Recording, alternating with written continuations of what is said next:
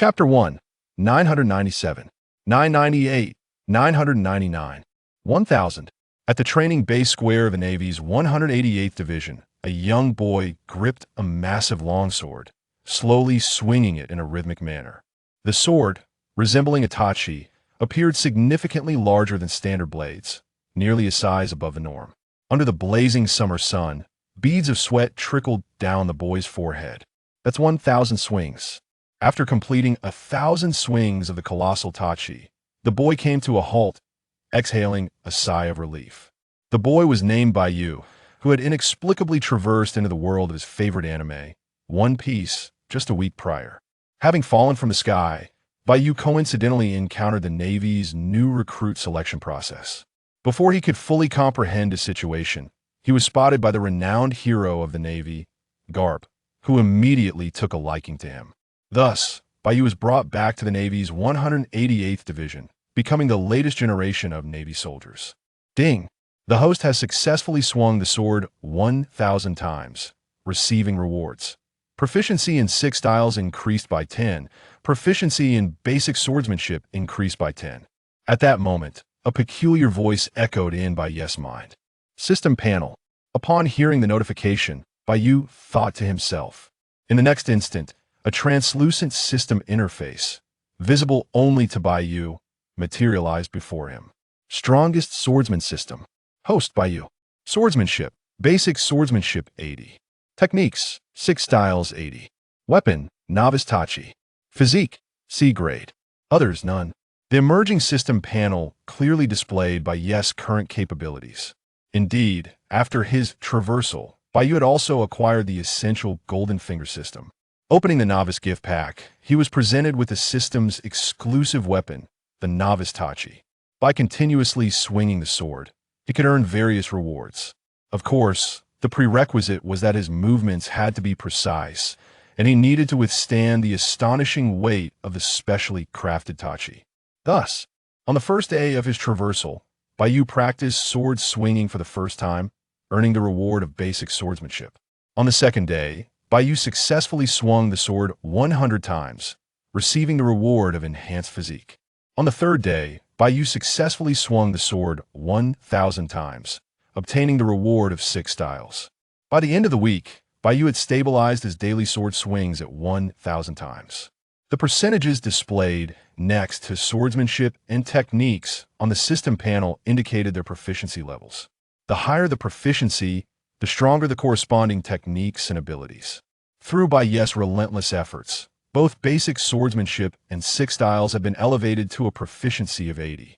Moreover, Bai Yu's physique had improved from an initial D grade to a C grade. Physique influences physical strength, speed, explosiveness, and more. The progression from weak to strong is categorized as D, C, B, A, S, SS, SSS. Bai Yu's current C-grade physique was already comparable to that of a mid-ranking Navy officer. It is noteworthy that Bai Yu had only just joined the Navy for less than a week. It shouldn't take long before I max out my proficiency in basic swordsmanship and 6 styles, and my physique will soon surpass B grade as well. After a cursory glance at the system panel, Bai Yu waved his hand, dispersing the interface, muttering to himself, "Swinging the sword makes one stronger. Bai Yu, you little brat, how dare you ignore my orders and swing that sword here?" Just as Bai Yu had finished resting and was preparing to continue his sword practice, a loud, scolding voice echoed from the other side of the square. Thud! Whoosh! In the next moment, Bai Yu felt a slight tremor beneath his feet. A swift gust of wind charged towards him. Without needing to turn around, just the force of the wind allowed Bai Yu to guess who it was. 6 style shave. Sensing the approaching figure from behind, Bai Yu silently admonished himself. In an instant, his feet struck the ground in rapid succession, creating explosive speed through powerful recoil. Bai Yu's figure vanished from his original spot, reappearing 50 meters away. Bang! Almost as soon as Bai Yu left his original position, a tremendous impact reverberated. The spot where he had just been standing erupted in a cloud of dust. The hard earthen ground bore a conspicuous large crater. A robust figure emerged from the dust. It was none other than Garp himself, who had personally taken Bai Yu under his wing, vowing to mentor him closely. Gazing at Garp, who was grinning fiercely, Bai Yu realized this was not the first time Garp had come to capture him during the new Navy training sessions over the past week. "You brat, do you think you can hide?" After a failed strike, Garp's face flushed with anger as he addressed Bai Yu. "You old geezer, am I supposed to just stand there and take a beating?" Bai Yu retorted fearlessly. Despite Garp's jovial appearance, when it came to delivering blows, he was undeniably fierce. Just look at the position Bai Yu had vacated, still daring to talk back. To Garp's surprise, Bai Yu had the audacity to respond, causing his face to turn crimson with rage. Thud! With his words barely spoken, Garp forcefully stomped the ground. The already cracked earth was utterly obliterated beneath his foot. Garp's figure surged towards Bai Yu with even more astonishing speed. This old man is serious. Seeing this, Bai Yu couldn't help but curse under his breath. Was this explosive speed really necessary for a new Navy recruit? 6 styles moonwalk. With no time to assess Garp's trajectory, Bai Yu gritted his teeth and invoked one of the 6 styles, moonwalk. Hood, hood, hood. In an instant, Bai Yu leapt high into the air. The immense force of his legs propelled him to continuously step upon the air, allowing his body to oddly linger aloft. Whoosh! At the same time, Garp charged beneath Bai Yu. However, Garp was relentless in his pursuit of Bai Yu. With another powerful push against the ground, he leapt into the air, following Bai Yu. In the blink of an eye, he had caught up. Crash! Upon catching Bai Yu, Garp immediately clenched his fist. With sheer physical strength, he hurled a punch towards Bai Yu. Whoosh! As Garp's fist sped towards him, Bai Yu gritted his teeth and exhaled deeply. He firmly grasped the handle of a novice tachi, concentrating all his strength into his hands. Just before Garp's fist could make contact with his body, Bai Yu swung the sword down. Whoosh, whoosh, whoosh. The downward slash was infused with all of Bai Yu's might. As the blade descended, it even produced a resonating hum. In the next moment, the tachi collided with Garp's fist. Clang! A piercing metallic sound rang out in the air. Bai Yu's full force strike merely sparked against Garp's fist, before being forcefully repelled. Consequently, Garp's fist continued its trajectory unabated towards Bai Yu. 6 styles, Iron Body. In a moment of crisis, Bai Yu instinctively activated Iron Body. In an instant, his body became as resilient as steel. Bai Yu crossed his arms in front of himself. The next moment, Garp's fist arrived. Clang! Bang! As Garp's punch landed, a sharp metallic sound echoed. Almost immediately, Bai Yu was sent plummeting towards the ground. He crashed down, creating a massive indentation in the earth, sending dust swirling into the air. Garp gently descended back to the ground. Cough, cough. You old geezer. Do you really want to take my life? Not long after Garp landed, Bai Yu's voice emerged from the dust, laced with curses. Soon after, Bai Yu emerged from the cloud, brushing off the dust from his body. Oh! Upon seeing Bai Yu's condition, Garp expressed surprise with an "oh," for he observed that, although Bai Yu was covered in dirt, he had suffered not a single injury. Even though Garp had intentionally controlled his strength, that punch was not something an ordinary person could withstand. Initially, Garp had hoped to use that punch to bring Bai Yu into line. Amidst his astonishment, Garp's gaze towards Bai Yu flickered with a hint of anticipation. Having only been in the Navy for a week, Bai Yu had already clearly grasped the 6 styles. Moreover, his adeptness in seamlessly transitioning between the 6 styles surpassed even some seasoned sailors. Time will tell how much growth can be imagined in the future.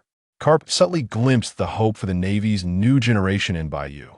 What vexed Garp, however, was that none of this was imparted to Bai Yu by him personally. Moreover, Bai Yu frequently skipped class to practice swordsmanship in solitude. This only served to infuriate Garp further. After all, swordsmanship was not Garp's forte. Not bad. You can now take a punch from me. Garp feigned calm as he declared. Bai Yu rolled his eyes at Garp, exuding exasperation. I see you've grasped the fundamentals of the 6 styles clearly. The Navy's training regimen is no longer suitable for you. What do you say? Are you interested in letting me personally teach you more formidable abilities? Garp continued, disregarding Bai Yu's eye roll, emphasizing the words fundamentals and basics as if to convey that the 6 styles were merely the most rudimentary techniques in his eyes. Not interested.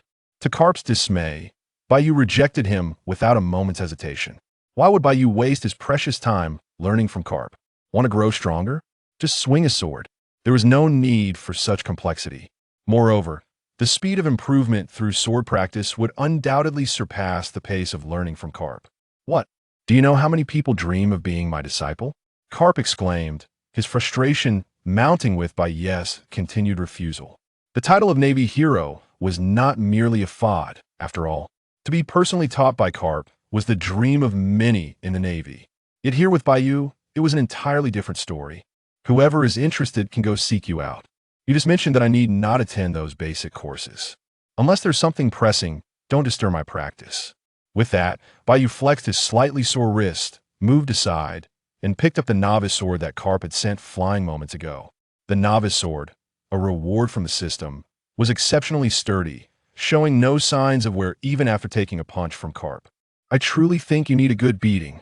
Seeing Bai Yu resolutely pick up the sword to continue his practice, Garp felt an irritable flame ignite within him. He rolled up his sleeves, ready to educate Bai Yu properly. Report. At that moment, a young Navy soldier hurriedly approached, saluting politely upon reaching Garp. Can't you see I'm busy? Whatever it is, it can wait. Garp, preoccupied with his own matters, waved his hand dismissively, signaling the soldier to step back. Reporting to Vice Admiral Garp, the station forces in Alabasta have sent a distress signal. The soldier promptly explained. Alabasta? At the mention of the name, Garp abruptly lowered his hands, his expression shifting. It seemed he recalled some crucial intelligence. Garp fell into a brief contemplation. Just then, while lost in thought, he caught sight of Bai Yu, who was once again wielding his sword in practice. An idea sparked in his mind. I understand now, you may leave. He instructed the reporting soldier before striding over to Bai's side. Kid, are you truly disinterested in learning from me? Garp inquired. Absolutely not. Bai Yu replied candidly. That poses quite a dilemma. After all, newcomers require a transition period. If you were under my direct tutelage, you could indeed bypass many of the rookie courses. But given your current stance, as he spoke, Garp feigned a look of helplessness. Just say what you need to say, there's no need for all this circumlocution. Upon hearing Garp's words, Bai Yu halted his sword practice. A sense of unease washed over him. He felt Garp was up to no good. How about this? Let's make a deal. As long as you can complete the task I assign you, I will grant you whatever you desire. Conversely, if you fail to accomplish the task, you will obediently follow me for lessons. Garp proposed, and indeed, upon hearing this, Bai Yu silently cursed Garp 1,000 times. Be specific. What task? Unable to resist the tempting condition Garp laid out, Bai Yu cautiously inquired. With Garp as a shield, Bai Yu could afford to spend more time swinging his sword and earning rewards, while enjoying greater freedom within the Navy. Yet, the location of the task Garp mentioned caused Bai's expression to darken instantly. It's quite simple, just provide reinforcements to our troops stationed in Alabasta. Garp explained nonchalantly. Alabasta. Upon hearing the name of this nation, Bai Yu immediately realized the complexity of the situation. It was nothing like what Garp had described. Considering the current timeline, it must pertain to the events involving Crocodile. One of the former warlords of the sea from the original work. On the surface, it appeared to be a scheme to incite a civil war in Alabasta, vying for control over the kingdom.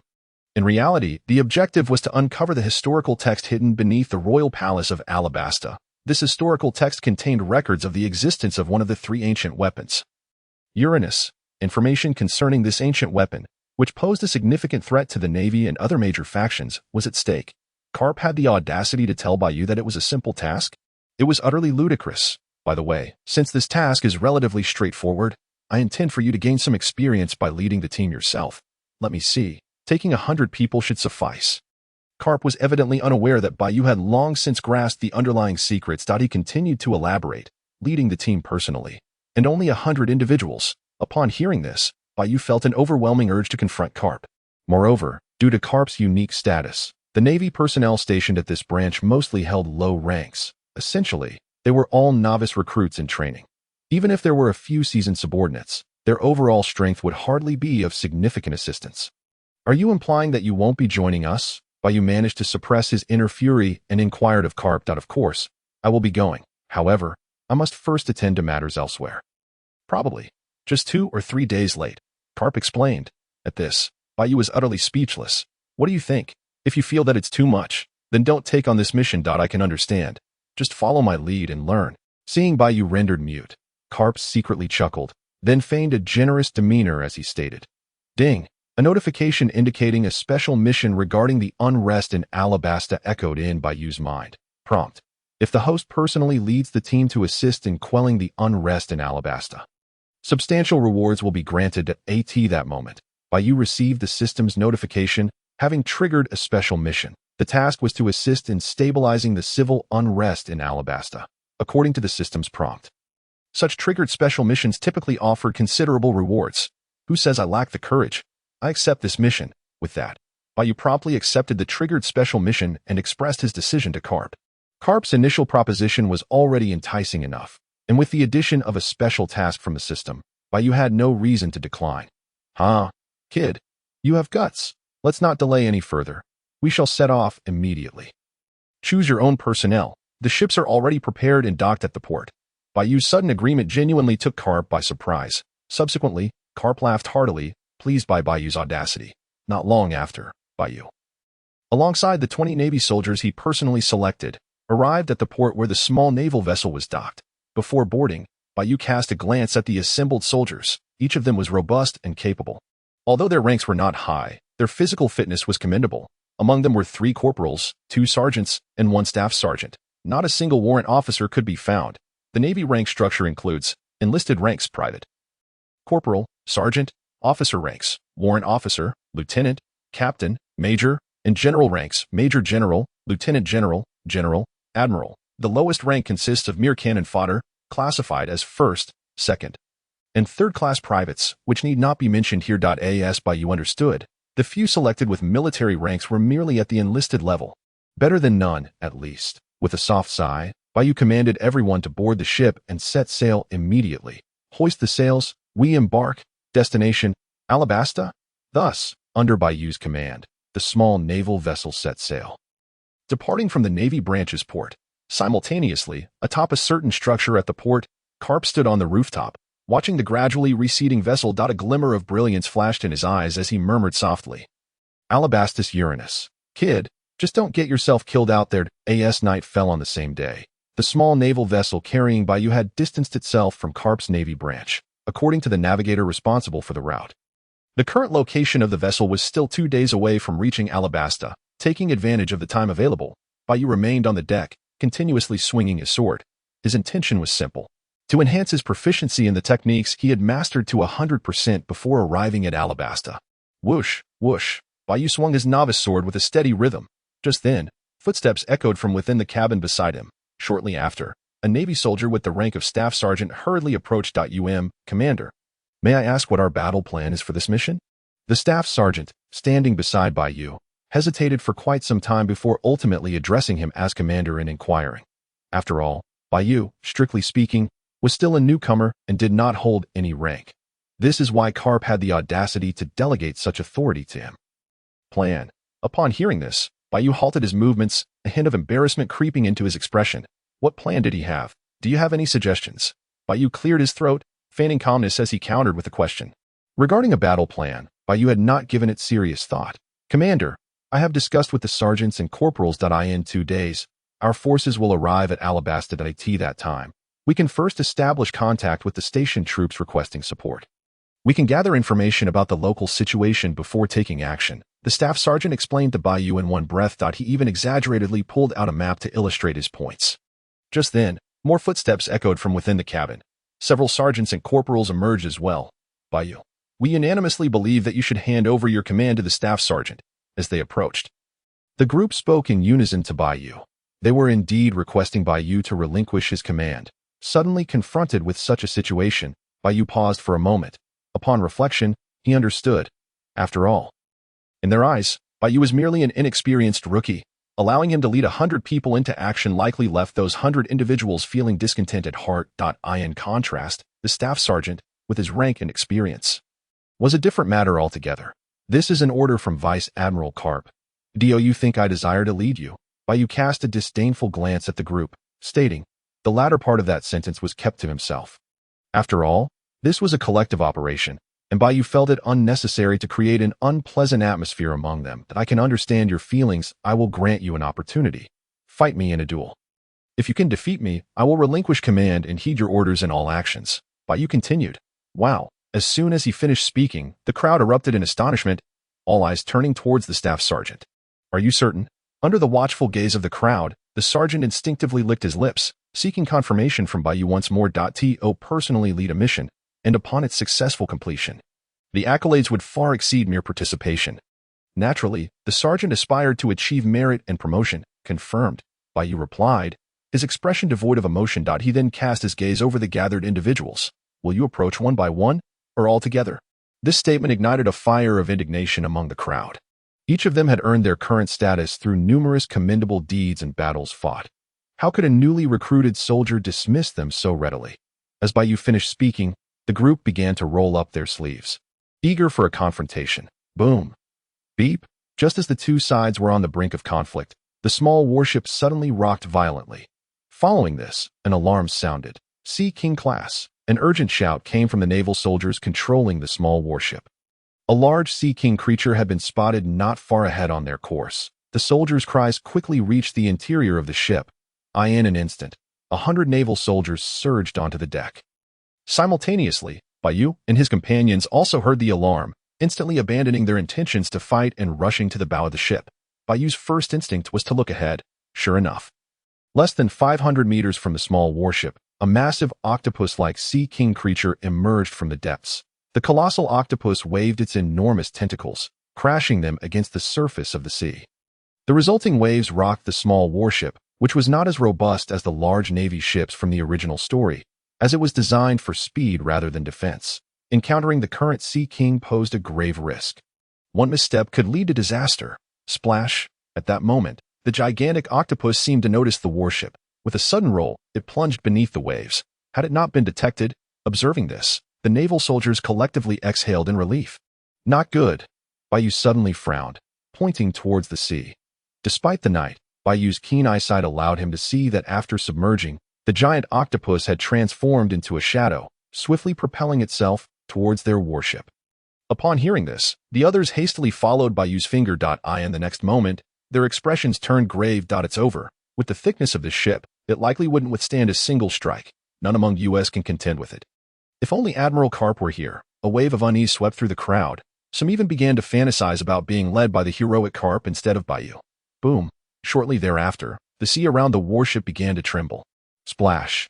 Then, a massive tentacle burst forth from the depths, rising high into the air before crashing down towards the warship with tremendous force.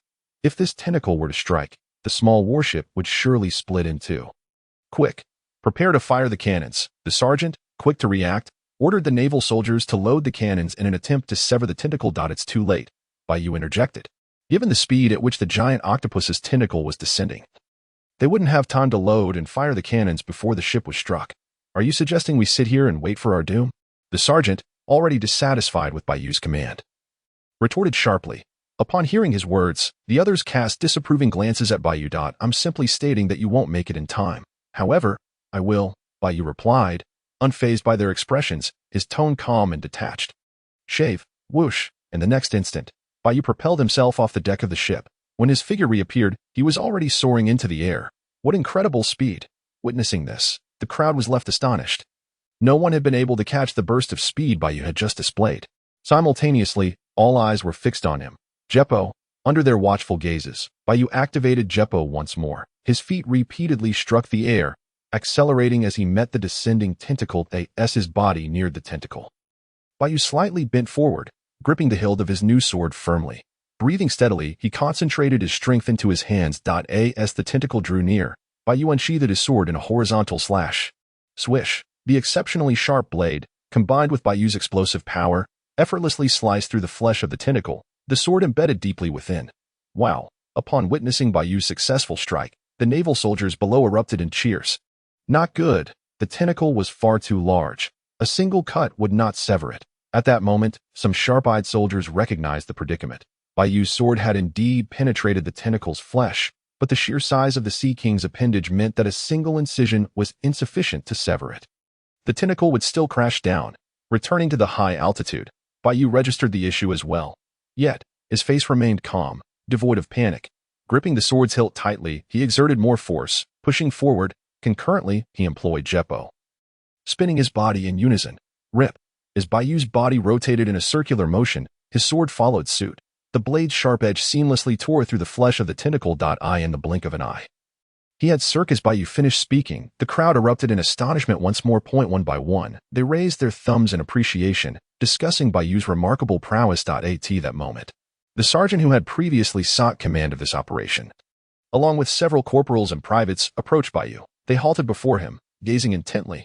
Shall we engage together? Bai Yu thought to himself, come on, this will save me some time. Commander Bai Yu, we apologize for our earlier rudeness. Upon witnessing this, Bai Yu initially assumed they were preparing to challenge him. Yet, before he could articulate his thoughts, the group suddenly bowed deeply at a 90-degree angle, offering their apologies. Bai Yu was left utterly perplexed. Had they not just been clamoring for him to relinquish command? What was happening now? Commander Bai Yu, in our Navy, we respect the strong. Our previous actions were indeed disrespectful, as we failed to ascertain your true strength beforehand. The sergeant continued. Indeed, another chimed in. Had we known Commander Bai Yu was so formidable, we would have had no objections whatsoever. Bai Yu was momentarily taken aback. It dawned on him that they had been swayed by the display of his strength.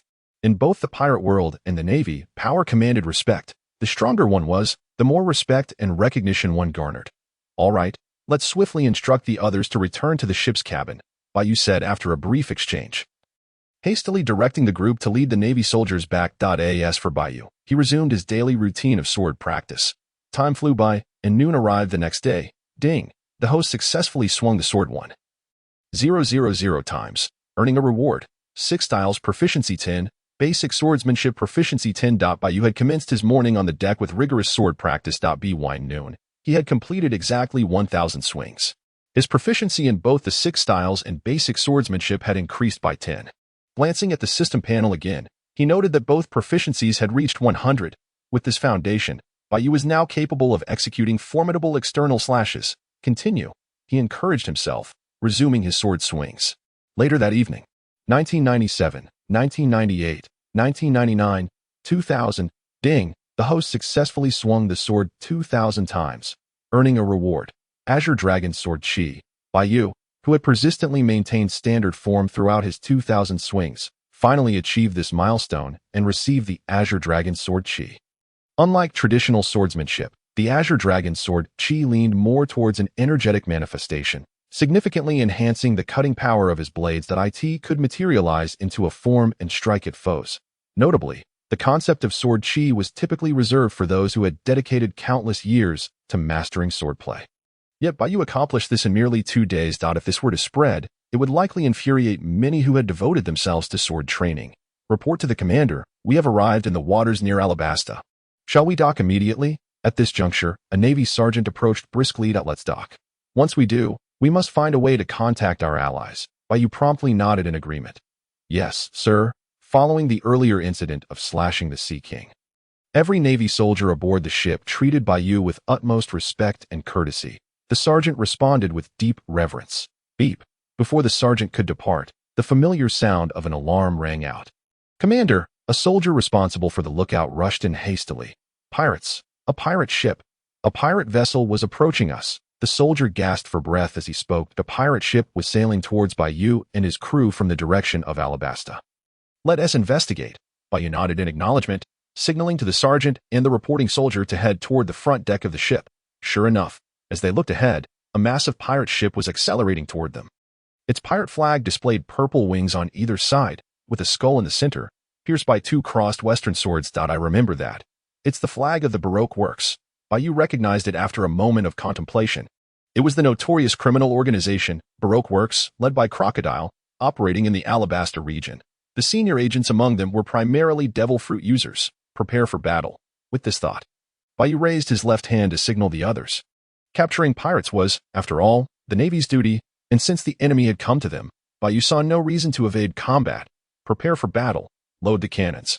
Under Bai Yu's command, the Navy soldiers aboard the ship sprang into action with remarkable efficiency. The helmsman swiftly adjusted the ship's heading, positioning the side of the vessel toward the approaching pirate ship. Subsequently, the side windows opened one after another, revealing cannons that were promptly pushed out by the Navy soldiers. Their muzzles were carefully positioned at the openings. Following this, they proceeded with the well-rehearsed process of ammunition loading. "Commander, once everything was ready, the Navy sergeant cast an inquiring glance at Bai Yu. Fire." Bai Yu commanded decisively. Boom, boom, boom, boom. In an instant, the Navy soldiers ignited the fuses. Several cannons fired in succession, sending cannonballs soaring through the air. With precise calculations, the projectiles formed a perfect parabolic arc, crashing into the pirate ship. Boom, boom, boom. The resounding explosions echoed continuously. Moments later, "Stop." Bai Yu issued another command. The relentless barrage of cannon fire abruptly ceased. Looking toward the pirate ship, it was now enveloped in a thick cloud of smoke from the explosions, obscuring its appearance. Just then, the calm sea suddenly rippled.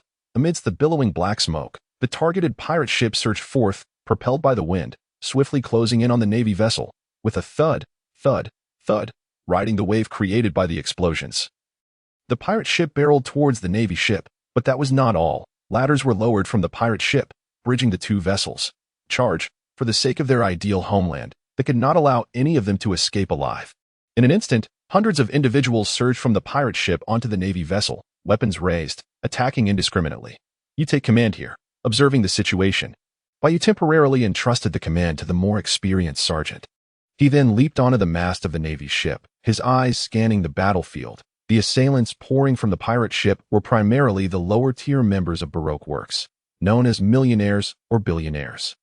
Initially, they managed to gain some ground with their sheer momentum. However, as the sergeant directed the Navy soldiers' orderly counterattack, both sides gradually found themselves locked in a tug-of-war. After a brief assessment, Bai Yu's gaze shifted toward the pirate ship. From his elevated position, he spotted a figure standing at the center of the pirate ship's deck. This individual wore a long gray-brown coat and sunglasses, but what stood out most was his wild, unruly hairstyle. Mr. 5. Bai Yu instantly recognized him. It was Mr. 5, a senior agent of Baroque Works, possessing the powers of the explosive fruit. Upon catching sight of Mr. 5, Bai Yu finally understood why the battleship's cannonade had proven ineffective moments before. It was evident that Mr. 5 had intervened to thwart it. Bai Yu noticed Mr. 5. The latter, in turn, acknowledged Bai Yu's gaze. In response, Mr. 5 made a slicing motion across his neck with his right hand. A blatant provocation. "How intriguing," Bai Yu remarked, a sardonic smile curving his lips. Recalling the original narrative, Bai Yu remembered that Mr. 5's technique involved launching explosive boogers as an attack. Such an assault, while somewhat revolting, was utterly inconsequential to Bai Yu at this juncture. Whoosh! In the next instant, Bai Yu exerted force with his right foot against the ship's pole, gracefully leaping onto the pirate vessel. A Navy officer, someone exclaimed. "Let us deal with him." Bai Yu's descent swiftly captured the attention of the pirates aboard the ship. In an instant, they encircled him, eager to charge forward. "Stand aside." At that moment, a loud shout pierced through the crowd. Following this, a section of the throng parted seamlessly, creating a pathway. Mr. 5 approached. "He is not someone you can handle," he declared to the gathered pirates. "Leave this to me." "Yes, yes." In response, the encroaching pirates lowered their heads reluctantly, acquiescing to his command. "What a bother. You seem like a newcomer. How about we settle this amicably?" Mr. 5 feigned nonchalance, scratching his head, one hand even resting in a nostril, exuding an air of utter disinterest in combat. Amidst this peculiar atmosphere of lethargy, whoosh, suddenly, Mr. 5 withdrew his finger from his nostril and flicked it toward Bai Yu with remarkable speed. A small, dark projectile shot forth, hurtling directly at Bai Yu with astonishing velocity. The minuscule size of the projectile rendered it nearly undetectable to the average person. Mr. 5 envisioned a grim fate for Bai Yu, a smirk involuntarily forming at the corners of his mouth. However, just as the projectile neared Bai Yu, he swiftly bent at the waist, his right hand, already gripping the hilt of his sword, surged with force. In an instant, he drew his blade with lightning speed. The strike was impeccably precise, severing the incoming projectile into countless minuscule fragments, which dissipated into wisps of black smoke, falling silent. Mr. 5 stared in disbelief at this spectacle. Not only had Bai Yu reacted in time, but he had also shattered his attack with such a massive blade with pinpoint accuracy. The sheer acuity and reflexes were terrifying. Mr. 5 finally comprehended the formidable opponent he faced. "Mr. 5, a user of the exploding fruit," Bai Yu remarked, "you intended to ambush me with that filthy projectile while I was distracted, didn't you?" His words unveiled the very scheme Mr. 5 had harbored in his mind. The exploding fruit enabled its wielder to generate explosions from any part of their body, including the diminutive size of a booger or even the air they exhaled. The damage inflicted by such explosions was nothing short of remarkable. Mr. Point 5 had previously executed numerous targets using seemingly innocuous boogers as lethal weapons. Mr. 5 was taken aback. He had not anticipated that Bai Yu would be so well acquainted with his abilities. "Who are you?" he queried, furrowing his brow. "Bai Yu," came the reply, which only deepened Mr. 5's confusion. A member of the Baroque Works, a clandestine criminal organization. He had channels to familiarize himself with figures within the Navy, especially in the vicinity of Alabasta. Yet, Mr. 5 had received no word of someone by the name of Bai Yu. "Have you finished?" Bai Yu continued. "It is time to escort you and your accomplices to prison." With that, he effortlessly hoisted his enormous beginner sword, its spine resting against his right shoulder. Bai Yu advanced toward Mr. 5 with unwavering determination. "Don't come any closer. If you do, Mr. 5 stammered nervously, hastily placing his fingers back into his nostrils as Bai Yu approached. Sarah, whoosh. Suddenly, a rush of wind surged past Mr. 5's ear. He could barely discern a shadow darting past. Bai Yu had vanished from sight. "Cease using your repulsive abilities." In the next moment, Bai Yu's voice materialized behind Mr. 5. Startled, Mr. 5 turned swiftly, only to find Bai Yu had positioned himself at his back, maintaining a forward-leaning, half-crouched stance. The massive sword, which he had been shouldering, was already descending. Splash! In that very instant, a glaring gash appeared across Mr. 5's chest, a gruesome wound erupting forth, spilling a copious amount of blood. Throughout the encounter, Mr. 5 had failed to perceive when Bai Yu had drawn his blade, with a final, begrudging glance at Bai Yu. His vision faded to black as he collapsed forward, witnessing their leader Mr. 5 fall so swiftly at Bai Yu's hands. The remaining pirates were gripped by anxiety and despair. "Now it's your turn." Dreadfully, Bai Yu swung his sword, the tip aimed at the remaining pirates, his tone frigid. Whoosh, whoosh, whoosh. What followed was a one-sided onslaught. Without Mr. 5's guidance and support, the remaining 100 or so low-ranking members of Baroque Works could scarcely muster any resistance. As Bai Yu plunged into the fray, a single swing of his sword would send multiple foes sprawling. The battle concluded swiftly. The Navy, with minimal effort, annihilated the Baroque Works personnel who had ventured forth. Subsequently, Bai Yu and his team successfully navigated their battleship into the coastal waters of Alabasta.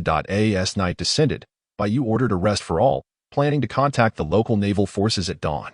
That evening, the Navy celebrated on deck, reveling in their victory. Today was exhilarating. We took down the infamous Baroque Works, one sailor exclaimed with hearty laughter. Indeed, chimed in another, not only did we wipe out hundreds of their foot soldiers, but we also captured their high-ranking Mr. 5. I'm going to boast about this when we return. If memory serves me right, he was a bounty of 10 million. Our commander was incredible today. He single-handedly charged in and claimed the enemy captain's head. How exhilarating! As the conversation progressed, the sailors began to extol Bai Yu's prowess. His performance left them increasingly astonished, and they gradually accepted his leadership from the depths of their hearts. Gurgle, leaning against the bow of the ship. Bai Yu overheard the conversation of the crowd and smiled faintly. He downed the exquisite wine in his cup in one gulp. This was merely the beginning. Mr. 5 was but an appetizer. The true feast lay ahead. Bai Yu mused inwardly. Then, lulled by the gentle breeze, he gradually drifted into slumber. The following morning, Bai Yu was awakened by the incessant footsteps of Navy soldiers. Upon opening his eyes, he saw sailors bustling about, transporting supplies necessary for navigation. "Commander, you are awake." Upon noticing Bai Yu's consciousness, a Navy sergeant promptly greeted him. "This morning, we established contact with the local Navy comrades. They informed us that the Shichibukai Crocodile has arrived before us and has assisted in repelling the invading pirates. Currently, Alabasta is left with only its civil war unresolved, a matter we should not interfere with."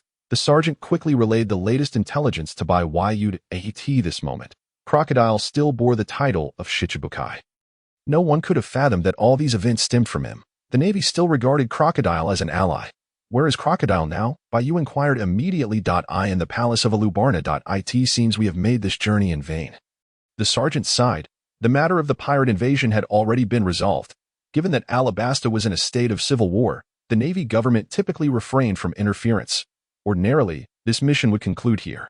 "Is there a map of Alubarna?" Bai Yu then asked. Familiar with the original narrative, Bai Yu understood that matters would not simply end here. Soon, Crocodile would incite a full-blown civil war in Alabasta. subsequently positioning himself as the new king and uncovering the historical texts detailing the existence of the ancient weapon Pluton hidden within the palace tombs. The arrangements were meticulously crafted. Yes, the sergeant replied promptly. Soon presenting a map of the capital, Alubarna. Leave 50 men behind. The remaining 50 shall be lightly equipped. We must hasten to Alubarna. After examining the map and inquiring about the travel time, Bai Yu commanded the sergeant. Understood. Although the sergeant was uncertain of Bai Yu's intentions, he dared not question further and complied with the orders. Swiftly, from the initial 100 men, 50 were selected to set off with minimal gear towards the capital Alubarna. However, what Bai Yu remained unaware of was that he was slightly late. The civil war in Alabasta had already erupted under Crocodile's instigation. Crocodile himself had ventured to the palace, aspiring to usurp the throne and become the new king of Alabasta. Returning to Bai Yu's side, the group, now lightly equipped, hurried towards the Alubarna palace. Along the way, Bai Yu explained their intentions to the 50 Navy soldiers. Is this truly happening?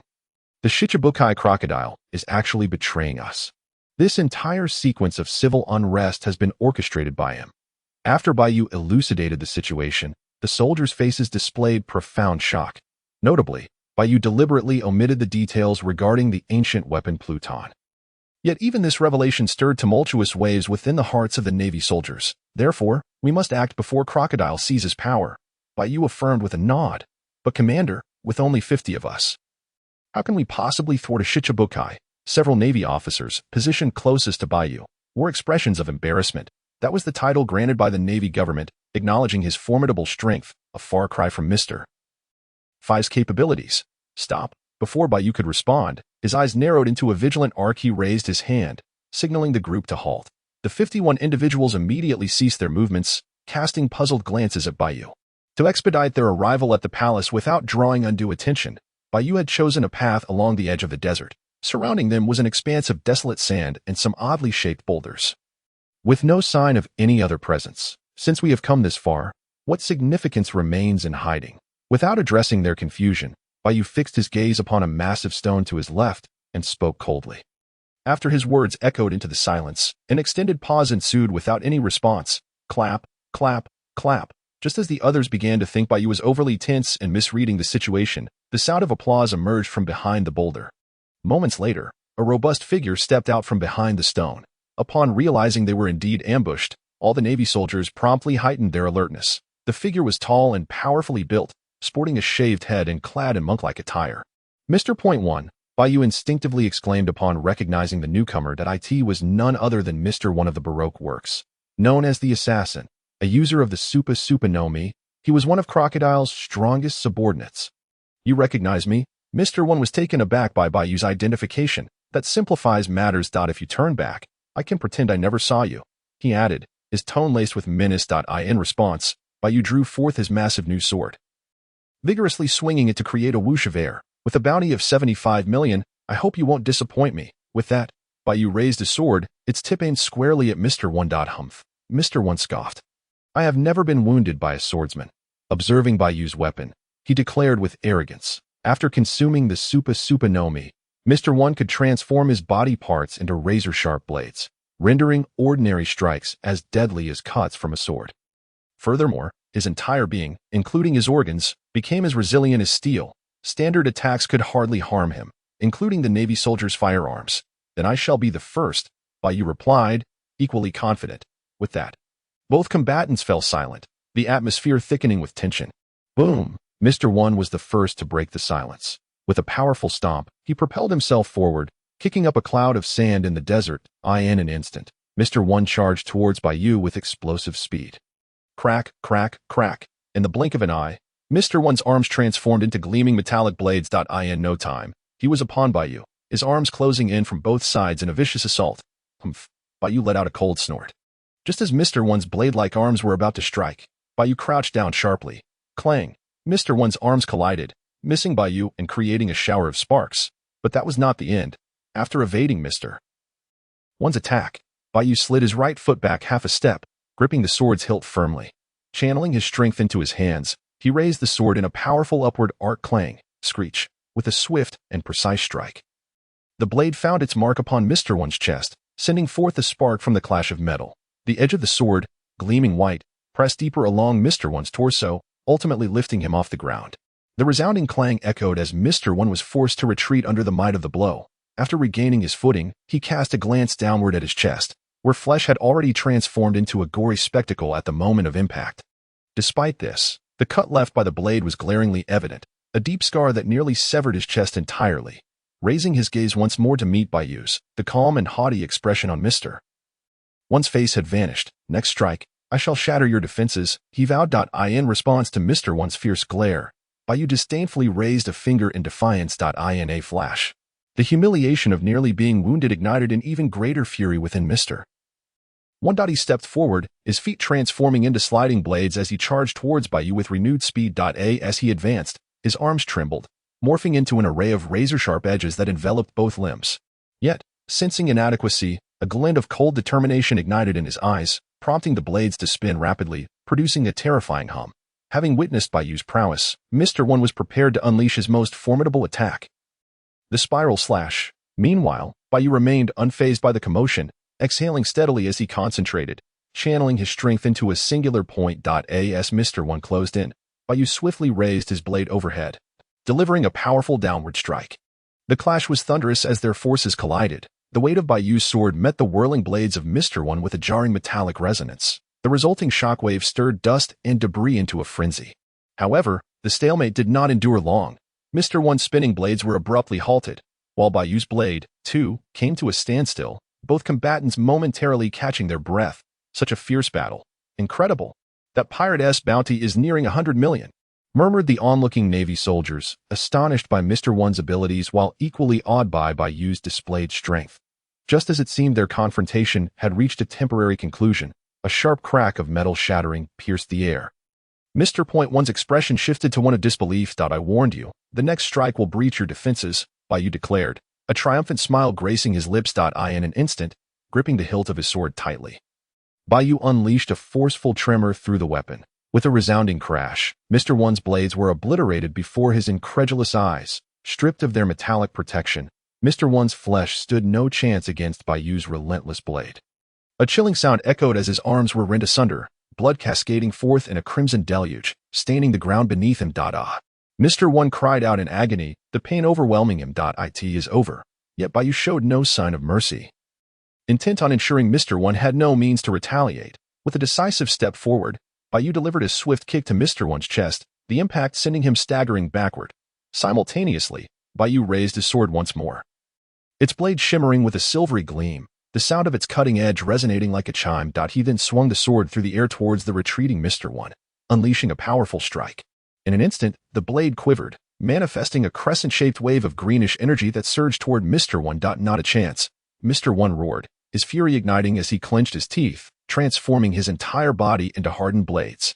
With a flurry of motion, he accelerated the spinning edges that enveloped him, bracing himself to meet Bai Yu's oncoming assault head dash onto. As the arc of energy approached, it collided with Mr. One's defenses, producing a cacophony of metallic clashing sounds.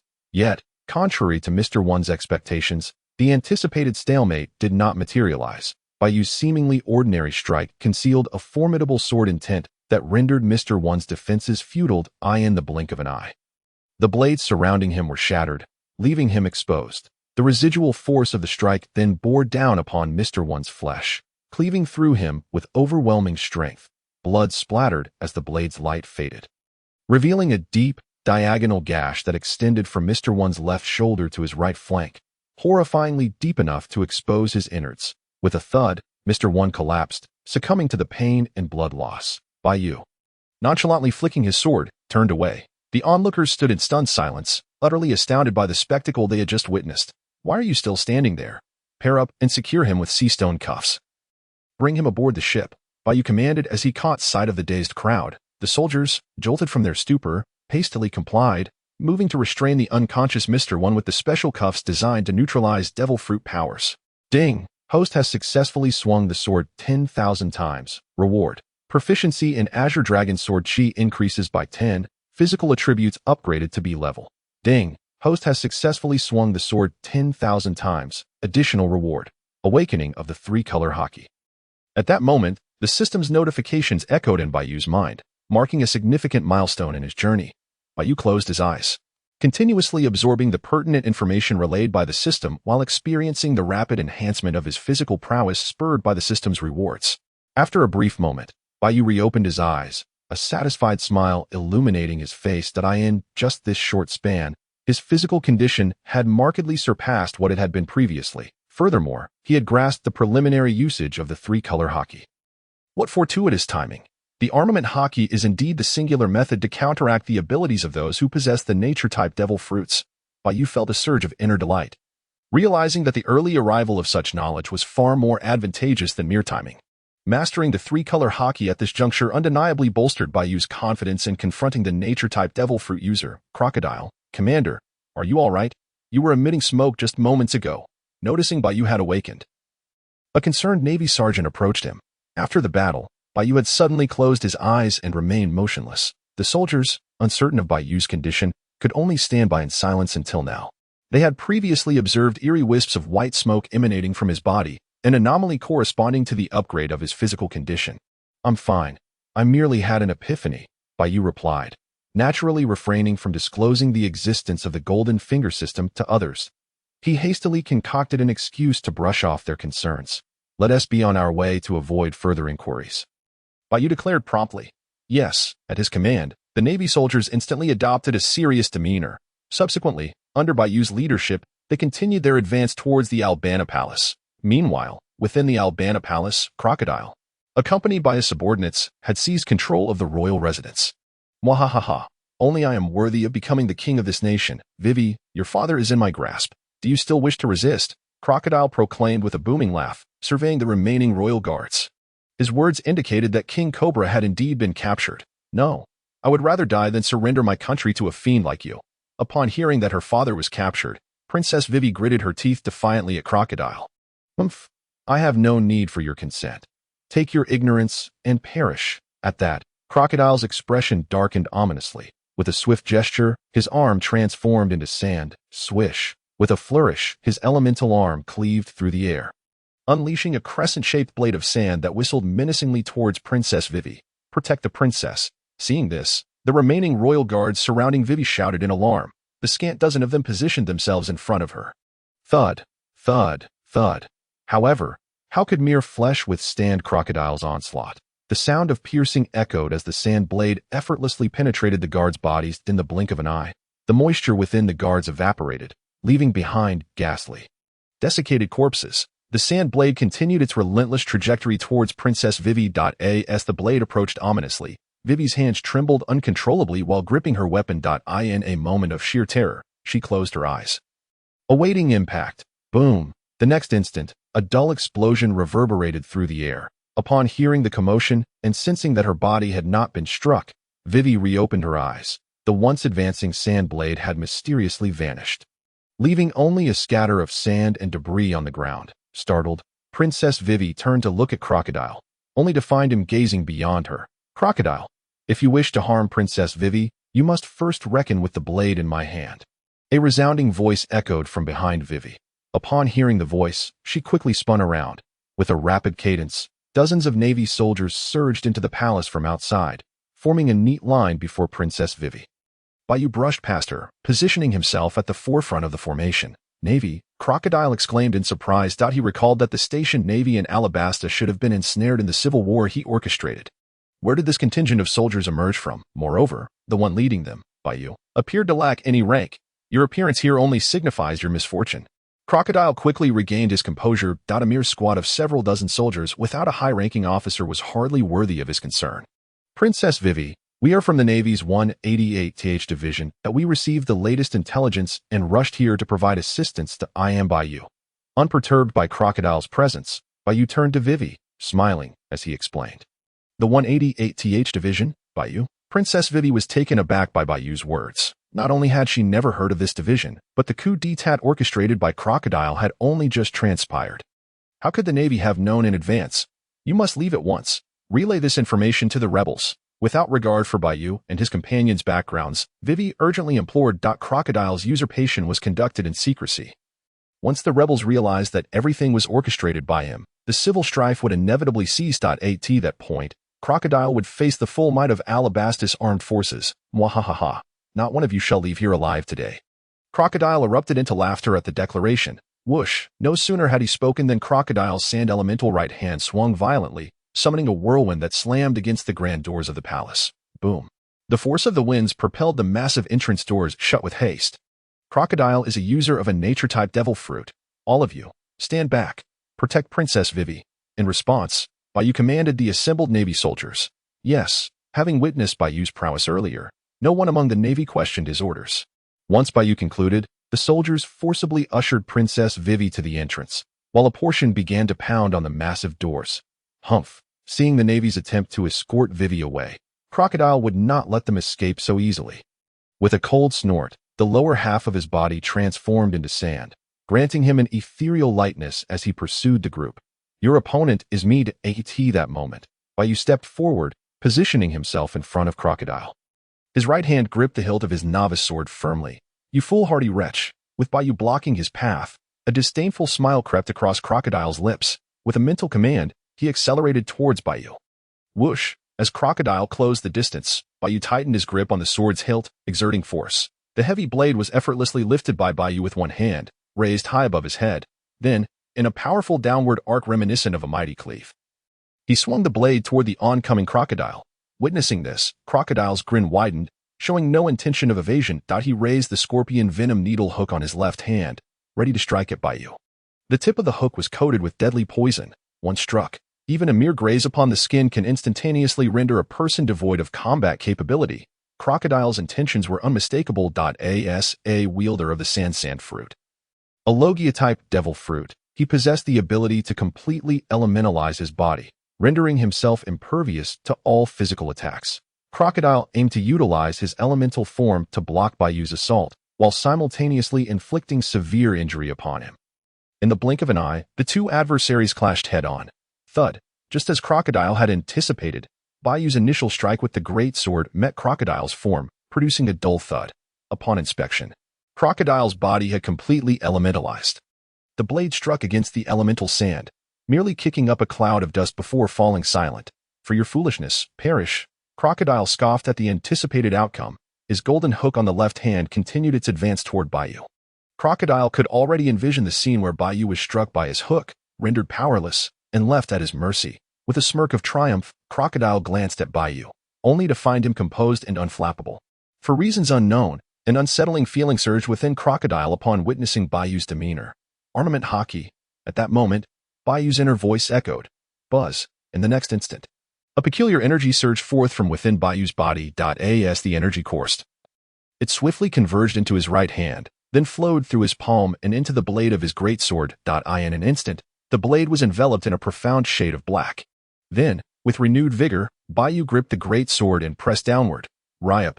A startling spectacle unfolded. Crocodile's elemental body, composed of sand, lost its efficacy. As Bai Yu's great sword came down, it inflicted actual harm upon Crocodile's flesh. With a tearing sound, the blade sliced through Crocodile's chest, causing him to halt his advance toward Bai Yu. Staggering backward, he exclaimed, "Ah!" After retreating, Crocodile clutched his substantial wound with both hands, his expression a mix of disbelief as he stared at Bai Yu. Meanwhile, Princess Vivi and the naval soldiers, who had been observing the confrontation from a distance, were equally astonished. No one had anticipated that within mere moments of their encounter, Crocodile, the notorious warlord with a bounty of 81 million, would sustain injuries. This was indeed a formidable Logia-type devil fruit wielder. Bai Yu, the commander, was truly ruthless. The naval soldiers silently commended Bai Yu in their hearts. In contrast, Princess Vivi clutched her dress tightly, her eyes shimmering with a glimmer of hope. Returning the focus to Bai Yu. Tick-tock, tick-tock. After wounding Crocodile with a single strike, Bai Yu elegantly flicked the blood from his blade onto the ground. Haki, armament Haki. You actually possess armament Haki? Crocodile, having regained his composure, quickly discerned the anomaly surrounding Bai Yu's great sword. A well-informed individual, he recognized at once that the energy enveloping the blade was indeed the armament Haki, specifically effective against Logia-type devil fruit users. It is worth noting that in the early stages of the One Piece world, Logia users were essentially invincible, with only a few special methods to counter them. For instance, Crocodile's sand fruit could be harmed by water, but the conditions were exceedingly stringent, as the sand fruit could also absorb moisture. The only consistently effective counter was armament Haki. Crocodile could hardly fathom how a mere naval recruit could wield armament Haki. No wonder Bai Yu had appeared so self-assured from the outset. He was, after all, a wolf in sheep's clothing. Who exactly are you? Crocodile glared at Bai Yu, his voice laced with coldness. Bai Yu. Technically, he was still a novice in the Navy. Bai Yu shrugged nonchalantly, displaying indifference. Bang. Little did he know, as soon as Bai Yu spoke. Crocodile erupted in fury, interpreting Bai Yu's words as mockery. A naval recruit wielding armament Haki. When did the Navy become so formidable? Do not think that a mere mastery of Haki can hinder me. Crocodile continued. On one side stood the traitorous warlord, and on the other, the Navy. It was evident that dialogue alone could not resolve their conflict. In an instant, Crocodile grew serious. Whirl, whirl, whirl. A relentless storm of sand surged from around Crocodile's body. In a heartbeat, even the blood pouring from Crocodile's wound was forcibly sealed by the swirling sand. Observing this, Bai Yu dropped his playful demeanor, gripping his great sword tightly, ready to strike at any moment. Whoosh, whoosh, whoosh. In the next moment, Crocodile suddenly raised his right hand, palm facing upward. A miniature sandstorm rapidly coalesced in his palm, spinning at high velocity. Sandstorm. As the sandstorm reached a critical speed, Crocodile shouted, thrusting his right hand forward. With a thunderous roar, the whirlwind of sand detached from his palm. The ferocious winds howled, dragging the sand from the ground along with it. In mere seconds, the miniature sandstorm had grown to a staggering height of 100 meters. Its imposing presence strikingly formidable. Within the vastly expanded sandstorm, violent gales roared, and anything caught within its grasp would be instantly shredded to pieces. Subsequently, under Crocodile's command, the sandstorm rampaged toward Bai Yu, demolishing everything in its path. Pillars and decorations within the palace were obliterated. With Crocodile unleashing the full power of his devil fruit abilities, the force was tremendous. Whoa. Seeing this, Bai Yu inhaled deeply, casting a glance at the naval soldiers and Princess Vivi behind him. Bai Yu possessed the capability to evade the oncoming sandstorm effortlessly. However, doing so would undoubtedly endanger the naval soldiers and Princess Vivi, who lacked Bai Yu's explosive speed. Aware of this, Bai Yu had no intention of retreating. Rather, Bai Yu had resolved from the start not to evade. If not to evade, then he would shatter it. With this thought in mind, Bai Yu transitioned from a one-handed grip to a two-handed hold on his sword. Buzz. In an instant, Bai Yu's gaze sharpened. Subsequently, the great sword in his hands quivered slightly, producing a crisp ringing sound. As the sword resonated, a stream of azure green energy surged forth from Bai Yu's hands, coalescing upon the blade. This was Bai Yu's Azure Dragon Sword Intent. Azure Dragon. Once the Azure Dragon Sword Intent manifested with sufficient strength, Bai Yu suddenly shouted. Raising the great sword, he slashed downward toward the approaching sandstorm. Roar. In the next moment, a deep dragon's roar echoed. The energy amassed on the blade was unleashed in that very instant. The slash transformed into a crescent-shaped wave of energy, which, as it surged forth, subtly morphed into the form of a soaring azure dragon. The dragon, undeterred, charged headlong into the colossal sandstorm. My heavens. What is that? The slash can even take on a form. Upon witnessing this scene, the naval soldiers erupted in astonishment once more. The reason was simple. The Azure Dragon slash unleashed by Bai Yu is undeniably captivating. Meanwhile, Princess Vivi, observing the imminent clash between the two parties, instinctively tightened her grip on her clothing in anxiety. Returning to the battlefield, the soaring Azure Dragon swiftly approached the sandstorm. Subsequently, under the tense gaze of the onlookers, the Azure Dragon collided violently with the rapidly rotating sandstorm. Boom. In an instant, a thunderous roar resonated. At the moment of impact, it felt as though the entire palace trembled. The intersection of the two attacks unleashed a staggering shockwave. The once solid ground was instantly shattered into fragments. Clouds of dust and sand billowed into the air. Who on earth is this young man? Noticing the unfolding battle, Crocodile furrowed his brows, murmuring to himself. He had unleashed the sandstorm technique without holding back, yet it had failed to yield decisive results. Boom. Just then, an unexpected turn of events occurred. With a resounding blast, the Azure Dragon slash released by Bai Yu forcefully penetrated the surface of the sandstorm. The Azure Dragon delved deep into the heart of the storm, but that was not the end. Once inside, the remaining energy of the Azure Dragon erupted instantaneously. In that fleeting moment, a brilliant azure green glow emanated outward from the sandstorm, as if it were being relentlessly battered by a terrifying force. Bang!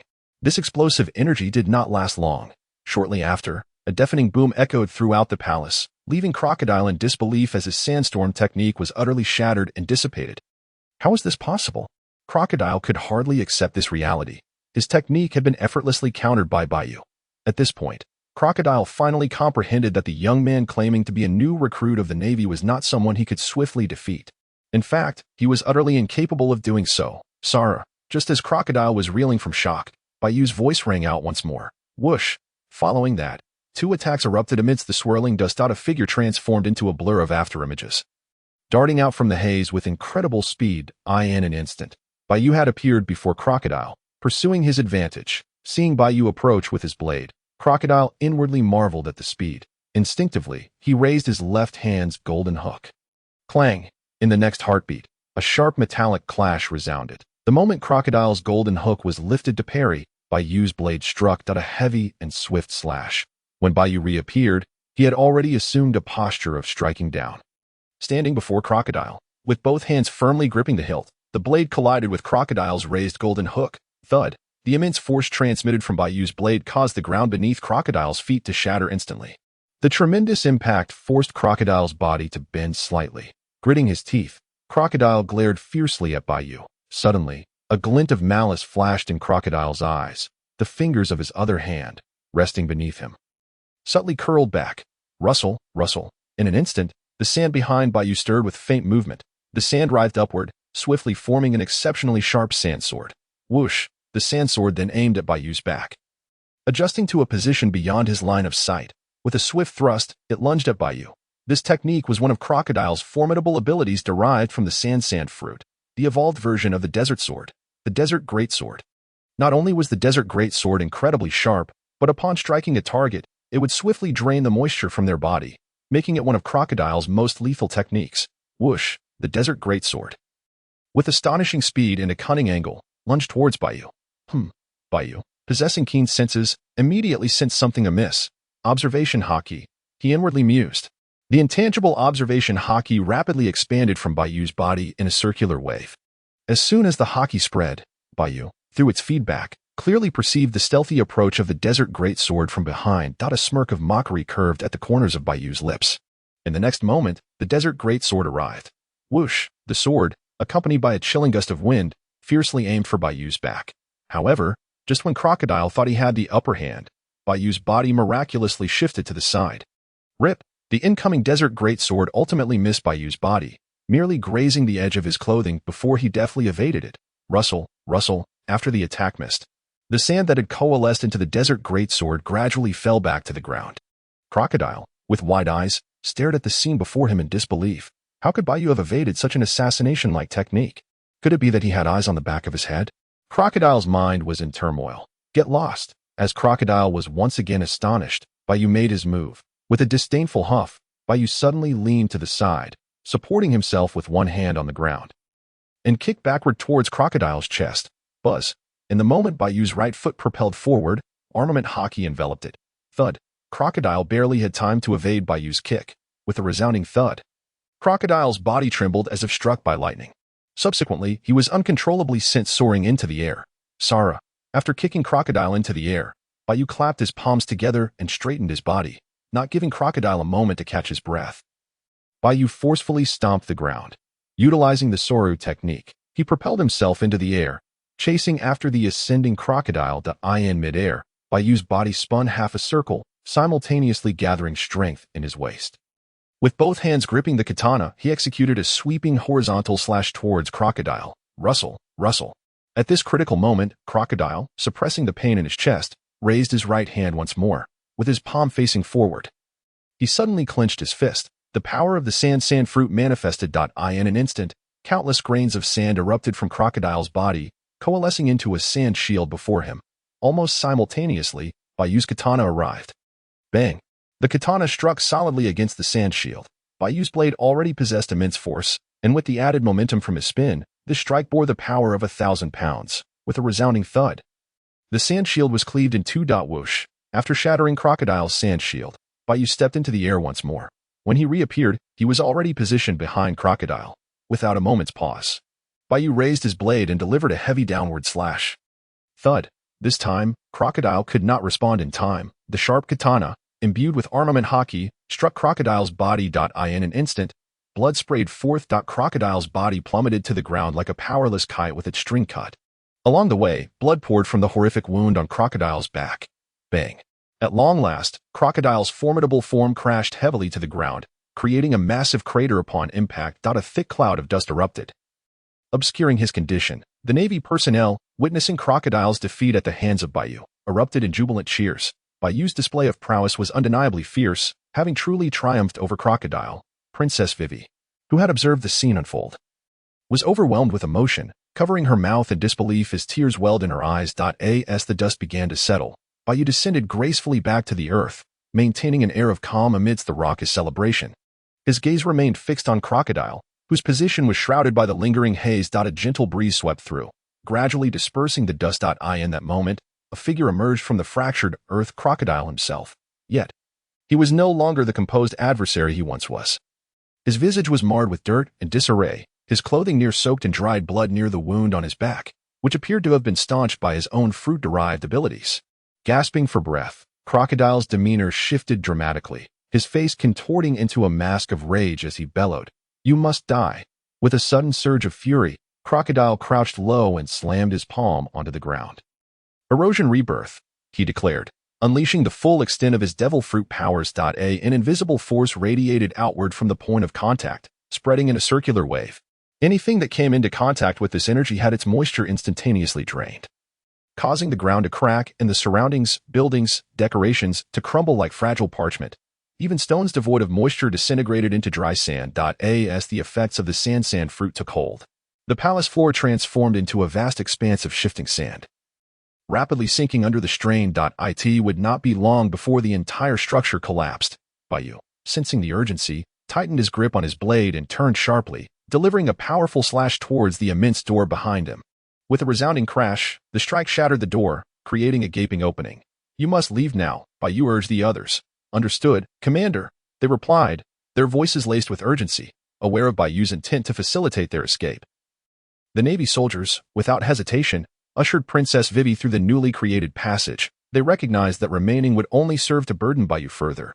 Once everyone had safely departed, Bai Yu turned his attention back to Crocodile, who was still expanding the area of sandification. The encroaching sand was nearly at his feet.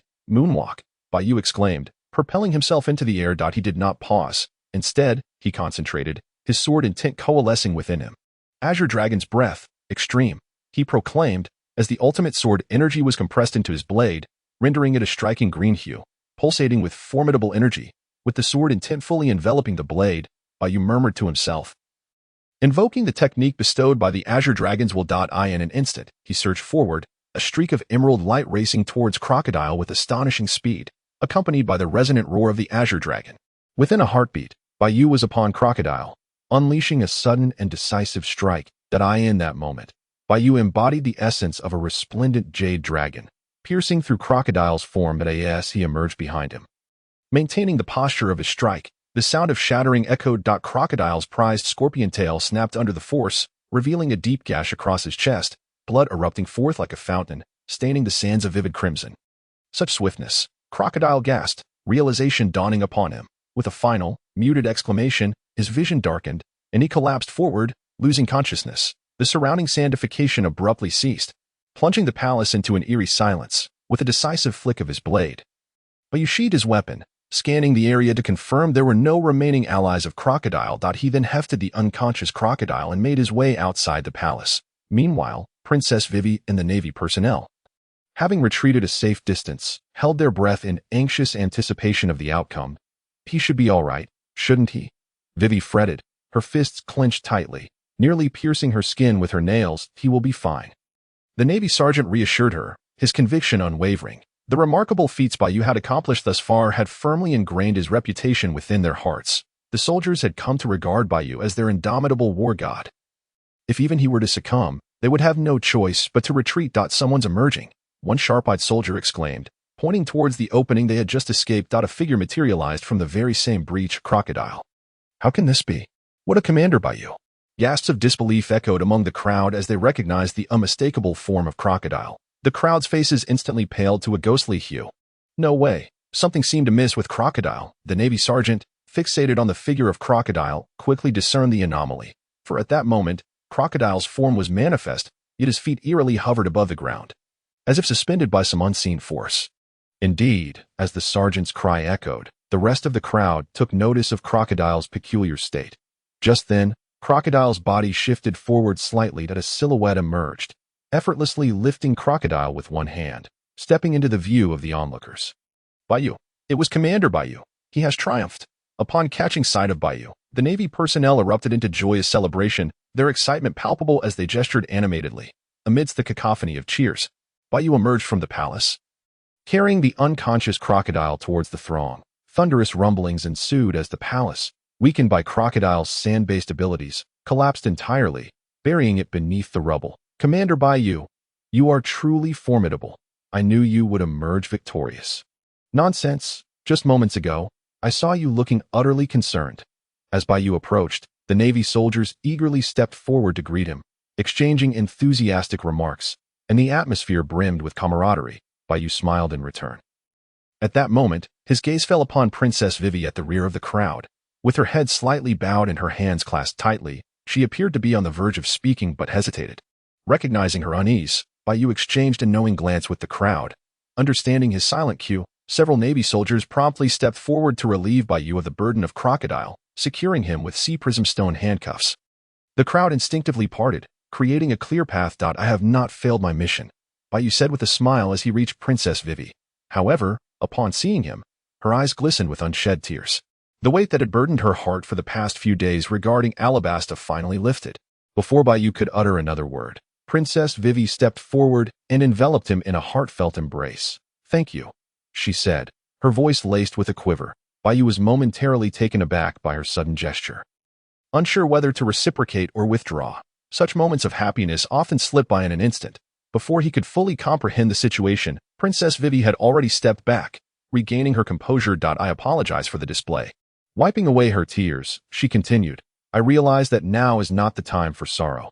Alabasta is still embroiled in a fierce civil war, and to prevent further loss of innocent lives, I must reach the battlefield to expose Crocodile's nefarious plot and bring an end to this conflict. What shall we do next? With resolve in her eyes, Vivi turned to Bai Yu, seeking his guidance. Let us escort you to the battlefield. First, it will ensure your safety. Second, with Crocodile in the mix, our Navy's presence will lend more credibility to your words. Bai Yu suggested after a moment's contemplation. Aware that the civil war had been instigated by the pirate Crocodile, their intervention would not amount to a direct interference in another nation's affairs. Furthermore, having yet to receive the system's reward for completing the task, Bai Yu surmised that the mission involved the broader turmoil in Alabasta and would only conclude once the civil strife was quelled.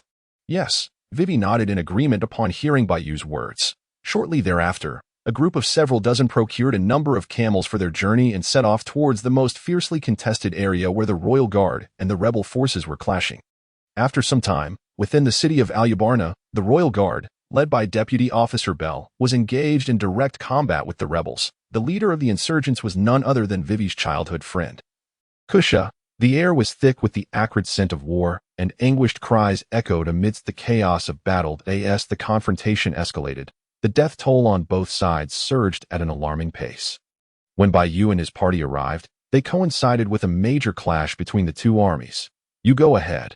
I will take care of the rest, Bai Yu declared as he dismounted from his camel, helping Vivi down as well and giving her shoulder a reassuring pat. Yes, Vivi nodded, filled with confidence, and ran towards the heart of the battlefield. Onward, Bai Yu gestured to the Navy soldiers, leading the charge to follow Vivi's lead. The soldiers promptly fell in line behind him. Look, isn't that Princess Vivi? What is she doing here? It didn't take long for someone among the fighting forces to recognize Vivi. Are those Navy soldiers? What are they doing involving themselves in our conflict? Similarly, many noticed Bai Yu and his companions trailing behind Vivi, murmuring in confusion. Brothers, this is a golden opportunity. If we capture Princess Vivi, the Royal Guard will dare not make a move. Suddenly, a voice rang out from within the rebel ranks, suggesting they target Vivi. Should the rebels seize her, they could leverage her as a threat against the Royal Guard to compel them to surrender. As the call to action spread, countless eyes focused intently on Vivi, who sensed the sinister intent emanating from the rebels. Yet, she trusted Bai Yu and pressed forward, undeterred. In no time, Vivi and Bai Yu's group traversed the battlefield. Reaching its very center, Vivi, upon spotting this unusual assembly and Vivi among them, both Bell of the Royal Guard and Kusha of the rebels called out simultaneously. Vivi halted, glancing between Bell and Kusha. Ready to speak. Now's the time. Capture Princess Vivi. At that moment, it was unclear who initiated the charge, but soon hundreds of rebels surged towards Vivi. In a split second, Bai Yu planted one foot firmly on the ground and darted to Vivi's side. The katana in his hand, charged with the vibrant energy of the Azure Dragon Sword Intent, was ready. With swift motions, he unleashed two razor-sharp slashes on either side of Vivi, carving deep gashes into the earth that halted the rebels in their tracks. "Cross this line, and you shall not find me merciful," Bai Yu warned coldly, causing the advancing rebels to exchange uncertain glances, none daring to advance further at that moment. 50 Navy soldiers followed closely behind, forming a protective perimeter around Vivi, raising their rifles in unison. "Fear not. For the future of Alabasta, every sacrifice is worthwhile." After a brief moment, a voice among the rebel forces shouted once more, rallying the stagnant troops to surge forward across the jagged fissures. Charging once again towards Vivi. What a nuisance, Bai Yu mused internally, perceiving the relentless advance of the rebels, oblivious to the peril they faced. Gripping his katana tightly, he gradually raised it, suddenly, as if struck by a revelation. He lowered the sword once more. "Commander, we," observed the Navy sergeant, inquiring whether Bai Yu intended to open fire. "Wait." Bai Yu raised his hand, signaling everyone to hold their fire. He then slowly closed his eyes, his mind racing through the techniques of the Conqueror's Haki imparted by the system. Beep! In the next instant, his eyes snapped open with a fierce intensity. An invisible shockwave of energy erupted from his position, swiftly radiating outward. The speed of the shockwave was astonishing, effortlessly piercing through the bodies of hundreds of frontline rebels in an instant. Thud, thud, thud. In a heartbeat, these hundreds of rebels collapsed as if struck by lightning, their minds seemingly overwhelmed by a violent stimulus. One by one, their eyes rolled back, consciousness fading into oblivion. In mere moments, hundreds of rebels were rendered powerless. What did he do? How did they all fall? Witnessing this scene, every rebel was struck with astonishment. They had seen no action from Bai Yu, yet their comrades lay defeated. This was utterly ruthless. In contrast, the Navy soldiers had grown accustomed to Bai Yu's astonishing feats, silently giving him a thumbs up, unbeknownst to them. This was the manifestation of Bai Yu's Conqueror's Haki. Those lacking sufficient strength were utterly incapable of withstanding the mental impact of such power. "Vivi, you may speak now," Bai Yu commanded, having subdued the rebels with his extraordinary ability. Vivi nodded in response. She then proceeded to reveal the truth of the situation to Kusha, Bell, and the numerous rebels and royal guards. Could it be that Crocodile was orchestrating this entire scheme? Impossible. He was a warlord of the sea sanctioned by the Navy. Moreover, he had even helped us fend off pirates. Upon hearing this shocking revelation from Vivi, the crowd erupted into heated discussion. Some believed her words, while others remained skeptical. After all, Crocodile had personally driven away pirates to solidify his position, earning the admiration of the people of Alabasta. Hearing the commotion, Vivi furrowed her brow in frustration. "Let me speak." Bai Yu stepped forward and softly addressed her. "Silence," he then bellowed, his voice booming across the assembly. Having witnessed Bai Yu's formidable strength, the previously raucous crowd fell instantaneously silent. "What Princess Vivi speaks is the truth. Crocodile has been stripped of his title as a warlord of the SEA. Do you still wish to question the integrity of the Navy?" Bai Yu's voice resonated powerfully throughout the gathering. In that moment, the atmosphere became charged with silence. Just as Bai Yu stated, even if Vivi were to lie, those representing the Navy, such as Bai Yu, were undoubtedly trustworthy. The rebels, no matter how bold, would not dare to challenge the authority of the Navy. "Bring him forward." Bai Yu gestured discreetly to one of the Navy soldiers. Shortly thereafter, a disheveled and battered crocodile was dragged into view by the soldier. That not Crocodile. How could he have fallen so low? The crowd gasped, realizing the Navy had indeed taken action against him. Had they truly been deceived, as the crowd beheld the nearly unconscious crocodile? Their conviction in Vivi's claims solidified. It dawned upon them that they had merely been pawns in Crocodile's game. Thud. With the truth of Vivi's words now established, Kusha, the leader of the rebels, knelt before her on one knee. "I was mistaken. I should not have trusted Crocodile's words. From this moment forth, all rebels shall withdraw from the royal city. I, Kusha, am willing to bear all responsibility and submit to Princess Vivi's judgment," Kusha declared with great resolve. Clang, clang. If Kusha, the leader, could show such humility, the remaining rebels followed suit, discarding their weapons one after another in surrender. Witnessing this, Vivi cast a grateful glance towards Bai Yu. The turmoil in Alabasta had finally reached a resolution. That evening, after quelling the internal strife, Vivi successfully located her imprisoned father. Following their discussions, she graciously invited Bai Yu and the Navy personnel to the royal palace. Eager to express her gratitude at that moment, Bai Yu found himself in a room prepared by Vivi. Ding! The system alerted him of the completion of the task regarding the Alabasta turmoil, granting rewards. Proficiency in Azure Dragon Sword Intent increased by 10. Proficiency in the 3-color Haki increased by 5, and the system's sword forging function activated. As he sat in the room, Bai Yu received the rewards from this mission. His proficiency in Azure Dragon Sword Intent had risen by another 10. The 3-color Haki had similarly increased by 5. Sword forging function. Noticing the system's notification, Bai Yu curiously opened the description. The sword forging function, as the name suggests, is for crafting renowned blades. However, rather than requiring Bai Yu's direct involvement, the system undertakes the forging automatically. The process is also remarkably swift. Furthermore, forging does not necessitate additional materials. Bai Yu merely needs to swing his sword a certain number of times. System panel. After reviewing the system's introduction, Bai Yu summoned the system panel. Ultimate Swordsman System Host. Bai Yu Swordsmanship. Basic Swordsmanship Techniques. 6 forms. Azure Dragon Sword Intent. 30. Weapon. Beginner's Katana. No quality. Physique. B rank Haki. Armament Haki. 15. Observation Haki. 15. Conqueror's Haki. 15. At this moment, Bai Yu's panel appeared significantly more impressive. The initially acquired 6 forms and basic swordsmanship had reached a proficiency of 100, and thus no longer displayed numerical values. Meanwhile, Azure Dragon Sword Intent and the 3-color Haki had their base proficiency increased to 30 and 15, respectively. My katana is labeled as having no quality. Bai Yu noticed the weapon section. Following beginner's katana.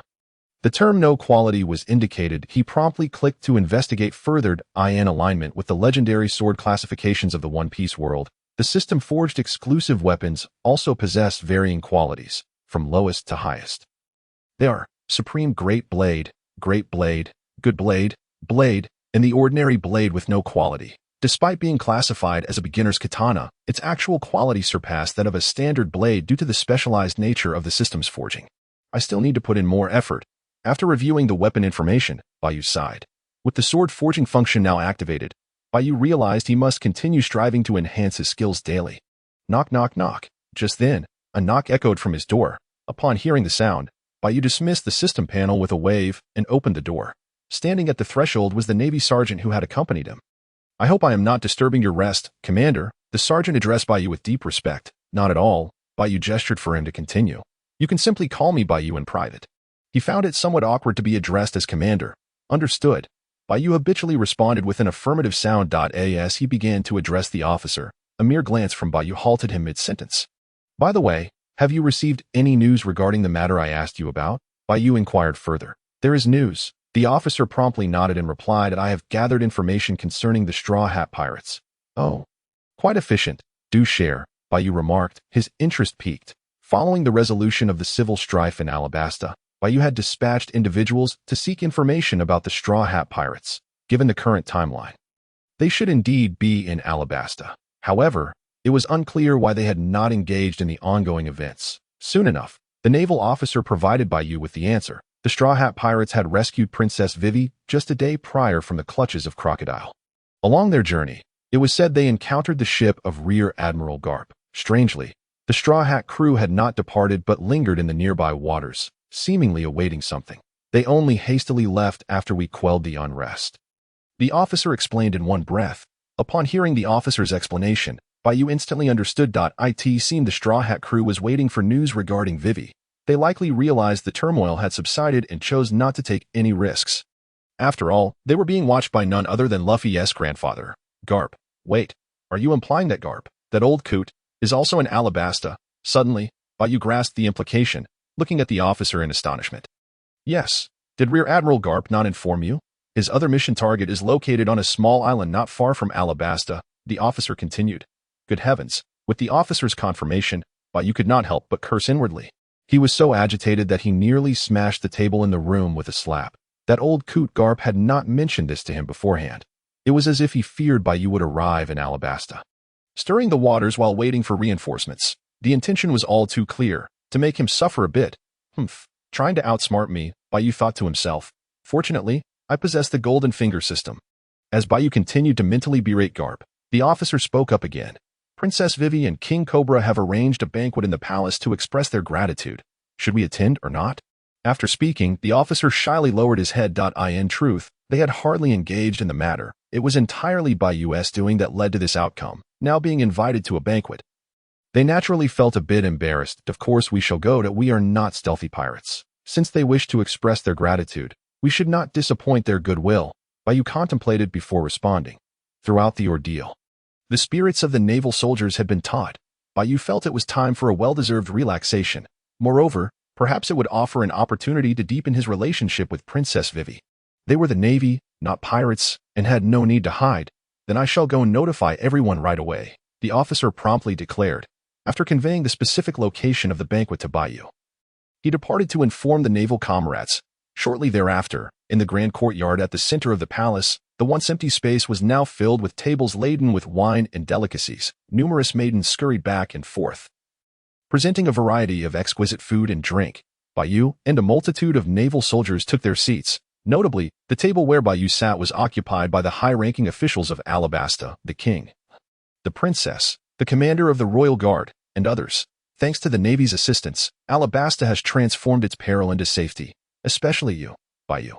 I have heard of your deeds from Vivi, King Cobra proclaimed as he raised his cup, addressing all present. A great favor cannot be repaid in words. Here, I toast to you.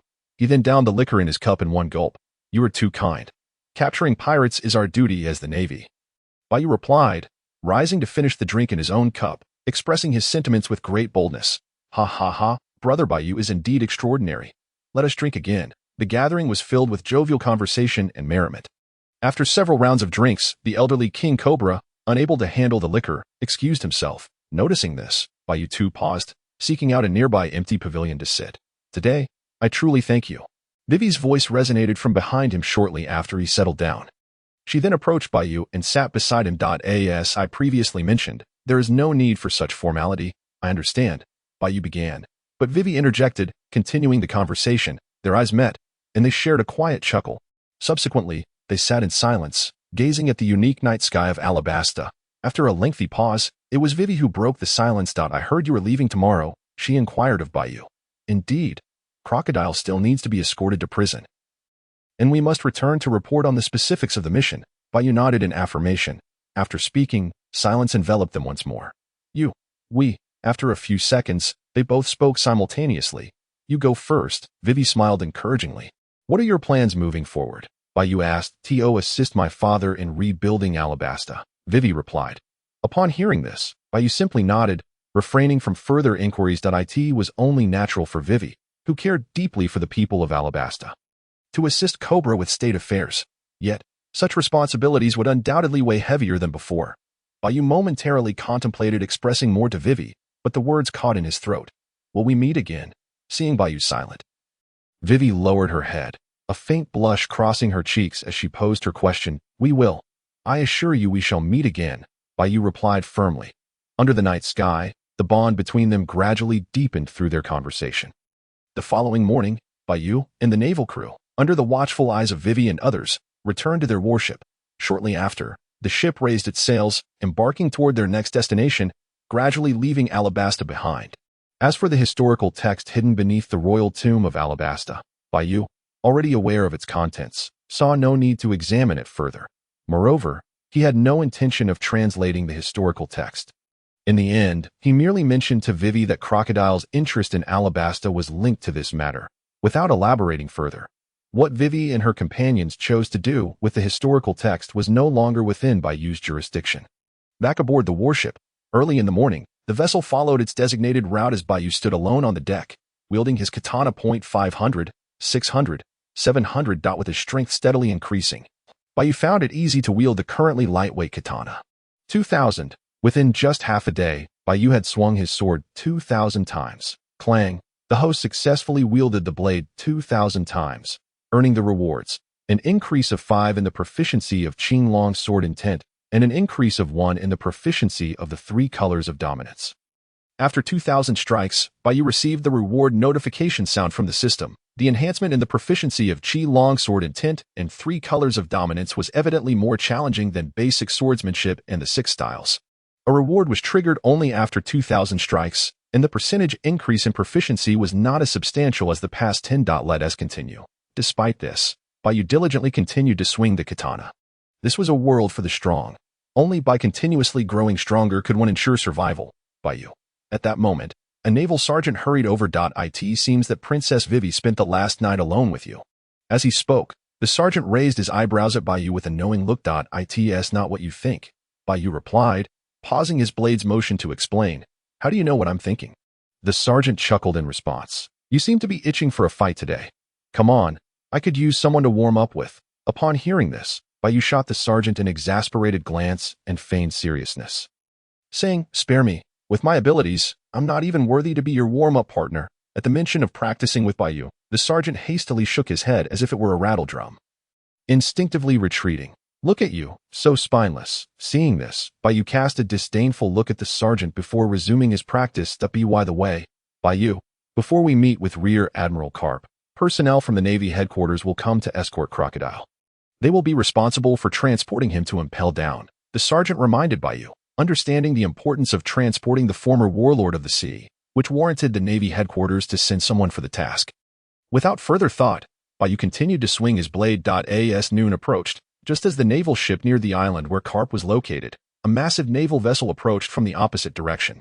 Noting this, Bai Yu halted his movements and commanded the naval soldiers to lower the sails and remain on standby, awaiting the other vessel's approach. It was evident that this was the fleet dispatched by the Navy headquarters to escort Crocodile. Soon, the enormous naval ship anchored before Bai Yu and the others. With a clatter, a ladder was thrown over from the large warship, connecting the two vessels. A throng of naval soldiers descended the ladder. Led by a white-haired man with a cigar clamped in his mouth, exhaling thick plumes of smoke, it was none other than Smoker, the Logia-type devil fruit user with the smoke fruit ability. Accompanying Smoker was the renowned sword maniac, Tashiji, Colonel. Upon seeing Smoker approach, the naval personnel behind Bai Yu respectfully raised their hands and salute. Smoker's rank of colonel was much higher than theirs, and his notorious reputation was well known. They had not expected the Navy headquarters to send Smoker. Where is Rear Admiral Garp? Smoker scanned the crowd before his gaze settled on the highest-ranking sergeant, coldly inquiring. Reporting to the colonel, Rear Admiral Garp is currently on a nearby island on a mission.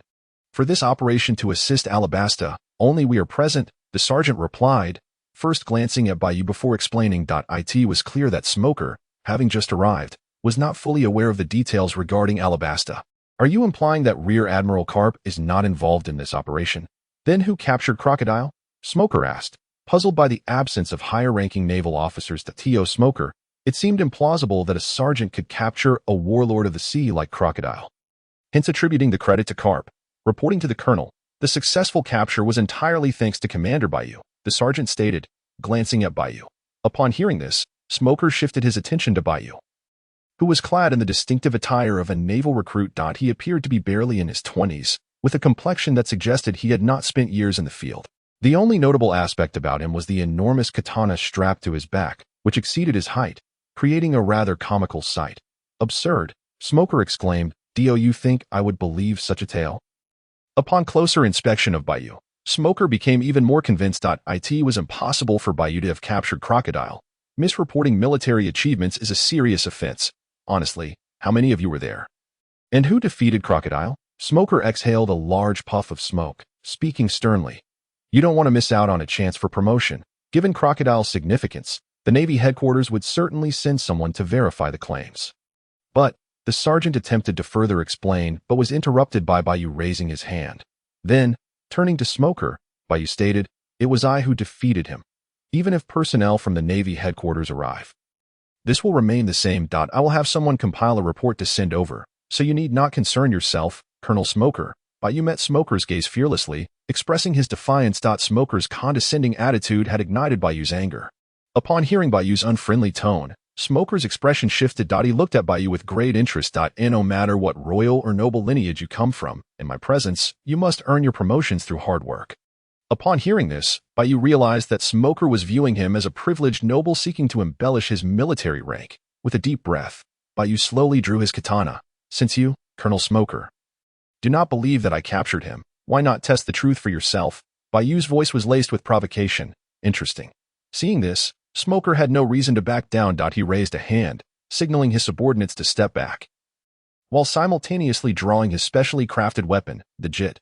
The Jit, designed with embedded Sea Prism Stone, was intended to counter Devil Fruit users. Thanks to the Sea Prism Stone, the Jit also boasted formidable defense. Most importantly, it was specifically designed to counter blades. Capable of disarming, breaking swords, and subduing foes, Smoker was confident that, regardless of Bai Yu's swordsmanship, he would not gain any advantage over him. Colonel Smoker, we are here to escort the prisoner. We cannot engage in conflict with other branches of the Navy. Just as Bai Yu and Smoker were on the verge of confrontation, Tashigi interjected, cautioning Smoker. Step back. Tashigi. I will not tolerate anyone misrepresenting their achievements. If he can withstand 10 minutes against me, I will personally apologize to him. Smoker declared, disregarding Tashigi's agreement or disagreement, and pushed her to the side. Let us begin. Let me witness your prowess, and see if it matches your eloquence, Smoker said to Bai Yu, both sides ready for confrontation. Thud. In the next moment, Smoker took the initiative. With a swift leap, he charged forward, brandishing his weapon, the Jit, with explosive speed towards Bai Yu. Whoosh! Smoker's rapid advance brought him before Bai Yu in the blink of an eye. Gripping the Jit tightly in his right hand, he aimed the tip at Bai Yu's throat, thrusting it at an awkward angle. Only then did Bai Yu make a move. How sluggish, Bai Yu remarked, his tone as calm as a tranquil pond. At that instant, just before the Jit could make contact, he tilted his neck slightly to the right. With that subtle shift, he deftly evaded the attack. Smoker instantly realized that Bai Yu was no ordinary opponent. In a heartbeat, Smoker's arm, which held the Jit, transformed into smoke. The attack missed, but his hand, cloaked in swirling fog, elongated bizarrely behind Bai Yu. Subsequently, the smoky hand flipped, reversing the Jit's direction, aiming once again at Bai Yu's back with alarming speed. The sudden shift in Smoker's attack was entirely within Bai Yu's blind spot. However, as the new assault was launched, Smoker caught a glimpse of Bai Yu's disdainful smile. Mere inches away. Whoosh! The Jit's thrust cut through the air with a sharp whistle. Racing towards Bai Yu's back, an uncanny scene unfolded once more. Bai Yu executed a flawless maneuver, sidestepping at the precise moment the tip of the Jit was about to strike him. The attack whiffed past. As Smoker hastily retracted his weapon, shock painted his face. It's my turn now. Bai Yu would not grant Smoker the luxury of retreat. With a swift rotation of his hand, he swung the katana down towards Smoker's body with the blades back. Whoosh! With no time to dodge, Smoker gritted his teeth and transformed his body into smoke in a flash. As a user of a Logia-type devil fruit, he held an unwavering confidence, immune to physical attacks. It seemed Bai Yu anticipated Smoker's intentions, his smile widening. With a mere thought, the Haki enveloped the back of his blade instantly. The once shimmering silver of the katana morphed into a profound black hue. In the same moment, Bai Yu's heavy slash connected with Smoker's form. Bang! A dull thud reverberated. Smoker's body was solidly struck by Bai Yu's blade, sent hurtling backward like an arrow released from a bow, uncontrollably flying away. He soared a considerable distance before managing to brace himself with the Jit, forcibly halting his flight. Upon stopping, an acute pain surged through his chest, and blood trickled from the corner of his mouth. The entire scene fell silent, especially Smoker's subordinates, their faces reflecting disbelief. Their superior, the Logia-type devil fruit user, had been injured in mere moments against a newcomer from the Navy. Furthermore, the onlookers were oblivious to the concept of Haki, completely unaware of how Bai Yu had managed to strike the elemental Smoker. Haki, Smoker, regaining his composure, recognized Bai Yu's technique, that it was undoubtedly the Haki he had heard whispers of, a high-level skill that even he had yet to master. Witnessed in the hands of a Navy rookie, it seemed I underestimated you. I retract my previous statements, Smoker said, wiping the blood from his mouth and signaling Bai Yu with respect. Subsequently, he shed his Navy coat, raising both hands towards Bai Yu. Now, I shall be serious. Whoosh! As he spoke, both of Smoker's arms transformed into smoke. But that was not all. Under the influence of the smoke, his arms began to stretch endlessly. White snake, Smoker shouted, his smoke-formed hands morphing into two white serpentine shapes, rapidly lunging at Bai Yu. With observation Haki, Bai Yu remained unfazed as he perceived Smoker's left fist and the Jit in his right hand closing in. Utilizing his own observation Haki, Bai Yu effortlessly sidestepped both attacks. Frustrated by Bai Yu's evasion, Smoker redirected his fist and Jit, turning them back to assault Bai Yu. Clang! A crisp metallic clash resonated as Bai Yu, without glancing back, deflected Smoker's returning attacks with a swift slash of his katana, sending them harmlessly aside. Let us see how many times you can block this, Smoker thought, as the smoke emanating from his arms thickened further. Swish, swish, swish, clang, clang, clang. On the deck of the warship, propelled by Smoker's full might, the smoke from his arms surged with increasing intensity. As the smoke swelled, his fists and jit continued to redirect and launch at Bai Yu, each strike more powerful and faster than the last. Yet, amidst this relentless barrage, Bai Yu maintained his composure, either dodging with agile footwork or parrying with his katana. In a matter of moments, the two engaged in dozens of exchanges, with Smoker's attacks failing to land a single blow on Bai Yu's form. Clang, Bai Yu deflected another of Smoker's strikes with a horizontal cut. Just as he contemplated ending this entanglement, a notification echoed in his mind. Ding. Host has successfully swung the sword 3,000 times. Rewards granted. Xinlong Sword Intent Proficiency 5, 3-color Haki Proficiency 1. Ding.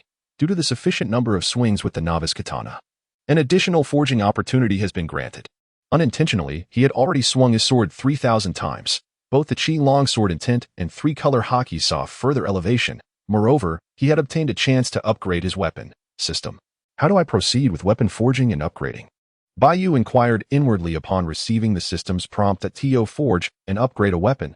Simply meet the conditions, and the host may issue the command. System, upgrade the novice katana. Ding. Upgrading novice katana in progress. Bai Yu's command. The system commenced the upgrade of the novice katana in his grasp. Buzz. In the next instant, the blade trembled. A surge of white energy enveloped the entire novice katana, under the aegis of the system's white energy. The novice katana underwent a rapid transformation. Simultaneously, Dashki, who had been observing the battle between Bai Yu and Smoker, suddenly noticed an unusual change in Bai Yu's katana. What is this? Dashki watched intently, struggling to comprehend how Bai Yu could effortlessly evade Smoker's torrential attacks while the katana underwent a mysterious metamorphosis. Returning to Bai Yu, crackle. After a short while, the white energy surrounding the novice katana coalesced to a certain degree, ultimately forming a layer of milky white crystalline substance. Bai Yu halted his movements, gazing at the crystallized white energy. Understanding dawning upon him, with a sudden exertion of force from his grasp, he jolted the novice katana, causing it to vibrate violently. Clang. Amidst a violent tremor, the crystals adorning the surface of the katana shattered in an instant. A brand new katana materialized in Bai Yu's grasp. The system's notification sound promptly followed. Ding. System forging upgrade successful. Novice katana has been upgraded to Dragon Flame Katana, Quick Blade. System forging upgrade successful. The novice katana has ascended to the quality of a quick blade, the Dragon Flame Katana. After absorbing the system's information, Bai Yu cast a glance at the Dragon Flame Katana in his hand. It felt more than twice as heavy compared to the previous novice katana. The entire blade, however, appeared significantly smaller. Looking closely at the blade, the hilt was white. The originally shimmering silver blade had transformed into a silvery black hue. The sharp edges of the blade were adorned with intricate azure green flame-like patterns, extending from the hilt all the way to the tip. Under the sunlight, it seemed to radiate the fiery essence of a dragon. The Dragon Flame Katana not only surpassed the novice katana in sharpness, but also indicated that the release of the Azure Dragon Sword Intent would be notably smoother when wielding it. With an increase in power to boot, satisfied, Bai Yu nodded to himself as he examined the Dragon Flame Katana in his hand. Suddenly, two slicing sounds pierced the air from behind. With his observation Haki activated, Bai Yu instantly recognized the incoming attacks from Smoker. Just in time, he thought. I shall test my new blade on you. With that, Bai Yu swiftly turned without warning, gripping the hilt of the Dragon Flame Katana tightly. He executed precise and lethal strikes toward the two sensed attacks. Clang, boom. A sharp metallic clash reverberated through the air as Bai Yu's Dragon Flame Katana met Smoker's jit. A stunning spark erupted from the collision. The tremendous force caused Smoker's jit to slip from his grasp. Following that, Bai Yu delivered another slash. With a resounding boom, he cleaved through Smoker's smoke-infused fist. Smoker's two attacks were instantly neutralized, although slightly heavier. The blade's explosive power had increased significantly. Observing this, Bai Yu muttered an appraisal to himself. He then turned to Smoker, who stood dumbfounded not far away. Smoker was in disbelief. Despite continuously enhancing his fruit abilities and physical strength, he found himself at a disadvantage, especially during that last strike. He could feel the immense pressure it bore. As Bai Yu glanced at him, Smoker instinctively elementalized his legs, ready to create distance for safety. Sar! In the next moment, Bai Yu's right foot stomped down on the deck. Thud! An astonishing burst of power shattered the wooden planks beneath him. At the same time, Bai Yu's figure vanished from sight. Whoosh! When When Bai Yu reappeared, he was already behind Smoker, the blade of the dragon flame katana poised against Smoker's neck. The sudden shift startled Smoker, causing him to shudder involuntarily. I advise you not to make any sudden movements. Just as Smoker contemplated his next action, Bai Yu's cold voice resonated. Drip, drip. Looking down, Smoker noticed the blade's edge had pierced his skin, drawing forth droplets of blood that slowly fell. This jolted Smoker back to reality. He nearly forgot that Bai Yu possessed armament Haki, capable of inflicting damage upon him. As Bai Yu had stated, the moment Smoker made a move, Bai Yu could swiftly sever his flesh for a time. Both men remained in a tense standoff. Wait! At that moment, Dasky suddenly shouted from behind, rushing forward to Bai Yu's side. Stop fighting! Stop fighting! While attempting to mediate, her eyes gleamed as she repeatedly scrutinized the dragon flame katana, nearly drooling in admiration. The craftsmanship and blade patterns suggest this is no ordinary quick blade, perhaps even a great quick blade. Dasky exclaimed excitedly, gently caressing the blade's surface. But I don't recall any renowned blades among the quick and great quick blades. You must be Bai Yu, right? Where did you acquire this blade? And what was that transformation during your battle? Under the unamused gazes of Bai Yu and Smoker, Dasky continued her barrage of questions. With Dasky's interruption, Bai Yu and Smoker exchanged a knowing glance. Bai Yu sheathed his katana and stepped back, while Smoker retracted his fists and returned to his tangible form. That I concede defeat. After a brief pause, Smoker addressed Bai Yu. I apologize for my previous remarks. Your ability to defeat Crocodile is not an exaggeration. Smoker, being straightforward, offered his apology without hesitation. After their exchange, it was evident he had acknowledged Bai Yu's strength, which was indeed sufficient to overcome Crocodile. With unmatched swordsmanship and a keen understanding of how to counter natural-type devil fruit users with Haki, it was more than enough, and no worries. I'm not one to hold grudges. Bai Yu waved his hand dismissively. Speaking of which, he found himself grateful to Smoker for providing him with the experience necessary to upgrade his katana. Hey, you still haven't answered my question. Noticing the tension dissipating, Dasky pressed Bai Yu for answers. Bai Yu, feeling a bit embarrassed, replied, my katana was forged by a reclusive blacksmith. It's not recorded among the famous blades. As for the transformation in battle, that's classified. Bai Yu explained to Dasky, cleverly omitting the system aspect. I see. No wonder I've never encountered this blade before. Could you provide me with the blacksmith's address? Dasky inquired eagerly. However, mentioning renowned blades and forging seemed to unleash her relentless curiosity. Colonel Smoker, I believe the time is right for us to conclude our exchange and hand over Crocodile to you. Bai Yu disregarded Dasky's questions and turned to Smoker. Certainly, Smoker replied, aware of Dasky's relentless nature. I will report that it was solely you who defeated Crocodile, and I hope you can understand that. Bai Yu nodded in acknowledgement. He then instructed several Navy soldiers to bring Crocodile forward, ultimately handing him over to Smoker. Shortly thereafter, the handover was complete, and Smoker and his crew returned to their large warship. Bai Yu, the next time we meet, I shall be stronger. Let us have another bout then. Before parting, Smoker declared loudly to Bai Yu, don't forget about me.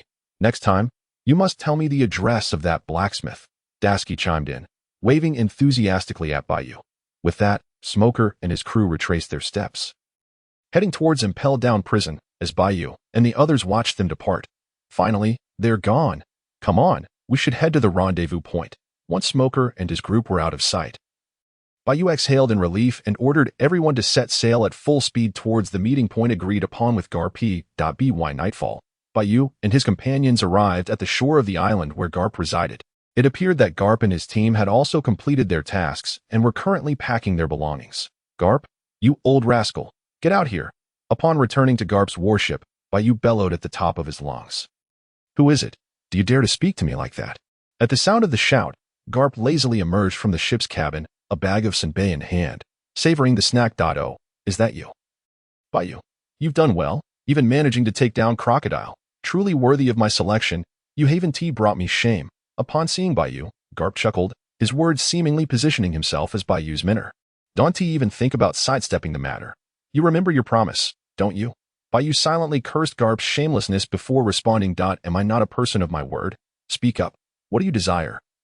As long as it is within my power to grant, Garp replied readily, as if anticipating Bai Yu's mention of this matter. Bai Yu was somewhat taken aback by Garp's swift acquiescence. It's quite simple. I wish to be exempted from the new recruit training in the Navy. I seek a bit more freedom, where permissible. Bai Yu considered for a moment before expressing his desire.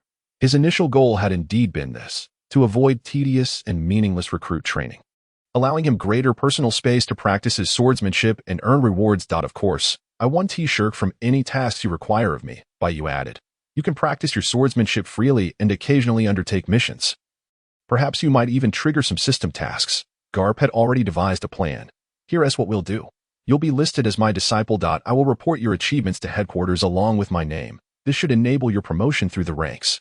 Garp stated, having prepared for this outcome. Indeed, Bai Yu thought to himself. After all this, Garp still wished for Bai Yu to learn from him, albeit with a slight alteration, labeling him as an honorary disciple. There was no denying that the Navy was not solely under his control. To attain greater freedom, a certain rank was necessary. With my strong recommendation, you're sure to rise swiftly through the ranks. Garp elaborated. Being personally recommended by the Navy hero Garp would certainly draw the attention of the Navy government, even for a newcomer. Garp's prestige within the Navy was substantial. After Garp finished speaking, Bai Yu fell into contemplation. All right, I'll go along with your suggestion. After some thought, Bai Yu ultimately agreed. Joining the Navy necessitated a rank, firstly for increased freedom, and secondly to avoid being subjected to others' whims. Bai Yu harbored his own plans. Thus, the two of them swiftly settled the matter with just a few exchanges. Subsequently, Garp promptly penned a letter to the Navy headquarters, strongly recommending his disciple Bai Yu. The following day, Bai Yu arrived on deck early, ready to practice his daily sword drills. Before he could begin, Garp approached him. What's this? You've just captured a warlord of the sea, yet you're still so diligent? Garp joked upon seeing Bai Yu preparing to train. Is there something you need? Bai Yu asked nonchalantly. Not even glancing at Garp, we're about to prepare to return to the 188th branch for new recruit training. Didn't you say you didn't want to participate? I've already arranged a week's leave for you. You still haven't told me what you plan to do. Garp continued. What efficiency? Bai Yu immediately perked up upon hearing this. The request for leave had been made only the night before, with the intention of visiting Water 7, being well-versed in the original story. Bai Yu knew that the blueprints for the ancient weapon Pluton were in Frankie's hands at Water 7.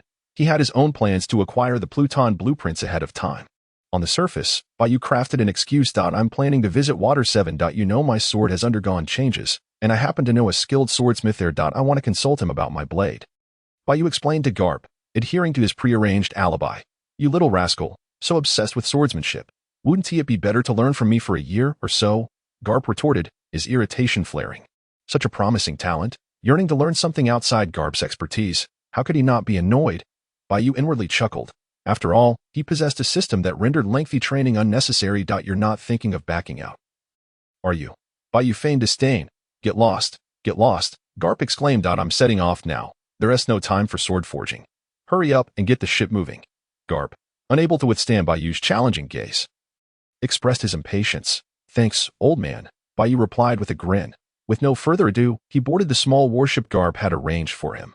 Due to the nature of the new recruit training and the fact that it wasn't an external mission, Bai Yu's vessel had only a handful of crew members, merely 10 tasked with steering, navigation, and confirming the course. Set sail to Water 7. At Bai Yu's command, the small warship began to glide forward, accelerating towards its destination. After some time, more than half a day had passed since Bai Yu's ship had departed. Ding. Host has successfully executed 1,000 sword strikes. Reward. Proficiency in Azure Dragon Sword Intent increased by 5. Proficiency in 3-color Haki increased by 1. Ding. Host has successfully executed 2,000 sword strikes. Reward. Proficiency in Azure Dragon Sword Intent increased by 5. Proficiency in 3-color Haki increased by 1. Throughout the journey, Bai Yu continued to practice his swordsmanship on the deck. The transition from the novice sword to the dragon flame sword had nearly doubled its weight, resulting in a relative decrease in his striking speed. Nevertheless, after half a day's effort, his proficiency in various techniques had improved significantly. Azure Dragon Sword Intent proficiency rose to 55, while 3-color Haki reached 20. Report, officer. A clumsy naval soldier rushed over to Bai Yu, slightly trembling, not daring to meet his gaze. In half a day's time, we will reach the next island. Should we make a stop? What is the next island?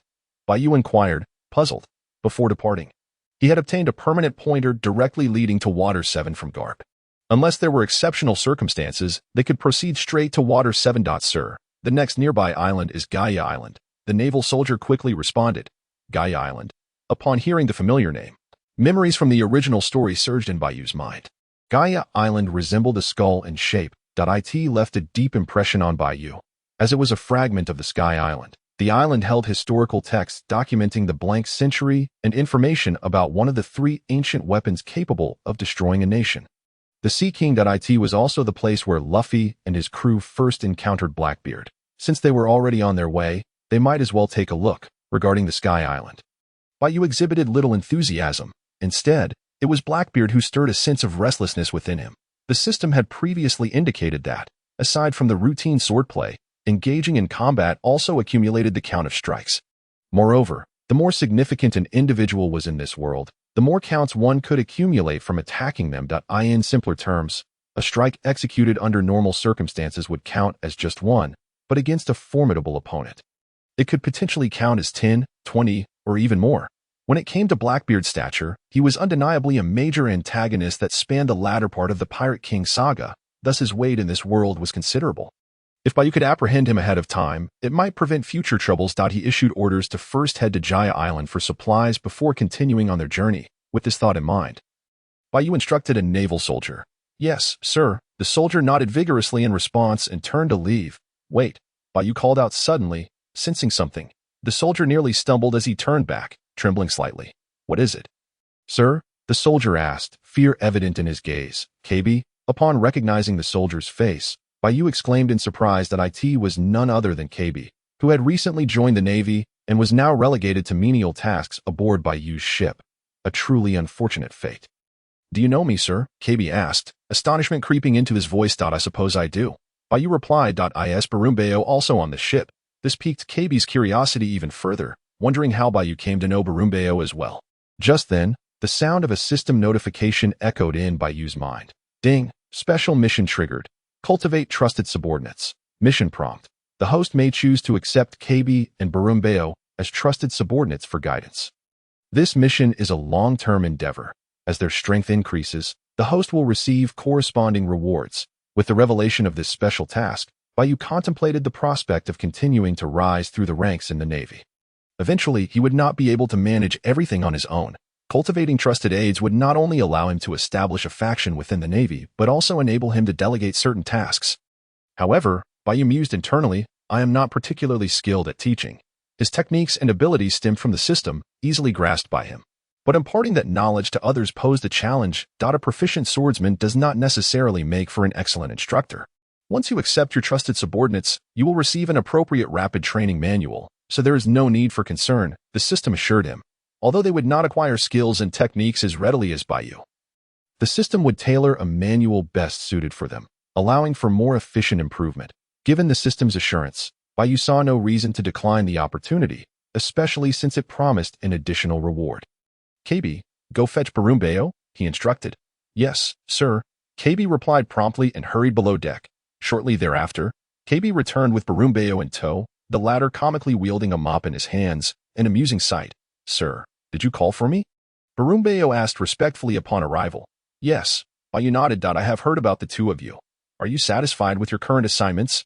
Bai Yu inquired. "We are quite satisfied," they replied almost immediately, albeit hesitantly. To be frank, Bai Yu continued, "being assigned to menial tasks and missing out on new recruit training is hardly satisfactory." Upon hearing this, KB and Barumbeo exchanged glances, and KB's eyes brimmed with tears of frustration. "Sir, I am not satisfied. I wish to participate in the new recruit training. I want to grow stronger. I want to contribute to the Navy," KB declared, determination fueling his voice. All right. There's no need to shout so loudly." Bai Yu interjected, acknowledging KB's resolve. "As I understand it, even if you join the new recruit training, rising through the Navy requires not just talent, but also opportunity." He continued, "Otherwise, it could take an eternity." Hearing this, KB and Barumbeo's expressions fell. However, Bai Yu's tone shifted. "I have an opportunity for you both," he continued. "I believe you have heard of my exploits. I wish to recruit you as my aides and personally guide you. Would you be willing?" Bai Yu asked directly, "But let me make it clear. I do not tolerate those who give up halfway. The training will be far more grueling than what ordinary recruits endure. But I assure you, being by my side will make you stronger than your peers." After laying out his terms, Bai Yu turned to them, leaving the decision in their hands. They fell into a brief silence. And moments later, They both raised their heads in unison, nodding at each other. We are willing. KB and Barumbeo declared simultaneously. For them, becoming Bai Yu's aide felt akin to a valuable investment, though Bai Yu did not yet hold a rank. They were aware of his achievements, quelling the internal strife in Alabasta and defeating the warlord of the sea, Crocodile. His strength was beyond question, and as a protege of the legendary hero Garp. They believed it would not be long before Bai Yu was granted a military title. Ding! The host successfully accepted trusted subordinates, KB and Barumbeo. Following their agreement, a notification from the system chimed, prompting Bai Yu to nod in satisfaction. Sir, when do we begin training? KB and Barumbeo eagerly asked. Right now, Bai Yu replied. Put down that broom. You won't need to do such tasks anymore. Instantly, their faces lit up with joy at the prospect of no longer being assigned menial work, especially since their anticipated training was about to commence. Soon after, on the deck of the warship, Bai Yu began imparting knowledge about the 6 styles to KB and Bellamy. To become stronger. Mastering the foundational 6 styles was essential. While swordsmanship talent would vary from individual to individual, after reviewing the training manual provided by the system, Bai Yu decided that the first lesson for KB and Barumbeo would be the 6 styles, which transcended the limits of human capability. When perfected, even those with devil fruit powers could stand a chance in battle. The 6 styles are further categorized into shave, finger gun, paper drawing, iron block, moonwalk, and tempest kick. Bai Yu, adhering to the training manual, commenced to elucidate each of these techniques to KB and Bellamy. Before long, the two had developed a profound understanding of the 6 styles. Your physical constitution is currently too feeble. Therefore, the foremost priority is to enhance your physical strength. I shall assign you both a daily regimen of physical training. If you fail to meet the requirements, there will be no respite for meals. Upon concluding his explanation, Bai Yu handed each of them a sheet of paper clearly detailing their daily physical training tasks. Now, proceed according to these stipulations, he declared, gesturing for them to commence their training. Yes, they replied in unison, promptly withdrawing. Ding! After KB and Bellamy departed, a notification sound from the system resonated that a stream of related information flooded into Bai Yu's mind, gathering 6 consecutive strikes. This technique, designated for sword users, harnesses explosive power instantaneously in one's hands. Subsequently, it unleashes a rapid succession of 6 strikes in one breath. With the enhancement of this technique, the speed and power of the strikes surpass that of ordinary slashes. Furthermore, the system indicated that once the proficiency of this technique reaches 100, additional combinations will be unlocked. After perusing the system notification, Bai Yu's face lit up with joy.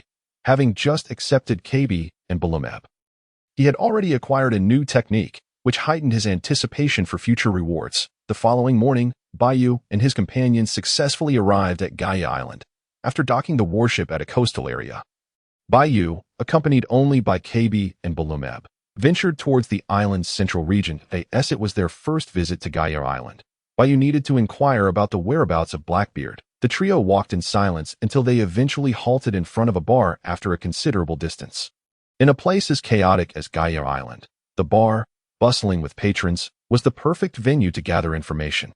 Here, one could often find informants peddling tidbits of news, as long as one could afford the price. The latest gossip from all over Gaia Island could be obtained. With a clang, Bai Yu pushed open the bar's grand door and strode in with KB and Bellamy. Upon entering, Bai Yu immediately sensed something was amiss. The once boisterous bar fell silent at their arrival, for it was filled to the brim with pirates. The sudden appearance of the trio startled the patrons, but as they recognized Bai Yu and his companions clad in Navy uniforms, laughter erupted. What a joke. Just 3 rookie Navy recruits, and they scared me. TSK, TSK, TSK. Do you even know where you are? Dare to step in here? Ha! I wonder if they will soil themselves out of fear. The pirates jeered, their bravado evident. Sir, are we being scrutinized by dozens of pirates?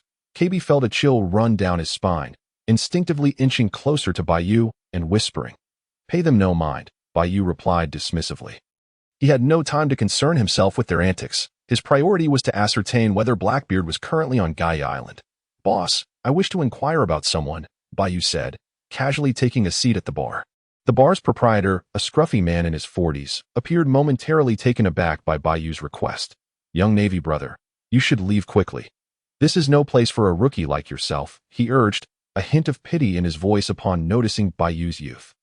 Fear not, I seek information about someone named. Just then, a sudden crash of breaking glass interrupted Bai Yu's words. Bai Yu remained unfazed, but KB and Bellamy were startled, scrambling to the ground in a state of disarray.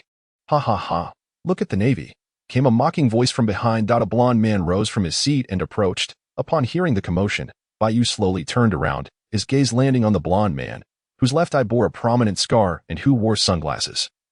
A devilish grin adorning his lips. Hey, isn't that Bellamy? These 3 Navy rookies are in trouble now. Bellamy, notorious for his bounty of 55 million berries, was reputed to have a volatile temperament. As Bai Yu recognized him. The surrounding crowd erupted in whispers. Standing before Bai Yu and his companions was the infamous hyena, Bellamy, a user of the spring fruit. You 3 should swiftly vacate this place if you wish to avoid death. This is no establishment for Navy rookies, Bellamy declared, casting a disdainful glance at the 2 still seated on the floor, a sneer of mockery evident in his expression, humiliated by the pirates' raucous laughter. KB and Bellamy wished for nothing more than to vanish into the ground. They instinctively looked to Bai Yu for guidance. Do not look at me. If you lack the courage to face pirates directly, I must reconsider whether you 2 are fit to follow me. Bai Yu stated flatly, we are the Navy. In this world, there are no places we cannot tread. It is the pirates who should flee at the sight of us. Upon hearing Bai Yu's words, KB and Bellamy's expressions transformed, their fists clenched tightly, determination igniting in their eyes. They stood resolutely. KB took a deep breath. It is you who should leave. We will not allow you to insult the Navy. He shouted. Silence enveloped the bar, an oppressive stillness following KB's outburst. Everyone was taken aback by the unexpected declaration.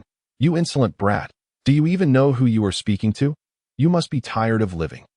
The next moment, the sound of chairs and tables crashing reverberated as dozens of pirates stood up, brandishing their weapons, prepared to pounce on KB and Bellamy.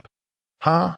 Bellamy, at the forefront, erupted in laughter that grew louder and more derisive. But suddenly, he lowered his head, his laughter abruptly ceasing. It seems I will be claiming 3 Navy lives today. With that, Bellamy crouched down, his calves morphing into compressed springs. Boom!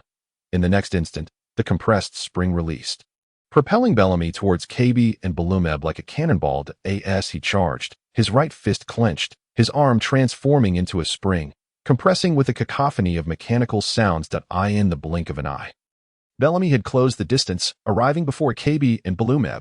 Whoosh! With a swift motion, his right fist surged forward, the spring-like tension in his arm released with an explosive force. The astonishing elasticity propelled Bellamy's fist, generating a fierce gust of wind.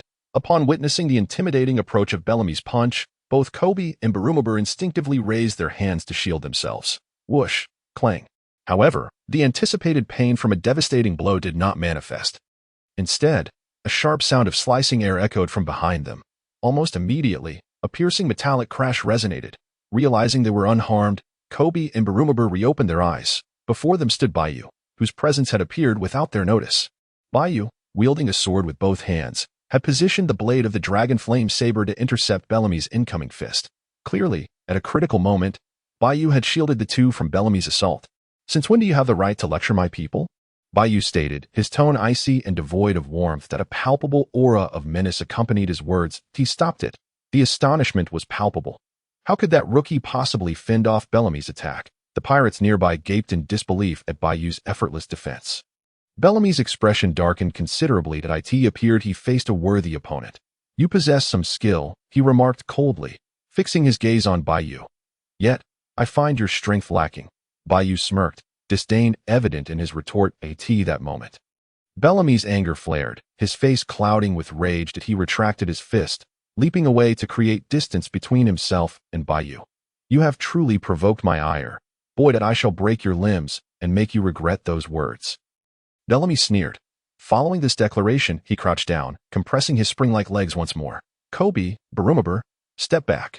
Recognizing Bellamy was about to unleash his spring fruit ability, Bai Yu warned his companions. He gestured for them to retreat. As they hastily complied, Bellamy shouted, Spring sniper! Boom!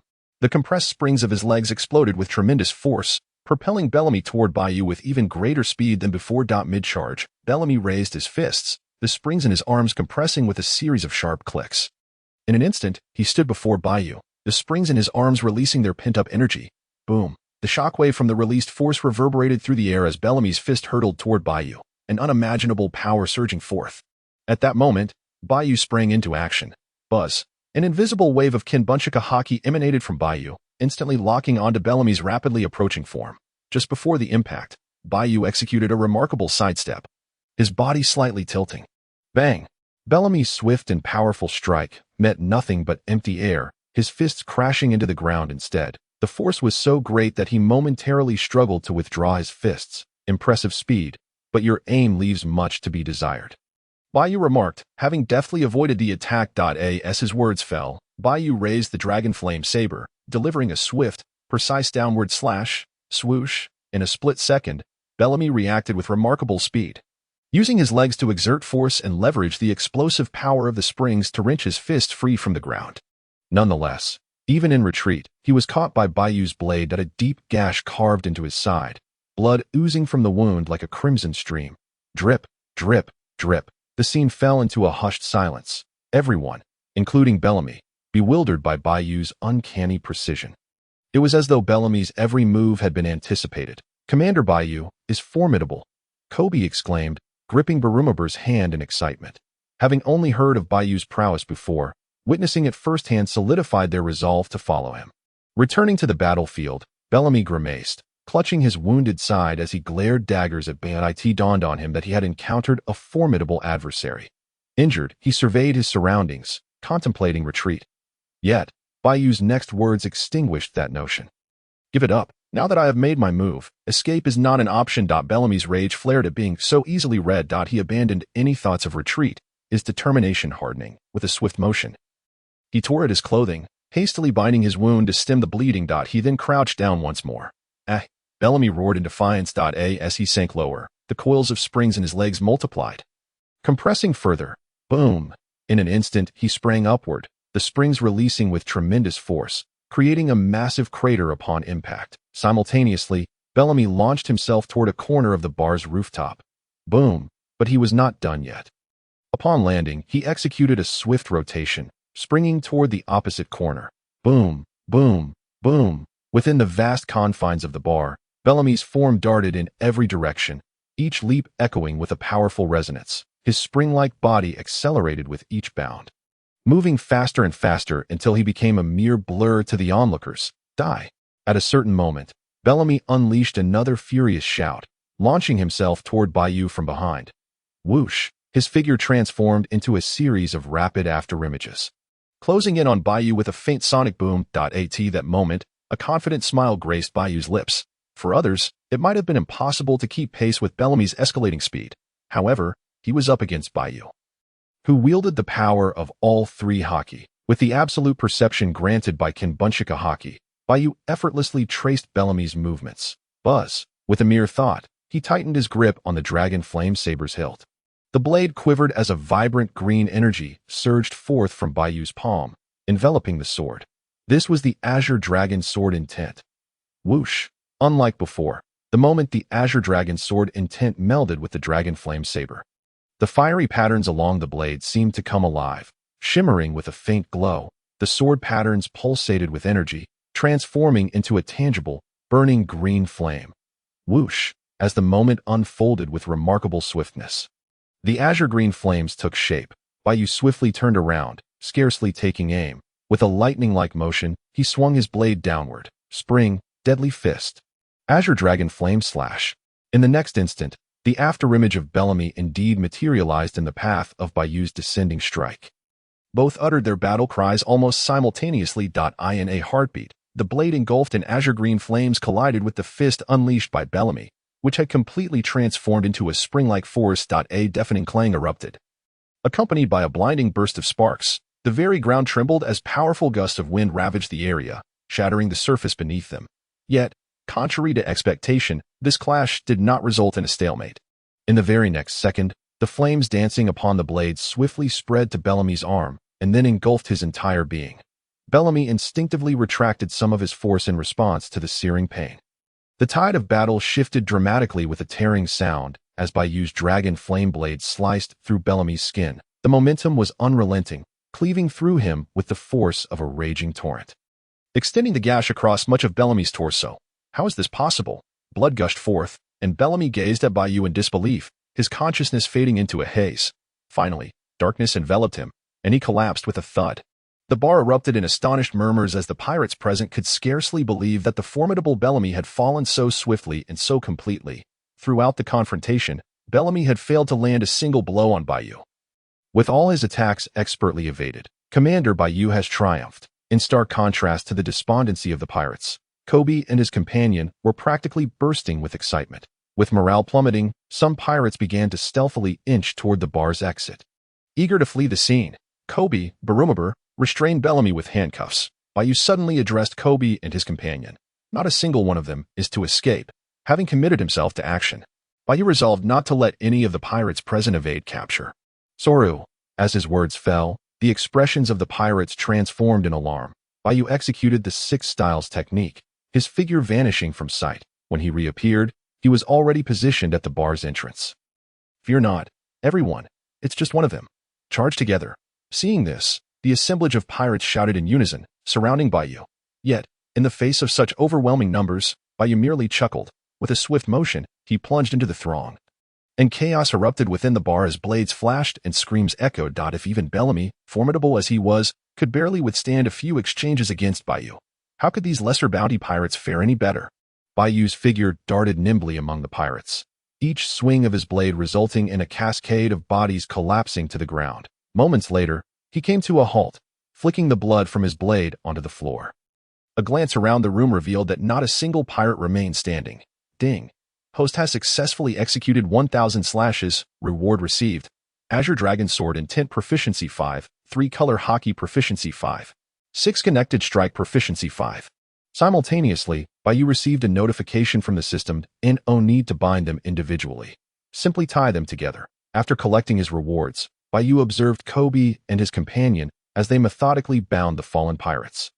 Understood, Commander, they responded promptly. Moments later, all the incapacitated pirates had been securely restrained, numbering nearly 50. Boss. We can now engage in a proper conversation. Shifting his gaze, Bai Yu approached the bar counter and addressed the bartender, who was now cowering beneath the table. Boss. Seeing the lack of response, Bai Yu rapped on the counter forcefully, calling out again. Yes, yes. The bartender finally emerged, nearly stumbling at the sight before him. Rest assured, we will compensate you for the damages. Assuming the bartender was concerned about the destruction of his establishment, Bai Yu continued, by the way, I seek information regarding a man named Blackbeard Teach. According to my intel, he has been active in this vicinity recently. Blackbeard Teach? I have not heard that name. The bartender shook his head, explaining that he had no knowledge of any news regarding Blackbeard. Upon hearing the bartender's response, Bai Yu felt a wave of disappointment wash over him. It seemed that for the time being, fate had not aligned with his pursuit of Blackbeard, with the next destination being Water 7, a place crucial to obtaining the ancient weapon design of Pluto. Bai Yu had no intention of lingering on Gaia Island for long. His objective was clear, to acquire the schematics before anyone else. Thank you for your understanding. This is compensation for the damage to your bar. With that, Bai Yu tossed a pouch of gold coins towards the bartender. He then prepared to depart with Kobe and Baroque. Clang. No one moved. Just then, the bar's entrance swung open, and a large contingent of Navy soldiers, armed with rifles, stormed in. The soldiers quickly noticed the numerous bound pirates sprawled across the floor, ultimately fixing their gaze upon Bai Yu. Navy? No. It appears they are wearing the attire of new recruits. Who are you? The captain, noticing the naval uniforms worn by Bai Yu and his companions, inquired immediately. Click, click, click. As his words fell, dozens of soldiers raised their rifles, aiming at the trio. In these times, there were many who abused the Navy's name for nefarious deeds, particularly those clad in Navy garb. This made the soldiers exceedingly vigilant, as they sought to ascertain the situation at hand. Wait, at that moment, an older Navy officer stepped forward from the crowd, raising a hand to signal the others to refrain from acting rashly. The seasoned officer squinted, scrutinizing Bai Yu's appearance closely. Major, exercise caution. Their origins are unclear, and we have yet to determine whether they are allies. The captain warned the older officer carefully. The officer held a significant rank, having attained the status of major. Foolishness? Quickly, lower your weapons. After a prolonged moment of scrutiny, the major waved his hand, signaling the soldiers to lower their rifles. Oh, you know who he is? He is none other than the illustrious Bai Yu, who captured the warlord Crocodile. The major proceeded to elucidate. Upon hearing this, the naval soldiers hastily set down their rifles, their faces reflecting astonishment as they gazed at Bai Yu. Not only the sailors, but even Bai Yu himself appeared somewhat bewildered. Since when had he been promoted to colonel? Colonel Bai Yu, surely you have not yet received the latest communique from headquarters, the major speculated, observing Bai Yu's puzzled expression. Naval headquarters communique? I haven't received anything. Bai Yu replied candidly, this. The major appeared to have an epiphany that he hurriedly approached, rummaging through his pocket for quite some time, before finally producing the latest newspaper along with a document from naval headquarters. Bai Yu took the newspaper and the document, quickly perusing their contents. Moments later, his eyes widened in surprise. The article detailed the events that had transpired in Alabasta, attributing all the accolades to Bai Yu. It even included a photograph of Bai Yu, taken at an unknown time. The accompanying document from naval headquarters announced that, effective immediately, Bai Yu had been exceptionally promoted to the rank of colonel in the 188th branch of the Navy. The official notification clearly stated in black and white that Bai Yu had ascended to the rank of naval colonel, while Bai Yu had previously contemplated the possibility of a promotion. Given his accomplishments in apprehending the traitorous warlords of the sea and the strong recommendation from the esteemed hero, Garp, he had not anticipated such a remarkable leap from an unranked recruit to a colonel. This significant elevation likely served to showcase the Navy's strength. Bai Yu mused internally, speculating that the Navy aimed to send a clear message to all pirates. Even a mere recruit from our ranks could overpower those of warlord caliber. Of course, this was merely Bai Yu's conjecture. The true motivations likely remained known only to a select few high-ranking officials. With his new status as colonel, Bai Yu felt no need for further explanation. He immediately commanded the station Navy on Gaia Island to escort all captured pirates back to prison for processing at headquarters. As for Bai Yu and his companions, having failed to obtain the information they sought, they naturally chose not to linger on Gaia Island any longer. The trio retraced their steps back to the warship. Colonel Bai Yu, you are incredibly impressive. In such a short time, you've risen from a recruit to a colonel. I dare say there are few instances of such rapid ascent in naval history. Throughout their journey, KB and Barumabur incessantly lavished praise upon Bai Yu, both relieved to have made the choice to follow him. You two certainly seem more diligent in flattering than in training, Bai Yu remarked with a smile, casting a sidelong glance at them. The three shared light-hearted banter as they swiftly returned to the warship.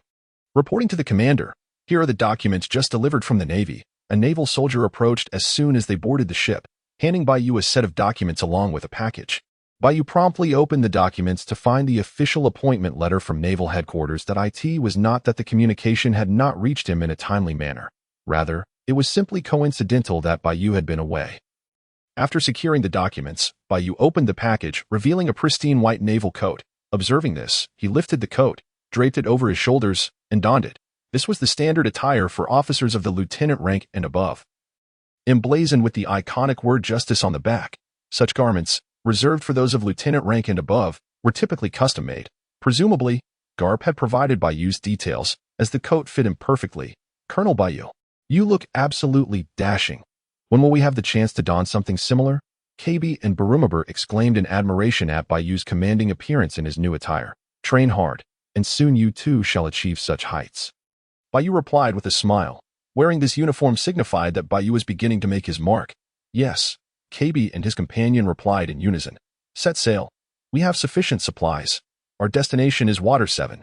Once all preparations were complete, Bai Yu commanded his crew, and the warship set sail once more, heading at full speed towards Water 7. Meanwhile, at naval headquarters in Marineford, in the office of Fleet Admiral Sengoku, he was joined by the three admirals, Akainu, Aokiji, and Kizaru. A closer look revealed that Sengoku's desk bore Bai Yu's photograph alongside reports detailing his achievements. Isn't it somewhat hasty to promote such a newcomer? Akainu suddenly questioned Sengoku. According to reports from the 188th branch, there is no record of this Bai Yu's past. Prior to Bai Yu's promotion, headquarters had indeed sought his personal information from the 188th branch. Oddly, the only details received were those pertaining to Bai Yu's enlistment in the Navy, while all prior records were marked as undisclosed. This piqued Akainu's interest. Akainu, you are being overly cautious, Sengoku replied with a chuckle. He is personally recommended by Garp. Oh, you truly believe Garp lacks such discernment? Sengoku countered. You should be aware of Crocodile's true intentions in seizing the throne of Alabasta. Let us not forget that Bai Yu is currently en route to Water 7. Where rumors persist regarding the existence of that artifact, Akainu added. It was evident that Sengoku and the others were aware of the whispers surrounding the design of the ancient weapon, Pluton, rumored to be hidden in Water 7. Bai Yu had first triumphed over Crocodile and Alabasta, and then promptly set off for Water 7. This raised questions in Akainu's mind. The ancient weapon Pluton possessed the terrifying capability to obliterate an island in an instant. A power that even the Navy coveted. In Akainu's view, if Bai Yu were to learn of this information, he would find it nearly impossible to resist the temptation it presented. Tap, tap, tap. After Akainu finished speaking, Sengoku fell into deep thought, his fingers rhythmically drumming on the table. After a lengthy silence, it was Kizaru who broke the stillness. Do you require my assistance? Kizaru offered. Given the significance of the ancient weapon Pluton, we must tread carefully. After Kizaru spoke, Sengoku did not respond immediately, instead scanning the three admirals, weighing the pros and cons of the situation. Very well. You shall go, Sengoku finally decided after much contemplation. However, remember to keep your identity concealed until we ascertain the truth. I do not wish for Garp to come seeking me for retribution, Sengoku reiterated. Understood, Kizaru acknowledged before promptly leaving the room, heading towards Water 7. Garp, I sincerely hope your vision has not dulled with age. As Akainu and Aokiji departed in succession, Sengoku gazed out at the sky, murmuring to himself. Meanwhile, news regarding the new Marine Colonel, Bai Yu, began to spread like wildfire. Reporters eagerly delved into Bai Yu's impressive record. Within less than a month of joining the Navy, he had already vanquished Mr. 5, known as Gem, who had a bounty of 10 million berries, followed by Mr. 1, Des Bones, with a bounty of 75 million berries. He then proceeded to defeat and capture the former warlord of the sea, Crocodile, who had a bounty of 81 million berries. Recently, he single-handedly raided a pirate stronghold, apprehending dozens of pirates, including Bellamy, who carried a bounty of 55 million berries. Such a stellar record was sufficient for everyone to remember the name Bai Yu. The news even proclaimed that Bai Yu was the most promising newcomer likely to ascend to the rank of Admiral. At that moment, the architect of this success, Bai Yu, was sailing towards Water 7, leisurely practicing his sword techniques. On the route to Water 7, a small warship was accelerating forward. As the view drew closer, three figures could be seen on the deck, engaged in rigorous training. They were Bai Yu, Kobe, and Helmeppo. Under Bai Yu's guidance, Kobe and Helmeppo were undergoing stringent physical training, understanding that mastering the basics of the 6 powers required a solid foundation in physical fitness.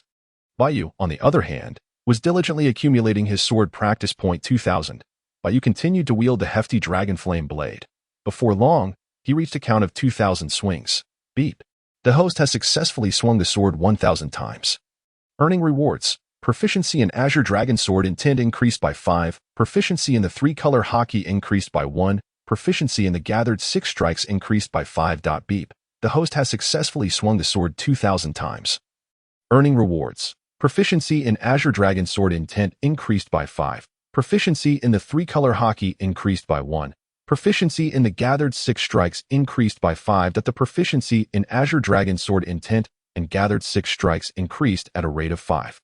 While the 3-color Haki was progressing at a slower pace, however, Bai Yu was not in a hurry. After all, the current timeline was early in the era of One Piece, and very few had mastered Haki. Colonel Bai Yu.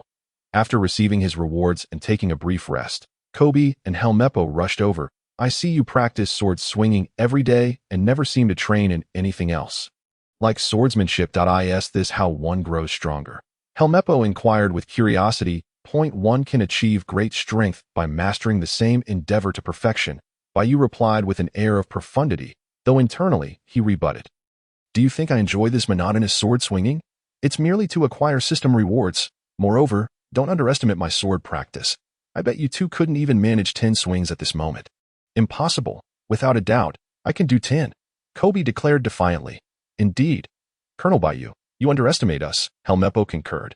You may give it a try. If you succeed, I'll have your training for today. Conversely, if you fail, your training will double. Bai Yu said with a cunning smile, addressing the two. I have a feeling Colonel Bai Yu is setting us up, Kobe thought. Nevertheless, dismissing the oddity in Bai Yu's smile, the duo could not resist the allure of a day's training reduction. Let us begin. Upon their agreement, Bai Yu promptly plunged the tip of the dragonflame blade into the deck. Bang! In the next moment, the blade embedded itself into the floor, producing a tremendous sound. Had Bai Yu not held it gently, The deck would have likely cracked under the immense pressure. Wow. Witnessing this scene, Kobe and Helmeppo, who had been confident moments ago, were rendered speechless, contemplating the weight required to produce such a sound. Gulp. The two instinctively swallowed hard. I'll go first. Kobe, undeterred, stepped up to the dragon flame blade. Taking a deep breath, Kobe gripped the hilt with both hands, exerting all his strength to pull it upward. Crack. However, despite Kobe's utmost effort, the dragon flame blade barely budged, merely producing a cracking sound before falling silent. Come on. Give it a try. Use more force. Helmeppo urged anxiously. I'm already using all my strength. Kobe replied, his face reddening from exertion, unable to lift the dragon flame blade. Thud. Eventually, Kobe collapsed onto the ground, gasping heavily. Step aside, let me try. Seeing this, Helmeppo licked his lips and approached the blade. Yet, the outcome was not much different from Kobe's. The two even attempted to lift the blade together, but it remained immovable, leaving them both breathless from exhaustion. Colonel Bai Yu, you defeated Crocodile wielding such a monstrous blade. Kobe finally asked. Bai Yu nodded. To be precise, the blade at that time was a novice blade, considerably lighter. Colonel, that's just ruthless. Kobe and Helmeppo gave Bai Yu a thumbs up after receiving his affirmation. After a significant pause, they managed to utter this phrase. Once you've rested enough, hurry back to training. Don't forget, your training volume is to be doubled today. Bai Yu reminded them once more. He then effortlessly drew the dragon flame blade and began swinging it with ease. Observing Bai Yu's effortless handling of the blade, Kobe and Helmeppo exchanged glances, prompting them to train even harder. This blow to their confidence was indeed quite direct. As time flew by, it was now afternoon. They had initially thought it would take most of the day to reach Water 7, yet, propelled by the warship's full speed and favorable winds, Bai Yu and his companions arrived ahead of schedule at Water 7. True to its name, Water 7 boasted an intricate network of waterways, featuring not only ground-level channels, but also elevated conduits extending downwards. The entire city seemed to be built amidst a watery embrace.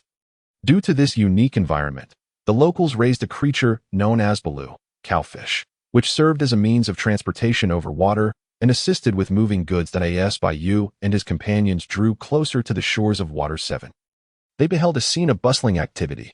Soon, following Bai Yu's orders, the warship docked at the shore. Dropping anchor, Bai Yu, Kobe, and Helmeppo disembarked in succession. Isn't that the Navy? I've never seen them here before. What brings the Navy to this place? And that young officer at the front. As soon as the trio stepped off the ship, they sparked a flurry of discussions among the onlookers, marveling at Bai Yu's youth while recognizing that the three were not the station Navy of Water 7. Just then, a sudden rush of wind echoed from the sky. Upon hearing the commotion, Bai Yu and his companions instinctively looked up. High above, a figure was soaring through the air with arms outstretched. Seemingly aware of Bai Yu's arrival in Water 7, the figure began to descend rapidly. Thud. At last, under the watchful gaze of the crowd, he made a splendid entrance. Naval officer, welcome to the City of Water. Does your warship require some repairs? We offer discounts for naval ship maintenance, the owner of the figure said with a polite smile after landing. The newcomer was clad in an orange and blue work uniform, topped with a white cap. The most striking feature was his square face adorned with a rectangular nose reminiscent of Usopp's. Kaku, Bai Yu thought to himself. The individual was none other than Kaku, a member of CP9, who had infiltrated the shipbuilding company in the City of Water, Calera, possessing the powers of the Nyo-Nyo fruit.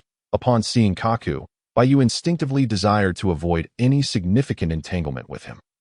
The long-term objective of the CP9 undercover agents was the design blueprints of the Pluton, aligning perfectly with Bai Yu's own mission. If circumstances permitted, Bai Yu had no intention of engaging with unnecessary individuals. After all, the Pluton blueprints were a hot potato. The more people who were aware of them, the more troublesome it would become. No. Thank you. We have specialized ship repair workers in the Navy, Bai Yu replied, his mind racing with thoughts, yet maintaining an outward composure as if he were entirely unfamiliar with Kaku. What a pity. It's not every day we see a naval warship. I would have liked to observe it, Kaku remarked, offering Bai Yu a polite nod before springing into the air and vanishing from sight. Watching Kaku's hasty departure, Bai Yu shook his head. Since I am here, I shall make the best of it. I hope you do not obstruct my path, Bai Yu silently mused. Soon after, Bai Yu led Kobe and Bellamy to purchase 3 brew for transportation. After asking for directions, they made their way toward the central district of the City of Water. Recalling the original storyline, Bai Yu remembered that at this point, the Pluton blueprints should be in Frankie's possession, who was hiding in the back streets, operating a dismantling company and gathering a large group of subordinates to establish the Frankie family. Being his first visit to the City of Water, Bai Yu needed to inquire about directions in the Central District. Quickly, aided by the convenience of the brew, the trio arrived at the central area. Upon reaching the Central District, Bai Yu sensed an unseen gaze seemingly fixated upon him. Who could it be? He pondered internally. In the City of Water, Bai Yu had yet to interact with anyone. Could it be remnants of Baroque Works? He speculated. Kobe, Bellamy, you two go around and gather information. There's a dismantling shop in the back streets. Find out its exact location. Let us reconvene here in 30 minutes. Bai Yu instructed Kobe and Bellamy. Understood. They replied in unison, then dispersed in different directions. With that, Bai Yu proceeded forward. Utilizing his observation Haki, he suddenly concentrated his thoughts. Effortlessly. He unleashed his observation Haki, which emanated from his body in a semicircular wave. Indeed, someone is following me. Not long after the Haki spread, Bai Yu detected a figure concealed in a secluded corner of the street. As Bai Yu moved, the figure mirrored his actions. When he halted, it too came to a stop, unmistakably tailing him. Realizing that he was the target, Bai Yu's eyes flickered with determination. He quickened his pace and abruptly turned into a narrow alleyway. After taking just a few steps, he halted and called out, "Come out. How long have you been following me?" Silence. Bai Yu's voice echoed, met with an eerie stillness, as if no one had been tracking him at all. Pondering this, Bai Yu crouched and picked up a small stone from the ground. In the next moment, he grasped the stone and hurled it with force toward the sensed presence. Whoosh! Do not underestimate the small stone. Propelled by Bai Yu's explosive power, it shot forth like a bullet. Bang! Whoosh! Ultimately, the stone struck the left wall of the alley, demonstrating remarkable penetrating power that cracked the surface. At that moment, startled by the sound, the hidden figure leapt out from behind the wall. Misunderstanding. The figure that emerged was round in shape, with green hair, a beard on his chin, and a mouth resembling a peculiar zipper. Bai Yu recognized him immediately. One of the CP9 members, the Falcon of Sound appeared in an attempt to remain inconspicuous. The Falcon of Sound had not revealed his true identity at first. Humph. Observing this, Bai Yu snorted coldly, placing his right hand on the hilt of his dragon flame blade. Without warning, he swiftly unsheathed the blade and executed a crescent-shaped slash aimed directly at the Falcon of Sound. The strike whistled through the air with incredible speed, leaving a conspicuous gash in its wake. I told you it was a misunderstanding. Why are you attacking? The Falcon of Sound exclaimed as the slash approached. In the split second before impact, his expression shifted dramatically, his eyes narrowing with a glint of fear. Paper drawing, mud, he shouted, as his body began to contort bizarrely just as the slash was about to connect. His form morphed like clay, twisting and changing shape until a gap appeared in the center of his body, allowing him to evade the attack. Boom! Simultaneously, Bai Yu's release slash struck, cutting through the gap created by the Falcon of Sound's transformation and crashing into the ground behind him with a thunderous explosion. In a critical moment, the Falcon of Sound had utilized an advanced version of paper drawing, transforming his body to avoid Bai Yu's strike. That was too close, he remarked, regaining his composure and glancing at Bai Yu with a hint of jest. Where is he? Suddenly, the Falcon of Sound realized that Bai Yu, who had been standing there moments ago, had vanished. Instinctively, he began to search for Bai Yu's figure. Whoosh! Just then, he heard a rush of wind above him. Looking up, he saw Bai Yu reappear, hovering overhead, brandishing his blade in a powerful downward strike. Steel block. The unexpected assault left the Falcon of Sound with no time to react, forcing him to instinctively activate steel block to bolster his defense. Clang! A deafening metallic clash resonated through the alley as Bai Yu's dragon flame blade struck the Falcon of Sound's shoulder, sending sparks flying. Thud! The immense pressure from the blade bore down on the Falcon of Sound, causing him to sink into the ground with a resounding thud. At the same moment, the iron block of the Soundless Eagle could no longer withstand the cutting force of the dragon flame sword, dissipating in an instant. In a fleeting moment, Bai Yu, wielding the sword, executed a diagonal slash from the left shoulder of the Soundless Eagle. A deep gash appeared on the front of the Soundless Eagle's body, and in an instant, blood splattered. How could this be? Struck by a grievous injury, the Soundless Eagle cast a disbelieving glance at Bai Yu, before collapsing unconscious with a thud. Though I remain unaware of your motives, I must confess, I dislike the sensation of being surveilled, Bai Yu murmured softly as he sheathed his sword and turned away. After a moment's contemplation, Bai Yu crouched down and rummaged through the Soundless Eagle's belongings. Before long, he discovered a telephone bug used for covert communication. He then dragged the unconscious Soundless Eagle to a concealed spot before casually stepping back onto the bustling street. Moments later, The telephone bug nestled in Bai Yu's arms began to emit a series of beeps. It was the very bug he had appropriated from the soundless eagle. Noticing this, Bai Yu sought out a quieter, less crowded area to answer the call. What is the situation? Have you ascertained Bai Yu's intentions? A deep male voice resonated from the other end of the line. Bai Yu recognized the voice all too well. It belonged to Bruno, a member of CP9 and a user of the Door fruit. Upon hearing Bruno's words, Bai Yu's suspicions were confirmed. CP9 had indeed set their sights on him. However, he was perplexed. He had never crossed paths with them, let alone fostered any animosity. Moreover, CP9 was a clandestine spy organization directly under the world government, which ostensibly aligned with his interests. Why, then, would they target him? This question was swiftly answered by Bruno. Why the silence? Is it inconvenient for you? You must expedite the investigation into Bai Yu's motives. Remember, the higher-ups are pressing for results.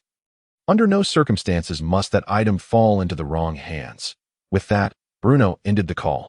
Bai Yu, upon hearing Bruno's concluding remarks, felt a wave of gravity wash over him. He surmised that the item mentioned by Bruno referred to the ancient weapon. Pluton.it seemed the higher echelons had begun to suspect his intentions for visiting Water 7. I was too hasty. I shouldn't have directly called upon Water 7, he reflected. Realizing the Navy's leaders had long coveted Pluton and had likely amassed a wealth of intelligence, it would be easy for anyone in the know to connect his activities to the legendary weapon. Nevertheless, they were likely only speculating. It appeared he needed to act swiftly. With this in mind, Bai Yu resolved to hasten his pace to avoid any unforeseen complications. Returning to the street, he continued to inquire about the precise location of Frankie's shipyard. Half an hour later, Bai Yu arrived at the designated meeting point. Throughout his journey, he had failed to gather any information regarding the shipyard, a situation that could be attributed to his cautious approach. Ever since realizing he was being followed by CP9, he had refrained from openly asking for directions, fearful of drawing undue attention, which naturally hindered his inquiries. Bai Yu, Colonel. It wasn't long before KB and Bellamy arrived. Bai Yu turned to them, casting an inquiring glance. In response, KB shook his head in resignation, while Bellamy grinned, seemingly triumphant. Have you discovered the location of the shipyard? Bai Yu promptly inquired, noticing Bellamy's confident demeanor. Mission accomplished. The shipyard you mentioned, Colonel Bai Yu, is located in a secluded back street. I had to part with a bit of money to purchase this information from a vendor. As he spoke, Bellamy handed Bai Yu a rolled-up sheet of white paper. The paper was marked with crude lines drawn in black ink, resembling a hastily sketched map, yet it was sufficiently detailed. At the end of the map, a circle indicated the location of Frankie's shipyard. Well done. Bai Yu nodded in satisfaction. Pleased by Bai Yu's praise, Bellamy couldn't resist smirking at KB. Colonel, what shall we do now? KB and Bellamy inquired of Bai Yu. Although they were unaware of Bai Yu's intentions regarding the shipyard, both sensed that matters were far from straightforward. For now, let us find a place to rest for the day. As for the upcoming events, it would be best if you both refrained from involvement, Bai Yu stated decisively. Given the bustling daytime, it would be inconvenient to act, so he opted to wait patiently until nightfall to proceed. As for KB and Bellamy, it was wiser for them to remain uninformed. Thus, under Bai Yu's instructions, the trio sought out a nearby inn to stay. Bai Yu occupied a room alone, while KB and Bellamy shared accommodations. Time passed swiftly, and as night descended, Bai Yu, who had been resting and adjusting his state, suddenly opened his eyes. Recognizing the necessity for absolute secrecy in tonight's operation, Bai Yu had refrained from excessive practice with his sword, instead focusing on maintaining peak condition. Observing that the time was nearly upon him, Bai Yu rose from the floor. Observation Haki. With a deliberate motion, he slowly opened the window. In the next moment, an intangible wave of observation Haki rapidly expanded outward. Under the coverage of his Haki, Bai Yu sensed everything surrounding the inn. Strangely, he detected no hidden figures nearby. Dismissing any further contemplation, he deftly positioned himself on the windowsill. With a swift motion, he lightly tapped the edge of the sill. Propelling himself into the night, in the darkness, a silhouette moved with remarkable agility, effortlessly leaping across the rooftops. In just a few bounds, he had departed from the heart of Water 7, heading toward the northern back streets. This was Bai Yu, who, upon leaving the inn, maintained his observation Haki, ever vigilant for any followers. To confirm his solitude, Bai Yu took a slightly circuitous route. Fortunately, he sensed no one trailing him. Satisfied that he was alone, Bai Yu proceeded according to the map acquired earlier, making his way toward Frankie's shipyard. Before long, Bai Yu arrived at the coastline where the shipyard was situated. Frankie's original name was Cutty Flam. a moniker he adopted to elude the watchful eyes of the world government. He had chosen this particular location for its seclusion, which now aligned perfectly with Bai Yu's intentions that Frankie's shipyard was expansive. Adjacent to a factory dedicated to processing discarded vessels, Frankie and his crew resided within the main shipyard's small castle. Despite the late hour, the shipyard was ablaze with light, and the sounds of revelry and music emanated from within, suggesting a celebration of sorts was underway. Observing this, Bai Yu shook his head slightly. He then donned a black mask and strode purposefully toward the shipyard, with a resounding clang, as Bai Yu approached the entrance of the ship dismantling house. He took a deep breath and kicked open the large door. In an instant, the resounding noise captured the attention of dozens of individuals within. The music ceased, and all gazes turned towards Bai Yu. Likewise, Bai Yu's eyes swiftly scanned the crowd. Among those present were many whom he recognized. The square sisters of the Frankie family, Kiwi and Mozu, the squad leader, Zambai, the formidable force, Destroyer, as well as Sedera and Gamora, and Cop, among others, all characters from the original narrative. Ultimately, Bai Yu's gaze settled on the center of the stage, where Frankie stood, clad in a red beach robe and merely a pair of blue underwear. Boy, you aren't one of the companions of that group we robbed during the day, are you? Frankie scrutinized Bai Yu before raising an eyebrow and inquiring. From Frankie's words, it was evident that their celebration was a result of a significant heist conducted earlier. The Frankie family, beyond their routine dismantling work, often targeted unsuspecting tourists and pirates to pilfer their riches, which is one reason they preferred to remain in the shadows, notorious for their ill repute. At that moment, Frankie regarded Bai Yu as a companion of the group they had previously robbed. Everyone else, step aside. I have come to find you, Frankie, Bai Yu stated with a tone of indifference. Boom! No sooner had he spoken than the atmosphere shifted, and every member of the Frankie family bristled with hostility, brandishing their weapons and glaring fiercely at Bai Yu, their eyes filled with an intensity that suggested they wished to obliterate him. Frankie boss, there is no need to waste words on him. This brat dares to intrude here. We should teach him a lesson about the might of the Frankie family. Indeed, indeed. Boss, give the command. The clamor of the Frankie family members grew louder, each calling for a thorough reprimand of Bai Yu. Ha ha ha, then it's up to you. Frankie, confident in their numbers, laughed heartily and acquiesced to their demands. Charge. Let us see if this fellow has any valuables on him. With Frankie's command, dozens surged towards Bai Yu, eager to confront him. I do not have the time to indulge in your games. Yet, undeterred by the encroaching throng, Bai Yu remained composed, delivering his cold remark. Conqueror's Haki.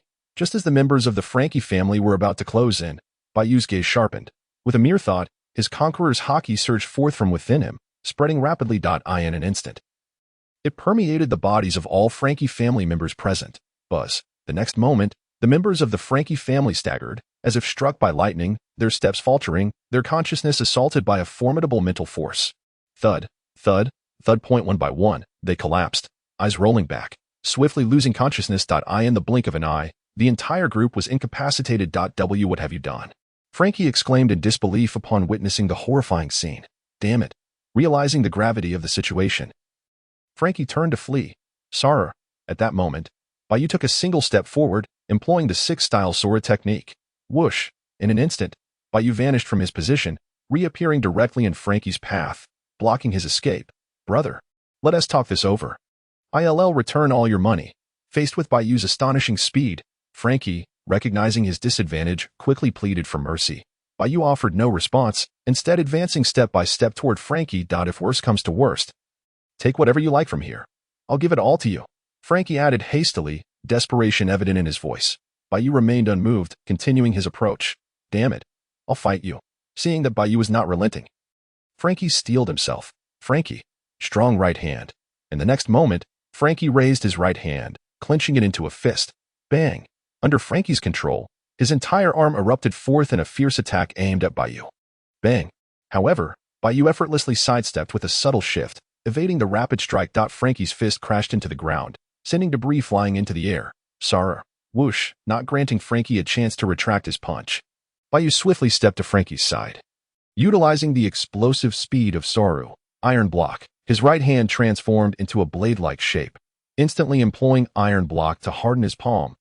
He then drove his hand down forcefully towards Frankie's neck. Thud! A dull thud resonated as Frankie felt a sharp pain in his neck, his vision fading to black as he lost consciousness. With Frankie incapacitated, The entirety of the Frankie family was wiped out in less than 3 minutes. I recall that Frankie concealed the plans for the Pluton here. After neutralizing all threats, Bai Yu removed his mask and forcefully pried open the compartment where Frankie had hidden the Pluton blueprints within his mechanical body. With little effort, he finally unearthed a scroll of blueprints. Bai Yu promptly unfolded the document for examination. The blueprints depicted a colossal vessel, clearly detailing numerous critical points, easily numbering in the hundreds. Prominently inscribed in the upper left corner were the words, Pluton Design.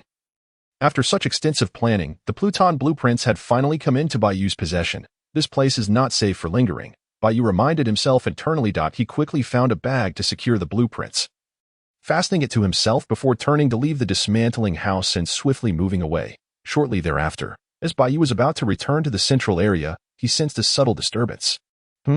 The observation Haki he had maintained suddenly detected a faint ripple. Sensing something amiss, Bai Yu instinctively checked the bag at his waist. With a quick glance, he altered his course. Initially, Bai Yu had been heading northward, but now he veered towards the southwest. After dashing over 1,000 meters, Bai Yu noticed that the figure he sensed continued to follow him at a leisurely pace, furrowing his brow at this realization. Bai Yu accelerated once more. Eventually, he came to a halt in an uninhabited area to the west. This region, characterized by its elevated terrain, was also adjacent to the coastline, yet it was not particularly suitable for habitation. Barely had Bai Yu stopped when a golden flash surged rapidly from behind him. The incoming golden light came to rest before Bai Yu, coalescing into a figure. Upon recognizing the newcomer, Bai Yu's senses heightened. The individual before him was none other than one of the Navy's highest combatants, one of the 3 admirals, the user of the Pika Pika no Mi, Kizaru. Bai Yu contemplated that anyone capable of matching his speed must possess extraordinary strength. However, he was taken aback to discover that it was none other than Admiral Kizaru. Colonel Bai Yu, I wonder what brings you out here at such a late hour, Kizaru inquired slowly, his languid demeanor causing any ordinary person to lower their guard.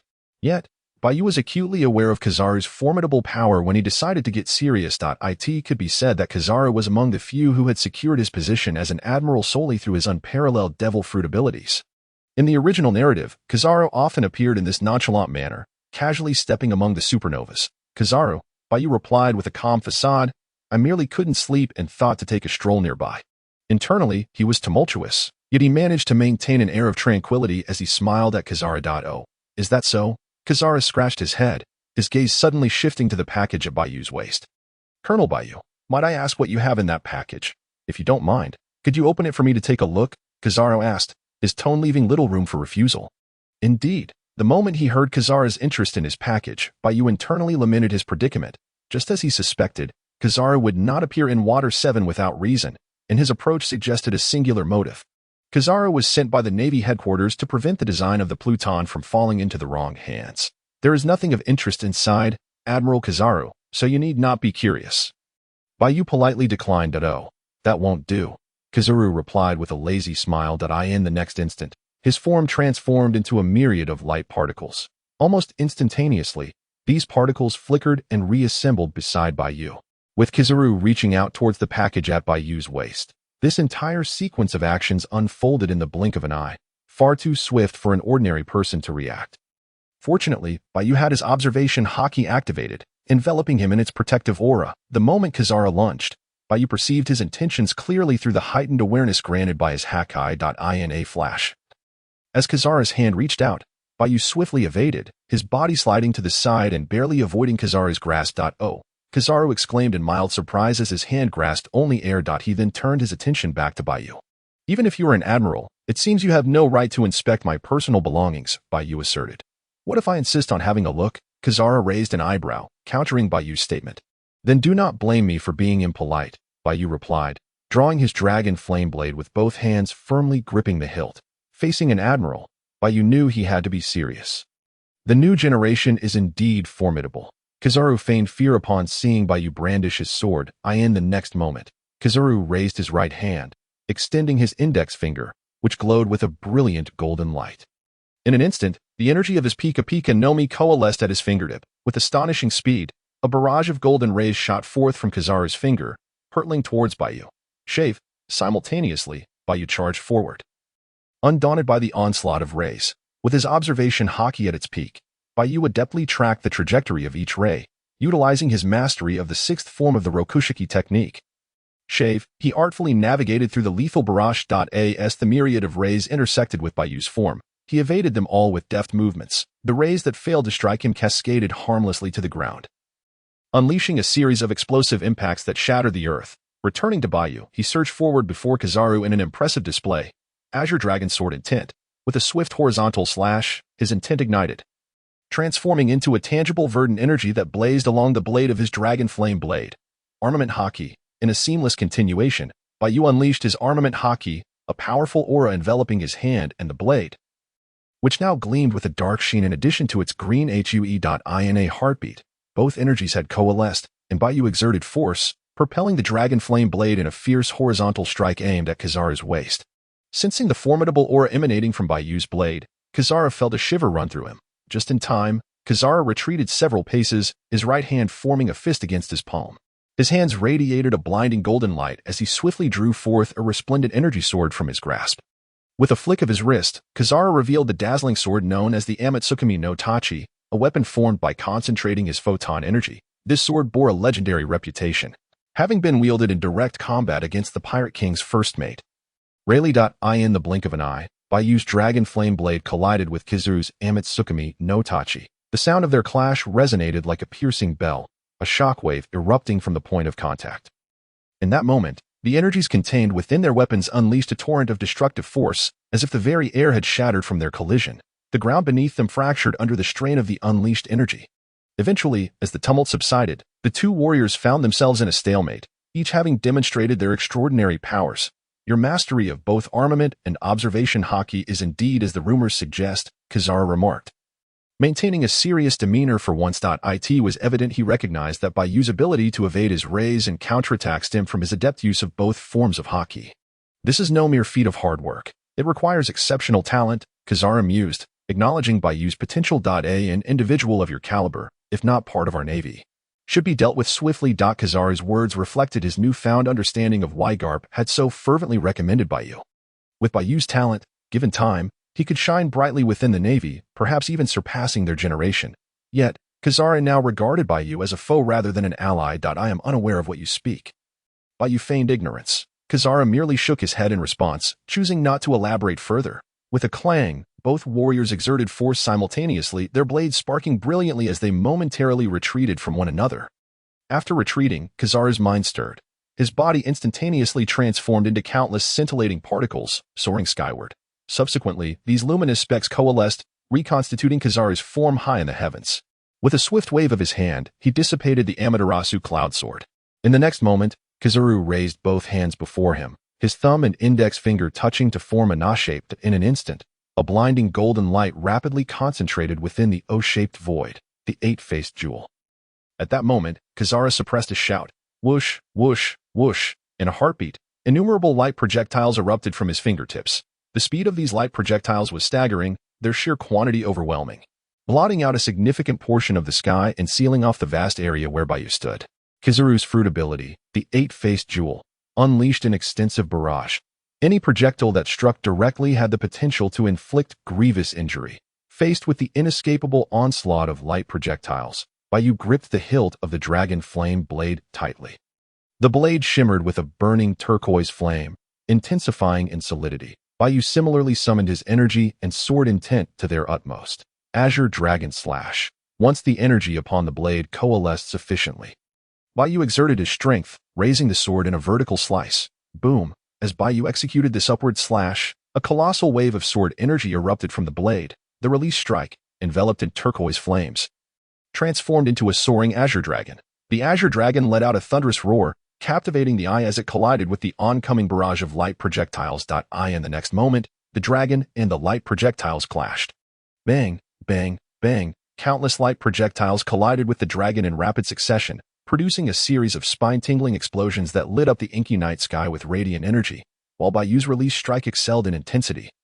Kizaru's light projectiles triumphed in sheer volume. The initial exchange of their attacks ended in a stalemate. In the sky above, the ferocious explosions continued unabated, with Kizaru's light projectiles numbering in the hundreds, if not thousands. Among those that did not collide with the Azure Dragon, each falling projectile unleashed a staggering energy shockwave upon impact. This back-and-forth exchange of energy did not last long.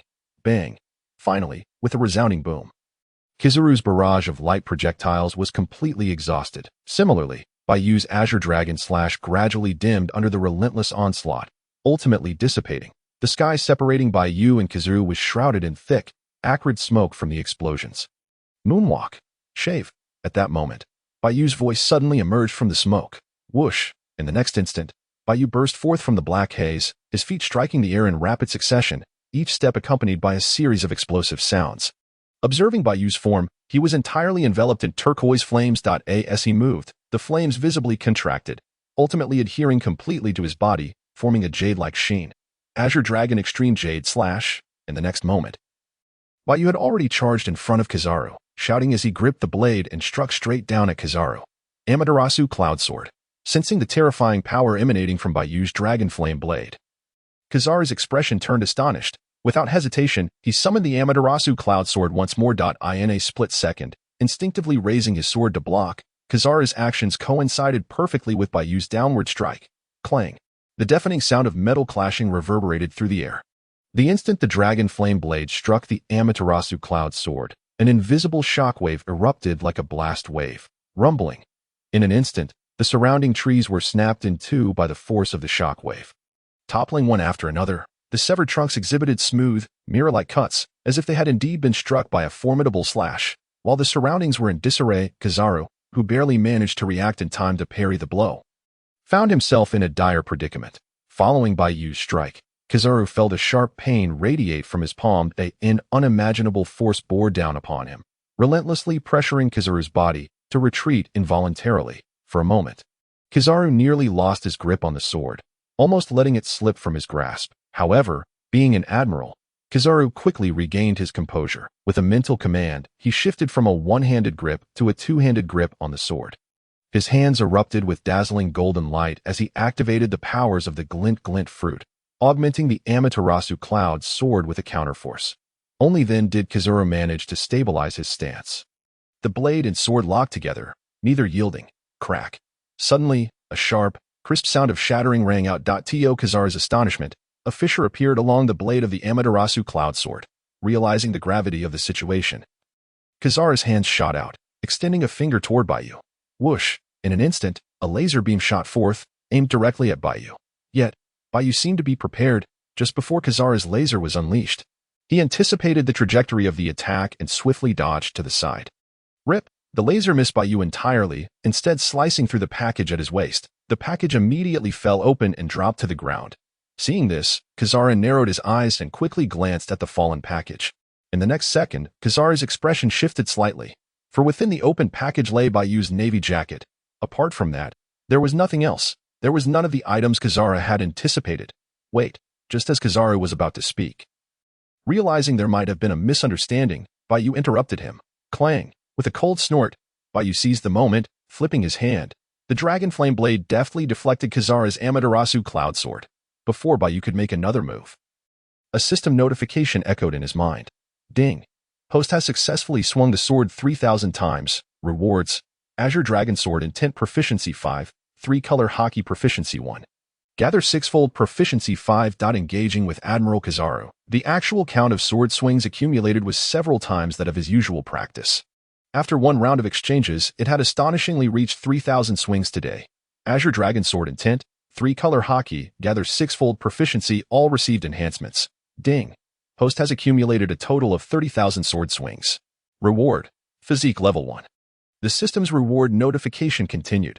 Upon receiving the total accumulation reward, Bai Yu's physique leaped from B rank to A rank. Buzz. As the system's voice faded, Bai Yu's body radiated an eerie white light. In the blink of an eye, the energy expended in battle was completely restored. Not only that, but the power within Bai Yu surged beyond its previous level. Gather. Accepting all the rewards, Bai Yu tightened his grip on the dragon flame blade. A deep voice emanating from him. Thud, thud. In an instant, the power surging through Bai Yu's body converged entirely upon his arms. His biceps visibly swelled, exuding an overwhelming sense of strength that seemed nearly to overflow. 6 strikes. Sensing an inexhaustible explosive force in his arms, Bai Yu swiftly unleashed a slash towards Huang Yuan, akin to a bolt of lightning. The first strike resounded with a deafening roar. The terrifying might of the dragon flame blade appeared to cleave the very air itself. Observing the second strike, Huang Yuan realized it was markedly swifter than the previous one. Internally lamenting, he reluctantly raised his sword in defense once more. Clang, crackle, in the next heartbeat, the dragon flame blade collided violently against Huang Yuan's Tian Song Yun sword, which was braced defensively. The surging tide of power crashed against the sword, leaving it riddled with cracks in a mere instant. Huang Yuan staggered back a couple of steps. Yet, this was merely the beginning.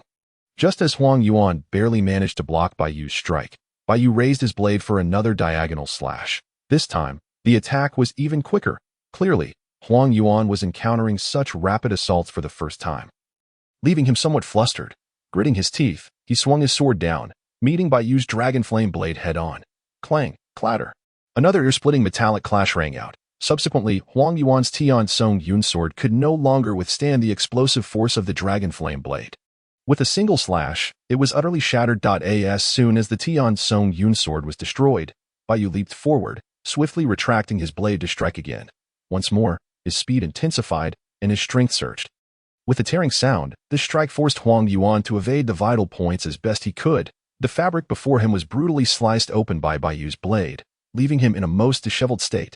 The relentless onslaught continued. As Bai Yu's fourth strike descended, Huang Yuan found himself with no means of escape. He could only summon all his strength to activate the abilities of the Garo no Mi, rendering his body fully elemental in a desperate attempt to withstand the majority of the blade's force. Yet, Huang Yuan seemed to have forgotten that the dragon flame blade bore the added might of Haki. His elemental form could only mitigate a fraction of the power. With a whoosh, as the blade descended, a deep gash appeared across Huang Yuan's chest, slicing through his skin and causing blood to rain down from above. Had it not been for his elemental form absorbing some of the blade's inherent force, that strike could have easily proved fatal. On the other side, Bai Yu offered no respite. His fifth strike swept forth with blinding speed. The razor-sharp edge aimed directly at Huang Yuan's waist. Should it land, the consequences would be dire. Just then, a sudden shout echoed from the ground. Iceball.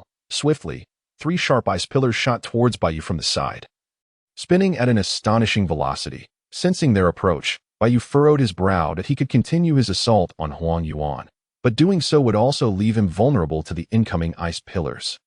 The intent of these 3 icy projectiles appeared clear, to compel Bai Yu to retreat. After a brief moment of hesitation, Bai Yu decisively abandoned the notion of attacking. Engaging in a mutually destructive struggle was not his goal.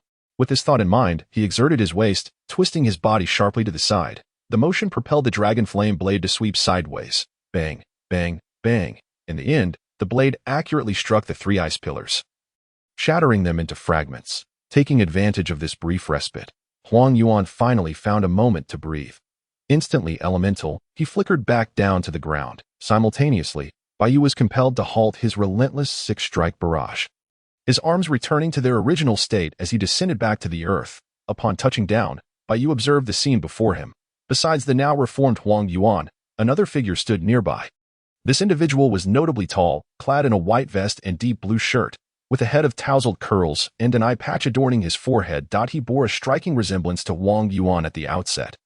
Exuding an air of lethargy. It was none other than one of the 3 Marine Admirals, Aokiji, the user of the Hai no Mi. The ice pillars that had just threatened Bai Yu were evidently a manifestation of Aokiji's powers.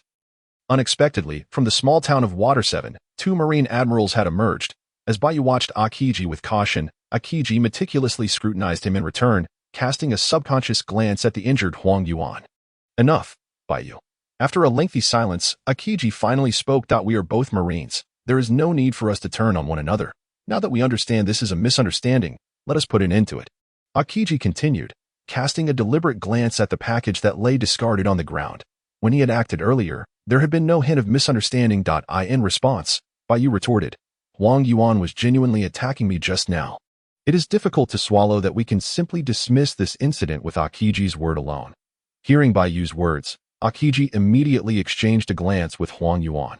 Understanding the implication, Huang Yuan paused and offered an apology to Bai Yu. I was indeed reckless. I acted without clarifying the situation. Upon hearing Huang Yuan's words, Bai Yu's ire diminished significantly. An admiral had humbled himself to apologize. Bai Yu could not fathom why Huang Yuan would go to such lengths.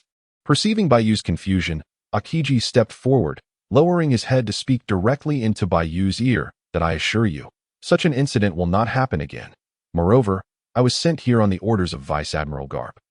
Let this matter be laid to rest, Aokiji whispered to Bai Yu. Suddenly enlightened, Bai Yu realized that Huang Yuan was indeed dispatched by Marine headquarters, while Aokiji had come at Garp's behest. Perhaps Garp had not anticipated that Bai Yu would engage Huang Yuan to such an extent.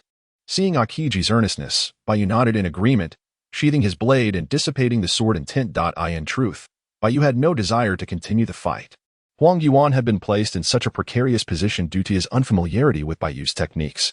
He had not expected Bai Yu to break through in combat, unleashing a completely different level of power. Furthermore, Huang Yuan had somewhat underestimated Bai Yu. Otherwise, with Huang Yuan's Goro Goro no Mi speed, evading should have been entirely feasible. Once Huang Yuan adapted to Bai Yu's capabilities, the outcome of further combat remained uncertain. As Aokiji had stated, as fellow Marines, there was no need for them to harm one another. If there are no further matters, I shall take my leave. With this thought, Bai Yu addressed Aokiji. He then retrieved the package that had fallen to the ground, securing it before turning to depart. Is he truly allowed to leave just like that? After Bai Yu had left, Huang Yuan gingerly touched the fiery wound on his chest and spoke to Aokiji. What else should we do? Aokiji shrugged, responding, you saw for yourself, he had nothing we were searching for on him. Bai Yu's attire had not possessed any concealed storage. The only package he had carried had proven devoid of any anomalies. With Bai Yu's character, if nurtured properly, he will undoubtedly become a tremendous asset to the Navy. However, if he loses his trust in us, it could lead to significant complications. This is something the Naval Headquarters would rather not witness, remarked Aokiji with a hint of sarcasm. All right, you should tend to your wounds promptly. A naval admiral, injured by a newly appointed colonel. If this news spreads, it could lead to significant upheaval. Aokiji glanced at Kizaru's injury, jesting as he spoke. And what about you? Kizaru inquired. Naturally, I shall engage in a delightful conversation with our Navy's future star. With that, Aokiji waved his hand and departed the scene. Beep. Observing this, Kizaru shook his head. His body instantaneously transformed into countless specks of light, vanishing with a swift whoosh. The focus shifted back to Bai Yu. After bidding farewell to Aokiji and Kizaru, Bai Yu hurriedly made his way back to the inn. Upon returning to his room, he seated himself. System panel. Bai Yu promptly summoned the system interface. Strongest swordsman system host. Bai Yu swordsmanship. Basic swordsmanship techniques. 6 styles. Azure Dragon Sword Intent. 75. Gathering 6 strikes. 30. Weapon. Dragon Flame Saber. Quick Blade. Physique. A grade Haki. Armament Haki. 20. Observation Haki. 20. Conqueror's Haki. 20. Items. Design blueprint of Hades. Following his encounter with Kizaru, all of Bai Yu's abilities and techniques had received corresponding enhancements. More importantly, his physique had reached a grade. This elevated physique allowed Bai Yu's strength, speed, and explosive power to far exceed his previous capabilities. His prowess was now on an entirely different level. Bai Yu then directed his attention to the final section of the system panel. Thankfully, at a critical moment, the system had alerted him to this functionality. He felt a sense of relief within. The design blueprint of Hades had not vanished, nor had it been concealed somewhere on his person, but rather it had been stored within the system. Interestingly enough, when Bai Yu first acquired the design blueprint of Hades, the system had notified him that certain special items could be stored within the system interface. As long as Bai Yu did not consciously summon it, no one else would be able to access it. It was precisely due to this feature that Bai Yu successfully alleviated the suspicions of Kizaru and Aokiji. Until the opportune moment arrived, it would be wise to refrain from revealing the design blueprint of Hades.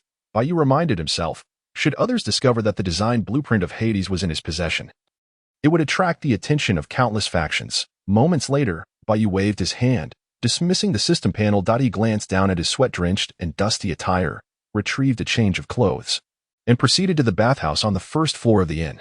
The inn where Bai Yu was staying did not feature individual shower stalls, but rather a communal bathhouse. Unfazed, Bai Yu quickly rinsed off his body in the bathhouse before immersing himself in the warm bath.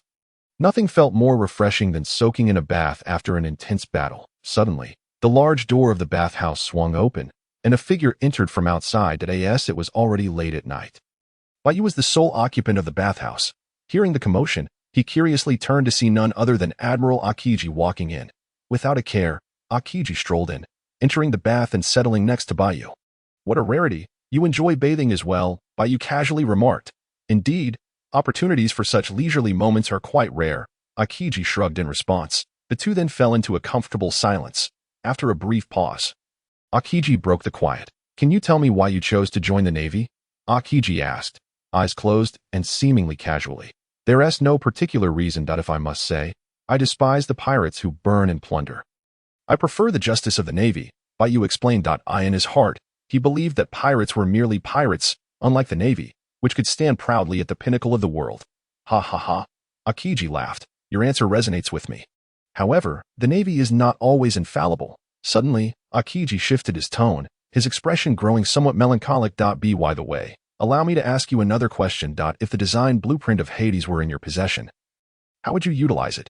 Aokiji's inquiry turned pointed, as if he were testing Bai Yu. Upon hearing Aokiji's words, Bai Yu paused momentarily. After a moment of contemplation, he decided to share his true thoughts with Aokiji.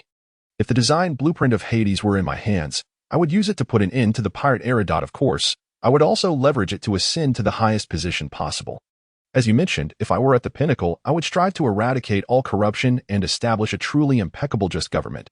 Bai Yu declared in one breath, his eyes reflecting a glimmer of hopeful ambition. Upon hearing Bai Yu's bold pronouncement, Aokiji immediately opened his eyes and regarded him intently. Yet, in Bai Yu's expression, Aokiji only saw an unusual resolve. As astute as Aokiji was, he understood the hidden implications behind Bai Yu's words: to eradicate pirates, to overthrow the current corrupt naval system shackled by the celestial dragons, and to establish an utterly just naval organization. If such sentiments were to spread, not only would it invite mockery from countless individuals, but it would also incite enmity from both the Navy and pirate factions. You, Aokiji queried, why do you dare to speak such things to me? Are you not afraid that I might apprehend you on the spot? Aokiji asked, somewhat astonished. You won't. Bai Yu shook his head. My instincts tell me you are not my enemy. In fact, I believe we could be friends, Bai Yu asserted. Familiar with the original narrative, Bai Yu understood that Aokiji was different from Akainu and Kizaru. Aokiji harbored considerable discontent towards the celestial dragon's control, and later, he would resign from the Navy due to his disagreement with Akainu's methods. With this foresight, Bai Yu naturally sought to win Aokiji over. Aokiji's strength was undoubtedly formidable. With his assistance, Bai Yu's path ahead would undoubtedly be more favorable. Instincts, you say, Aokiji mused, momentarily taken aback. At that moment, Aokiji had already begun to form opinions about some of the Navy's actions. Ha ha ha, you truly are an intriguing individual. Despite your youth, you possess a remarkable maturity, Aokiji remarked with a chuckle. Subsequently, Shinji erupted into laughter. The two, in perfect harmony, chose not to dwell on that topic and continued their conversation. This night was destined to be anything but ordinary. It was at this moment that the crucial seeds of the relationship between Bai Yu and Shinji were sown. In the days to come. It would be for this reason that Shinji chose not to depart from the Navy. Of course, that is a story for another time. The following day, Bai Yu rose early, accompanied by Kobe and Burumabur, and returned to the warship. As for Shinji, he seemed to have hurried back to Navy headquarters ahead of them. Having successfully acquired the design blueprint of the Underworld King, Bai Yu felt there was no longer a necessity to linger. To protect their identities, Frankie would not publicly announce the loss of the Underworld King blueprint. Everything was as if it had never transpired. Under Bai Yu's orders, the group set sail once more, retracing their path back to Division 188. Not long after the warship had set sail, a news bird, tasked with delivering messages, flew above the vessel. A parcel promptly fell from the sky. Observing this, Kobe hurried forward to retrieve the package and brought it before Bai Yu, who was preparing to practice with his sword. Bai Yu immediately gestured for Kobe to open the parcel and inspect its contents. Upon receiving Bai Yu's consent, Kobe opened the package. Inside were 2 documents bearing the seal of Division 188. Kobe quickly opened the first document, and his expression shifted dramatically. Colonel Bai Yu, the messenger from Division 188, conveyed that Vice Admiral Garp had instructed them to proceed directly to the next mission location, bypassing Division 188 entirely. It appears Vice Admiral Garp is not currently at Division 188 either. Kobe explained. He went to the Navy headquarters to seek an explanation from you, Colonel Bai Yu. That old man. Bai Yu chuckled softly upon hearing this. Garp was indeed a straightforward person. He must have just learned of the encounter between Huangji and Bai Yu. It seemed he had gone to the Navy headquarters to settle scores with Huangji and others. Poor Huangji was likely in for a thorough beating. Garp's support warmed Bai Yu's heart. Curious about the task at hand, Bai Yu signaled for Kobe to open the other document. The second document was sealed much more securely than the first. After Kobe opened it, Bai Yu glanced at its contents. Inside was a bounty notice accompanied by a plethora of descriptive text. Upon reading it, Kobe's demeanor turned serious. Colonel Bai Yu, this mission entailed capturing a defector from the Navy. A man by the name of Gasparity. As he spoke, Kobe produced the bounty notice and handed it to Bai Yu. Gasparity? Upon hearing this name, a figure flashed through Bai Yu's mind. Taking the bounty notice from Kobe, he examined it closely. Just as I suspected, Bai Yu thought to himself.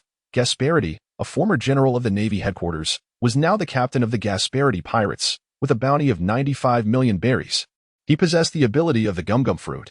Bai Yu recalled clearly that this defector, Gasparity, was a character who had only appeared in the original storyline of the Pirate King film. He never expected to encounter him now. Upon receiving the detailed mission briefing, Bai Yu learned that, during his return journey to Division 188, intelligence indicated that Gasparity would be participating in the annual maritime death race held at Hanabar, with the grand prize reaching 300 million berries. A multitude of pirates would surely be drawn to the competition. The task assigned to Bai Yu and his team by Division 188 was to infiltrate the event and capture the primary target. Gasparity. As soon as Bai Yu finished reading the document, a notification from the system echoed in his mind. Ding. Mission triggered. Death race at sea. Notification. This task is rated, and the final reward will be determined by the rating.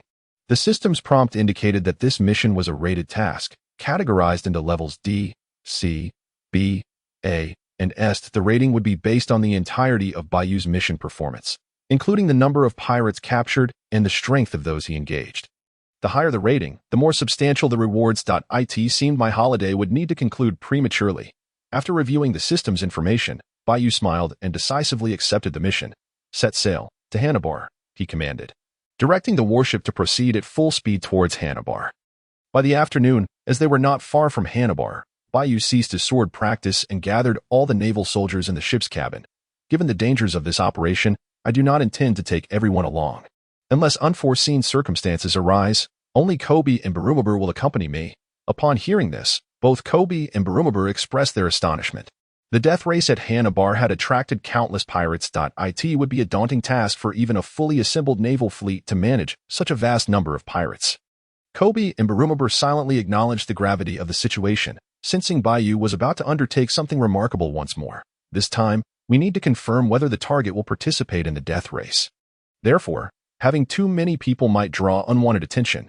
Additionally, the warship will only navigate to the nearby waters. The three of us will need to transfer to other vessels, Bai Yu explained. Our primary target is the defector.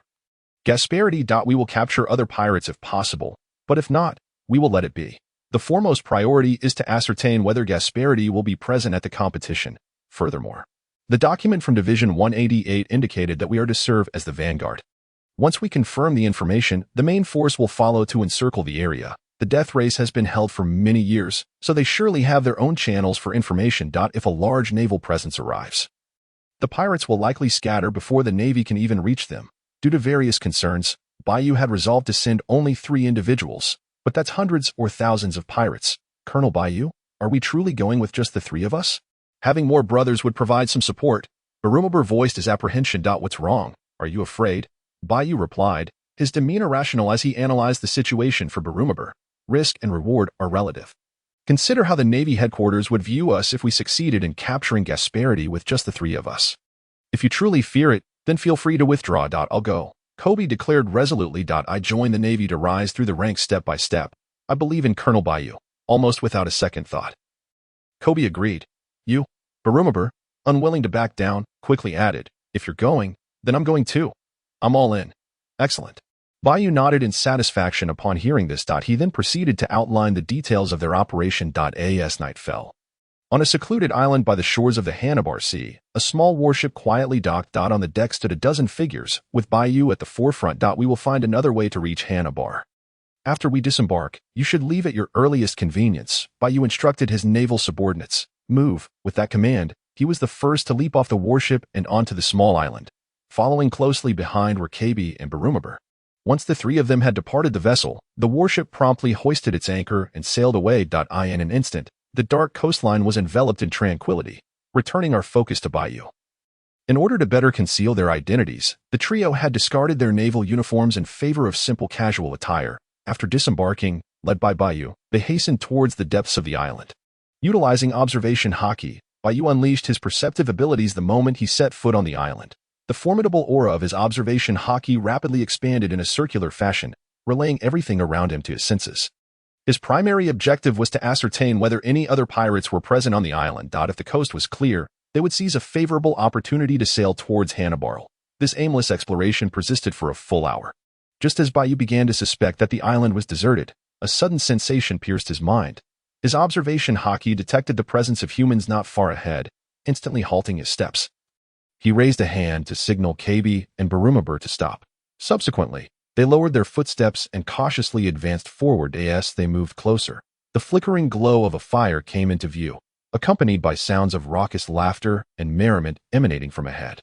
Bai Yu pressed on, finally gaining a clear perspective of the scene unfolding before him. A large group of pirates was gathered around a bonfire, singing and dancing, completely oblivious to the approach of Bai Yu and his companions.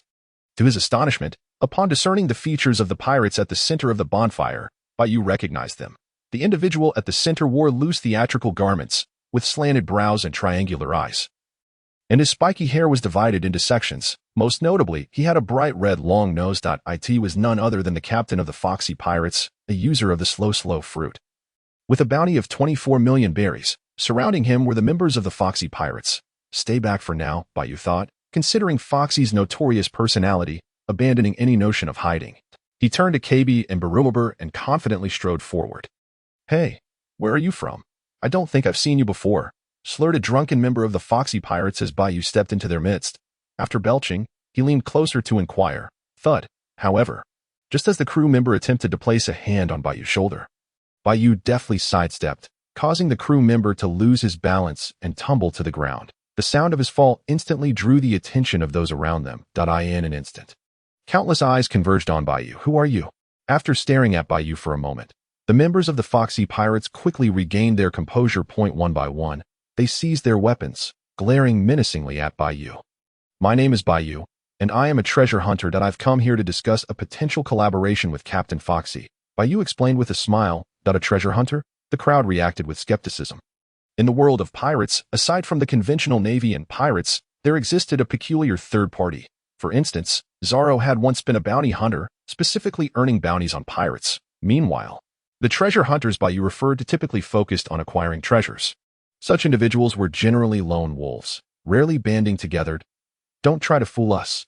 It's clear you have your eyes on our ship's treasure, shouted one pirate. Exactly, Captain, you shouldn't trust him, after the doubts were voiced. A cacophony of noise erupted among the members of the Foxy Pirates, who were unwilling to believe Bai Yu's claims. He. At that moment, Foxy erupted into his signature laughter. Everyone, quiet down, he commanded, gesturing for silence. Why should I believe what you say, and what benefits would come from collaborating with you? If you can't clarify your intentions today, it may be difficult for you to leave here safely. Foxy sneered. Simply put, I am stronger than all of you combined, Bai Yu declared confidently, lifting his chin. Bang! The disgruntled members of the Foxy Pirates were instantly incensed by Bai Yu's taunting words. They were itching to rush forward and tear him apart. Such bravado. At that moment, Hamburger, one of the Foxy Pirates' main fighters, stepped forward, covering his mouth as he chuckled. Hamburger was a formidable presence, his size rivaling that of some giants. Captain, may I smash him? Hamburger turned back to Foxy with a grin. As if Bai Yu were merely an insignificant insect in his eyes. In response, Foxy seemed to be testing Bai Yu's strength, neither agreeing nor refusing. He simply exchanged a knowing glance with Hamburger. Having been with Foxy for so long, Hamburger immediately understood the captain's intent. He stepped forward, towering over Bai Yu. Let me test your strength. With that, Hamburger clenched his right fist. Whoosh! The next moment, his massive fist, accompanied by a fierce gust of wind, was aimed at Bai Yu. Everyone held their breath in anticipation, members of the Foxy Pirates envisioning the scene where Bai Yu would be reduced to a pulp by Hamburger's blow. Simultaneously, a smirk of disdain graced Bai Yu's lips. As Hamburger's fist approached, he raised his left hand with a single motion, fingers splayed, as if to catch Hamburger's punch with one hand. You're asking for death. Hamburger's fury intensified at the sight, and he increased the force behind his punch. In a heartbeat, Hamburger's fist collided with Bai Yu's palm. Boom! In an instant, the overwhelming force of the punch erupted, sending shockwaves that shattered the ground beneath them. Bai Yu's position was engulfed in a thick cloud of dust. Such arrogance! He'll be dead, or at least crippled. The members of the Foxy Pirates roared with laughter, convinced that Bai Yu could not possibly survive Hamburger's onslaught. In the midst of the chaos, only Hamburger's expression grew increasingly grave. He could distinctly sense that his punch had not driven Bai Yu into the earth as he had anticipated. Instead, it felt as though his fist had encountered an even greater force that had stopped it in its tracks. "Is that all you've got?" Suddenly, Bai Yu's voice emerged from the dissipating dust that a gentle breeze swept through, gradually dispersing the cloud, revealing the scene within. As the onlookers finally discerned the situation, their laughter abruptly ceased. Shock began to manifest on the faces of the foxy pirates, for they beheld Bai Yu standing there, completely unscathed, except for the shattered ground beneath him. Bai Yu did not even take a single step. With one hand, he effortlessly blocked Hamburger's punch. Witnessing this scene, even Foxy was taken aback. With a sharp clap, Bai Yu seized the opportunity, flipping his palm to grasp Hamburger's hand. Subsequently, with a single arm strength, he lifted the enormous body of Hamburger with sheer force. Boom. Immediately after, Bai Yu swung Hamburger's body down hard against the ground. The tremendous impact caused the ground to tremble noticeably. Splatter. Struck by such force, Hamburger coughed up a mouthful of blood, his vision darkening as he lost consciousness. Seeing this unfold, the onlookers were left utterly speechless, jaws nearly dropping. Their strongest warrior from the Foxy Pirates had lost all combat capability in just a single encounter. "Next, you may all come at me together. I do not relish wasting time." Releasing Hamburger, Bai Yu surveyed the crowd, his tone devoid of any emotion. Having just witnessed the astonishing display, the others no longer retained their initial bravado. Under Bai Yu's gaze, they instinctively lowered their heads. Noticing the lack of response, Bai Yu turned his attention to Foxy. Gulp. Under Bai Yu's scrutiny, Foxy nervously swallowed. Slow light wave. The next moment, gritting his teeth, Foxy raised his right hand, palm directed at Bai Yu. Shouting loudly, a wave of energy was instantly released from Foxy's palm, rushing towards Bai Yu. Shave. Almost simultaneously, already aware of Foxy's devil fruit ability, Bai Yu pushed off the ground with his right foot, vanishing from his original position. When he reappeared, he was already behind Foxy, his right hand poised like a blade against Foxy's neck. A cold voice then reached Foxy's ears. "Am I now qualified to discuss cooperation with you?" So swift, so incredibly fast, Foxy watched in horror as Bai Yu, who had just stood before him, vanished and reappeared behind him in the blink of an eye. Cold sweat streamed down Foxy's face as his body trembled uncontrollably. "Cooperation. Whatever you say regarding cooperation, I shall comply." Foxy, sensing the situation, retracted his devil fruit power and addressed Bai Yu. Upon hearing this, Bai Yu nodded in satisfaction, realizing Foxy's submission. Bai Yu withdrew his hand. "Hee, I wonder what form of cooperation you envision?" Foxy, breathing a sigh of relief inwardly, smiled as he inquired. "You are here, I presume, to participate in that deadly maritime competition," Bai Yu countered. "Indeed. After all, that is, I understand now. You are after the 300 million berries prize and the devil fruit reward." "Correct." Just as Foxy was about to speak, he suddenly seemed to grasp Bai Yu's intent. "Devil fruit reward?" Bai Yu inquired, puzzled. "You are unaware. It is said that this competition not only offers the 300 million berries prize, but also rewards an exceptionally rare devil fruit." Seeing Bai Yu's bewildered expression, Foxy hastily explained. Upon hearing this, Bai Yu instantly understood. No wonder the news had spread to the branches. The reward for first place is indeed enticing. It is well known that while devil fruits come with grave disadvantages, those fortunate enough to possess them can gain extraordinary abilities, potentially allowing them to soar to greatness. This undoubtedly holds immense allure. Thus, I require your ship and crew. Once the task is accomplished, we shall split the spoils 50-50. What do you think? After pondering, Bai Yu addressed Foxy. Of course, due to my unique identity, please refrain from mentioning me whenever possible. I will assist you from the shadows, Bai Yu added. Having the Foxy Pirates as a shield will clearly be advantageous. 50-50. Upon hearing this division, Foxy exclaimed in astonishment. Without much hesitation, he nodded vigorously. No problem, no problem. I will follow your arrangements, Foxy declared. With Bai Yu as a trump card, Foxy felt that their chances of victory had significantly increased. Initially, Foxy had thought Bai Yu would demand an 80-20 or even a 90-10 split. He never expected it to be a relatively fair 50-50. Naturally, Foxy had no reason to refuse. Then it is settled. If anyone inquires, you will say I am your crew member. By the way, I have 2 subordinates, Bai Yu continued. After speaking, he clapped his hands. KB and Bellamy immediately stepped forward. Welcome, welcome. So there are 2 more. Amusingly, Foxy regarded KB and the others as equals to Bai Yu in strength, greeting them with a smile and ensuring they were well accommodated. The next day, Bai Yu and his companions boarded the Foxy Pirates ship. setting sail for Hannibal. Along the way, Bai Yu noticed numerous small vessels resembling sentinels. Only those confirmed to be pirate ships were allowed to pass smoothly. This made Bai Yu secretly grateful that his earlier decision was correct. Otherwise, before Bai Yu and his party could land on Hannibal, the pirates would have fled. Thus, Bai Yu and his group arrived at Hannibal without incident. Mr. Bai Yu, once we land, you may explore at your leisure.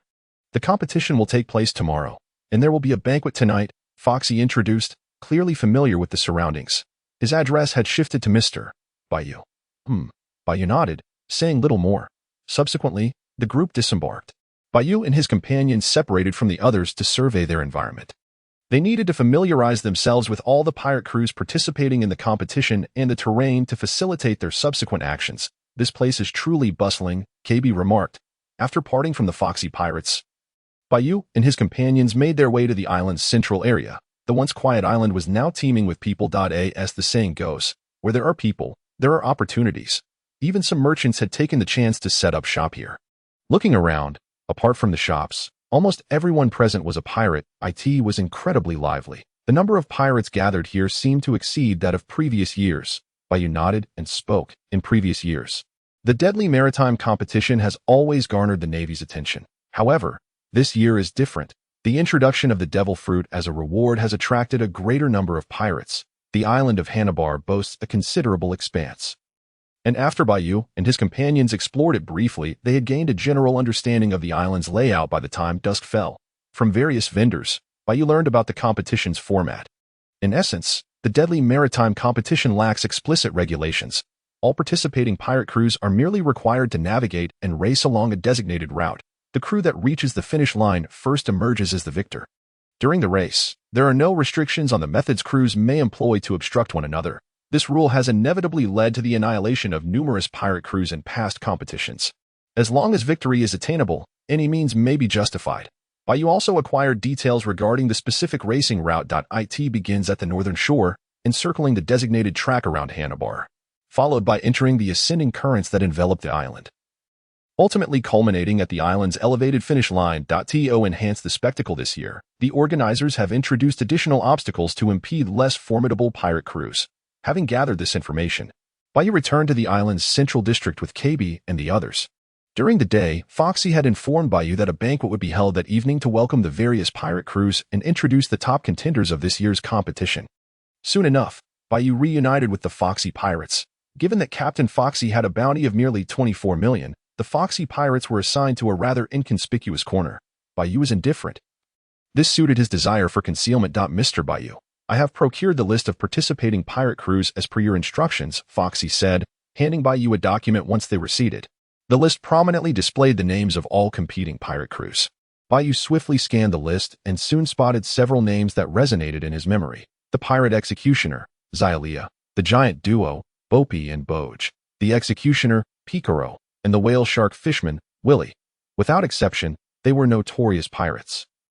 With the exception of Xylia, finally, Bai Yu's gaze settled on the most conspicuous name at the top of the list, Gaspar D.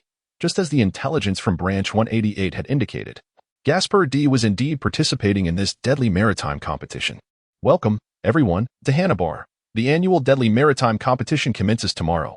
At that moment, a host emerged from the center stage. With the host's enthusiasm, the atmosphere in the venue ignited. Next, the host began to introduce the competition's favored contenders. First, we have Willie, the whale shark fishman, who possesses unparalleled advantages. As the host introduced him, the spotlight immediately focused on one of the front tables, where all eyes turned to Willie. The fishman race enjoys a natural advantage in navigating the waters, making Willie a perennial favorite to win the championship. Subsequently, the host introduced each of the top contenders in turn, culminating in the announcement of the one deemed most likely to claim victory. Gaspar D. Gaspar D. Gaspar D. In an instant, the venue erupted in cheers, with countless voices shouting Gaspar D's name. Gaspar D held considerable renown in the vicinity. The spotlight converged on a man with chestnut brown hair, who stood and surveyed the crowd with an air of pride. It was indeed Gaspar D. Upon witnessing him, Bai Yu's eyes sharpened with intensity. It seemed that Gaspar D sensed something amiss, as he furrowed his brow and turned to look in the direction of his intuition. In that instant, Gaspar D's gaze locked onto Bai Yu, who was concealed in a corner. A palpable tension filled the air. Is something wrong? Gaspar D's confidant, Nines, inquired. noticing his unease and following his line of sight. However, the source of concern was merely an unfamiliar pirate crew that I find his gaze quite distasteful. Just as Nides was about to speak further, he was interrupted by Gasper D, whose tone was laced with menace. Nides silently noted Bai Yu's appearance. Before Gasper D withdrew his gaze and resumed his seat, everything proceeded as usual. In the subsequent moments, the host emphasized the rewards for the competition before the banquet commenced. Finding the proceedings rather dull, Bai Yu excused himself from Foxy and departed from the feast, returning to the pirate ship. "You two need not follow me so closely," Bai Yu remarked to KB and Bellamy, who had been trailing behind him. "Let it be. We cannot simply blend in with them and engage in merriment and revelry with pirates," KB and Bellamy expressed. "Our philosophies do not align, and to speak of drinking and conversing together is out of the question."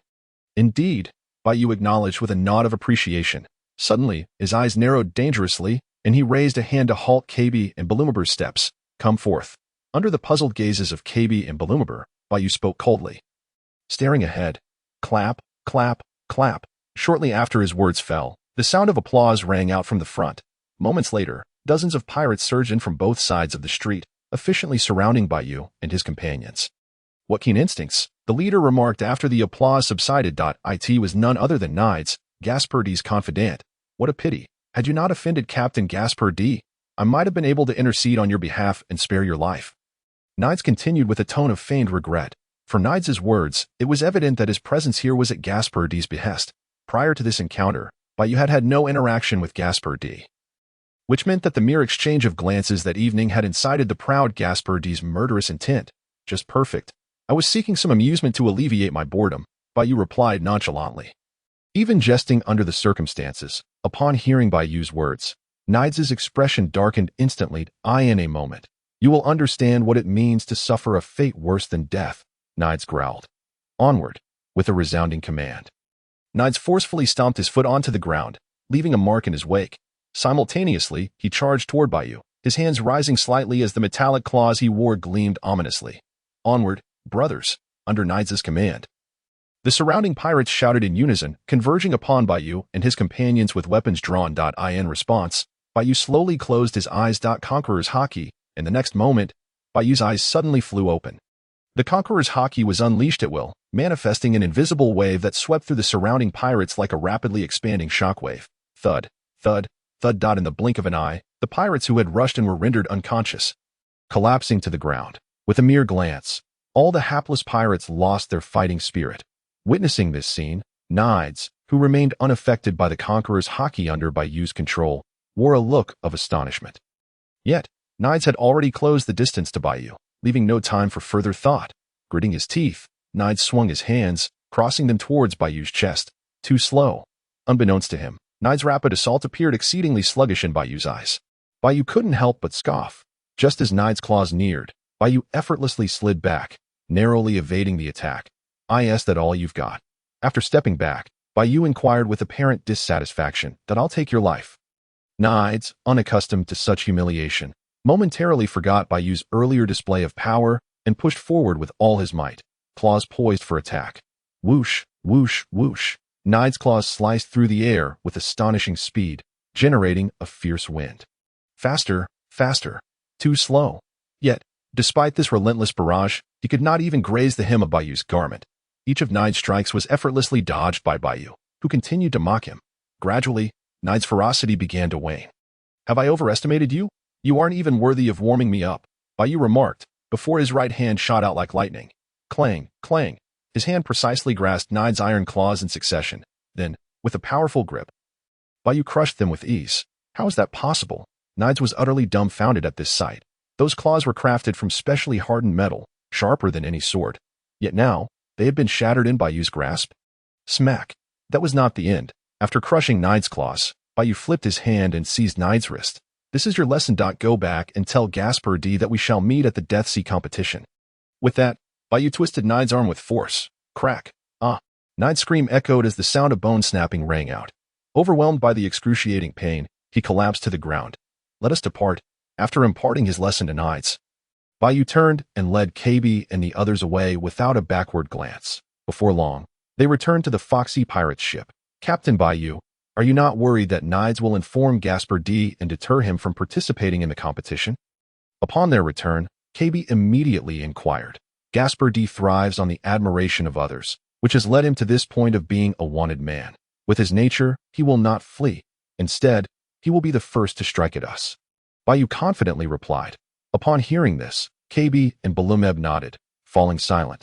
Meanwhile, at the Gasper D pirate camp, smack. Hearing the news brought back by Nides, Gasper D slammed his hand down, shattering the table in fury. Sensing his wrath, the members of the Gasper D pirate crew lowered their heads, not daring to utter a sound. You couldn't even handle this trivial matter. How dare you show your face here? Gasper D seethed. Good, very good, he continued, his face darkening. The foxy pirates, is it? I will make you understand the consequences of offending me, Gasper D. With that, a fierce glint flashed in Gasper D's eyes. Everyone present knew that he was truly enraged this time. Everything unfolded just as Bai Yu had anticipated. One night passed in silence. Time swiftly passed to the next day at noon. The entire Hanabar Island was infused with a vibrant and festive atmosphere. Welcome once again, everyone. The time has come, and I now invite all participating contestants to enter. As the host's voice resonated, the atmosphere reached its zenith. Soon, all the competing ships gradually entered the designated racecourse. From a distance, Bai Yu noticed the leading Gasper D pirate ship at the forefront. Gasper D stood on the ship's deck, turning to search for Bai Yu's figure. In an instant, his gaze sharpened. With his right hand shaped like a blade, he gestured across his throat, a clear sign of hostility. Noticing this, Bai Yu merely chuckled disdainfully and chose to ignore Gasper D. Mr. Bai Yu, where are your two companions? As the competition had yet to commence, Foxy hurriedly approached Bai Yu, seeking answers. Since their departure, Foxy had not seen KB and the others. Feeling puzzled, I have assigned them a different task, Bai Yu replied cryptically. Giving Foxy a meaningful glance, allowing him to speculate. All contestants have gathered. I declare the thrilling and intense Death Sea competition now begins. With the host's command, a loud horn blared. Charge, the championship is ours. No one shall stand in my way. In an instant, the crowd erupted into a frenzy filled with shouts and curses. All the pirate ships set sail simultaneously. The Foxy pirate's vessel followed suit. Bang, bang, bang. On both sides of the racecourse, pirate ships began to collide destructively, or were shattered and sunk amidst the bombardment of cannon fire. By chance, the relative obscurity of the Foxy pirates allowed them to occupy a later position in the order, narrowly escaping the fierce competition of the first round. The pirate ship faced little obstruction, successfully reaching the first turn of the racecourse. What is that? At that moment, the helmsman suddenly pointed forward in astonishment. Before the turn of the racecourse, 3 pirate ships had come to a halt. Their hulls aligned side by side, blocking the path ahead of Bai Yu and his crew. Ha ha ha. This way is blocked. You dared to offend Lord Gasper D. You can only blame your bad luck. The 3 pirate ships were brimming with pirates, and a loud laugh echoed from among them. Upon hearing their words, Bai Yu immediately understood. It seemed that Gasper D's lackeys had come to obstruct their path. Mr. Bai Yu, what should we do? Seeing this, Foxy, filled with resentment, shot Bai Yu a questioning glance. Do not concern yourself. Charge ahead, Bai Yu commanded. Understood. Full speed ahead, lads. Receiving Bai Yu's affirmative reply, Foxy promptly ordered his crew. The pirate ship maintained its speed, charging straight at the 3 pirate vessels. Crazy. They've gone mad. Quick, fire the cannons. Destroy their ship. The opposing party was undoubtedly taken aback by the actions of Bai Yu and his companions. Eye in their eyes. Accelerating forward under such circumstances was tantamount to a direct confrontation with them, ultimately leading to mutual destruction. The individuals dispatched by Gasper D appeared willing to embrace such a fate. Fire. Under the command of one among them, the 3 pirate ships began to deploy their formidable cannons. The cannon mouths were all directed at the vessel occupied by Bai Yu. Bang, bang, bang, bang. In the next moment, the crew members aboard the 3 pirate ships hastily loaded their ammunition and ignited the fuses. Instantly, cannonballs were launched one after another from the 3 vessels, soaring through the air in a parabolic arc toward Bai Yu and his allies. Observing this, Bai Yu swiftly darted forward, positioning himself at the bow of the Foxy pirate ship. Slightly crouching, he placed his right hand on the hilt of the dragon flame blade, his gaze fixed intently on the 3 pirate ships, entirely disregarding the impending cannonballs. As the Foxy pirate ship closed to within 200 or 300 meters of the trio of pirate vessels, the barrage of cannonballs was poised to strike. Suddenly, Bai Yu called out, Foxy, it's your time to shine. Hee, watch this. Upon hearing this, Foxy, who had been eagerly anticipating the moment, immediately responded with a mischievous grin. He raised both hands toward the sky. Slow light wave. In the next instant, with a mere thought, Foxy activated the ability of the slow fruit. Buzz, buzz, buzz, in an instant. Circular waves of light emanated from the palms of Foxy's elevated hands. As the released light waves penetrated the cannonballs, a bizarre scene unfolded. The cannonballs, which had been hurtling downwards, suddenly slowed to an almost glacial pace, as if they had come to a standstill. This was the effect of Foxy's fruit ability, the slow light wave, which could render anything it touched sluggish for a full 30 seconds. Seizing this opportunity, the Foxy pirate ship surged forward, evading the cannonball barrage and positioning itself directly before the three pirate vessels. Buzz, whoosh. In response, Bai Yu tightened his grip on the hilt of his blade. With a mere thought, the sound of the blade resonated lightly. The azure flame, symbolizing the Azure Dragon Sword Intent, ignited along the blade of the dragon flame sword. Whoosh! Under Bai Yu's mental control, the blade blazed with a mesmerizing greenish-blue flame. Simultaneously, Bai Yu stepped onto the bow of the ship. Propelling himself into the AIRDAS, he gazed at the three pirate vessels. A faint glimmer of murderous intent flickered in his eyes. In the next moment, he swung his blade in a flash, executing a horizontal and vertical slash, Azure Dragon Cross Slash, whoosh, in an instant. A cross slash imbued with azure flames erupted from the dragon flame sword. As the slash detached from the blade, it swelled dramatically in size. Subsequently, the Azure Dragon Cross Slash, moving with an unavoidable velocity, hurtled toward the trio of pirate ships. Bang, bang, bang. The moment the slash made contact with the pirate vessels, it cleaved through them horizontally, severing them into two halves. The severely damaged ships erupted into flames, and the pirates aboard cried out in terror as they plummeted into the sea amidst the wreckage. Whoosh! But that was not the end. Bai Yu's second vertical slash struck the central pirate ship with unparalleled sharpness, cleaving it in two once more. The split vessel began to tilt to either side, creating a passageway. Just then, the Foxy pirate ship arrived, effortlessly gliding through the newly created corridor. Bang! As the Foxy pirate ship passed through the fragmented remains of the three obstructing vessels, they erupted into a spectacular explosion. Flames roared into the sky from the surface of the sea. Incredible! Witnessing this astonishing scene, the members of the Foxy pirate crew could not help but exclaim in AWE.TO obliterate a pirate ship with a single slash. What does that signify? In their minds, only the seven warlords of the sea, particularly the world's foremost swordsman, Dracul Mihawk, could achieve such a feat. That kind of overwhelming sword intent cannot be grasped solely through talent. Indeed, collaborating with you, Mr. Bai Yu, was the wisest decision I could have made. Equally astounded, Foxy remarked with a smile. The more formidable Bai Yu appeared, the more Foxy felt reassured about their alliance. This further fueled Foxy's determination to vie for the championship title. We must hurry. There's still some distance to cover to catch up with the first tier, Bai Yu instructed Foxy. Full speed ahead. Let us pursue them. Upon hearing Bai Yu's command, Foxy promptly issued orders to his crew, and their ship surged forward with unwavering resolve, chasing after the first tier, slow light wave, Ninetail's rapid assault, Azure Dragon Slash. As they pressed on, Bai Yu and his crew encountered wave after wave of obstacles. The traps set along the racecourse, assaults from colossal sea creatures, and attacks from rival pirate crews, all were effortlessly thwarted by Bai Yu and Foxy's slow fruit ability, notably, with the aid of the slow fruit. Other vessels on the route could not keep pace with Bai Yu and his companions. Their ranking continued to ascend. By the time they circled the island, they had surged into 5th place. Heavens, in this competition, we have overlooked a dark horse. That is the Foxy pirate crew. It seems no one can impede their advance, and they are still in pursuit. Is the Foxy pirate crew destined to ride this wave to victory? We shall see. As the competition reached its fervent mid-stage, the host finally took note of the Foxy pirate crew's remarkable progress. Using a specially amplified horn, the announcement reached the other 4 teams in the first tier. Wait, they've caught up. The Foxy pirate crew has closed in on the 4 teams in the first tier. With the host's voice ringing out once more, Bai Yu's ship surged forward, overtaking the leading pirate vessels. Now seems to be the moment. Standing at the bow, Bai Yu gazed at the 4 pirate ships ahead, murmuring to himself, "Buzz." In the next moment, gripping his blade with both hands, the azure flame of the dragon flame sword flared with intensity. Azure Dragon, Rising Dragon Slash. As the energy of the Azure Dragon Sword Intent coalesced to a critical point, Bai Yu silently commanded, tightening his grip on the hilt of the dragon flame sword and raising it in a sweeping motion. It's time to strike. The Foxy pirate crew sprang into action. Wait, that attack seems to be slightly off course. Seeing Bai Yu swing his blade without hesitation, the host had prepared a passionate speech. However, the slash Bai Yu unleashed was not directed toward the 4 pirate ships ahead but shot straight upward into the sky. Whoosh! Roar!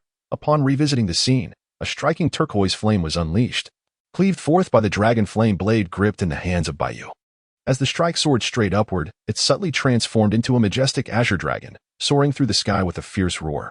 Ultimately, it erupted in a spectacular explosion high above, scattering the clouds in an instant. Following this decisive blow, a slight smirk graced the corners of Bai Yu's mouth.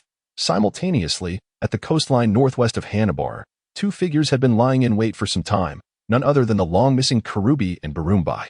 Suddenly, the 2 concealed individuals heard a clear dragon's roar emanating from the distant sky. They promptly looked up, just in time to witness the strike released by Bai Yu ascend and explode. It was a signal from Colonel Bai Yu. Urgently, they needed to contact their fellow naval comrades. Realizing the gravity of the situation, both men instantly adopted a serious demeanor. Karubi swiftly produced a specialized naval den mushi, dialing the number without hesitation. Yes, he exclaimed. Contact the main forces immediately. We can set out at once. Karubi quickly relayed the situation and concluded the call. Now, they awaited the reinforcements for a coordinated ambush. Subsequently, Karubi and Barumbai exchanged knowing glances and shared a smile.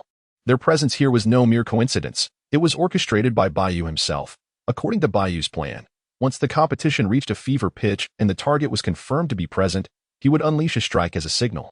At that time, Karubi and Barumbai would notify the naval forces to converge for an encirclement. In such a fierce confrontation, even if the pirates were to learn of the Navy's approach, it would be too late for them to flee. Bai Yu aimed to detain as many pirates as possible. His objective was to obliterate all pirates present. Bai Yu was driven by a mission from the system. Capturing merely gas per D would not suffice to quench his ambition. What he sought was total annihilation. This grand strategy of collaboration was conceived only by Bai Yu, who understood the risks. If discovered prematurely, he would face a relentless tide of pirates, numbering in the hundreds or thousands. A force that could easily overwhelm him. Returning our focus to Bai Yu, Mr. Bai Yu, isn't your strike a tad off target? Unaware of Bai Yu's meticulous plan, Fox, in his anxiousness, presumed Bai Yu had miscalculated. A momentary lapse. Bai Yu feigned embarrassment, scratching his head. At the forefront of the maritime channel, Gasper D, now caught in an ascending current, furrowed his brow. He glanced at the explosive strike and then at Bai Yu, who was engaged in light-hearted conversation. An inexplicable sense of unease began to swell within him. Accelerate. We must conclude this competition swiftly, he commanded his subordinates. Yes, the crew sprang into action at their captain's behest. The massive steamship surged forward once more.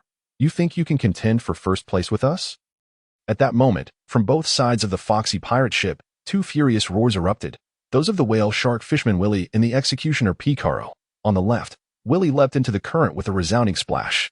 Upon resurfacing, he was propelled by a rapidly swirling tide, hurtling towards Bai Yu's vessel. Simultaneously, on the right, the executioner Picaro, ruthless in his approach, commanded his crew to ram their pirate ship directly into Bai Yu's. Kill.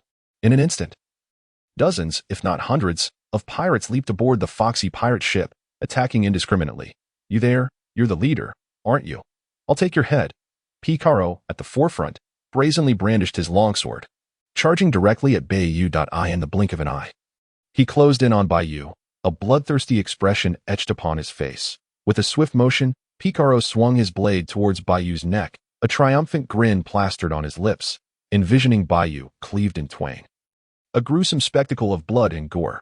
However, in the next heartbeat, Picaro's expression shifted dramatically. Clang! A sharp metallic sound reverberated as, to Picaro's astonishment, Bai Yu caught his mightiest strike with merely 2 fingers.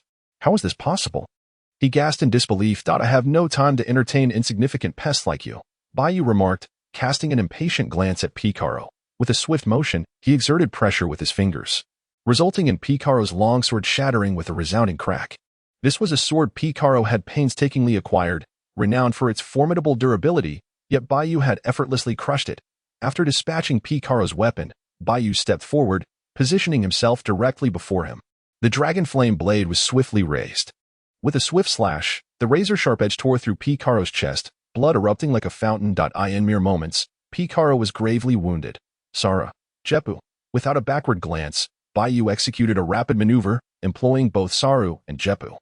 In an instant, he vanished from sight, reappearing in midair to confront Willie's swirling current. Buzz. In midair, Bai Yu wielded his blade with one hand. With a surge of intent, azure green flames ignited along the blade's edge. Azure Dragon Slash. In the next moment, Bai Yu gripped the hilt tightly and swung down at the spiraling tide. Whoosh! A remarkably potent strike erupted from the dragon flame blade, ignited by azure flames, morphing into the familiar form of an azure dragon. The Azure Dragon Slash collided head-on with the spinning current. Boom. Sizzle. At the moment of impact, the swirling tide faltered, the Azure Dragon Slash cutting through it with unyielding force, cleaving it in twain. The intense heat radiating from the strike began to evaporate and dissolve the current. In the blink of an eye, the vortex was shattered. But that was not the end. The unstoppable Azure Dragon Slash surged forth towards the whale shark fishman Willie on the sea surface. Thud. Caught off guard, Willie momentarily forgot to evade, and the Azure Dragon Slash struck him squarely. A deep gash marred his front, his unique green blood gushing forth, staining the sea around him. Willie fell, defeated. Having accomplished this, Bai Yu gracefully returned to his ship. All eyes were riveted upon him, reflecting a tapestry of fear, astonishment, and trepidation. For the captain's vengeance. For the captain's vengeance. In the next instant, the crew snapped back to reality. It was unclear who led the charge, but the crew of the Willie pirate crew boarded alongside Picaro's men, brandishing swords and charging at Bai Yu. Conqueror's Haki. Buzz. In an instant, Bai Yu's gaze shifted dramatically. The overwhelming aura of Conqueror's Haki erupted from within him, transforming into intangible waves that radiated outward in a circular fashion. In the blink of an eye, it enveloped the entire pirate ship. Thud, thud, thud. Struck by the mental shock of the Conqueror's Haki, the pirates who had just been clamoring for vengeance lost consciousness, collapsing one by one. With a mere glance, hundreds of pirates were rendered powerless. Gulp. Witnessing this indescribable scene, Foxy and his crew instinctively swallowed hard, their faces a portrait of shock. What are you still dawdling for? Chase after them.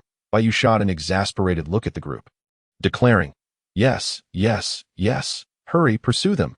At his words, Foxy snapped back to reality, hastily instructing his subordinates. The pirate ship surged forward once more. Mr. Bai Yu, you are truly ruthless. As they chased the leading Gasper D pirate ship, Foxy gave Bai Yu a thumbs up in admiration.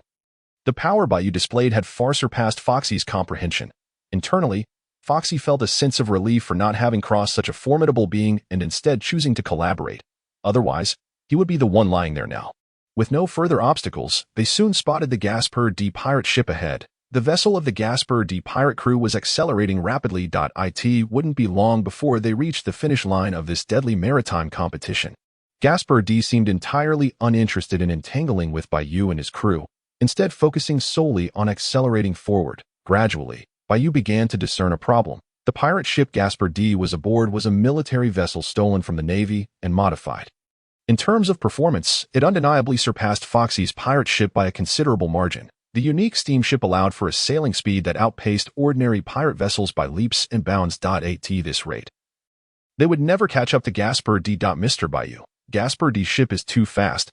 I fear it will be difficult for us to catch up before the finish line, Foxy admitted awkwardly. Realizing the same issue, Bai Yu had cleared their path, only for them to falter due to the quality of their ship. Foxy felt a desire to despair. I'll go with you. Suddenly reminded of Foxy's fruitability, Bai Yu addressed him. Huh, what do you mean? Wait. Just as Foxy was about to inquire about Bai Yu's intentions, Bai Yu lifted him effortlessly. Moonwalk. Without allowing Foxy a moment's preparation, Bai Yu leaped into the air, his feet rapidly striking the air, creating a series of explosive sounds. Shave, whoosh. Bai Yu's right foot exerted tremendous force as he utilized the six forms technique, propelling himself like a bolt from the blue toward the Gasper D pirate ship ahead. Whoosh, whoosh, whoosh. With the explosive speed from Shave combined with Moonwalk, Bai Yu closed the distance to the Gasper D pirate ship in mere moments. Thud. Subsequently, Bai Yu landed on the deck of the pirate ship, bringing Foxy with him. The tremendous noise immediately drew the attention of everyone aboard the Gasper D vessel. Upon seeing Bai Yu descend from the sky, Gasper D's eyes narrowed into a dangerous slant as he spoke coldly. Behind Gasper D stood a throng of pirates and his trusted aide, Nides. Nides' arm was awkwardly bandaged and suspended. Upon spotting Bai Yu, Nides instinctively felt a pang of fear. Bai Yu replied with a smile. Foxy. Then, Bai Yu patted Foxy's shoulder, signaling him. Having been brought to Gasper D's ship by just the two of them, Foxy was already apprehensive. Suddenly being singled out by Bai Yu made him tremble involuntarily. Foxy glanced at Bai Yu, who then pointed at the Gasper D pirate ship beneath their feet. Foxy immediately understood, realizing the purpose of Bai Yu's presence. Slap. In the next moment, Foxy crouched down, placing his palms against the hull of the Gasper D pirate ship. Double slow light. In an instant, the power of the slow fruit emanated from Foxy's hands. Boom! Under the influence of the slow fruit's ability, the Gasper D pirate ship came to an immediate halt. A devil fruit user? Seeing this, Gasper D spoke in confusion, clearly recognizing Foxy's ability as that of a devil fruit user. Leave him to me. The rest of you take care of that red-nosed fool. Gasper D fixed his gaze on Bai Yu, gesturing toward Foxy, instructing his crew. The unease within him compelled Gasper D to avoid entanglement with the two. Yes. The pirates responded in unison, swiftly surrounding Foxy. Mr. Bai Yu, save me. As a throng of pirates closed in on him, Foxy urgently called for Bai Yu's assistance. Hearing Foxy's plea, Bai Yu scanned the scene, a smirk playing at the corners of his mouth. Though he was merely utilizing Foxy, he still required Foxy's fruit ability to maintain the ship's immobilization. Bai Yu was not the type to watch someone die without intervening. Conqueror's Haki. Buzz. In an instant, Bai Yu unleashed his Conqueror's Haki once more. Thud. Thud. The ragtag pirates closing in on Foxy stood no chance against the mental assault of Bai Yu's Conqueror's Haki. In just one wave of impact, they all collapsed, incapacitated. The only ones remaining standing were the relatively stronger Gasper D and Foxy, who had not been affected by the Haki. Gasper D's face paled at the sight that he exclaimed in astonishment. As a former admiral of the Navy, Gasper D had certainly heard of the existence of Haki. He just never expected Bai Yu to possess it as well. You shave. Just as Gasper D was about to speak further, Bai Yu's actions interrupted him. No sooner had Bai Yu's words left his mouth than he vanished from sight. Having been on high alert, Gasper D's eyes locked onto his surroundings. What was even more incredulous was that, despite Gasper D's keen sight, he could not catch a glimpse of Bai Yu's movements. Clearly, Bai Yu's sudden burst of speed had reached a level beyond the capability of the naked eye to perceive. Whoosh! In the next moment, a sharp sound of wind swept from behind Gasper D. The vanished Bai Yu suddenly reappeared behind him. Upon reappearing, Bai Yu's hands gripped the hilt of the dragon flame sword. And as he swept it toward Gasper D's waist, a formidable dragon-like sword intent enveloped the blade. Clack, clack. Sensing the chilling sword intent approaching from behind, Gasper D swiftly activated his devil fruit ability. In an instant, his back transformed into a viscous green substance, a manifestation of his soft fruit powers. This ability allowed him to make any part of his body as sticky as taffy, rendering him immune to the harm of blades and gunfire upon being attacked. Crack. In the following second, Bai Yu's dragon flame sword struck Gasper D's back. However, the sharp blade felt as though it had struck a block of cotton. The force contained within the blade was entirely dissipated. Moreover, Gasper D's taffy-like body began to stick to the dragon flame sword. Humph. Before my soft fruit ability, all attacks are in vain. Confidently, Gasper D chuckled. Is that so? Little did he know, upon hearing Gasper D's words, Bai Yu's smile widened even further. Armament Haki. Buzz. In an instant, Bai Yu unleashed his armament Haki once more. The Haki flowed from his hands and coalesced upon the blade of the dragon flame sword. In the blink of an eye, the sword transformed into a pitch-black blade. Observing this, Bai Yu gripped the hilt with renewed strength. Rip. Under the influence of the armament Haki, Gasper D's gummy body became ineffective. With a swift cut, Bai Yu inflicted a deep gash upon the corporeal form behind Gasper D. Hiss. As the entity behind him sustained a wound, Gasper D instinctively inhaled sharply in pain, without a moment to ponder. He gritted his teeth and retreated, maintaining a relatively safe distance from Bai Yu before finally turning to face him. Forcefully utilizing the powers of his gum-gum fruit, he staunched the bleeding from his wound. Yet, when he regarded Bai Yu once more, the calm demeanor he initially possessed had vanished. If I recall correctly, you just employed armament Haki, Gasper D bellowed. Conqueror S Haki and armament Haki, who exactly are you? A person capable of wielding both types of Haki proficiently would never be a mere subordinate in a small pirate crew, let alone a nameless novice. Such a claim would be met with disbelief. Bai Yu introduced himself. Bai Yu. The name rang a bell for Gasper D, yet he could not quite place where he had heard it before. Beep, beep, beep. Suddenly, the alarm bells around them blared into action, accompanied by the frantic shouts of the announcer. Emergency announcement. A considerable number of naval warships have been spotted in the waters surrounding Hannibal. The competition is temporarily suspended. All pirates must evacuate immediately. A large fleet of naval warships was heading towards Hannibal. Boom, boom. Almost simultaneously, A series of earth-shattering explosions echoed around the island. Several exits of the island were inexplicably destroyed, leaving them blocked in an instant. The pirates within the island were thrown into chaos. Hearing the explosions, Bai Yu couldn't help but smile. The consecutive blasts were orchestrated by KB and Barumaber, intended to trap the pirates of Hannibal entirely and buy more time for the approaching navy. You are nothing but a pirate. Gasparity also noticed the commotion around them. Realizing Bai Yu's eerie smile, you seemed to come to a realization. What you initially used was sorrow from the 6 styles of the navy. You are a navy officer, Gasparity exclaimed excitedly, pointing at Bai Yu. Upon hearing this, even Foxy widened his eyes in astonishment. Foxy wished desperately that Gasparity was fabricating a tale. However, the truth was harsh. After Gasparity's proclamation, Bai Yu felt no need to conceal his identity any longer and nodded in affirmation. What? Witnessing Bai Yu's confirming nod, Foxy was left dumbfounded, his jaw nearly dropping to the ground. Bai Yu on the other side. As Gasparity confronted Bai Yu's candid admission, he silently repeated the name to himself. Suddenly, his body trembled slightly as if recalling something. Bai Yu, you are the Navy's super rookie who single-handedly captured Crocodile? Gasparity gasped in astonishment. Clearly, he had heard reports about Bai Yu. Absolutely true. Bai Yu replied with a smile. From the very beginning of your participation, your goal was to capture me, and that slash I referred to. It was impossible for someone of your strength to miss. It was merely a signal to inform the Navy, wasn't it? Gasparity thoughtfully mused, realizing that it seemed everything was part of Bai Yu's plan. You're not too foolish after all. Now, only the final step remains, to take you all back. Bai Yu shrugged nonchalantly. Having said that, he raised his sword, pointing it at Gasparity. The atmosphere in the vicinity instantly grew tense. Don't think that just because you can use Haki, you can defeat me. With the knowledge of Bai Yu being a Navy officer, Gasparity understood that there was no chance of escape. That he roared in fury, raising his hands. In an instant, the front half of Gasparity's body transformed into green gummy material. The viscous substance twisted and writhed under his command, rapidly coalescing into a multitude of sharp spikes. Crack, crack. The gummy material began to harden. Moments later, it gleamed with an unusual, crystalline hardness. Gasparity's gum fruit ability not only allowed him to soften his body, but also to solidify the gum into offensive weapons. Die. Once the sharp spikes had formed, Gasparity shouted once more, thrusting his hands forward. Whoosh, whoosh, whoosh. The multitude of spikes erupted towards Bai Yu like a torrential storm. The terrifying momentum suggested that if struck, Bai Yu would be reduced to a mere sieve. Yet, even in the face of such a deluge of spikes, Bai Yu remained calm and composed. He chose not to evade. Rather, he advanced deliberately towards the oncoming projectiles. Observing this, Gasparity's expression darkened further. He immediately exerted his full power, amplifying his offensive capabilities. Kinbunchika Haki.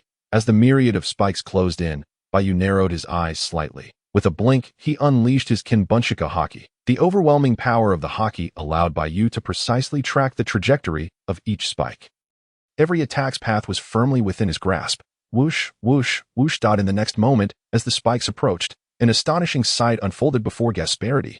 Just before each sharp projectile could make contact with Bai Yu's body, he effortlessly sidestepped with a slight shift, evading them with ease. 1, 2, 3. More and more spikes were dodged as Bai Yu moved forward, weaving seamlessly through the onslaught. It was as if he embodied the saying, amidst a sea of flowers. Not a single petal clings. Not a single spike managed to touch Bai Yu's form. Bang, bang, bang. The spikes that missed their target struck the ship, their formidable penetrating force creating a substantial breach in the deck. Meanwhile, Bai Yu had reached Gasparity's front. You are a disgrace to the Navy. I will not allow you to roam free, Bai Yu declared coldly. Buzz, whoosh. With that, Bai Yu focused his intent, and the essence of the Azure Dragon Sword ignited into flames upon the blade of the Dragon Flame Sword. Subsequently, he held the sword aloft, preparing to deliver a downward diagonal slash toward Gasparity's shoulder. I will not lose. You shall not succeed. Upon seeing the Dragon Flame Sword descending, Gasparity roared in rage, with palms facing the air.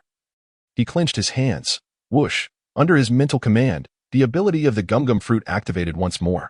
The gummy form of his body used green gum, which then gathered in his palms. As the gum writhed, it morphed into a spiked weapon. In an instant, the weapon hardened.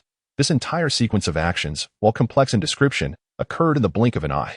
Once the spiked weapon had solidified, Gasparity raised it high and thrust it with all his might toward the descending Dragon Flame Sword. Clang! A piercing metallic clash suddenly reverberated through the air. Gasparity's spiked weapon, with its sharp tip, collided forcefully against the blade of Bai Yu's dragon flame great sword. A fierce spark erupted instantly, in the next moment. Gaspardi's face contorted in pain as he felt an overwhelming force coursing through the spike into his palm. It was as if the spike had struck not a sword, but a speeding train. The staggering power sent jolts of agony through Gaspardi's hand. Drops of blood dripped from his palm onto the ground. Crack. As Gaspardi struggled to withstand the force of the sword, a sudden change occurred. The surface of his hardened, spiked weapon began to emit a series of cracking sounds. Numerous fissures spread across the weapon like a spider's web, appearing in an instant, with a resounding clang. The spike could no longer endure the might of the dragon flame great sword and shattered completely. With a swift motion, Bai Yu's dragon flame great sword surged forward, slicing downwards to cleave through Gaspardi's chest. A conspicuous gash immediately manifested upon Gaspardi's torso. Wounded severely, Gaspardi screamed in a frenzy, retreating rapidly. Blood gushed forth, splattering across the ground in his wake. I will kill you. I will kill you. He roared through gritted teeth. The sharp pain in his chest driving him into a frenzied state. At that moment, Bai Yu raised a finger towards Gaspardi, his voice icy and detached. One strike. The next blow, you won't be so fortunate. Bai Yu stated coldly. The previous strike he had executed aimed directly at Gaspardi's front. The dragon flame greatsword had initially met resistance from the spiked weapon before breaking through Gaspardi's candy-like body. The original trajectory of the blade had been altered, landing along the side of Gaspardi's waist rather than directly in front.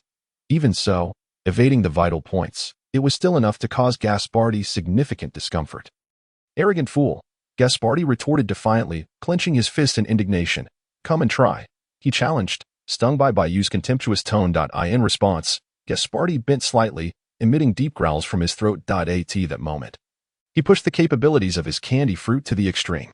With a rush, a tidal wave of candy surged from within Gaspardi, spilling forth uncontrollably. As the thick, viscous liquid continued to flow, it began to envelop Gaspardi's body entirely. Within mere seconds, it formed a colossal spherical mass. Suddenly, the flow of the candy liquid ceased, its surface gleaming with a radiant light before solidifying into a hardened state. Crack.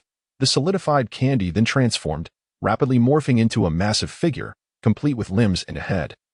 Resembling a crystalline green giant. Aren't you eager to finish me off with one strike? Come and give it a try. Gaspardi bellowed, emboldened by his newfound size and the thick layer of hardened candy. Hearing this, Bai Yu merely smiled faintly, offering no response. He then crouched slightly, positioning himself for a sprint, gripping the hilt of the dragon flame greatsword tightly, its tip pressed against the ground. With a surge of energy, Bai Yu released waves of verdant sword intent that flowed into the sword's hilt, igniting into flames. As the fiery green flames intensified, a peculiar humming sound resonated. The flickering flames abruptly stilled and swiftly contracted around the blade, crystallizing into a translucent green gem, resembling a captivating jade. Shave. In the next instant, Bai Yu propelled himself forward with explosive force, racing towards Gaspardi. No one can stop me. As Bai Yu charged, Gaspardi swung his colossal fist, the air vibrating with the power of his blow. Azure Dragon Ultimate Jade Slash. At the same moment, Bai Yu reached Gaspardi, witnessing the approaching fist magnifying in his vision. The blade of his dragon flame great sword scraped against the ground, creating showers of sparks. As Gaspardi's fist closed in, Bai Yu deftly raised his sword in a diagonal slash. Roar. In that fleeting moment, an ominous yet majestic dragon's roar seemed to echo. The dragon flame great sword collided with Gaspardi's fist. Boom. Contrary to Gaspardi's expectation of a stalemate, Bai Yu unleashed the full force of the crystalline blade, as the power of the armament Haki and Azure Dragon Sword Intent erupted with ferocity. In an instant, a cataclysmic explosion rang out as the two forces collided, sending shockwaves that ripped apart the surrounding deck. Where the sword met the fist, Bai Yu's unparalleled strength cleaved through the hardened candy armor Gaspardi had meticulously constructed, rendering it as fragile as paper. The blade pierced flesh. Moonwalk. With a swift motion, Bai Yu broke through Gaspardi's defenses and activated his moonwalk technique, propelling himself upward. Simultaneously, the dragon flame greatsword followed the breach, slicing upward. With each movement, Bai Yu's blade continued to carve through Gaspardi's arm, shattering the protective layers. Finally, with a ripping sound, Bai Yu soared over Gaspardi's head. Gaspardi's body came to a halt. In the next heartbeat, a long gash appeared, extending from his fist to his shoulder and across his face, spewing forth a mist of blood. With the impact of the strike, the hardened candy armor that had covered Gaspardi began to crumble and dissipate. I've lost, Gaspardi murmured begrudgingly, casting one last glance at Bai Yu's retreating figure before his body reverted to its original state, collapsing into a pool of blood, the bounty of 95 million berries. The so-called shame of the Navy, Gaspardi, had been defeated. As this transpired, Bai Yu landed gracefully back on the ground, turning to elegantly flick his dragon flame greatsword before sheathing it. This spectacle left Foxy, who had been observing the battle, utterly mesmerized. After vanquishing Gaspardi, Bai Yu turned to Foxy. "Don't move. I'll handle this myself." Under the watchful gaze of Bai Yu, Foxy was startled, causing him to inadvertently collide headfirst with the ground. Rendering him unconscious. In an effort to minimize his suffering, Foxy resorted to every means at his disposal. With a resounding crash, the Gaspardi pirate ship resumed its voyage, now devoid of Foxy's slow fruitability. Moments later, the Gaspardi pirate ship surged past the finish line, colliding with a massive boulder, barely managing to halt its momentum. Observing this, Bai Yu leaped off the pirate ship, positioning himself atop the boulder to survey the surroundings of Hannibal Island from an elevated vantage point.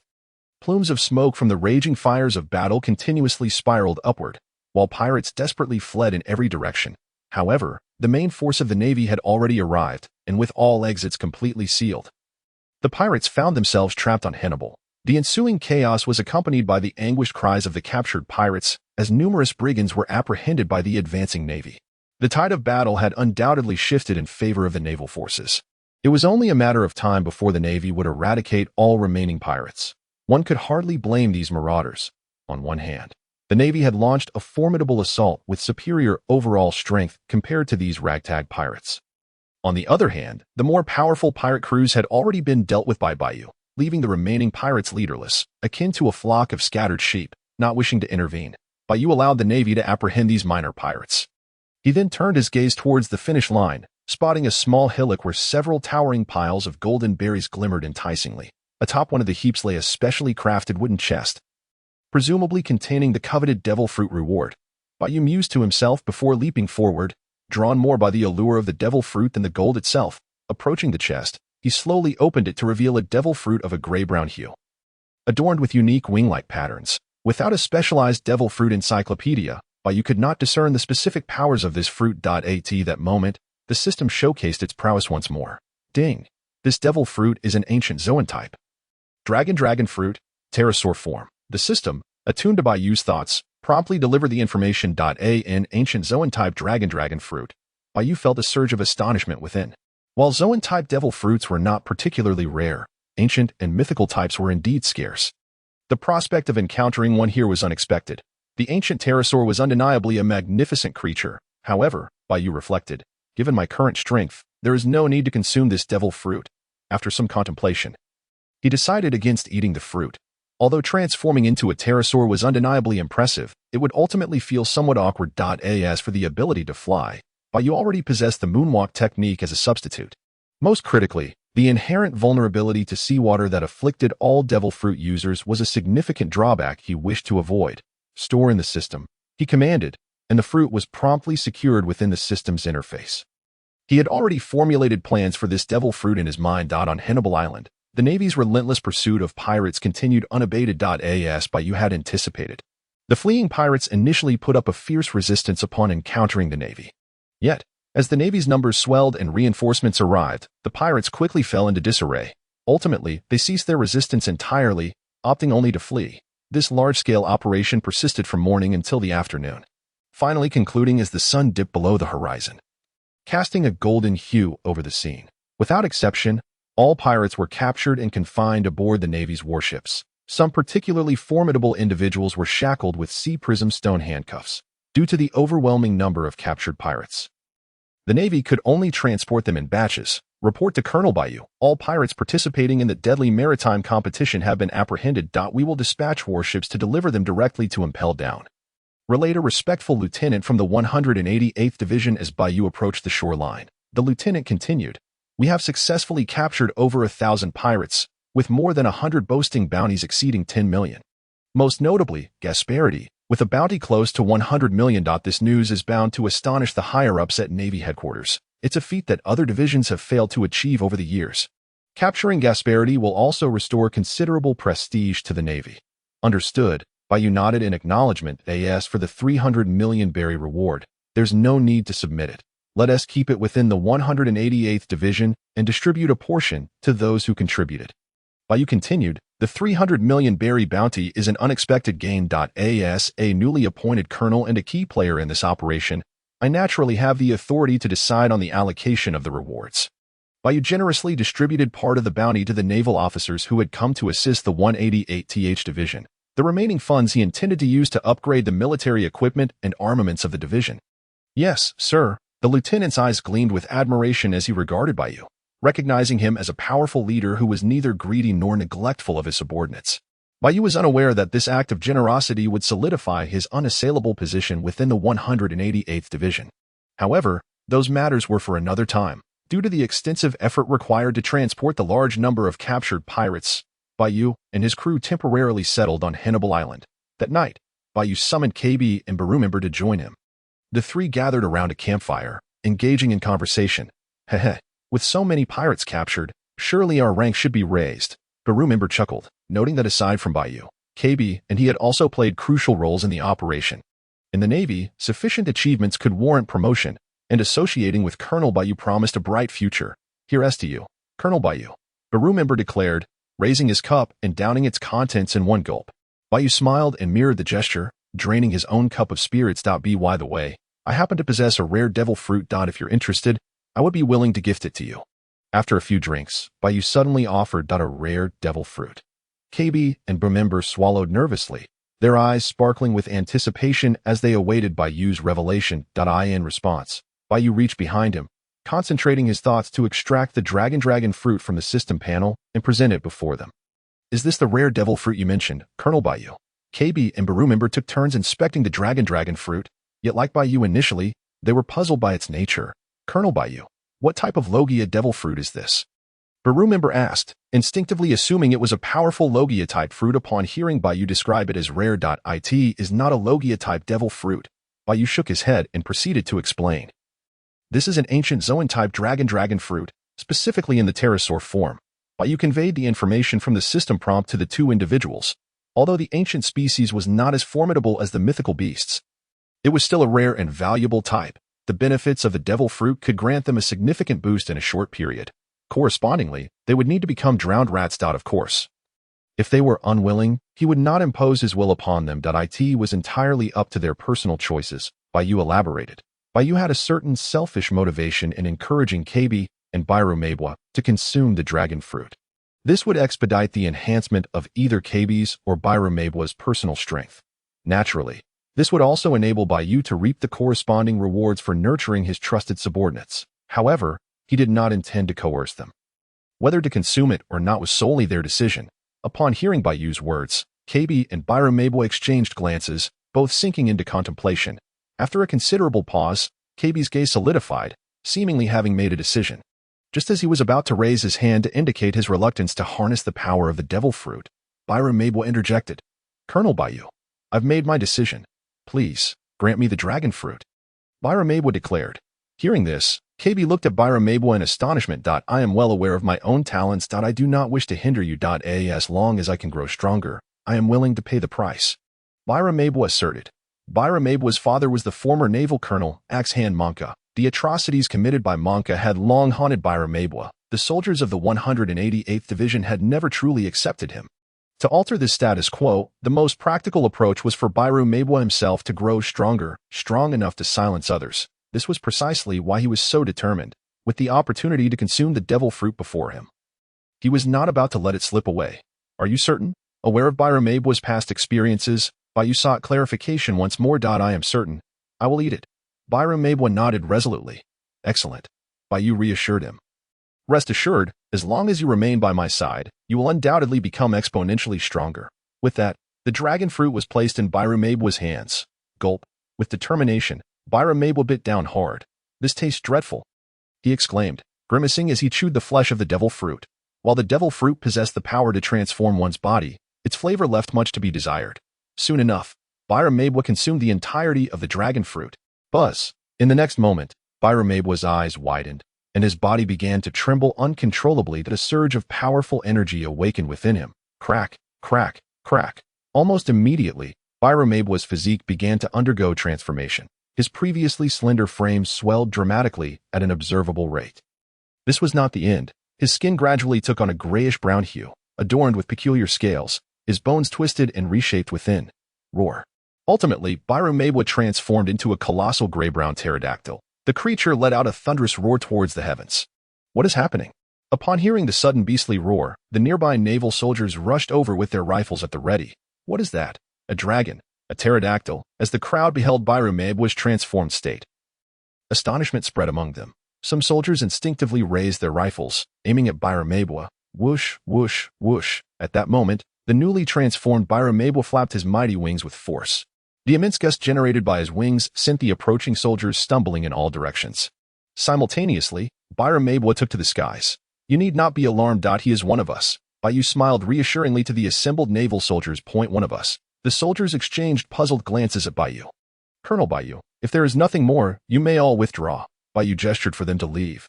Understood. The soldiers complied, casting one last glance at the somewhat clumsy flying pterodactyl before retreating. Whoosh. Not long after the sailors had departed, the pterodactyl descended gracefully from its aerial maneuvers, landing before Bai Yu. Colonel Bai Yu, Bai Yu's voice emerged from the pterodactyl's mouth. I can feel an immense power surging within me. That is only natural. Bai Yu replied with a sidelong glance at Bai Yu. The transformation from a slender human to a massive pterodactyl had fundamentally altered his physical structure. How could his strength remain the same? With more practice, you will soon master the abilities bestowed by the fruit, Bai Yu added. Yes, Bai Yu affirmed. By the way, Colonel Bai Yu, how do I revert to my original form? Suddenly, Bai Yu posed a rather dire question. Bai Yu's expression faltered momentarily. I have never consumed a devil fruit myself, so you will need to figure that out on your own. If all else fails, you can let me give you a good beating. Bai Yu jested. All Zoan-type fruit users, upon exhausting their energy or sustaining significant injury, would revert to their original forms. Bai Yu mused that if push came to shove, he could simply give Bai Yu a thorough thrashing. Please, no, Bai Yu protested, shaking his head vigorously. My current form likely couldn't withstand even a few of your blows. Having witnessed Bai Yu's formidable strength, Bai Yu was acutely aware of the risks. I'll find a way on my own. With that, Bai Yu took flight once more, flapping his wings and soaring into the sky. Ding! A notification sounded in Bai Yu's mind. The strength of your trusted subordinate Bai Yu has increased, and you have received corresponding nurturing rewards. Rewards received. Proficiency in Azure Dragon Sword Intent increased by 10. Proficiency in 3-color Haki increased by 5. Proficiency in 6-fold strike increased by 10. As Bai Yu continued to ascend, Bai Yu reflected on the system's reward notification. Just as Bai Yu had anticipated, Bai Yu, having consumed the dragon fruit, experienced a significant increase in strength, albeit still adjusting to his new form. Bai Yu, in turn, had reaped the rewards for nurturing his loyal subordinate this year. All skills had seen substantial improvement in proficiency. The system also indicated that if KB's strength improved as well, the rewards would be even more plentiful. Next, it was time to focus on cultivating KB. With this thought in mind, Bai Yu resolved to dedicate himself to the task at hand. Time swiftly passed, and the following morning arrived. Bai Yu and KB commenced their daily training. With the consumption of the devil fruit, Bai Yu's immediate priority was to practice mastering his transformation and understanding the newfound strength that came with it. After all, he had spent the entirety of the previous night exhausting himself before finally reverting to his human form. As for KB, Bai Yu imparted the techniques of the 6 styles to him, ensuring that he diligently practiced. I must also enhance my own strength, Bai Yu mused. Previously, in order to infiltrate the foxy pirate crew, Bai Yu had refrained from his daily sword practice. After arranging for KB and Barumabur's training, Bai Yu commenced his routine of wielding the sword. It was an exceedingly monotonous endeavor, unbeknownst to him. Time slipped into the afternoon. 1000. In just a few hours, Bai Yu had completed the act of swinging his sword 1,000 times, successfully earning his reward. Ding! The system's announcement echoed. Host has successfully swung the sword 1,000 times, earning the following rewards. Proficiency in Qi Long Sword Intent increased by 5. Proficiency in the 3-color Haki increased by 1. Proficiency in Gathered 6 Strikes increased by 5. System panel. Bai Yu commanded as he accepted the rewards. Summoning the system panel forth. Strongest Swordsman System Host. Bai Yu Swordsmanship. Basic Swordsmanship Techniques. 6 Styles. Qi Long Sword Intent, 90. Gathered 6 Strikes, 45. Weapon. Dragon Flame Blade, Quick Blade. Physique. Grade A Haki. Armament Haki, 30. Observation Haki, 30. Conqueror's Haki, 30. Items. Design blueprints for the Underworld King. The proficiency in Qi Longsword Intent was approaching its maximum level unbeknownst to him. Meanwhile, the proficiency in Gathered Six Strikes had similarly risen to 45. Although the growth of the three-color Haki was relatively slow, it too had reached a level of 30. Bai Yu felt confident that, with his current strength, he could inflict a more severe injury upon Kizaru than he had at their previous encounter. Reporting, Colonel, a naval soldier hastened towards Bai Yu, stating that the escort of the pirates was expected to be completed by that evening, while Bai Yu and his companions were engaged in their respective training. The naval soldiers of the 188th Division were not idle. They continuously escorted the pirates in batches, even borrowing ships and manpower from nearby divisions to assist in the transport. After a day and a half, most of the pirates had already been escorted to Impel Down Prison. By the way, Colonel Bai Yu, a person from the Navy headquarters has just arrived, expressing a desire to meet you in person. And they wish to take Gaspard D with them, the naval soldier continued. Want to see me? Bai Yu inquired, a look of confusion crossing his face. He could not recall any acquaintances he had at the Navy headquarters. The other party was seemingly named Sabo Maru. Sabo Maru? Is it him? Upon hearing the familiar name, Bai Yu's mind instantly conjured an image of the figure. Sabo Maru was indeed the captain of the Navy headquarters scientific unit, and also a subordinate of Kizaru. Bai Yu had anticipated that the Navy headquarters would come to retrieve Gaspard D, but he did not expect it to be Sabo Maru himself. What business did a captain of the scientific unit have in the escort of pirates? Let's go. Take me to see him. Unsure of Sabo Maru's purpose for intervening, Bai Yu immediately instructed his subordinate. Following his orders, they soon arrived at the coastal area, where a multitude of naval ships from the 188th Division were docked. Most of the captured pirates were temporarily confined aboard these vessels. Whoosh! As soon as Bai Yu arrived, a sharp gust of wind erupted from one of the ships. Boom! Subsequently, a robust and slightly portly figure descended from the sky.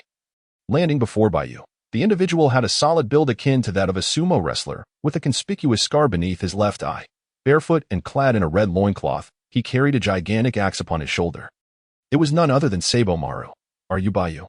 Upon his sudden appearance, Sabo Maru scrutinized Bai Yu from head to toe, and seemed somewhat disappointed, for Bai Yu appeared rather unremarkable. Aside from the dragon flame blade that seemed incongruous with his physique, there was little else to captivate Sabo Maru's interest. I am, Bai Yu replied, unaware of Sabo Maru's sentiments. Boom! As soon as the words left his mouth, Sabo Maru suddenly exerted force through his legs, propelling himself forward with a speed that was completely unexpected for his size, charging towards Bai Yu. In the blink of an eye, he was before Bai Yu. Without warning, Sabo Maru swung his enormous axe downwards in a powerful blow aimed at Bai Yu's head. Whoosh! Even before the axe descended, the fierce wind it generated echoed ominously, showcasing the immense power contained within Sabo Maru's strike. Observing Sabo Maru's unprovoked aggression, Bai Yu raised an eyebrow slightly. He swiftly drew his dragon flame blade, positioning it to parry the incoming blow. Clang! Boom! In an instant, the massive axe collided with the blade of the dragon flame blade, producing a piercing metallic clang accompanied by a shower of sparks. Immediately thereafter, the force of the axe surged forth, causing the very ground beneath Bai Yu to tremble and crack, splintering under the impact. A cloud of dust was kicked up. Moments later, as the dust began to settle, Bai Yu's figure was revealed, standing firm with both hands gripping the blade, having successfully withstood Sabo Maru's axe. Witnessing this, Sabo Maru let out a sound of surprise, clearly taken aback that the seemingly lean Bai Yu could endure such a powerful strike. My turn now. With a warrior's smile curling at the corners of his mouth, Bai Yu re-emerged into view. Regardless of Sabo Maru's intentions for attacking him, it would be remiss not to retaliate. Crack! With a sound, Bai Yu tightened his grip on the hilt of his blade, then angled the blade slightly. As Sabo Maru's axe continued to slide down the blade, Bai Yu exerted force once more, thrusting the blade upward. Clang! With Bai Yu's upward thrust, the massive axe was sent flying away. Shave! Whoosh! Concurrently, Bai Yu's figure vanished from sight.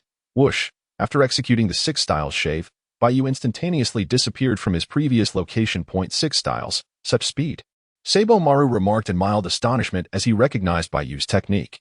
The 6 styles were nearly essential skills within the Navy, yet not every naval officer could master all 6. Sabo Maru certainly possessed this knowledge, but he had not anticipated Bai Yu's shave to possess such astonishing speed. This velocity was among the fastest that Sabo Maru had ever witnessed in the 6 styles. What Sabo Maru did not realize was that Bai Yu's mastery of the 6 styles was at a perfect proficiency of 100. thus yielding effects superior to those of other naval officers. Returning to Bai Yu, in a flash, as his form reappeared, he was already behind Sabomaru. With the dragon flame blade raised, he aimed a downward strike towards Sabomaru's shoulder. Speed may be impressive, but it is of no use to me. At that moment, Sabomaru suddenly spoke. Whoosh! Simultaneously, just as Bai Yu's dragon flame blade was about to strike him, Sabomaru swung his axe with one hand. Turning without looking back to counter the blow, the trajectory of the swing of the axe aligned almost perfectly with the path of Bai Yu's descending blade. Clang! In an instant, blade met axe in a resounding clash. Another piercing metallic sound erupted, accompanied by a flurry of sparks as both Bai Yu and Sabomaru were forced to retreat. Observation Haki. Bai Yu murmured softly as he retreated, clearly aware that Sabomaru had accurately tracked his attack trajectory thanks to his observation Haki. According to Bai Yu's memory of the original story, Sabomaru had also mastered advanced armament Haki. The proficiency of both his observation and armament Haki was exceedingly high. I know you possess Haki, and that you have mastered all three forms. Sabomaru replied, continuing, unleash your full strength. I do not believe that the strength you have displayed thus far can injure the old man. Jean Tamaru spoke once more. Upon hearing his words, Bai Yu suddenly understood why Jean Tamaru had come in person. Not only was Jean Tamaru the captain of the scientific unit, but he was also a subordinate of General Kizaru. Jean Tamaru had always referred to Kizaru as the old man. With this revelation, Bai Yu comprehended that Jean Tamaru had come to defend Kizaru's honor. Such was the nature of their relationship. If the superior acted in a certain manner, so too would the subordinate. Is this the extent of your capabilities? Bai Yu's expression darkened, his tone icy. Twice now, they had met without exchanging pleasantries before resorting to violence. It was exceedingly disrespectful. Fight. If you must. I shall accept defeat and allow you to do as you wish. But should you lose, the next time we meet, you will address me as Ancestor Bai Yu. Bai Yu proclaimed. This title, he thought, would also serve to diminish Kizaru's dignity. You dare? Jean Tamaru retorted. Afraid? If you are, then leave at once. Stop feigning bravado. As Bai Yu's words reached him, Jean Tamaru felt his temper flare. The sharpness of Bai Yu's remarks was clearly intended to incite his wrath. Who dares back down? Indeed, Jean Tamaru could not withstand such provocation and begrudgingly accepted the challenge. In an instant, both men fixed their gazes upon one another, their hands gripping their weapons tightly. Buzz, whoosh, in the next moment, Bai Yu summoned his will. The essence of the Qinglong sword manifested as tangible energy, flowing forth from the palms of his hands. In the blink of an eye, it enveloped the blade of the dragon flame saber. With a swift whoosh, it ignited into emerald flames. The flickering fire seemed to elevate the temperature of the surrounding air by several degrees. Qinglong slash, as the energy of the Qinglong sword coalesced. Bai Yu raised the dragon flame saber high above his head and, with a downward stroke aimed at Jean Tamaru, unleashed a strike. Whoosh! Roar! A piercing slash erupted from the blade, cutting through the air like a tempest. Accompanied by the sound of a clear dragoness roar, it surged towards Jean Tamaru at high speed. What formidable sword intent! Sensing the lethal sharpness of Bai Yu's Qinglong slash, Jean Tamaru could not help but exclaim in astonishment. Bang! Yet, despite his surprise, Jean Tamaru's actions did not falter. He turned his massive axe around, driving the head of the weapon forcefully into the ground. Then, he raised both hands, palms facing forward, aligning his arms parallel to his shoulders. Buzz! In an instant, an invisible energy swiftly gathered in his palms. Zuko-duxing, with a powerful shout, Jean Tamaru released the amassed energy just as the Qinglong slash approached. Bang! The incoming strike collided with an invisible barrier, exploding in the air. Ultimately, the flames of the Qinglong slash gradually extinguished, dissipating along with the intangible energy. Upon witnessing this, Bai Yu's expression shifted slightly. The invisible energy Jean Tamaru had unleashed was unmistakably Haki, a manifestation of armament Haki. The cultivation of armament Haki can be divided into various levels based on proficiency and control. The most fundamental form allows for the initial effects of wrapping and hardening, enabling the user's attacks to harm the corporeal forms of those with natural-type devil fruit abilities, while also enhancing their attacks to some degree. Jean Tamaru's technique, however, was a more advanced form of external release, which involved projecting armament Haki over a distance. Its potency surpassed that of mere wrapping and hardening. For an ordinary individual to master the external release of armament Haki requires not only talent but also rigorous and prolonged practice. Jean Tamaru's ability to attain this level at such a relatively young age was undoubtedly linked to his upbringing among the powerful of the Navy headquarters. Though your technique is commendable, my Haki far surpasses yours, Bai Yu remarked with a smile. While technique is significant, the clash of Haki ultimately depends on the volume and strength of both parties' Haki. Bai Yu's three-color Haki was bestowed by a divine system, making it far beyond what Jean Tamaru's Haki could contend with. Such arrogance. Jean Tamaru scoffed, raising an eyebrow at Bai Yu's assertion. Without further ado, he withdrew his axe from the ground and charged directly at Bai Yu. Whoosh! Unfazed, Bai Yu brandished his blade and met Jean Tamaru head-on. Clang! In an instant, Bai Yu and Jean Tamaru clashed again, their weaponry colliding in an intensely captivating display of force. Boom! The powerful Haki enveloping their weapons created an indescribable clash. In the wake of their initial impact, the ground beneath them shattered, fissures rapidly spreading from their points of contact. Boom! The friction of their confrontation did not remain stagnant for long. Suddenly, a tremendous explosion resonated as their weapons were deflected apart, sending a surge of Haki soaring into the sky, piercing through the clouds before dissipating entirely. Again, with renewed determination, Jean Tamaru swung his axe once more, charging at Bai Yu. "You think I'm afraid?" Bai Yu laughed, likewise rushing forth with his blade. Clang, clang, clang. The scene unfolded with Bai Yu and Jean Tamaru weaving in and out of each other's paths, their movements a blur. Each time they crossed, the air was filled with the jarring sound of metal colliding. The resultant shockwaves wreaked havoc along the coastline. Such astonishing power. Jean Tamaru is indeed formidable, managing to engage Colonel Bai Yu to this extent, yet it seems evident that Colonel Bai Yu possesses the upper hand. Indeed. The nearby Navy soldiers, having retreated a considerable distance, murmured amongst themselves.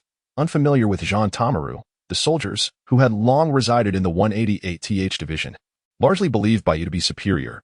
Clang! Another fierce clash of blade and axe echoed. Following the impact, both Bai Yu and Jean Tamaru withdrew momentarily. Jean Tamaru's demeanor had shifted. The arrogance he once displayed had been replaced with gravity. The more he engaged with Bai Yu, the more he recognized the latter's extraordinary prowess. As Bai Yu had suggested, through their exchanges, Jean Tamaru sensed that his Haki was increasingly being suppressed by Bai Yu.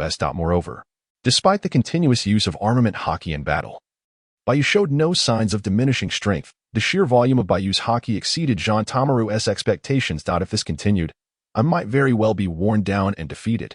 Jean Tamaru has come to realize that the situation of the battle is not favorable. Engaging in a war of attrition of Haki may not be the match for Bai Yu.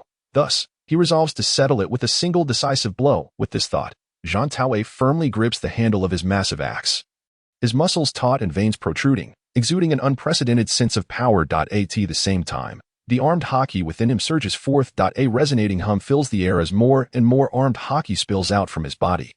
Jean Tamaru clenches his teeth, exerting every ounce of control over the overflowing Haki, compressing and channeling it into the giant axe. In an instant, the entire axe transforms into a profound black metallic sheen. Emanating an indescribable force, Jean Tamaru has pushed his armed Haki to its utmost limit. The intensity of the waves generated is so powerful that it even disturbs the air, producing a sound akin to cracking. Sensing the change in Jean Tamaru's Haki, Bai Yu naturally discerns his intentions. Taking a deep breath, Bai Yu calms the rapid breaths that followed their fierce exchange. Gradually, his body regains its composure. Gather, in the next moment. Bai Yu silently commands within. Thud, thud. With Bai Yu's mental focus, the strength surrounding him converges towards his arms wielding the blade. With two audible muscle contractions, Bai Yu's arms visibly swell with power. He feels a surge of explosive strength coursing through his limbs. This is the final strike. Thud. Just as Bai Yu enhances the strength in his arms, Jean Tamaru is already prepared. With a mighty shout, he shatters the ground beneath him and launches himself like an arrow, hurtling towards Bai Yu. The speed is so swift that it leaves behind a trail of afterimages, stirring a whirlwind in his wake. In the blink of an eye, Jean Tamaru stands before Bai Yu, both hands gripping the axe as he unleashes his full strength. Raising the giant axe high, he strikes downwards with the force of a mountain. Boom! Before the axe even descends, an immense force bears down upon Bai Yu, creating a massive crater beneath him. Gather. 6 strikes. As he gazes at the descending axe, a glimmer of brilliance flashes in Bai Yu's eyes. He instantly swings his dragon flame blade upwards in a defiant slash. The blade, imbued with the essence of the Azure Dragon and armed Haki, has reached its zenith. In the next heartbeat, Bai Yu's dragon flame blade clashes with Jean Tamaru's giant axe. Clang. The deafening metallic clash reverberates, a sound potent enough to shatter eardrums. At the point of contact, a torrent of sword intent and axe energy erupts. In that fleeting moment, even the air is cleaved asunder. Jean Tamaru's lips curl into a satisfied smirk. The axe he has brought down not only channels all his armed Haki, but also combines the momentum from his charge and leap, delivering a blow that exceeds 1,000 pounds of force.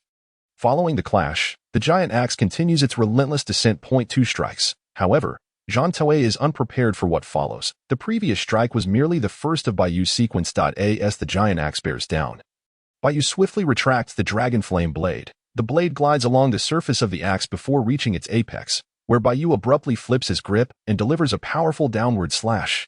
Clang! Squeak! Squeak! Squeak! The dragon flame blade strikes the giant axe once more. The overwhelming force even begins to disperse the armed Haki enveloping the axe. 3 strikes, 4 strikes, 5 strikes, before Jean Toei can react. Bai Yu unleashes his 3rd, 4th, and 5th strikes in rapid succession. Each slash is heavier, each strike faster than the last. Clang! By the time the 5th strike lands, the armed Haki enveloping Jean Toei's giant axe has been entirely dissipated. With a resounding explosion, the axe head separates from the handle, flying off into the distance. Clang! The head of the axe is cast away, falling to the ground. 6 strikes. At the same moment, Bai Yu's relentless assault continues unabated. The lightning-fast 6th strike arcs towards Jean Toei's exposed chest. Pucci, without his weapon, Jean Toei stands no chance against Bai Yu's 6th strike. He hasn't even had the time to assume a defensive posture. With a sharp sound, the dragon flame blade pierces through Jean Toei's flesh. A fountain of blood erupts forth, and a deep gash appears across his chest. What a swift blade! Is the last incredulous remark from Jean Toei before he collapses backward. Unconscious, Captain Jean Toei. Upon witnessing this, the naval personnel from the scientific division, who had accompanied Jean Toei, rushed forward in alarm. Medical staff hurriedly attended to his wounds. None had anticipated that Jean Toei, one of their strongest members, would fall so swiftly and so decisively, losing even his weapon to Bai Yu's might. With a thud, as the scientific division personnel rushed to tend to Jean Toei, Bai Yu made no effort to obstruct them. He flicked the blade, splattering the blood that had stained it across the ground, then gracefully sheathed it. In the end, Jean Toei had merely sought to reclaim his honor, being a member of the naval headquarters. Bai Yu had no intention of delivering a fatal blow. However, the wound on Jean Toei's chest would ensure he remained subdued for quite some time, and when they next meet, perhaps he would learn to speak with a measure of respect. Ding! Host has successfully swung the blade 2,000 times, receiving rewards. Azure Dragon Sword Intent Proficiency 5, 3 colors Haki Proficiency 1, Gather, 6 strikes Proficiency 5. Upon receiving the notification, Bai Yu felt a rush of information from the system. Engaging with an opponent like Jean Toei, who was adept in Haki, had significantly accelerated the accumulation of his blade strikes. After this battle, he had amassed a total of 2,000 swings. You are the last batch. When you carry him away, do remember to bring Gaspar D along. Bai Yu instructed the personnel from the scientific division. Upon hearing this, the naval personnel could only swallow their anger and hurriedly lifted Jean Toei onto their ship. They also ensured that Gaspar D was transferred from the 188th division. Ultimately, the naval vessel set sail, retreating in disarray.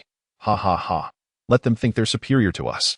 The soldiers of the 188th division cheered, reveling in their triumph over the naval headquarters. Typically, they had been overshadowed by the main naval forces, and such a reversal of fortune was unprecedented, though Bai Yu's actions may have been somewhat extreme. They were exceedingly satisfying to his comrades. After all, it was Jean Toei who instigated this conflict, and now he would have to swallow his pride and pretend nothing had happened. With this, all pirates captured in Han Nabarl had been successfully handed over. Ding! The host has completed the main quest, the Death Sea Race, achieving the ultimate rating of S grade. As the last Gasparity was sent off, a system reward notification echoed once more in Bai Yu's mind. With nearly all participating pirates captured, the completion rating of this mission was set at the highest level, S grade. Upon receiving the notification, Bai Yu licked his lips and nervously rubbed his palms together. Anticipating the forthcoming rewards. An S grade rating certainly promised a bounty of riches. Ding! The host has completed the main quest and received the reward. Proficiency in Qi Long Sword Intent increased by 5. Proficiency in the 3-color Haki increased by 5, and proficiency in Zhu Liulian increased by 10. Each skill has seen a significant enhancement. As the proficiency in Qi Long Sword Intent had already reached 95. The reward pushed it directly to full proficiency. The Zhu Liulian technique was elevated to 60 proficiency, while the 3-color Haki stood at 41. Once the 3-color Haki surpasses 50 proficiency, it would unlock new advanced abilities, akin to the external manifestation of armament Haki demonstrated by Wanzong. Yet, this was not the end.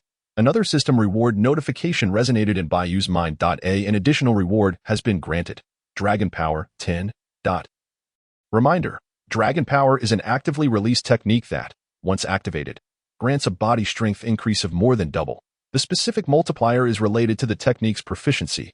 Receiving the reward, Bai Yu silently contemplated the dragon power.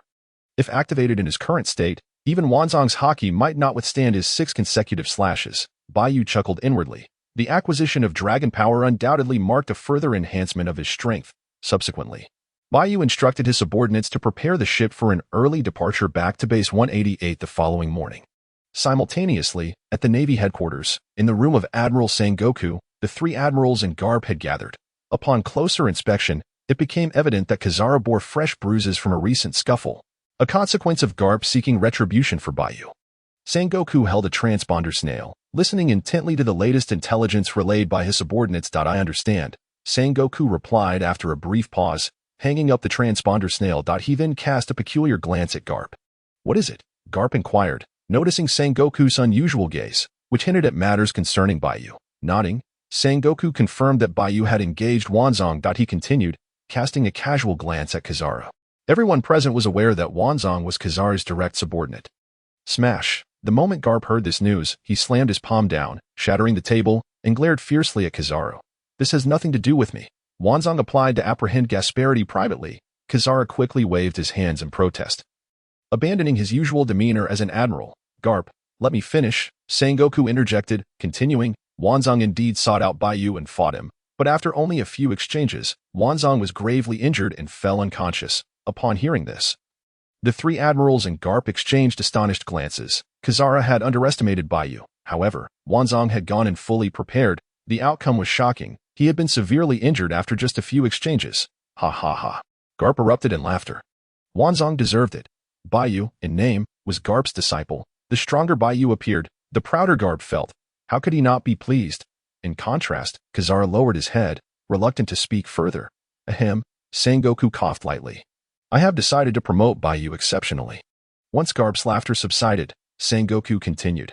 Hearing this, Kizaru, Aokiji, and Akainu exchanged incredulous looks. Bai Yu had just been promoted to colonel. His ascent had been akin to a rocket launch. If he were to be promoted again, it would mean a significant leap in rank. Such rapid advancement was indeed extraordinary. Isn't this promotion a bit too swift? Akainu frowned and voiced his concern. Swift, Garp countered. Has anyone in the headquarters ever taken down an entire pirate crew like Bai Yu did with the Hanabar pirates? Before Sengoku could elaborate, Garp interjected again. You seem to have forgotten that Gasparity, the so-called Navy's disgrace, originated from the Navy headquarters. Enough, Sengoku declared.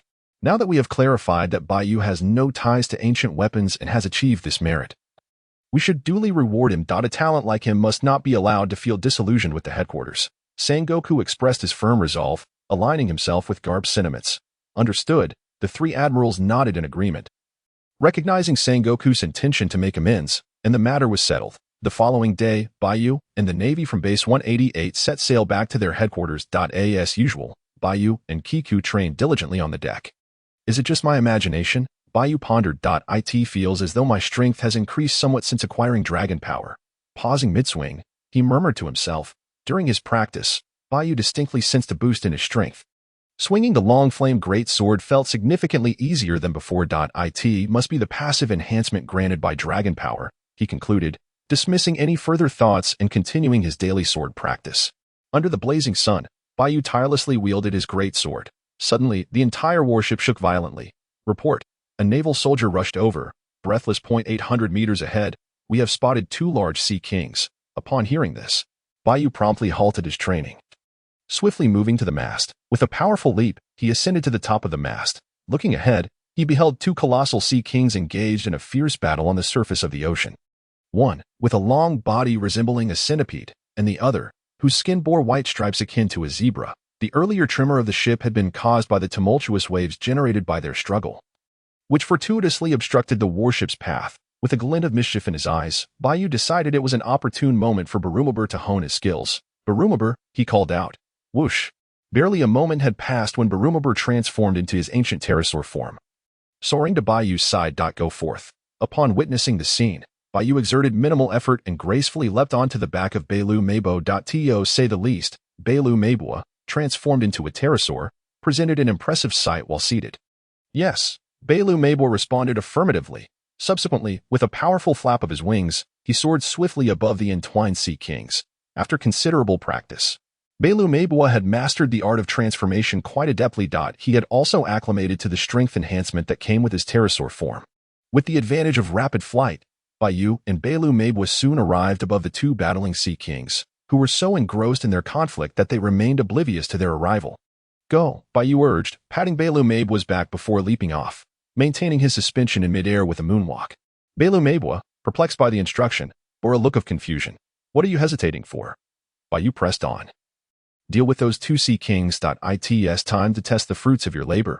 Upon hearing this, Belu Mabua's expression darkened. Testing his results didn't necessitate confronting two large Sea Kings right away. He had assumed Bai Yu summoned him merely for observation and learning. Hurry up. Bai Yu feigned impatience as he urged Belu Mabua. Very well, I shall engage, with a determined grit of his teeth. Belu Mabua flapped his wings and surged toward the two Sea Kings. As he descended, a deep dragon roar erupted from his mouth. Upon hearing the roar, the two Sea Kings immediately halted their tumultuous struggle, their attention drawn upward to the descending Belu Mabua. Upon recognizing Belu Mabua in his pterosaur form, the two Sea Kings, feeling provoked by this newcomer, unleashed a furious roar and united their efforts to bite and charge at him. Observing this, Bai Yu placed his right hand on the hilt of the dragon flame blade, poised to intervene if necessary. Meanwhile, Belu Mabua remained remarkably calm in the face of the Sea King's assault. Having witnessed Bai Yu's prowess in numerous critical situations, he experienced no panic. As the attacks approached, he swiftly flapped his wings, maneuvering with remarkable speed to evade the two Sea Kings' jaws. Their attempts to bite and collide with him resulted in nothing but empty air. Not content to merely evade, Belu Mabua suddenly altered his trajectory, darting in front of the zebra-shaped Sea King. With his sharp pterosaur claws, he lunged towards the creature's eyes. The claws sliced through the air, inflicting a grievous wound that caused a spurt of blood to erupt forth. The zebra-shaped Sea King was instantly injured. However, before Belu Mabua could revel in his success, the zebra-shaped Sea King let out a pained cry and retaliated by swinging its tail, striking Belu Mabua's body with tremendous force. The impact sent Belu Mabua reeling, causing him to cough up blood and plummet uncontrollably. To make matters worse, directly below him, the centipede-shaped Sea King opened its jaws wide, poised to devour him. Seizing the moment as Belu Mabua lost control, the centipede-shaped Sea King readied itself to snap at the falling pterosaur. If this continued, Belu Mabua would surely be consumed by the Sea Kings. Bai Yu, who had been observing the entire scenario, nodded thoughtfully, yet shook his head in disapproval. At this moment, Belu Mabua's pterosaur form excelled in speed, a fact he was well aware of. However, he had miscalculated the enemy's defensive reactions. Moonwalk. In an instant, Bai Yu propelled himself downward with great speed, creating a sonic boom as he did so. Although Belu Mabua had begun to fall first, Bai Yu reached the centipede-shaped Sea King ahead of him. Azure Dragon Slash. With a mere thought, the essence of the Azure Dragon coalesced within the dragon flame blade, igniting in a blaze. Bai Yu, wielding the blade with one hand, executed a downward strike. A massive, verdant flame cleaved through the air, releasing a powerful slash that accurately struck the centipede-shaped Sea King's gaping maw with a sickening sound. Flesh was severed, and the flame-infused strike continued unimpeded, cleaving through the centipede-shaped Sea King's form until it reached its tail. In an instant, the creature's body erupted in a conflagration of azure flames, leaving a striking scar across its surface. With a final, resounding split, the centipede-shaped Sea King was cleaved in two, its halves crashing heavily into the sea. Having swiftly dispatched the centipede-shaped Sea King, Bai Yu grasped Belu Mabua's form with one hand. He then turned his gaze toward the remaining zebra-shaped Sea King, which, under his scrutinizing stare, instantly froze in place. With a frightened shriek, the zebra-shaped Sea King hastily retreated into the depths of the ocean. Fleeing in terror, that moment, Belu Mabua reverted from his pterosaur form back to his human guise, blood trickling from the corner of his mouth. Colonel Bai Yu, he murmured, his head bowed in shame. Belu Mabua had anticipated a chance to showcase his skills but found himself needing rescue within moments. You ought to practice more diligently, Bai Yu stated flatly. Yes, Belu Mabua replied, dejected. Ding. The system's reward notification echoed in Bai Yu's mind. Host successfully swung the blade 1,000 times. Earning rewards. Proficiency in 3-colored Haki 1, proficiency in gathering 6 strikes 5, proficiency in Dragon's Power 5. That moment, Bai Yu thought the notifications had concluded, but the system chimed again. Ding. Host accumulated 30,000 blade swings, earning an additional reward. Thunderbolt, 10. Note: Thunderbolt is an active skill that, when used, grants a burst of instantaneous speed. Upon acquiring the new skill Thunderbolt, Bai Yu felt a surge of excitement. He had not anticipated that testing Belu Mabewish training would yield such formidable rewards. With Thunderbolt at his feet, few could hope to escape his grasp, as the afternoon sun shone brightly. Bai Yu was busy familiarizing himself with the use of Thunderbolt when a frantic naval soldier rushed toward him. "Colonel Bai Yu," the soldier exclaimed, "we discovered a woman floating on the surface during our patrol. She has been rescued. Should we take you to see her? A woman retrieved from the sea." Bai Yu's curiosity piqued at the news. "Lead the way," he instructed, following the soldier to the bow of the ship. There, a throng of naval soldiers had gathered, chattering animatedly. "Colonel Bai Yu has arrived." Upon witnessing the situation, the guiding naval soldier coughed heavily and shouted. As soon as they heard of Bai Yu's arrival, the naval soldiers promptly cleared a pathway. Bai Yu and his companions advanced forward. At the center of the crowd lay a woman in tattered clothing. She possessed a mane of sea blue hair, the ends of which were tied into ball-like formations. Her features were exquisitely delicate, and despite her ragged attire, her impressive figure could not be concealed. At first glance, she could easily be deemed one of the most stunning women in the pirate world. Upon recognizing her visage, Bai Yu's brows knitted slightly. For some inexplicable reason, he felt an uncanny familiarity with her. This sense of recognition stemmed from his memories of the pirate world prior to his transmigration, though he could not quite place it. "What a beautiful woman," remarked Barumaba from the side. "Could she have been shipwrecked?" "Sure. Can't you see that Colonel Bai Yu seems a bit off?" KB whispered in caution. "Colonel Bai Yu, let's take her to the cabin and find an island to anchor nearby. We can sort everything out once she awakens." After a moment's contemplation, Bai Yu commanded, "Everyone else, return to your duties and do not linger here." "Yes." The others responded in unison, hastily dispersing. Ultimately, as there were no other women aboard, it was Bai Yu himself who gently carried the woman to one of the rooms in the cabin. Unable to recall her identity, Bai Yu chose not to continue his sword training but instead remained by the bedside, awaiting her awakening. This wait extended for 2 long hours. Suddenly, the woman appeared to be tormented by a nightmare. Mumbling softly, "Stop it," Bai Yu, having caught the word stop, furrowed his brows and instinctively leaned closer to her lips to listen intently. The holy sword must be stopped. The full moon descends. As he drew nearer, Bai Yu managed to discern some fragmented words. Holy sword, full moon. The emergence of these 2 pivotal terms conjured hazy memories within Bai Yu's mind. Just as he began to piece together the fragments of his recollection, the woman, who had been unconscious with her eyes shut, suddenly awoke, sitting up with a start. Thud, clack. A coincidental scene unfolded as the blue-haired woman, upon raising her head, collided forehead first with Bai Yu's, to Bai Yu's astonishment. Her lips inadvertently brushed against the corner of his mouth. Bai Yu instinctively stood and took a half-step back. "You." After regaining her senses, the blue-haired woman pointed at Bai Yu, covering her mouth with one hand. "Ah, wait. Let me explain." In the next moment, a shriek pierced the air. Tap, tap, tap. Hearing the commotion, KB and his fellow soldiers rushed in. What in the world is happening? Staring at the blue-haired woman so close to Bai Yu, everyone was momentarily stunned. "Out." Bai Yu, feeling exasperated, slapped his forehead and sternly ordered the crowd to leave. "Yes." Sensing the seriousness in Bai Yu's tone, the others jumped and quickly exited the room. "Are you the Navy?" At this moment, the blue-haired woman seemed to have regained her composure and inquired of Bai Yu. "Indeed, we are," Bai Yu affirmed with a nod. He then recounted how she ended up in their presence and how they had discovered her. After listening to Bai Yu's explanation, the blue-haired woman fell into a brief silence. "My name is Maya. If possible, could you return me to my original location? I must stop the full moon's holy sword from breaking the seal." Maya then firmly resolved to share her harrowing tale of floating upon the sea. She hailed from a beautiful island known as Osaka Island. A legend was passed down through generations on Osaka Island. When the holy sword, the 7-star sword, and the blood-red full moon appeared simultaneously, darkness would reign over the land. In that moment, all living beings would have their blood absorbed by the holy sword, becoming sacrifices for its resurrection and restoration of power. To safeguard the peace of Osaka Island, a lineage of priestesses had long upheld the duty of fortifying the holy sword's seal. Maya was the current priestess. Originally, Maya was to use the power of a sealing gem to prevent the resurrection of the full moon's holy sword.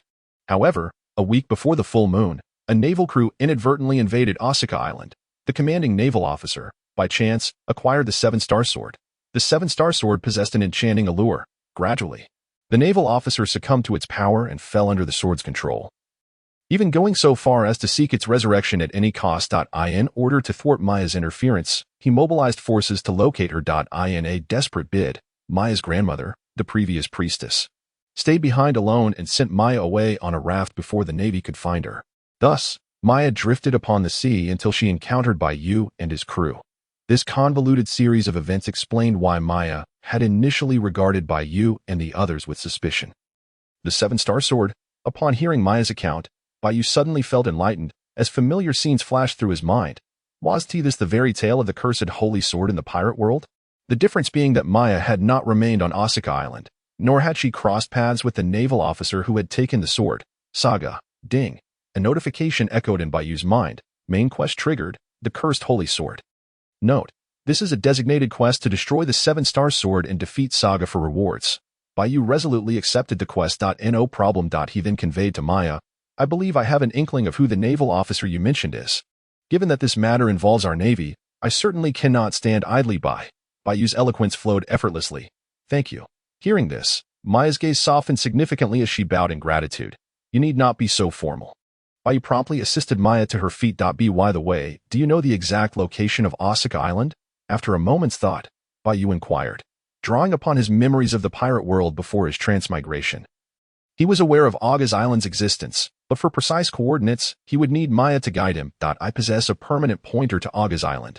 After hearing Bai Yu's words, Maya promptly retrieved a pre-recorded permanent pointer from her clothing and handed it to him. Then you should rest for a while. I will immediately instruct the crew to change course for Aga's Island. After accepting the pointer, Bai Yu expressed one last time before turning to exit the room. Just as he reached the door, Bai Yu halted abruptly and turned back. I didn't mean to. Upon hearing Bai Yu's forthcoming words, Maya instantly understood his implication. She lowered her head slightly, her cheeks flushing a rosy hue. Meanwhile, Bai Yu, having finished speaking, hurriedly left the room. Oh dear. I told you not to crowd. As Colonel Bai Yu and his companions stepped out into the corridor, they were met with the sight of Barumab and a contingent of Navy soldiers pressed against the wall. Barumab, caught in an awkward position, could only offer a sheepish smile as an explanation. Dispatch the orders to alter our course towards Aga's Island. Bai Yu shot a disapproving glance at the gathered crew. He then entrusted the permanent log post to a Navy soldier, issuing a brief command. Understood. Upon hearing this, the soldiers appeared to sense the gravity of the situation, their demeanor shifting to one of seriousness as they promptly returned to their posts. Colonel Bai Yu, what about that woman? Only KB and Barumab remained, and Barumab quietly inquired after the others had departed. It would be best not to pry into matters that do not concern you. Do you believe our training has been insufficiently rigorous? Bai Yu retorted, raising an eyebrow in playful challenge. Not at all. I shall commence training immediately. Barumab hastily replied, eager to escape the conversation. Before he departed, he cast Bai Yu a knowing glance and added, I understand. Bai Yu couldn't help but chuckle at the remark. Reflecting on it, he saw no need to delve into further explanation. After all, Maya was renowned as one of the most beautiful women in the pirate world. Enhancing his rapport with her was certainly of no detriment. Thus, under Bai Yu's directive, the warship adjusted its course, racing towards Aga's Island in accordance with the log pose's recorded trajectory. At that moment, they were less than a day away from the full moon that Maya had mentioned. Unbeknownst to Bai Yu, upon their arrival at Aga's Island, they would be greeted by the entire island under the control of the Holy Sword, with its villagers and Navy soldiers stripped of their rationality. As night fell, thanks to Barumab's careful arrangements, Bai Yu's dinner was delivered to Maya's quarters, where they shared a meal together. By the way, as a priestess, do you possess any abilities beyond sealing? Bai Yu initiated a conversation to alleviate any awkwardness. The role of a priestess was indeed a rare and distinguished one within the pirate realm. To put it simply, a priestess could wield a unique form of spiritual energy, employing various methods of release to achieve effects akin to sealing. Bai Yu was curious about what other skills Maya might possess aside from sealing. I am capable of basic offensive techniques as well as simple healing. However, many of these methods have been lost in my lineage. Maya explained. The fact that such esoteric abilities had been passed down was already quite remarkable. What a pity, Bai Yu lamented, recognizing that he lacked a healer among his ranks. If possible, he was inclined to recruit Maya into his crew, especially since the current main mission involved destroying the Holy Sword. Once the Holy Sword was vanquished, Maya's duties as a priestess would conclude, presenting an opportune moment to win her over. Not to mention, Smoker had his assistant, Tashiji, while Bai Yu's team was brimming with masculine energy. Suddenly, an alert chimed in Bai Yu's mind. Host intentions detected. The host may recruit Maya as a trusted confidant upon completing the mission. The system will provide a specialized training manual for priestesses. The omnipotent system seemed to have heard Bai Yu's thoughts, delivering an unexpected notification. After accomplishing the primary mission, Bai Yu would be able to extend an invitation to Maya.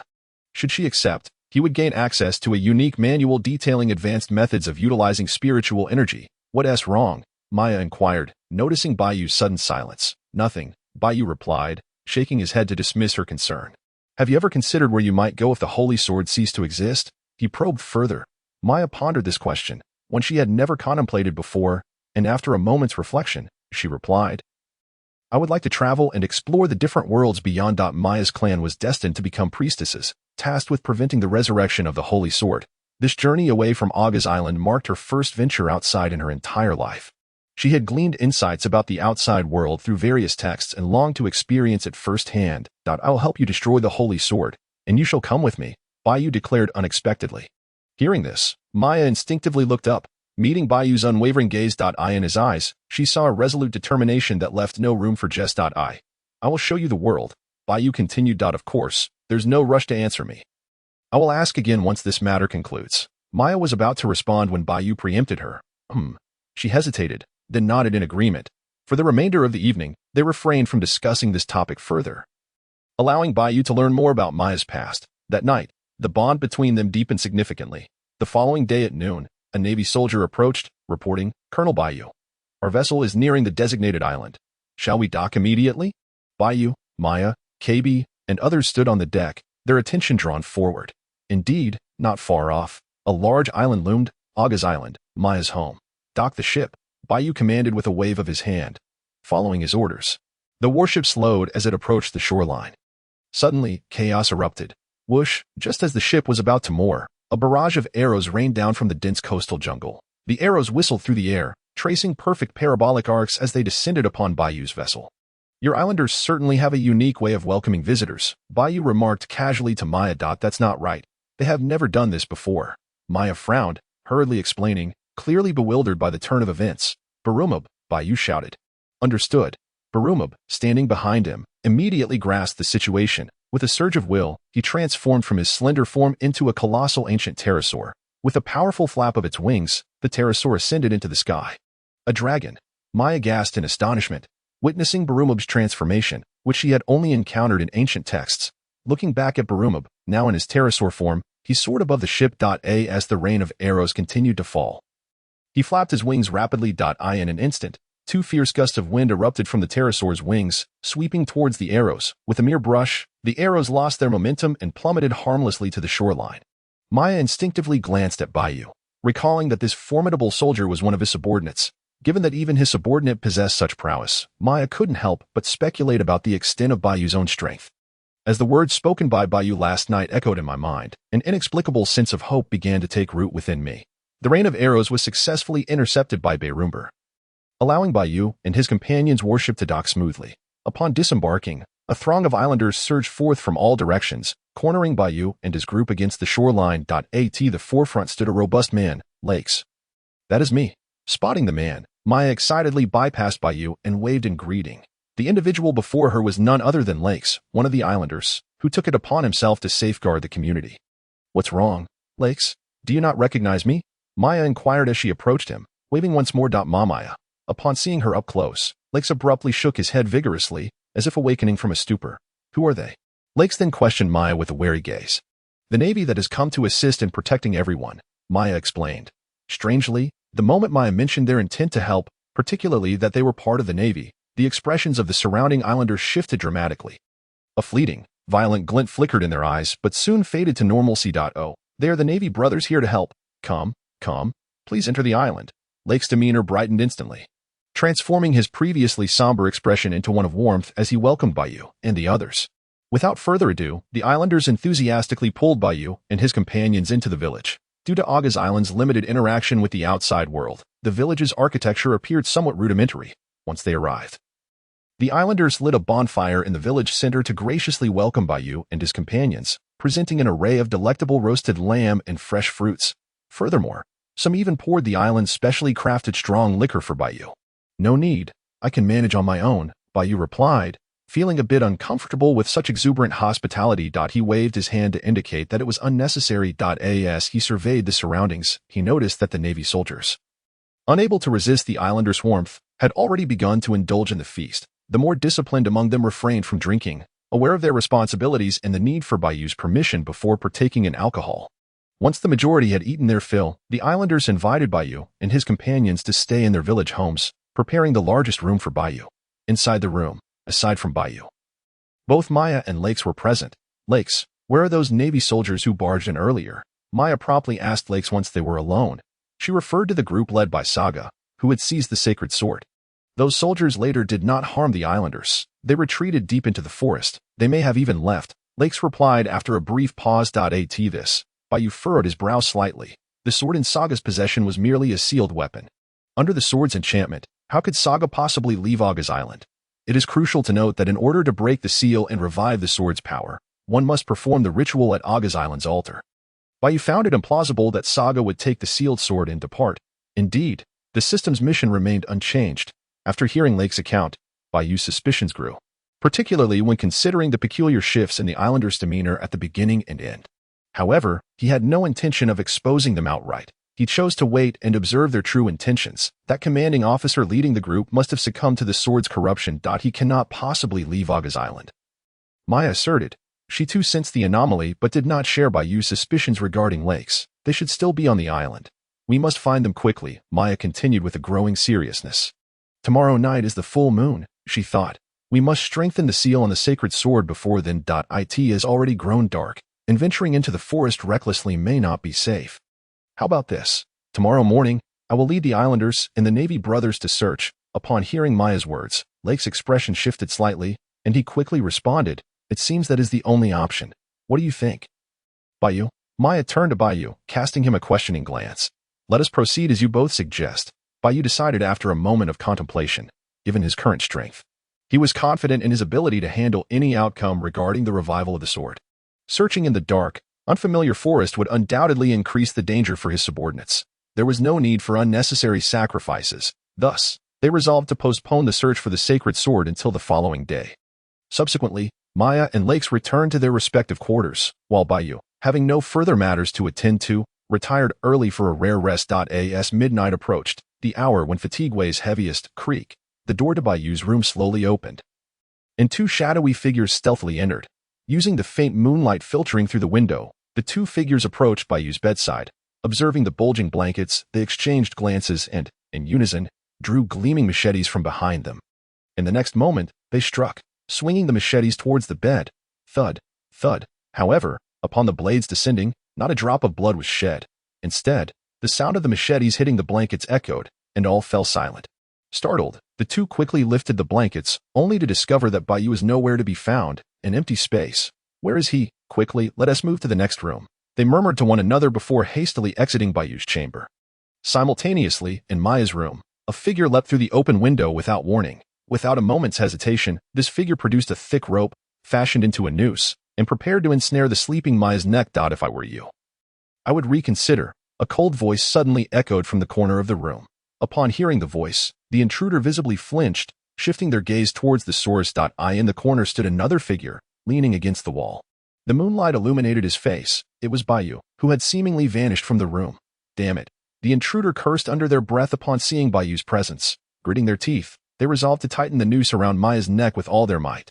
At that moment, Bai Yu shook his head regretfully, raised his right hand, and pointed a finger at the assailant's thigh. Flying finger gun. Release. Whoosh. As the words left his lips, a sharp, wind-splitting air projectile shot forth from the tip of Bai Yu's finger, hurtling towards the intruder's thigh at breakneck speed. The flying finger gun, an alternative application of the Six Styles finger gun, allowed for ranged attacks without the need for close proximity. Thud.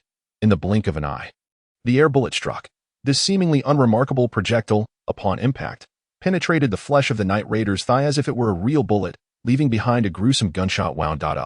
In the next moment, the adversary let out a loud shriek. Ignoring the tightening of the hemp rope, he fell to the ground, rolling from side to side in agony. His hands instinctively groped at the wound.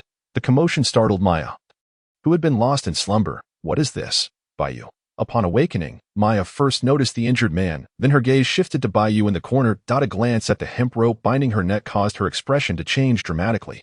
Suddenly, the realization dawned upon her. He is an islander, if my guess is correct. The islanders here must all be under the control of the Holy Sword. Maya looked at Bai Yu with a puzzled expression. Bai Yu responded, explaining that her presence in Maya's room was entirely due to the strange behavior exhibited by the islanders and Lakis during the day. Concerned, Bai Yu had remained vigilant throughout the night. Before the two islanders had barged into her room, Bai Yu had sensed their approach and had left in advance to come to Maya's room.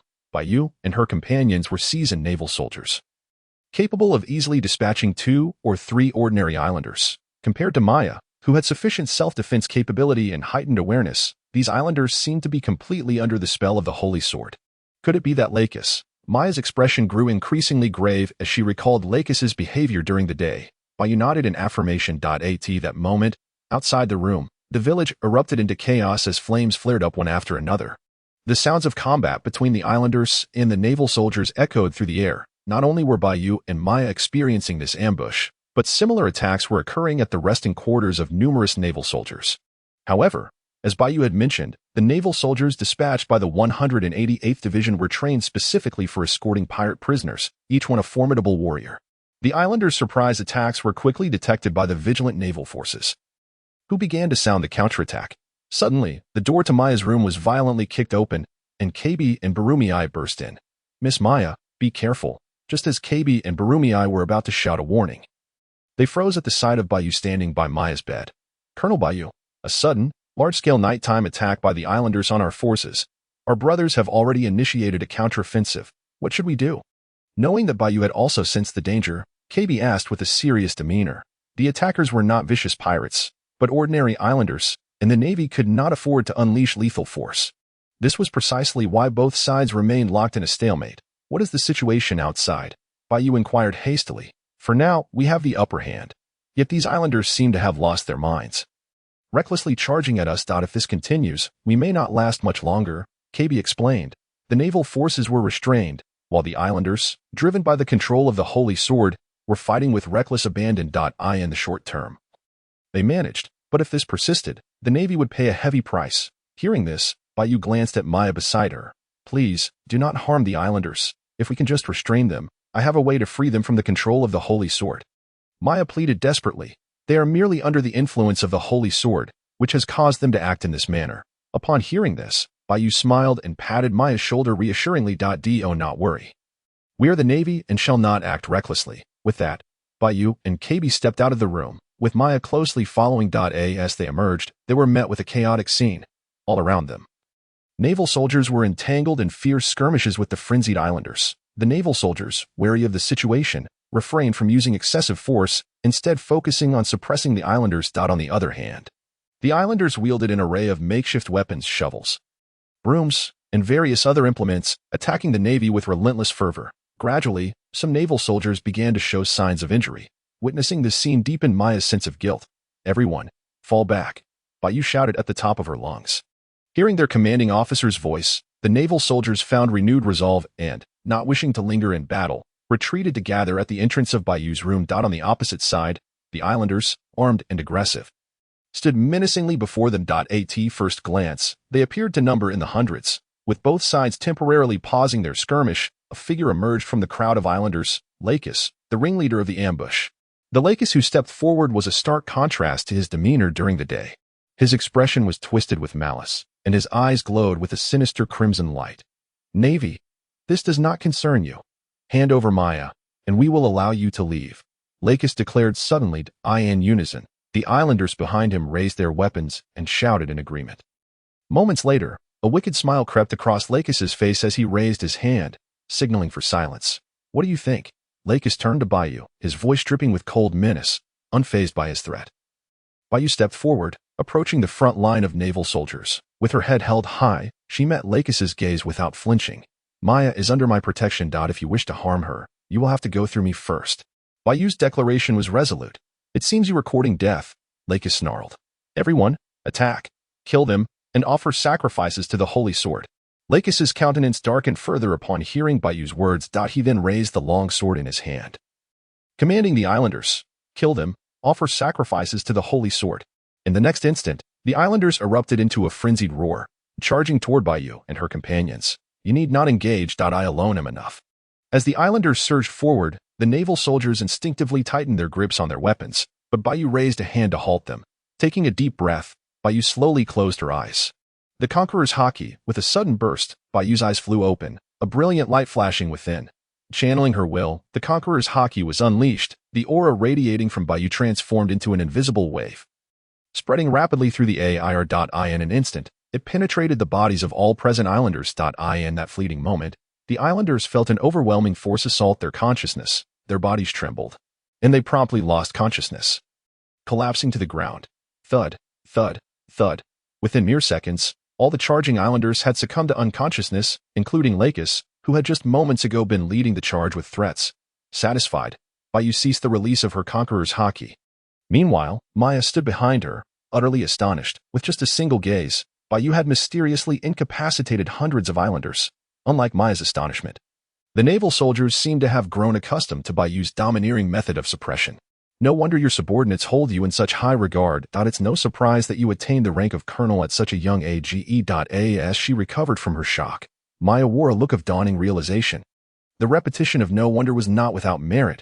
Through the performance of Bai Yu's subordinate, Barumabur, she had not been entirely oblivious to Bai Yu's strength. Yet, she had not anticipated it to be so profoundly shocking.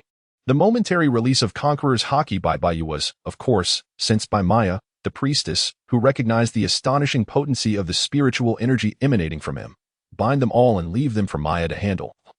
Bai Yu commanded the naval soldiers as Maya marveled at his power. Understood. Upon receiving the order, the naval soldiers promptly dispersed, securing the unconscious islanders one by one without facing any resistance. In no time, they had bound hundreds of islanders to prevent any potential awakening and rebellion. The rest is up to you, Bai Yu remarked, turning to Maya. To eliminate the influence of the holy sword over the islanders. The priestess's power was indispensable. Okay. Thank you. Maya nodded earnestly in gratitude upon hearing Bai Yu's words. She then hurried to the islanders to dispel the malevolent energy within them, utilizing her powers. Simultaneously, Bai Yu instructed the naval soldiers to spread out and surround the entire village. Guarding against any interruptions to Maya's work, Bai Yu then leaped atop one of the houses, taking a perch from which he could occasionally glance at Maya. The act of dispelling the malevolent energy from the islanders was not overly complicated. Maya extended her palm, pressing it gently against the foreheads of the islanders, murmuring incantations as she unleashed her priestess energy. In an instant, her energy entered their bodies, swiftly purifying and expelling the negative influences within. The energy of Maya's priestess lineage was inherently effective against the power of the holy sword, though it required considerable time and effort. Observing that Maya had begun to stabilize and was effectively dispelling the malevolent energy from the islanders, Bai Yu surveyed the surroundings and, finding no anomalies, closed his eyes to meditate. This monotonous waiting continued until the following morning. After a night of diligent effort, Maya finally eradicated the last trace of malevolent energy from the final islander. At last, it's done, she murmured with a sense of relief, rising from the ground and lifting her gaze to meet Bai Yu's eyes, which were already open and observing her from above. She smiled faintly, her expression illuminated by the morning sun, rendering her breathtakingly beautiful. Even Bai Yu found himself captivated, stealing a few extra glances. Suddenly, it seemed that Maya, perhaps from overexerting her priestess powers, felt a wave of dizziness wash over her. Her form wavered, and she stumbled, on the verge of collapsing. Shave. In an instant, Bai Yu, quick as lightning, executed the 6 forms technique and appeared at Maya's side, wrapping one arm securely around her slender waist. Thank you, Maya said, her cheeks flushed with a rosy hue as she lowered her head slightly in gratitude. You've worked hard all night as well. Don't push yourself. You should rest. After a brief hesitation, Bai Yu decisively picked Maya up in a regal princess carry and transported her to her room. I will station guards here. I must venture deep into the forest to find the whereabouts of the holy sword. After setting Maya down, Bai Yu spoke softly. Okay. Maya nodded obediently in agreement before succumbing to her exhaustion and drifting off to sleep. Observing this, Bai Yu lowered his footsteps and exited the room. KB, Barumabur, you stay here. I will take a team to explore the forest, Bai Yu instructed as he stepped outside. Understood. KB and Barumabur replied in unison. Bai Yu then selected 30 naval soldiers from his contingent, dividing them into 3 small teams to search deeper into the forest, while he ventured in a different direction alone. The decision to bring 30 soldiers was to cover a larger area for searching, ensuring no potential leads would be overlooked, thus enhancing efficiency. Otherwise, Bai Yu had initially intended to go alone. As Bai Yu delved further into the forest, time gradually approached noon. Despite several hours of searching, there was still no sign of Saga and his group. Instead, traces of recently extinguished campfires could be observed along the path. just as Bai Yu began to doubt the direction he had taken. Rustling sounds emanated from nearby bushes. Suddenly, a bloodied figure, seemingly battered and bruised, burst forth from the underbrush, tumbling clumsily to the ground. "Help! Help me!" The fallen individual, upon spotting Bai Yu, waved his hands in a desperate plea for assistance. Bai Yu scrutinized the figure closely, and with a jolt of recognition, he identified the individual as Duma, a senior disciple of the Saga Naval Dojo, known as the Speed Swordmaster. Upon recognizing Duma, Bai Yu's eyes darted. A sense of caution creeping into his mind, yet he approached to assist Duma to his feet. "What happened?" Bai Yu inquired. "Saga, he's gone mad," Duma exclaimed in a weak voice, struggling to articulate his thoughts.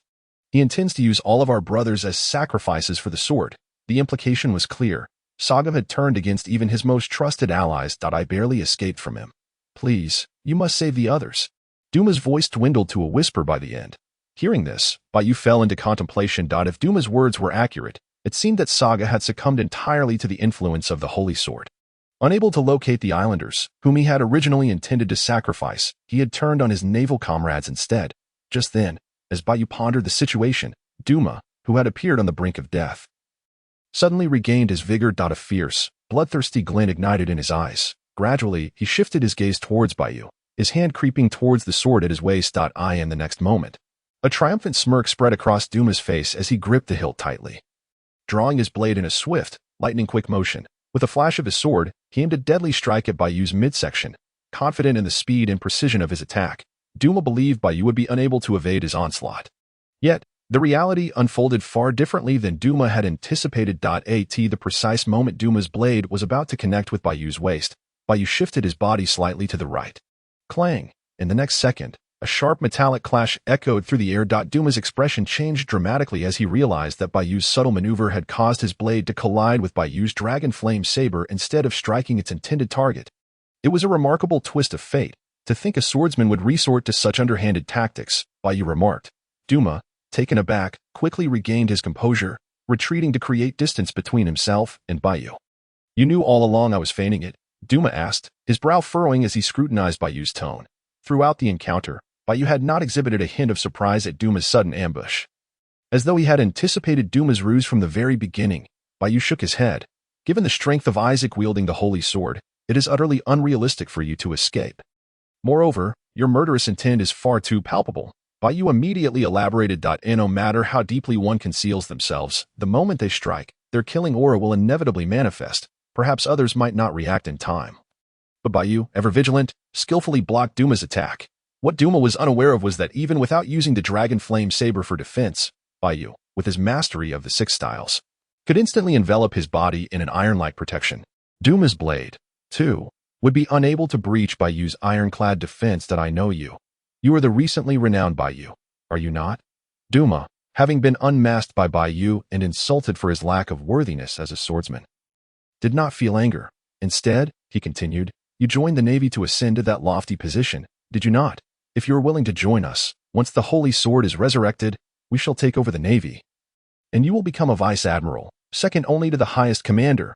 He extended an olive branch towards Bai Yu. Sokka's ease of being wholly controlled by the Holy Sword stemmed from his deep-seated obsession with attaining the position of Marshal, commanding the entire Navy. He promised Bai Yu that should he choose to join, he would be directly promoted to the rank of Vice Admiral. That rank is the highest military title, second only to Marshal.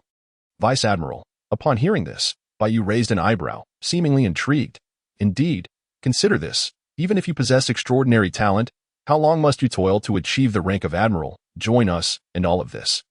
Duma hastily continued his persuasion. But Bai Yu raised a hand to interrupt. Duma looked at him with confusion. The rank of Vice Admiral was indeed an enticing offer. Bai Yu spoke. "However, my aspirations extend beyond the position of Admiral." With a shift in his tone, he chuckled. Upon hearing Bai Yu's words, Duma's expression darkened. It was clear that Bai Yu aimed for the supreme position of Marshal, not merely content with being an Admiral. Such audacity! What hubris! Duma replied coldly, "That is a concern only for those lacking strength." Bai Yu retorted, implying that he possessed ample power. "Interesting," Duma remarked. "Let me see just how capable the one hailed as the Navy's future hope truly is." He then crouched low, preparing to dash forward. Stabilizing the scabbard with his left hand and gripping the hilt of his blade tightly with his right, he sheathed his sword. In the next moment, Duma's gaze sharpened. A chilling wind enveloped him, and a faint sword intent began to surge. Duma, having trained for many years in the dojo, had indeed mastered the use of sword intent, seeking to conclude this with a single strike? When it comes to sword intent, I have never shied away from a challenge. Recognizing Duma's intention, Bai Yu's lips curled into a confident smile. Duma practiced Aido, also known as the way of drawing the sword. As the name implies, one does not strike unless absolutely necessary. Once the blade is drawn, the outcome is determined. The Aido cut emphasizes a single, lethal strike. Coupled with the augmentation of sword intent, its power is naturally formidable.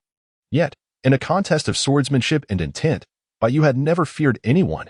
With a resolute grip on the hilt of the dragon flame saber, Bai Yu summoned an overwhelmingly fierce and sharp Azure Dragon Sword Intent, which surged forth from his palm. In an instant, it enveloped the blade of the dragon flame saber. But that was not all. As the Azure Dragon Sword Intent flowed forth, it began to circulate continuously. Within mere moments, it ignited with a fiery whoosh, a vibrant green flame dancing upon the blade's surface. The sword intent had materialized. Duma instinctively gasped at the sight of the verdant flames on Bai Yu's dragon flame saber. Such an ethereal concept as sword intent is rarely mastered even in minuscule amounts by the average practitioner. Do not underestimate even a fragment of sword intent. It can significantly amplify the power of all sword techniques. Yet, in Bai Yu's hands, it flowed forth as if limitless. Not only that, but the released sword intent had even reached a higher level of materialization. In Duma's understanding, even Sokka could not achieve this feat.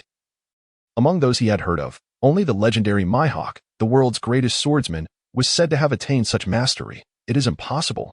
Duma thought. He cannot have achieved such a degree. He must be employing some form of trickery. With this thought, Duma clenched his teeth resolutely, completely dismissing Bai Yu's released sword intent as a mere illusion. He was unwilling to acknowledge, nor did he wish to accept, that Bai Yu's talent in the art of swordsmanship was nothing short of monstrous. You may flaunt your tricks, but I shall shatter your false sword intent. Duma's conviction grew stronger, and he ultimately reassured himself with this notion. With a swift motion, Duma's feet pounded down. He charged towards Bai Yu with a ferocious burst of speed. In the blink of an eye, he stood before Bai Yu, drawing his sword, thrusting and slashing in a seamless sequence. Duma's lightning-fast diagonal strike aimed directly at Bai Yu. At the same time, Bai Yu, having gathered his strength, aimed his blade at Duma's weapon, executing a direct downward strike. Clang! The two blades clashed, producing a piercing metallic sound. In the wake of their collision, a flurry of blade winds and sword energies erupted, leaving visible marks upon the ground where they stood. Such immense power. Simultaneously, Duma's expression shifted to one of dismay. In their confrontation, he truly felt the formidable strength of Bai Yu's dragon flame saber, far beyond what he could withstand. Crash! Before Duma could fully process this, the dragon flame saber in Bai Yu's hand radiated an even more brilliant azure green flame. With an unparalleled sharpness of sword intent, it forcefully severed Duma's weapon. Whoosh! As Duma's blade was cleaved in two, the momentum of the dragon flame saber remained unyielding, descending towards Duma's form. With a swift motion, Bai Yu slashed through Duma, who was left with a deep gash across his torso. The azure green flames ignited from the wound. What a swift strike! The impact was fatal. The remaining half of Duma's sword fell to the ground. With a final gasp, he toppled forward, silenced forever. In this clash, Bai Yu did not resort to any other techniques. He triumphed solely through his exquisite swordsmanship and overwhelming sword intent. After dispatching Duma with a single stroke, Bai Yu elegantly wiped the blood from his blade and sheathed it. At that moment, two vibrant signal flares erupted in the sky from opposite directions. These were signals Bai Yu had instructed his subordinates to release upon detecting Sokka in the Navy, indicating that there was no need for haste in combat.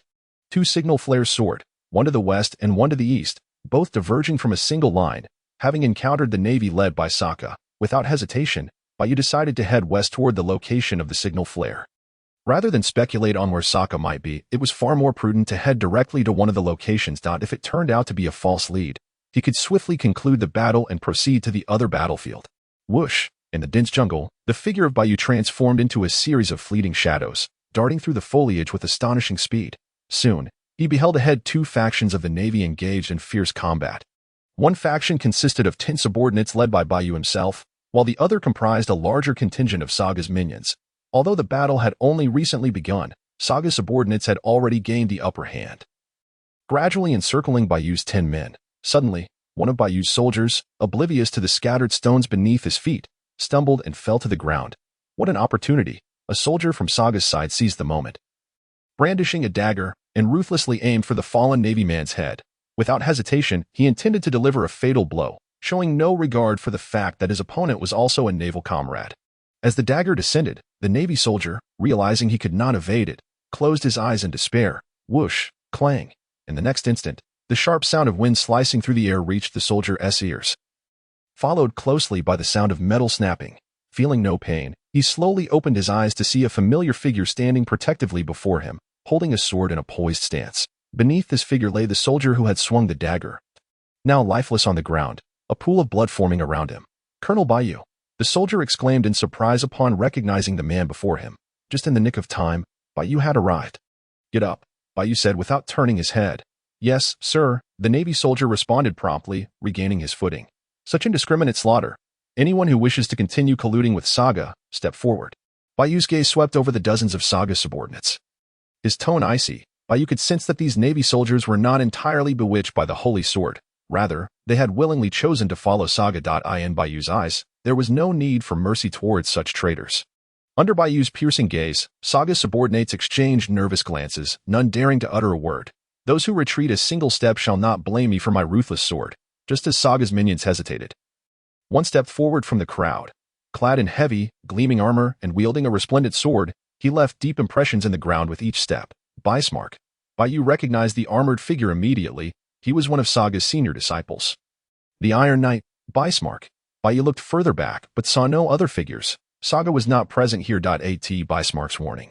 Those Saga subordinates who had previously contemplated retreating hastily retrieved their weapons. "I have no time to waste with you. Those unafraid of death, come at me together." Bai Yu raised his dragon flame blade, pointing it menacingly at Bismarck and his cohorts. "Humph, arrogant little brat." Bismarck scoffed at Bai Yu's challenge, signaling his subordinates with a glance. "Attack." In an instant, dozens of Bismarck's men surged towards Bai Yu. As the saying goes, if the heavens wish to reign, a daughter must marry. Bismarck's group was determined to seek their doom, unstoppable. Buzz, whoosh, with no intention of holding back. Bai Yu concentrated, and the essence of the Azure Dragon Sword ignited into flames, rising from the blade. Azure Dragon Slash. He then glanced at the charging multitude, and with a swift horizontal slice, unleashed a colossal crescent-shaped wave of azure green flame from the dragon flame blade. The strike was accompanied by a low, resonant dragon's roar, captivating the eye as it swept toward Bismarck's group. "Defend. Quick, defend." As a practiced swordsman, Bismarck sensed the terrifying power of Bai Yu's strike. He shouted urgently. Crack, crack, crack. Under Bismarck's command, dozens of Navy soldiers produced metal shields from who knows where, stacking them to form a massive barrier, like a fortified wall. Seeing this, Bai Yu merely smirked. The next moment, the Azure Dragon Slash arrived. Clang, clang, clang. The strike sliced through the shields with ease, shattering them as if they were mere vegetables. Speed undiminished, the onslaught swept through Bismarck's men. Thud, thud, thud. In an instant, the sounds of flesh being cleaved echoed through the air. Even Bismarck's sturdy armor could not withstand the Azure Dragon Slash, his body cleaved in twain. The fate of his remaining subordinates was even more tragic. Under the relentless onslaught, their bodies were severed cleanly, silencing them before they could even scream. Finally, the Azure Dragon Slash dissipated, leaving behind a gruesome scene. Limbs and torsos lay scattered on the ground, and Bismarck along with his men were utterly annihilated. The air was thick with the stench of blood. Gulp. Witnessing this bloody spectacle, the Navy soldiers behind Bai Yu could not help but gasp. To them, Bai Yu was the invincible war god, a harbinger of miracles. For their enemies, he was the most terrifying nightmare. "Continue your search. I must proceed to the other side," Bai Yu commanded his subordinates after dispatching Bismarck's group. With a swift motion, he headed towards the direction of another signal flare. Whether Saga awaited him at that location was uncertain, but until confirmed, he would instruct his men to keep searching. Upon following the direction of the rising signal flare to the second battlefield, Bai Yu arrived just as dusk was falling. Here, the 10-man squad he had dispatched did not fare as well. When Bai Yu arrived, the battle had already concluded. Dozens of Saga subordinates were gathered in a circle, laughing and conversing. In the center, Bai Yu's 10 subordinates were bound and bloodied, tied to a large stone, their breaths weak and feeble. Crack. Witnessing this scene, Bai Yu instinctively clenched his fist, a palpable wave of murderous intent radiating from him. Who? A massive figure among Saga subordinates, the formidable Bunkongu, sensed the ominous aura and called out in alarm. Hearing Bunkongu's sudden exclamation, the others immediately stood up, scanning their surroundings. Tap, tap, tap. Through the dense jungle, Bai Yu's figure gradually emerged, his expression dark and foreboding. Ha ha ha. I thought it was someone formidable, just another fool seeking death. Upon realizing that only Bai Yu stood before them, Bunkongu's men erupted into laughter. "Commander Bunkongu, you need not trouble yourself with this one. Leave it to me." One individual boldly addressed Bunkongu directly. After speaking, noticing that Bunkongu showed no sign of dissent, the subordinate grinned widely and approached Bai Yu. "Kid, you must be quite unfortunate to encounter us all alone. Now tell me, do you want me to break your limbs and bind you, or will you kneel and plead for mercy? Perhaps then I might speak a few good words on your behalf." Standing before Bai Yu, the subordinate smirked with a sense of triumph. However, despite his taunting words, Bai Yu offered no response, continuing to walk forward at a leisurely pace. "Oh, quite the character, aren't you? Not afraid of death." "I see." When Bai Yu silently brushed past him, the subordinate scoffed derisively. He then swung the heavy butt of his firearm down towards the back of Bai Yu's head. At that moment, Bai Yu abruptly halted. Raising his left hand without turning around, with a swift motion, he precisely caught the descending weapon, the butt of the gun. The subordinate was about to unleash a torrent of curses when, with a resounding crack, Bai Yu's palm clenched tightly, crushing the entire rear end of the firearm into fragments. Witnessing this scene, the subordinate was left utterly stunned. That was a Navy special firearm. What kind of terrifying grip must one possess to shatter it with a single blow? Finger gun. Simultaneously, Bai Yu turned around and murmured softly. His left hand slid down to the heart of Bunkongu's subordinate, fingers curling like talons, their tips pressing against the skin over the heart. The sixth style of finger gun was unleashed. With a swift thrust, his seemingly ordinary fingers transformed into instruments of piercing power, puncturing the heart of Bunkongu's subordinate. His fingers penetrated through the chest and emerged from the back. "Ugh." Feeling an excruciating pain at his heart, Bunkongu's subordinate stammered, attempting to speak, but only blood poured forth from his mouth. With ruthless efficiency, Bai Yu withdrew his hand, and as the body collapsed, he turned his gaze back to Bunkongu and his men. The expressions on their faces were etched with disbelief, not just due to Bai Yu's formidable power, but also because of the sheer brutality he had displayed. A living being had been so casually pierced through the chest and slain. Kill him, for the sake of avenging their fallen comrade. In the next instant, Bunkongu and his subordinates snapped back to reality. One by one, they brandished swords and firearms, charging towards Bai Yu at the forefront. Bunkongu gripped two hefty iron rods and rushed towards Bai Yu with accelerated speed. In response, Bai Yu slowly drew his dragon flame blade, positioning the blade horizontally in front of him. With a surge of intent, the essence of the Azure Dragon Sword rapidly coalesced, igniting into tangible flames. This was merely the beginning. Once the Azure Dragon Sword Intent was fully formed, Bai Yu's will surged again. Suddenly, arcs of white lightning erupted from his legs, multiplying in number until they nearly enveloped both of his limbs. In an instant, the arcs exploded with brilliant light, the violent electrical energy surging through Bai Yu's cells. Meanwhile, Bunkongu and his subordinates had just reached Bai Yu. Bunkongu swung his iron rods, poised to strike down upon Bai Yu. "Thunderbolt!" Before Bunkongu's rods could descend, Bai Yu called out sharply.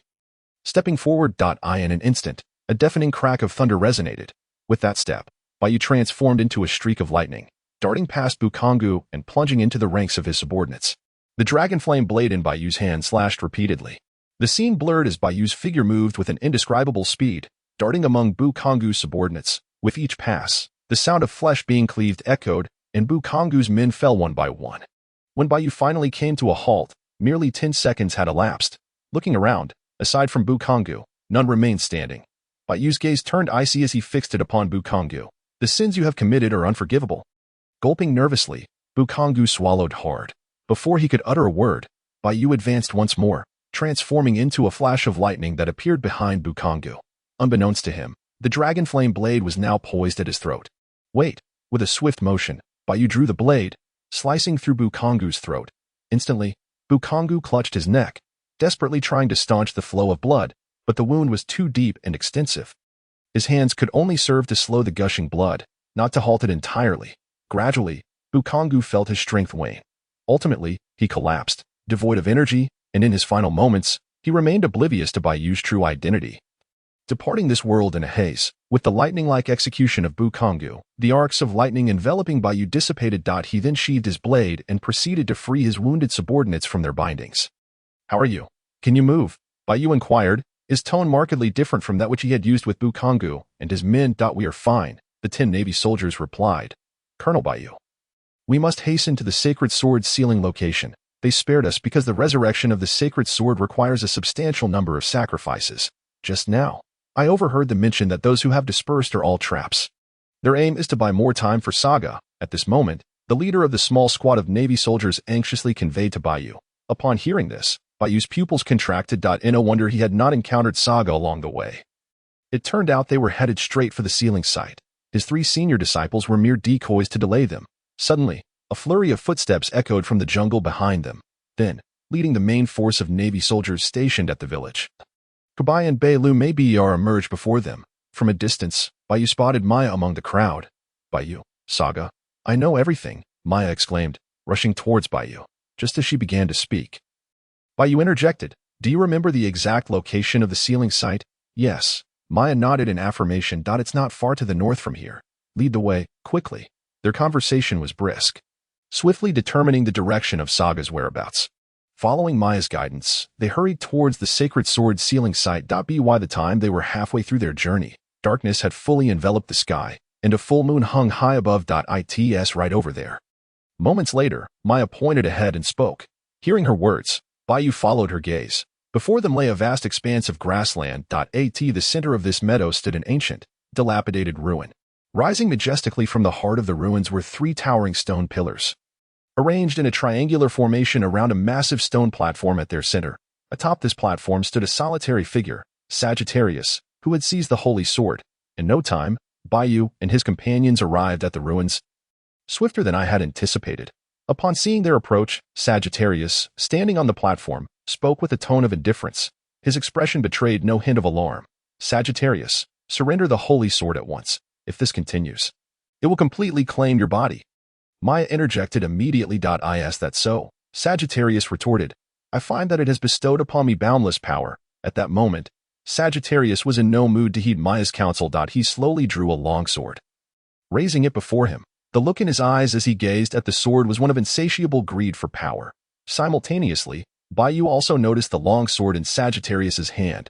The blade was etched with intricate patterns, shimmering with an eerie green light under the moon's glow, as if it possessed a life of its own. It was indeed the holy sword, the 7-star sword.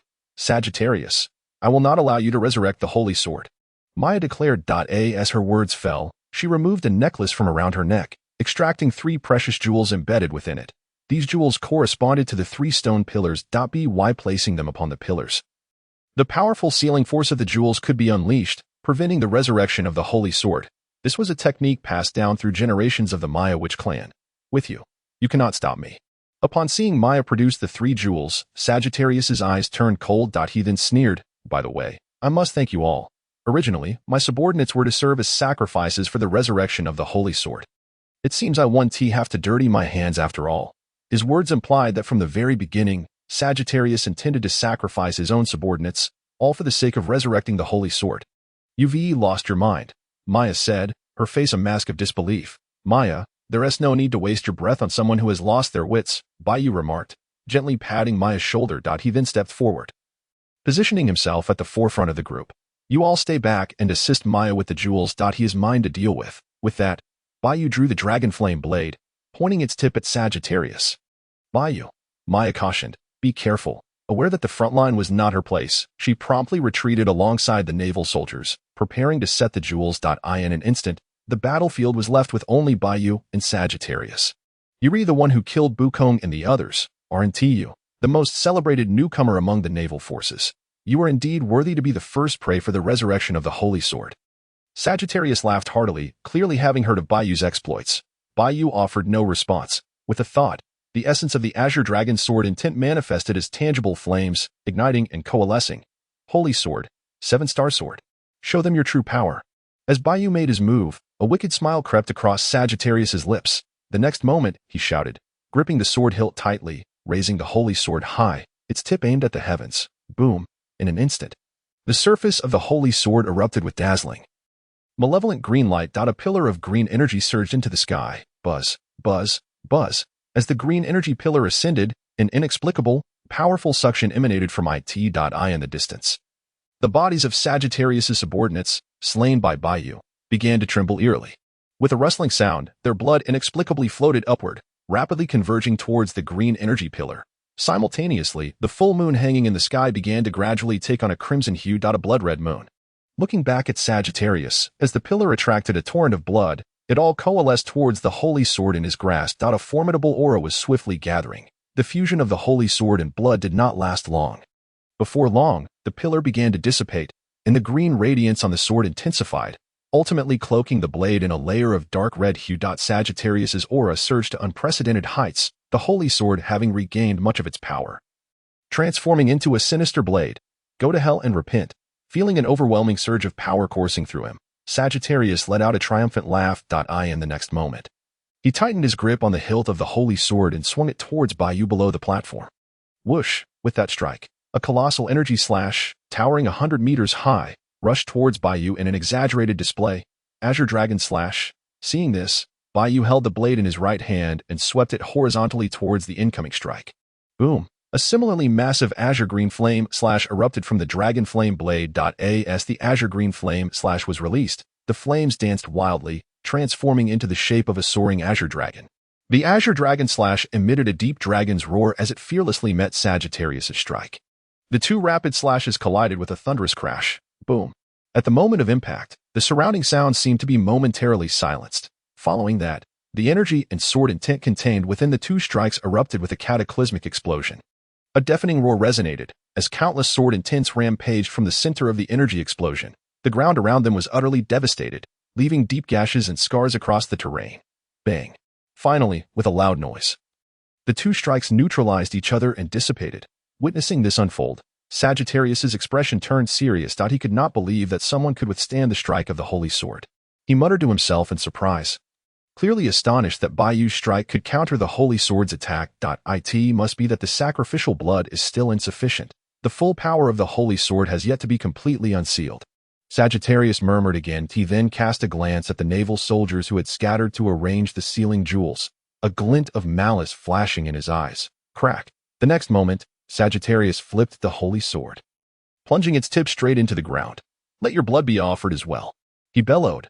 Buzz! As soon as the words left his mouth, the blade of the holy sword erupted once more with a brilliant, eerie green light. An invisible wave surged forth from the sword, spreading rapidly in all directions. The first to be affected was Bai Yu, who stood closest to Sagittarius. The invisible wave pierced through Bai Yu's body, unleashing a surge of malevolent mental energy that bombarded his mind. If this malevolent energy took hold, his temperament would instantly turn volatile, gradually falling under the holy sword's control.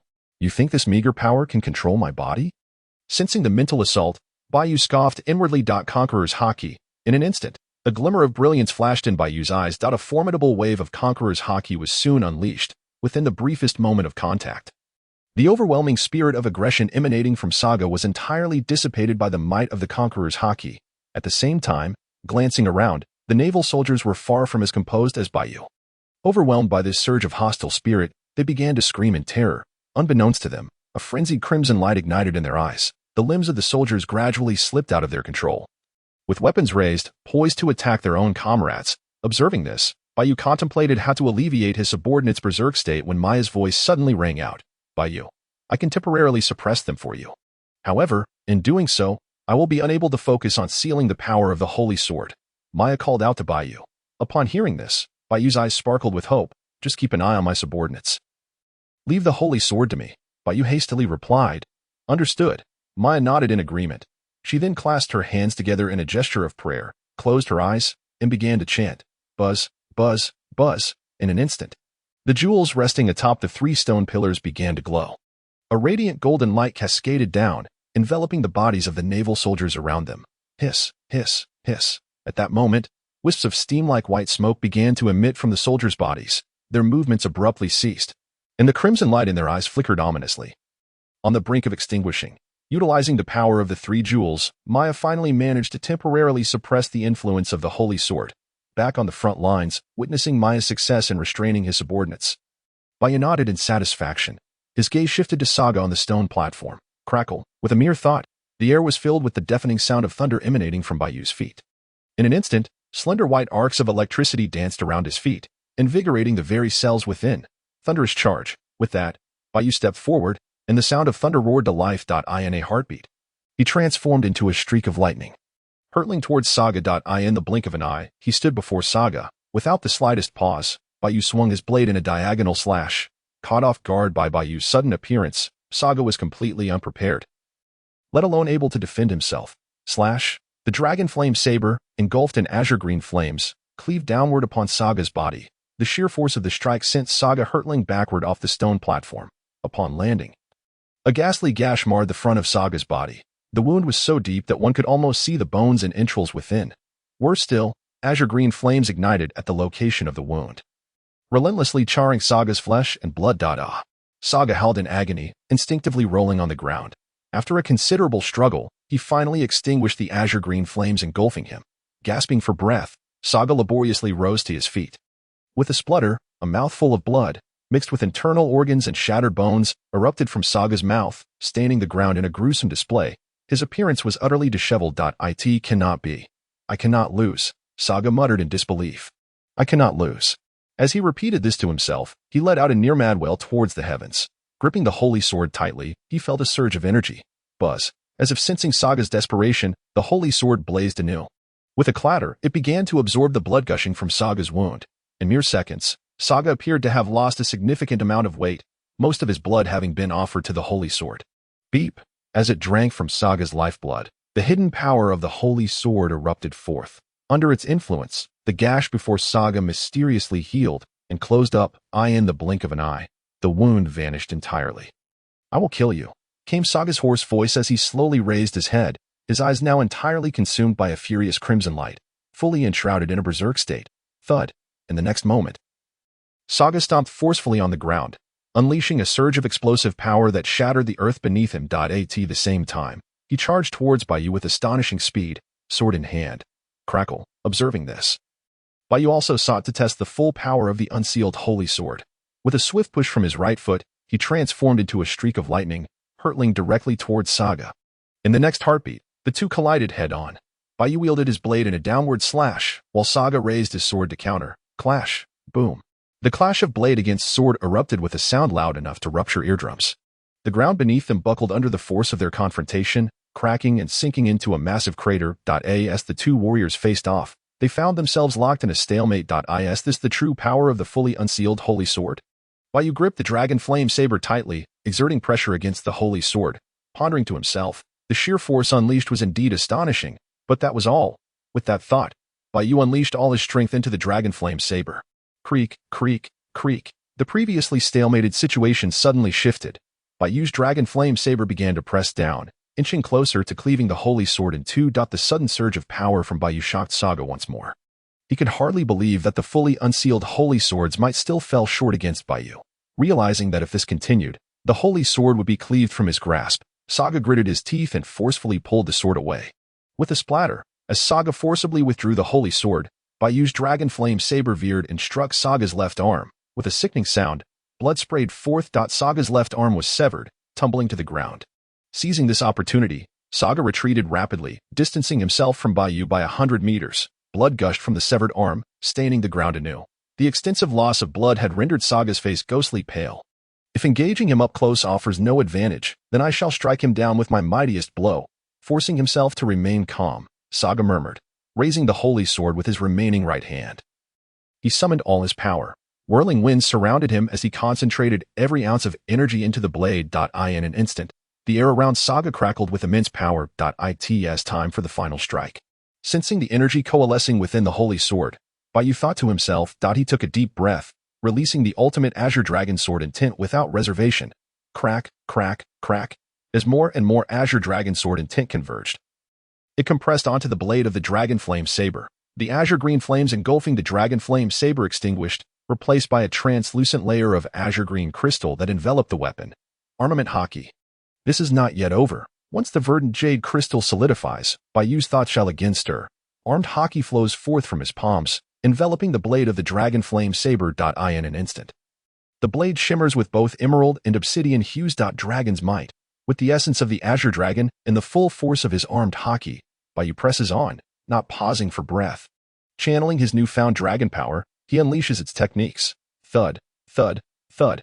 As he employs the dragon force, the veins in Bai Yu's arm swell, and a green liquid rapidly seeps from his skin's pores. In the blink of an eye, it crystallizes into scales reminiscent of dragon hide, a surge of overwhelming power surging forth. Bai Yu is ready. Simultaneously, as Bai Yu harnesses his diverse powers, Saga has also gathered the entirety of the Holy Sword's might. With a thunderous roar, Saga swings the sword down with fierce intent. Boom. A strike, magnitudes more powerful than the initial blow, erupts from the Holy Sword. The chilling slash slices through the air, leaving devastation in its wake. A glaring scar etched into the ground. This is Saga's most formidable slash, Azure Dragon Ultimate Jade Slash. As Saga's ultimate strike hurtles towards him, Bai Yu plants his feet firmly on the ground. Advancing rather than retreating, charging forward to meet it, in the blink of an eye, Bai Yu lunges towards the path of Saga's unleashed strike. With the dragon flame saber in hand, he descends like lightning. Bang! There is no earth-shattering explosion of energy, no standoff as Saga had anticipated, not even a crushing blow. Only the sound of a resounding crack is heard. Saga's fully unleashed strike is, in an instant, shattered into fragments by Bai Yu's dragon flame saber. After cleaving through Saga's attack, Bai Yu's momentum remains unbroken as he pierces through Saga himself. Clang, splurt. Not even Saga's most potent strike could halt Bai Yu for a moment, let alone the exhausted Saga and the Holy Sword. Bai Yu's form flickers past, emerging behind Saga. In the next heartbeat, the Holy Sword in Saga's grasp shatters into countless shards. Along with it, Saga's body is cleaved in twain. The wound is smooth as a mirror. Thud. Ultimately, Saga's already parched has collapsed to the ground with little bloodshed, the Holy Sword and its wielder both slain in a single stroke. Straightening up, Bai Yu, still in the posture of his strike, sheathes his blade with grace. You actually destroyed the Holy Sword. Maya, who has witnessed the scene unfold, exclaims in astonishment. The battle commenced swiftly and concluded even more rapidly. So much so that Maya barely comprehended the destruction of the Holy Sword before it transpired. She marvels once more at Bai Yu's prowess, returning her gaze to Bai Yu after shattering the Holy Sword. The dragon scales on his arms dissipate, and the full moon above reverts to its original form. At that moment, the system's reward notification chimes. Ding. Host has completed the main quest, the Cursed Holy Sword. Rewards. Haki proficiency in gathering 6-fold increased by 10. 3 colors Haki proficiency increased by 5. Dragon's Might proficiency increased by 10. And Thunderbolt proficiency increased by 10. All techniques receive substantial enhancement. Notably, the proficiency in 3 colors Haki has reached 47. Just 3 more points of proficiency will unlock advanced Haki techniques. Bai Yu accepts the rewards. Just as he believes the rewards have concluded, the system's voice chimes again. Ding. Host has completed the main quest. Receiving an additional reward. Forging attempts increased by 1. An extra reward. An increase in forging attempts by 1. This means Bai Yu's Dragon Flame Saber can be upgraded once more. Currently, the Dragon Flame Saber falls under the category of Swift Swords. And being system forged, its quality rivals that of Fine Swift Swords. Upgrading to the next tier will elevate it to that of a Fine Swift Sword, comparable to a Great Swift Sword. It is worth noting that in the world of pirates, there are only 21 swords classified as Great Swift Swords, a title reserved for an elite few. Bai Yu, satisfied, accepts the reward once more. Given the multitude of people surrounding him, Bai Yu refrains from forging at this moment. After receiving the rewards, he returns to Maya's side. I never expected you to truly achieve it. Maya expresses her surprise as Bai Yu approaches. In her initial thoughts, she believed Bai Yu would merely suppress the Holy Sword, allowing her to seal it away. Yet, the outcome was entirely different. She did not need to intervene at all. With the Holy Sword utterly destroyed, Maya regains her freedom. How about it? I have fulfilled my promise to you. Shall we leave together? Bai Yu extends the invitation now that Maya has regained her liberty. I need to discuss this matter further. Maya hesitates. May I give you my answer tomorrow? Never having anticipated the restoration of her freedom, she finds herself at a crossroads. Of course, Bai Yu nods in acknowledgement. A forced decision bears no sweetness. To claim the system's rewards, the other party must be willing. With the crisis on Asuka Island resolved, they shall set sail back to the Navy's 188th branch tomorrow. Until then, you may come to find me at any time, Bai Yu adds. Okay. Maya agrees. Thus, the threat posed by the cursed Holy Sword is entirely eradicated.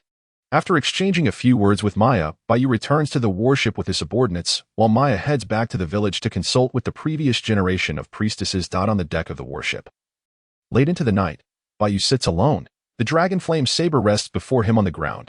System, forge the sword. Without disturbance from others, Bai Yu eagerly addresses the system. Ding, consuming a forging attempt. Forging is in progress to upgrade the host's weapon. As Bai Yu's words fade, a prompt from the system follows. Subsequently, a gentle white light emanates from within Bai Yu, enveloping the Dragon Flame Saber on the ground.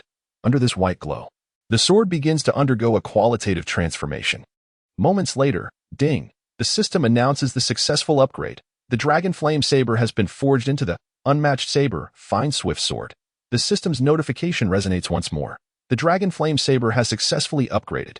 The white light surrounding the sword gradually dissipates, revealing a brand new blade. This time, the saber is accompanied by a scabbard, the latter a grayish-brown hue adorned with a sinuous dragon motif. With this, Bai Yu lifts the newly forged unmatched saber.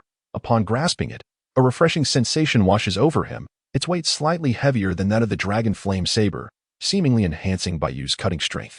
Observing the hilt, it is wrapped in a layer of crimson fabric, glowing as if engulfed in flames. Bai Yu firmly grips the hilt, slowly drawing the unmatched saber from its scabbard. Beep, as the blade was unsheathed. A brilliant flash of cold steel glimmered momentarily. Strangely, the scabbard felt icy to the touch, while the hilt, upon drawing the sword, emitted a faint warmth that was quite intriguing. Bai Yu then directed his gaze towards the blade itself. It was vastly different from the Dragon Flame Saber. The once fiery patterns adorning the blade had vanished, replaced by intricate designs reminiscent of dragon scales. The entire sword bore a deep crimson hue, imparting an air of mystique. What astonished Bai Yu further was the presence of serrated edges along the spine of the Wuxuang saber, akin to dragon fangs. Wuxuang saber, he silently exclaimed, clearly pleased with this newly acquired weapon. Subsequently, Bai Yu experimentally swung the Wuxuang saber. Whoosh, with a mere flick, the sound of the blade slicing through the air resonated, sharp and chilling, as if it could sever the very atmosphere. Qinglong Sword Intent. In the next instant, Bai Yu concentrated, releasing the Qinglong Sword Intent which coalesced instantaneously. Whoosh, under Bai Yu's mental command, the Qinglong Sword Intent swiftly enveloped the blade of the Wuxuang saber. In a fleeting thought, the sword intent ignited into a tangible flame. The fire transformed into a deep red, seemingly elevating in temperature. Bai Yu was taken aback, for this time, the flame ignited by the materialized Qinglong Sword Intent was no longer a turquoise hue, but a dark crimson. Moreover, the increase in heat was distinctly perceptible. More importantly, Bai Yu could keenly sense that the Wuxuang saber's compatibility with the sword intent far surpassed that of the Dragon Flame Saber. In simpler terms, the same degree of sword intent affixed to the Wuxuang saber would yield effects even more potent than on the Dragon Flame Saber. Undoubtedly, this further augmented Bai Yu's combat prowess. Next came the trial of techniques. Bai Yu showed no signs of fatigue, relentlessly employing various moves with the Wuxuang saber. The outcome was clear. While wielding the Wuxuang saber, all techniques exhibited a significant enhancement in power. Bai Yu was confident that, should he engage the holy sword with the current Wuxuang saber, his mastery of the Qinglong Sword Intent alone would suffice to effortlessly triumph over it. The following day, Bai Yu, sporting dark circles under his eyes, stood at the bow of the warship, gazing towards the village of Osaka Island. According to their agreement, if Maya did not appear, Bai Yu would command everyone to return to the 188th Division without further delay. On the deck of the warship, Colonel Bai Yu had reached the appointed hour. A sailor approached him, relaying the message. At that moment, Bai Yu was still looking towards the direction of Osaka Island. Yet the figure he longed to see remained elusive. Colonel Bai Yu, I believe Maya will not be joining us, remarked KB with a sigh beside him. Issue the order. Let us set sail. Upon hearing this, Bai Yu silently shook his head before commanding the ship to depart. It seemed Maya had chosen to remain on Osaka Island. He mused inwardly. Set sail. Thus, at Bai Yu's command, the warship slowly raised its anchor and unfurled its sails, gradually distancing itself from the shores of Osaka Island. Bai Yu turned to resume his routine of wielding his sword for rewards. Just then, a familiar voice echoed from the shore behind him. Bai Yu. Instantly, he spun around to see Maya standing alone on the beach, waving frantically at the warship. I want to go with you. Take me to see the wondrous world. Hearing Maya's exuberant call, a smile of relief spread across Bai Yu's face. Yuebu. In the next moment, he leapt into the air, swiftly stepping upon the air as if it were solid ground, propelling himself towards Maya. Within a few breaths, he landed beside her on the shore. From now on, you must be more mindful of time, he said, smiling as he approached her. Maya nodded in agreement with a smile. Hold on tight. With that, Bai Yu wrapped an arm around Maya's slender waist and cautioned her. Whoosh! Once Maya secured her embrace around him, Bai Yu exerted force with his legs, soaring through the air once more. Moments later, they returned to the sailing warship. Welcome aboard. Finally, we have a woman in our 188th Division, exclaimed the sailors, their joviality echoing through the air. What a thing to say. Don't frighten Maya. Ha ha ha. Upon their return to the warship, the sailors cheered in welcome, eliciting a delighted giggle from Maya. Thank you, Navy brothers. Thank you, Colonel Bai Yu. I must come back to visit. Asuka Island will always welcome you. Simultaneously, a chorus of cheers arose once more from the shore. Hearing the sound, Bai Yu and the others turned to see nearly all the residents of Asuka Island gathered, densely packed along the coast, bidding farewell to them. These folks, Bai Yu thought, casting a disapproving glance, yet his heart warmed. This, perhaps, exemplified the true worth of the Navy's justice. Pirates are never sent off in such a manner. Full speed ahead. Return to the 188th Division. With that, Bai Yu refocused and issued the command. Under his direction, the warship sped back towards the 188th Division. After lunch, Bai Yu brought Maya to the deck where he regularly practiced with his sword. Ding! The host has successfully recruited a trusted subordinate, Maya. The corresponding cultivation manual for Maya has been obtained. Priestess advancement techniques. Upon confirming Maya's willingness to follow him, a prompt from the system followed. Maya was now considered a trusted subordinate and had received the detailed manual on advancing her priestess skills. Maya, I have a manual regarding priestesses. I discovered it in a relic during my last mission. It should be of great use to you. Bai Yu called Maya over, offering a casual explanation. With a thought, he retrieved the manual from the system panel and handed it to her. A manual about priestesses? Maya asked, her curiosity piqued as she accepted the manual from Bai Yu. As she began to skim through its contents, her expression gradually shifted to one of disbelief. Initially, Maya had not held high expectations for the manual, as records concerning priestesses were exceedingly rare in the pirate world. Even her own clan had retained only the means to seal the holy sword. However, upon reviewing the manual, Maya was astonished. The information recorded within was remarkably clear, detailing the priestess's mastery over spiritual energy, along with numerous refined auxiliary techniques. It was far more comprehensive than the ancient texts passed down through her lineage. With this manual, Maya's proficiency in utilizing spiritual energy as a priestess would undoubtedly reach new heights. Where did you find this manual? Wait, why does it look so new? Maya, in a state of excitement, grasped Bai Yu's hand and pressed him for answers. As their conversation progressed, she suddenly noticed something amiss. The manual Bai Yu had given her was not a tattered ancient tome, but rather a pristine book, devoid of even a speck of dust. It was undeniably peculiar. Bai Yu, feeling a bit awkward, scratched his head. This is a replica I had made. The old ancient book was too worn out. I feared that one day, if I took it out, a mere gust of wind might scatter it to the winds. Bai Yu, quick on his feet, concocted an explanation. It was a replica. No wonder it looked so new. One must admit that when Bai Yu was flustered, he could weave a convincing tale. Maya was completely convinced by his words. All right, I see you're quite curious about this manual. Hurry and take a look. Fearing that Maya might delve deeper into her inquiries, Bai Yu waved his hand dismissively. Then I shall accept this gift. Maya, not one to be overly coy, nodded in agreement. Subsequently, she found a secluded spot and began to study the cultivation manual. After Maya left, Bai Yu gripped the wuxuang taidao with both hands and began to swing it repeatedly.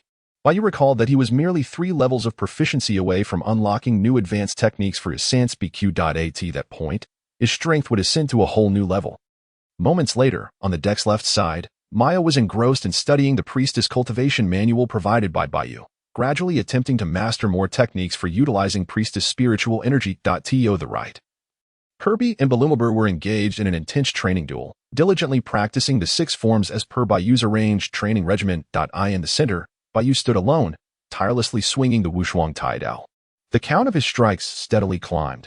996, 997, 998, 999, 1000. Before long, the number of strikes had reached the threshold for rewards at 1000 as Bai Yu completed his 1000th strike of the day. A notification from the system chimed in. Ding!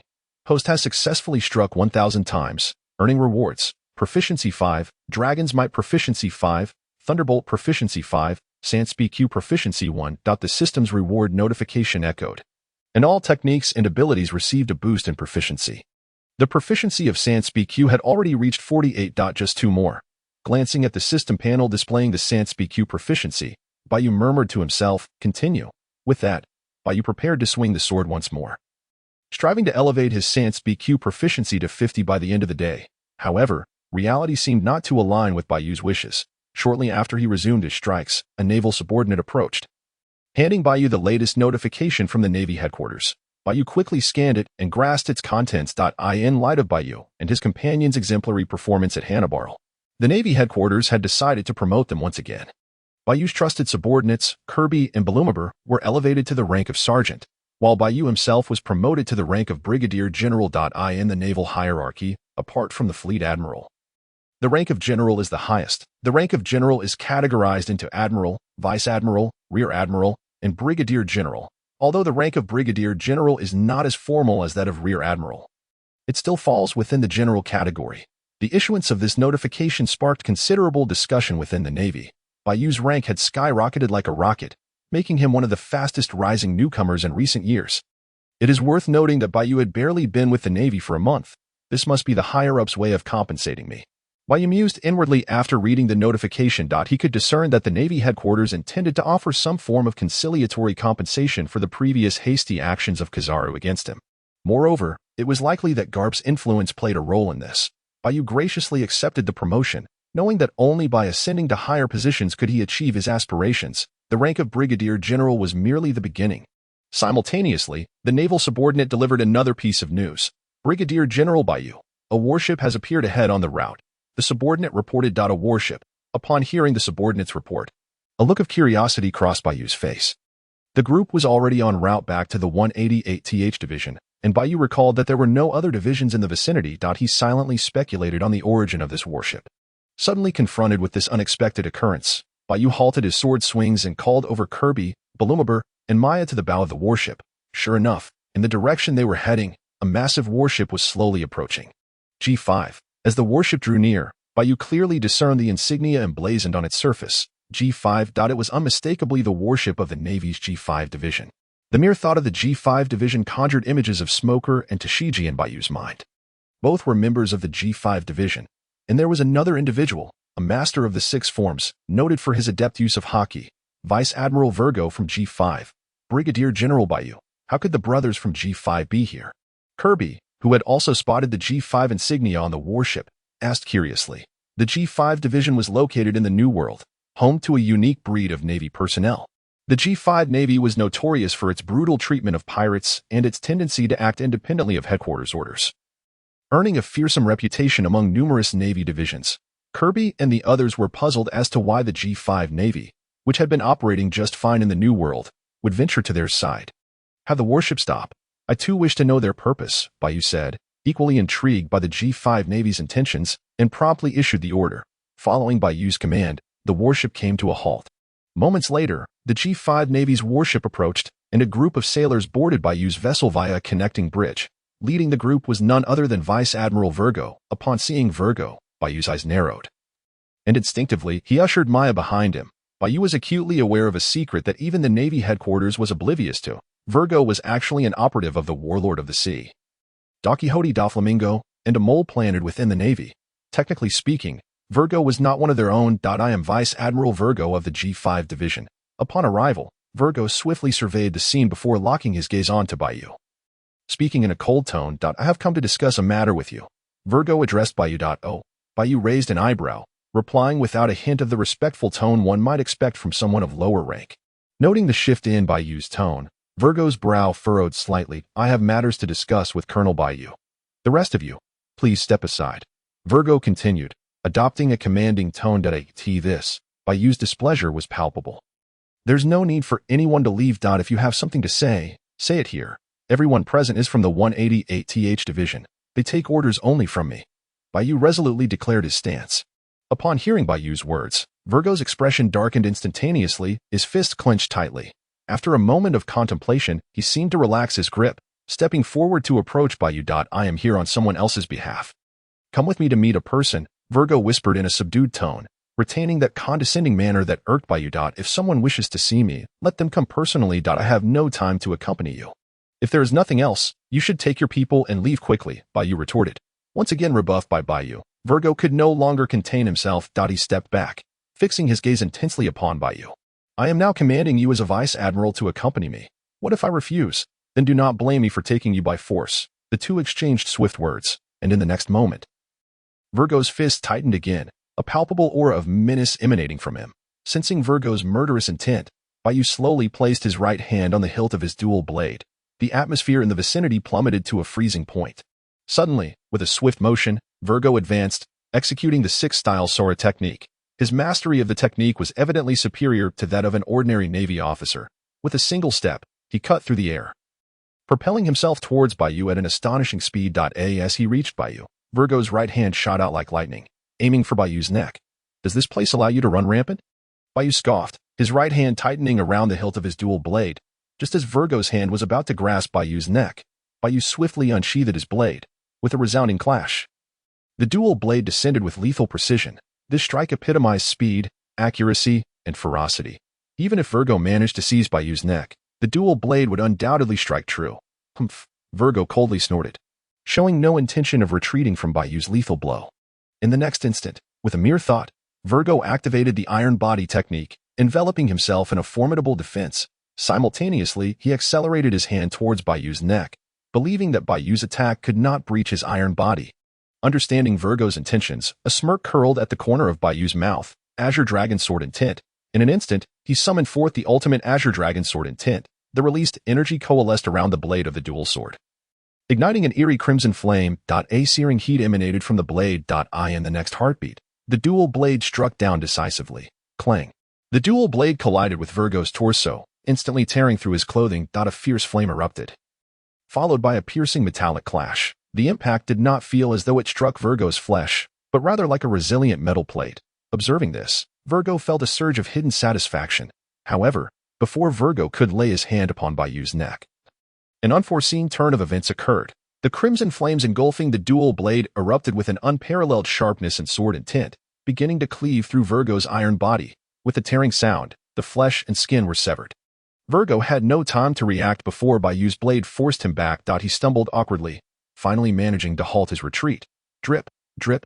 After coming to a stop, Virgo instinctively glanced down, revealing a pronounced gash across his torso. Blood dripped steadily from the wound. In the blink of an eye, Virgo had sustained an injury.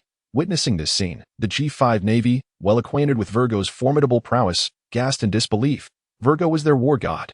To think that within a mere exchange, he had been wounded. The G5 Navy members wore expressions of incredulity. In contrast, the brothers of the 188th Division erupted in cheers, clearly displeased with Virgo's condescending demeanor.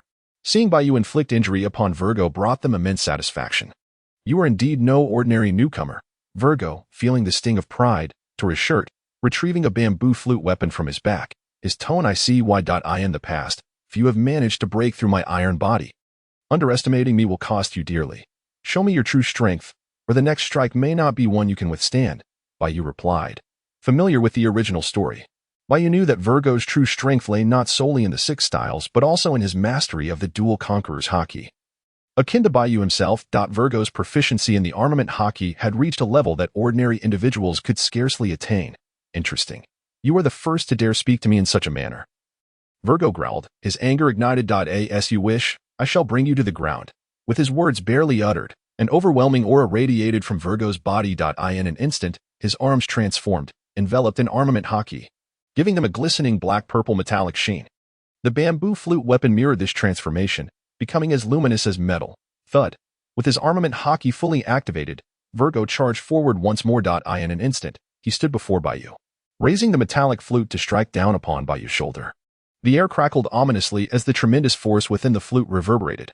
"Armament Haki is not solely your domain," Bai Yu scoffed as he faced Virgo's relentless attack. In the next moment, he summoned forth his own armament Haki. Instantly, Bai Yu's arms and the dual blade gleamed with a black metallic luster. With the armament Haki enveloping him, Bai Yu raised his blade, meeting Virgo's flute weapon head-on. Clang.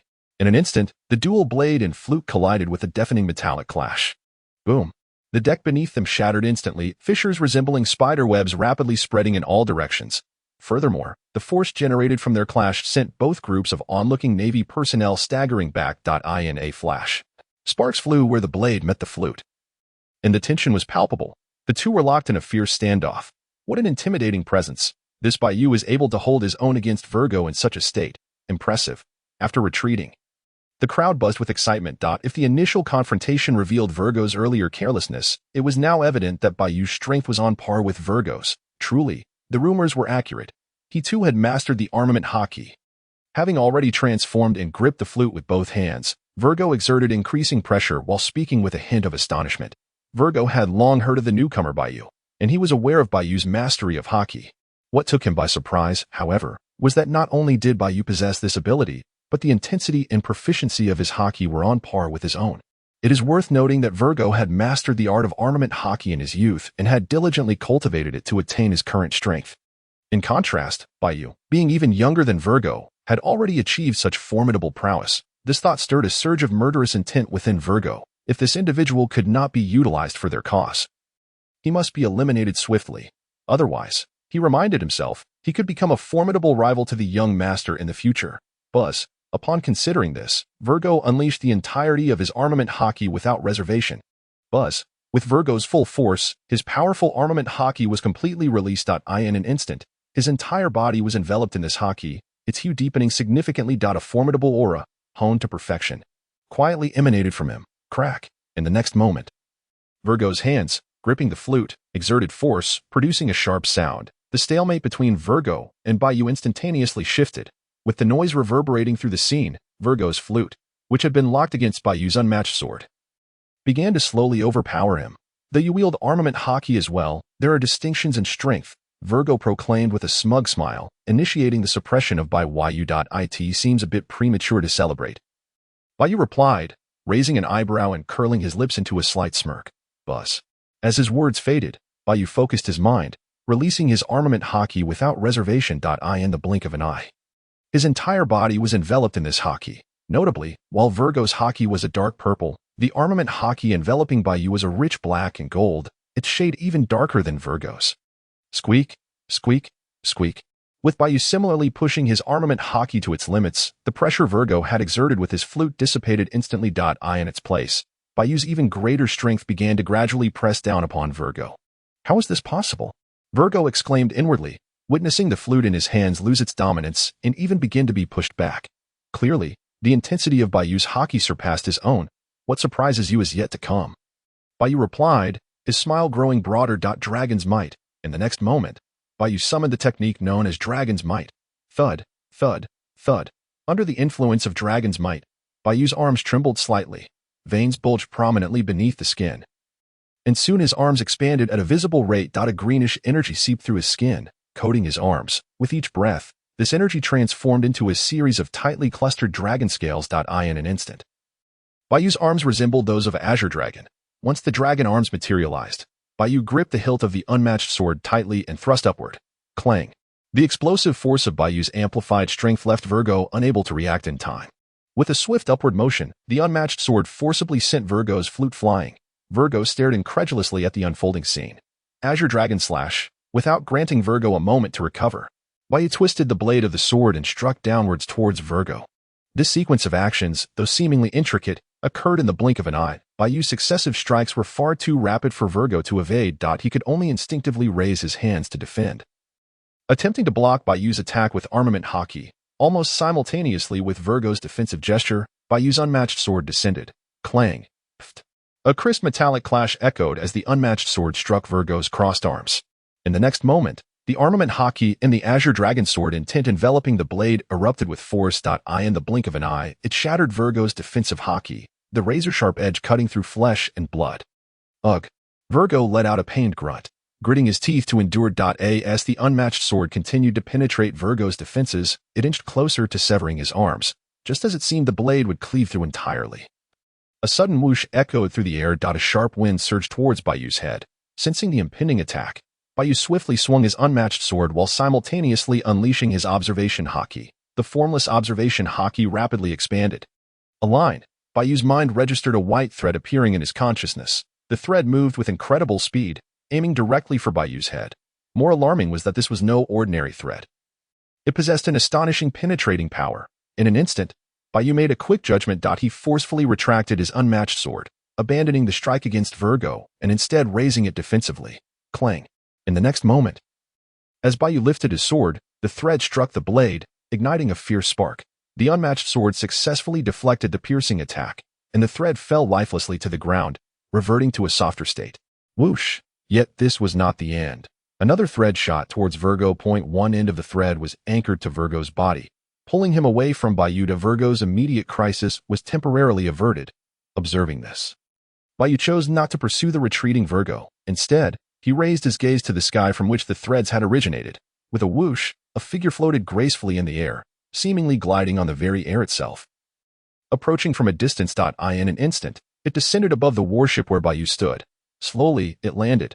Don Quixote da Flamingo, upon recognizing the figure, Bai Yu spoke with a tone of seriousness. The unexpected arrival, who had saved Virgo with the threads, was none other than Virgo's true superior, the warlord of the sea, Don Quixote da Flamingo. The threads released earlier were manifestations of da Flamingo's string fruit powers. To Bai Yu's astonishment, not only had Virgo come seeking him, but da Flamingo had also arrived. Hee. As da Flamingo touched down on the deck of the warship, his distinctive laughter echoed through the air.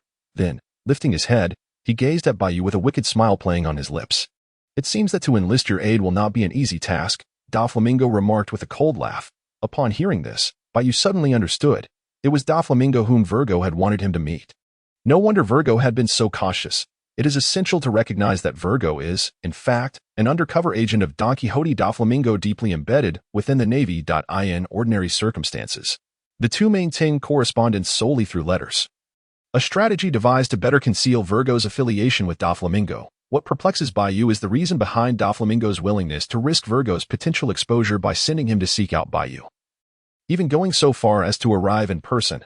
Prior to this encounter, Bai Yu and da Flamingo had never crossed paths, let alone interacted in any meaningful way. The ensuing dialogue was undoubtedly suited for their ears. Da Flamingo spoke again, and with a low hum, he closed and opened his eyes beneath his sunglasses. A formidable, intangible wave of energy swiftly radiated from his being, manifesting as his conqueror's Haki. Thud, thud.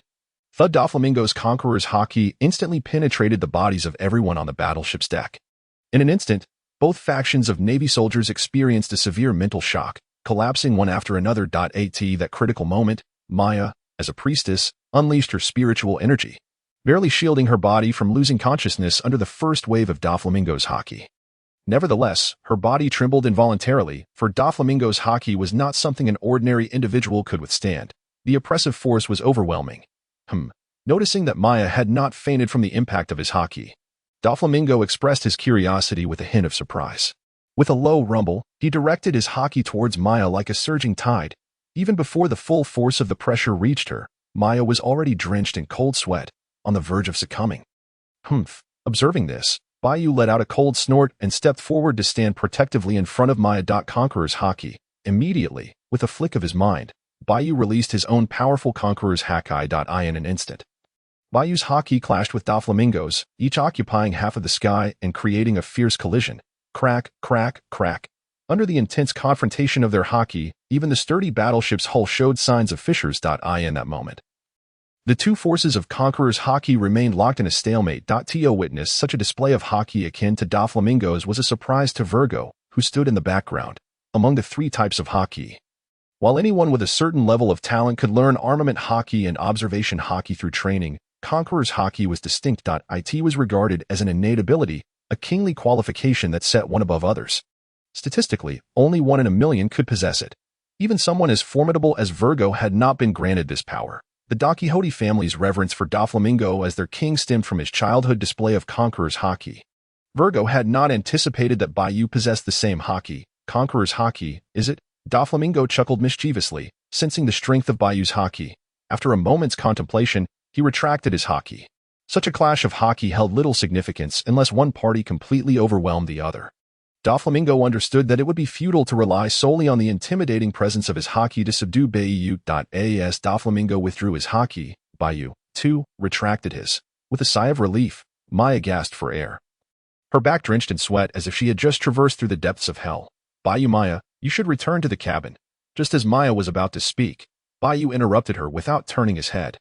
Da Flamingo would not appear here without reason. If a confrontation were to erupt, Maya would undoubtedly become a concern for Bai Yu. Engaging with a top-tier powerhouse like da Flamingo allowed for no distractions. I understand. Be careful. Upon hearing this, Maya recognized that her continued presence would only burden Bai Yu further. She promptly agreed and glanced back at da Flamingo before hastily retreating to the cabin to hide. Bai Yu, I have come to discuss a potential collaboration with you. Once Maya had departed, da Flamingo stated plainly, you will replicate the designs of the Pluton for me, and I shall assist you in attaining the rank of Admiral or even higher. Da Flamingo's gaze remained fixed on Bai Yu, as if seeking to discern something from his expression. Pluton. Upon hearing Da Flamingo's words, Bai Yu immediately grasped the implication. With vast influence and connections, Doflamingo had undoubtedly received word of Bai Yu's prior encounter with the ancient weapons designs. "I am unaware of what you speak," Bai Yu replied calmly, maintaining his composure. Bai Yu was no fool. He quickly surmised that Doflamingo was attempting to deceive him. Even the upper echelons of the Navy were uncertain whether Bai Yu possessed the Pluton designs. It was likely that Doflamingo had merely heard rumors. Doflamingo sought to extract a confession from Bai Yu regarding the existence of the designs in his possession. As for the conditions Doflamingo proposed, Bai Yu, well-versed in the original narrative, understood precisely how treacherous and cunning Doflamingo was. A transaction.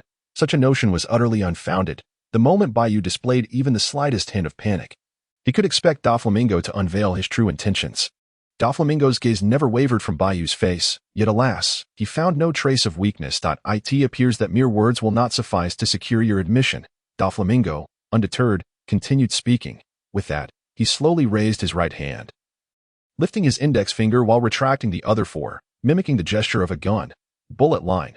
Whoosh! A beam shot forth from the tip of Doflamingo's index finger, hurtling towards Bai Yu's heart with astonishing speed. Akin to a bullet. Clang. In response to Doflamingo's sudden attack, Bai Yu merely angled his unparalleled blade slightly, effortlessly deflecting Doflamingo's projectile with the blade itself. At that moment, Bai Yu's observation Haki remained active, allowing him to perceive any high-speed assault with precision. Attempting to harm Bai Yu with such a level of attack was nothing short of a fool's errand. Whoosh! As expected, the instant Bai Yu raised his sword to block the projectile, Doflamingo lunged forward, charging at Bai Yu with remarkable speed. In the blink of an eye, he closed the distance between them. With a swift motion, Doflamingo leapt into the air, his right foot aimed viciously at Bai Yu's neck. The velocity of the kick was blinding, accompanied by an ominous rush of wind. More importantly, Bai Yu, utilizing his observation Haki, clearly detected the hidden lethal intent concealed within Doflamingo's strike. As Doflamingo's right foot surged forth, 8 nearly transparent threads materialized from the tip of his kicking foot. Though they appeared slender, they were extraordinarily sharp. Observing this, Bai Yu once again maneuvered his unparalleled blade, positioning it before Doflamingo's impending kick. Clang. In the next moment, Doflamingo's right foot collided forcefully with the blade, unleashing a powerful shockwave that resonated through the weapon. Simultaneously, the 8 concealed threads swept towards Bai Yu's neck, poised to strike. Whoosh! At the critical moment, Bai Yu summoned his will. The blade of the unparalleled sword swiftly coalesced with the essence of the Azure Dragon Sword Intent. The pinnacle of sword intent ignited in an instant, transforming into a dark red, tangible flame. Following this, Bai Yu deftly flipped the hilt of the sword. The entire unparalleled sword swung in a bizarre reverse angle, slicing towards the 8 transparent threads. Clang. The instant the unparalleled sword struck the threads, a sound akin to metal clashing reverberated sharply. Doflamingo's threads possessed an extraordinary resilience, far surpassing ordinary imagination. Hiss, hiss, hiss. Fortunately, Bai Yu's unparalleled sword was sufficiently sharp. The blade was entwined with the formidable Haki of armament and was ablaze with searing sword intent flames, coupled with the astonishing strength of Bai Yu's dragon-powered arms. The 8 threads merely managed to impede the unparalleled sword for a fleeting moment before being completely severed and incinerated. Whoosh! The hidden lethal move was effortlessly dismantled by Bai Yu, leaving Doflamingo no opportunity to counterattack. With a swift motion, he retreated. Indeed, you were capable of employing the 3 types of Haki. After stepping back, Doflamingo narrowed his eyes beneath his glasses, a dangerous arc forming as he coldly remarked. From Bai Yu's previous reaction, Doflamingo surmised that Bai Yu had utilized the observation Haki to perceive his concealed lethal move. This revelation caused Doflamingo to adopt a serious demeanor. The exquisite swordsmanship and the powerful, adept application of the 3 types of Haki warranted Doflamingo's utmost respect. However, he was perplexed as to why he had never heard of Bai Yu before. Bai Yu's emergence felt as if he had materialized out of thin air, and upon arrival, he showcased an array of dazzling accomplishments. Who exactly are you? Doflamingo inquired of Bai Yu once more. Doflamingo clearly found it difficult to believe that Bai Yu had cultivated such strength in solitude. The mere utilization of the 3 types of Haki could not merely stem from diligent training. He envisioned Bai Yu as a newcomer hidden within some faction. How rare! There are indeed matters of which you are unaware, Doflamingo. Bai Yu chuckled lightly. You may not know much about me, but I am exceedingly familiar with you, including the fact that Virgo was originally one of your subordinates. Bai Yu continued. At that moment, a dense aura of malice emanated from Doflamingo's body. At present, Doflamingo remained one of the 7 warlords of the sea. Even if someone discovered his connection with Virgo, he could still obfuscate the truth. After all, the title of warlord was bestowed by the world government, which, to some extent, positioned them as allies of the Navy. It was not unusual for a warlord to have ties with a Navy Vice Admiral. Nevertheless, Bai Yu's direct revelation of their relationship ignited a murderous intent within Doflamingo. Doflamingo, from behind, Virgo, having heard Bai Yu's words, immediately furrowed his brow and called out to Doflamingo. Should Bai Yu divulge this secret, suspicions regarding the relationship between Virgo and Doflamingo would swiftly arise within Navy headquarters. Years of careful planning could very well be jeopardized. Upon hearing this, Doflamingo raised his hand, signaling Virgo to refrain from intervening. It seems I have no further need to spare your life, Doflamingo coldly addressed Bai Yu. With that, Doflamingo's fingers swiftly conjured a series of sharp threads. Immediately following, he crossed his arms and swung downwards. Whoosh, whoosh. In an instant, the threads released from his fingertips surged forth in a cross-hatched formation before him, slicing towards Bai Yu at an astonishing speed. This was one of Doflamingo's abilities derived from the string fruit, known as dreadful threads. Moreover, the threads he unleashed this time were even sharper and more resilient than before. Azure Dragon Slash. Observing the web of threads advancing towards him, Bai Yu remained unfazed as he raised the unparalleled sword. He swung the blade downwards in a straight arc towards the web of threads. Whoosh! In the next moment, a crescent-shaped strike engulfed in dark red flames erupted from the unparalleled sword. Cleaving through the web of threads, along its path, the razor-sharp strike carved deep gashes into the ground, leaving a profound scar. In an instant, the strike collided with Doflamingo's web of threads. Boom! A thunderous roar echoed forth. Following this, the ultimate sword intent contained within the Azure Dragon Slash erupted explosively. Rip! The advantageous scenario Doflamingo had anticipated did not materialize. To his astonishment, the web of threads merely managed to withstand the Azure Dragon Slash for a fleeting moment before being shredded into countless severed strands by the razor-sharp sword intent unleashed. Breaking through Doflamingo's technique, the Azure Dragon Slash continued unabated towards him. Upon witnessing this, Doflamingo's brow furrowed slightly. Bai Yu had effortlessly unraveled his attack. If this continued, it would merely be a futile endeavor. With this thought in mind, Doflamingo resolved to hold nothing back. Buzz. As the Azure Dragon Slash drew near, Doflamingo suddenly crouched down, his right palm pressed against the ground. Under his mental command, the string fruit's abilities were fully unleashed. An invisible wave of energy radiated from Doflamingo's palm, spreading across the deck. Whoosh, whoosh, whoosh. Under Doflamingo's complete control, countless white threads eerily emerged from the deck, rising into the air. In a fleeting instant, a white shield composed of intertwined threads took shape before Doflamingo. With a flourish, hundreds, if not thousands, of threads appeared out of thin air, forming a white shield in front of him. Simultaneously, the Azure Dragon Slash reached its destination. Boom! The Azure Dragon Slash accurately struck the white shield, and the tremendous force of the strike exploded against its surface. After releasing its final vestiges of power, the Azure Dragon Slash gradually dissipated. In contrast, the surface of the shield bore a single gash. Yet it was continuously replenished by the endless white threads, swiftly returning to its normal state. As he even awakened his devil fruit powers, observing the Azure Dragon Slash being repelled, Bai Yu remarked to himself. Seemingly unfazed, Bai Yu discerned the truth. This was undeniably Doflamingo utilizing the awakened abilities of his devil fruit. Devil fruit users, beyond their conventional applications, possess the potential for a higher level awakening of their abilities. Just as with Doflamingo's string fruit, once awakened, one could influence everything in their vicinity, expanding the range of their power. This awakening significantly enhances both defensive and offensive capabilities. Hehehe. Forcing me to resort to this move. You have every reason to feel proud. After unleashing the awakening of his abilities, Doflamingo sneered. However, this is where it ends. With a flourish, in the next moment, Doflamingo raised his hand. A multitude of white threads surged forth like a tidal wave. The sheer magnitude of this display was far beyond the initial threads he had conjured. Since you refuse to cooperate, I shall break your limbs and take you back for a thorough interrogation.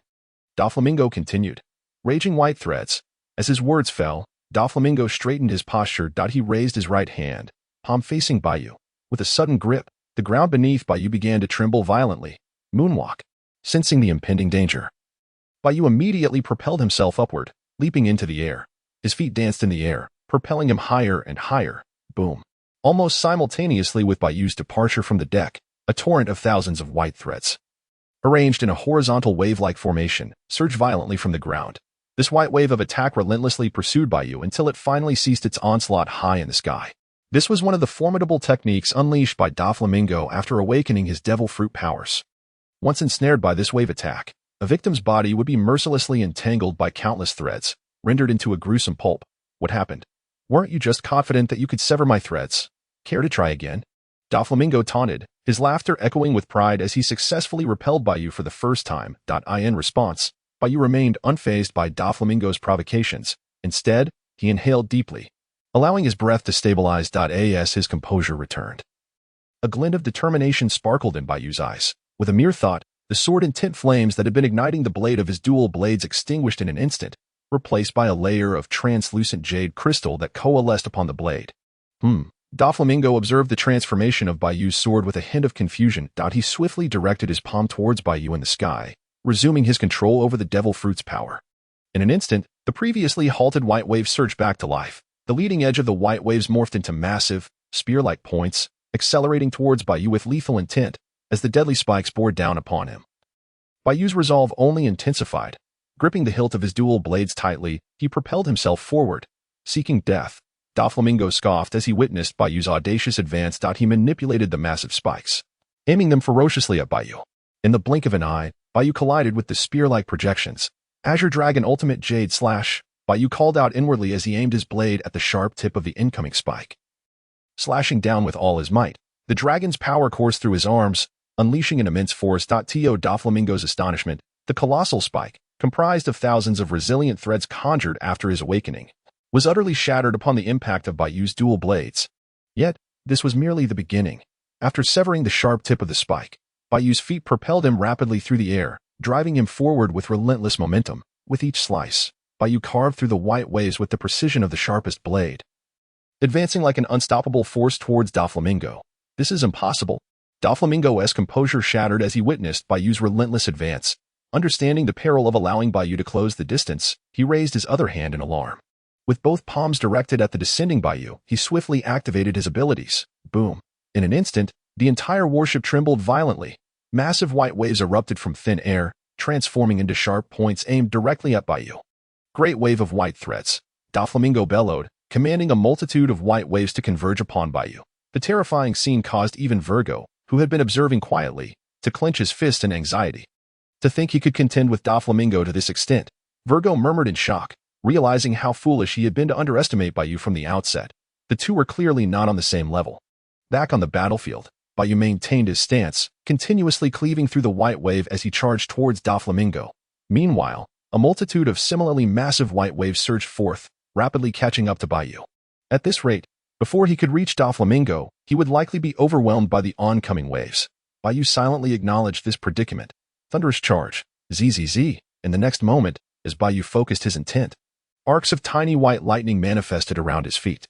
The electric energy surged through every cell in his body, igniting a newfound vigor within him. With the overwhelming stimulation of the white lightning arcs, Bai Yu's speed experienced a momentous surge.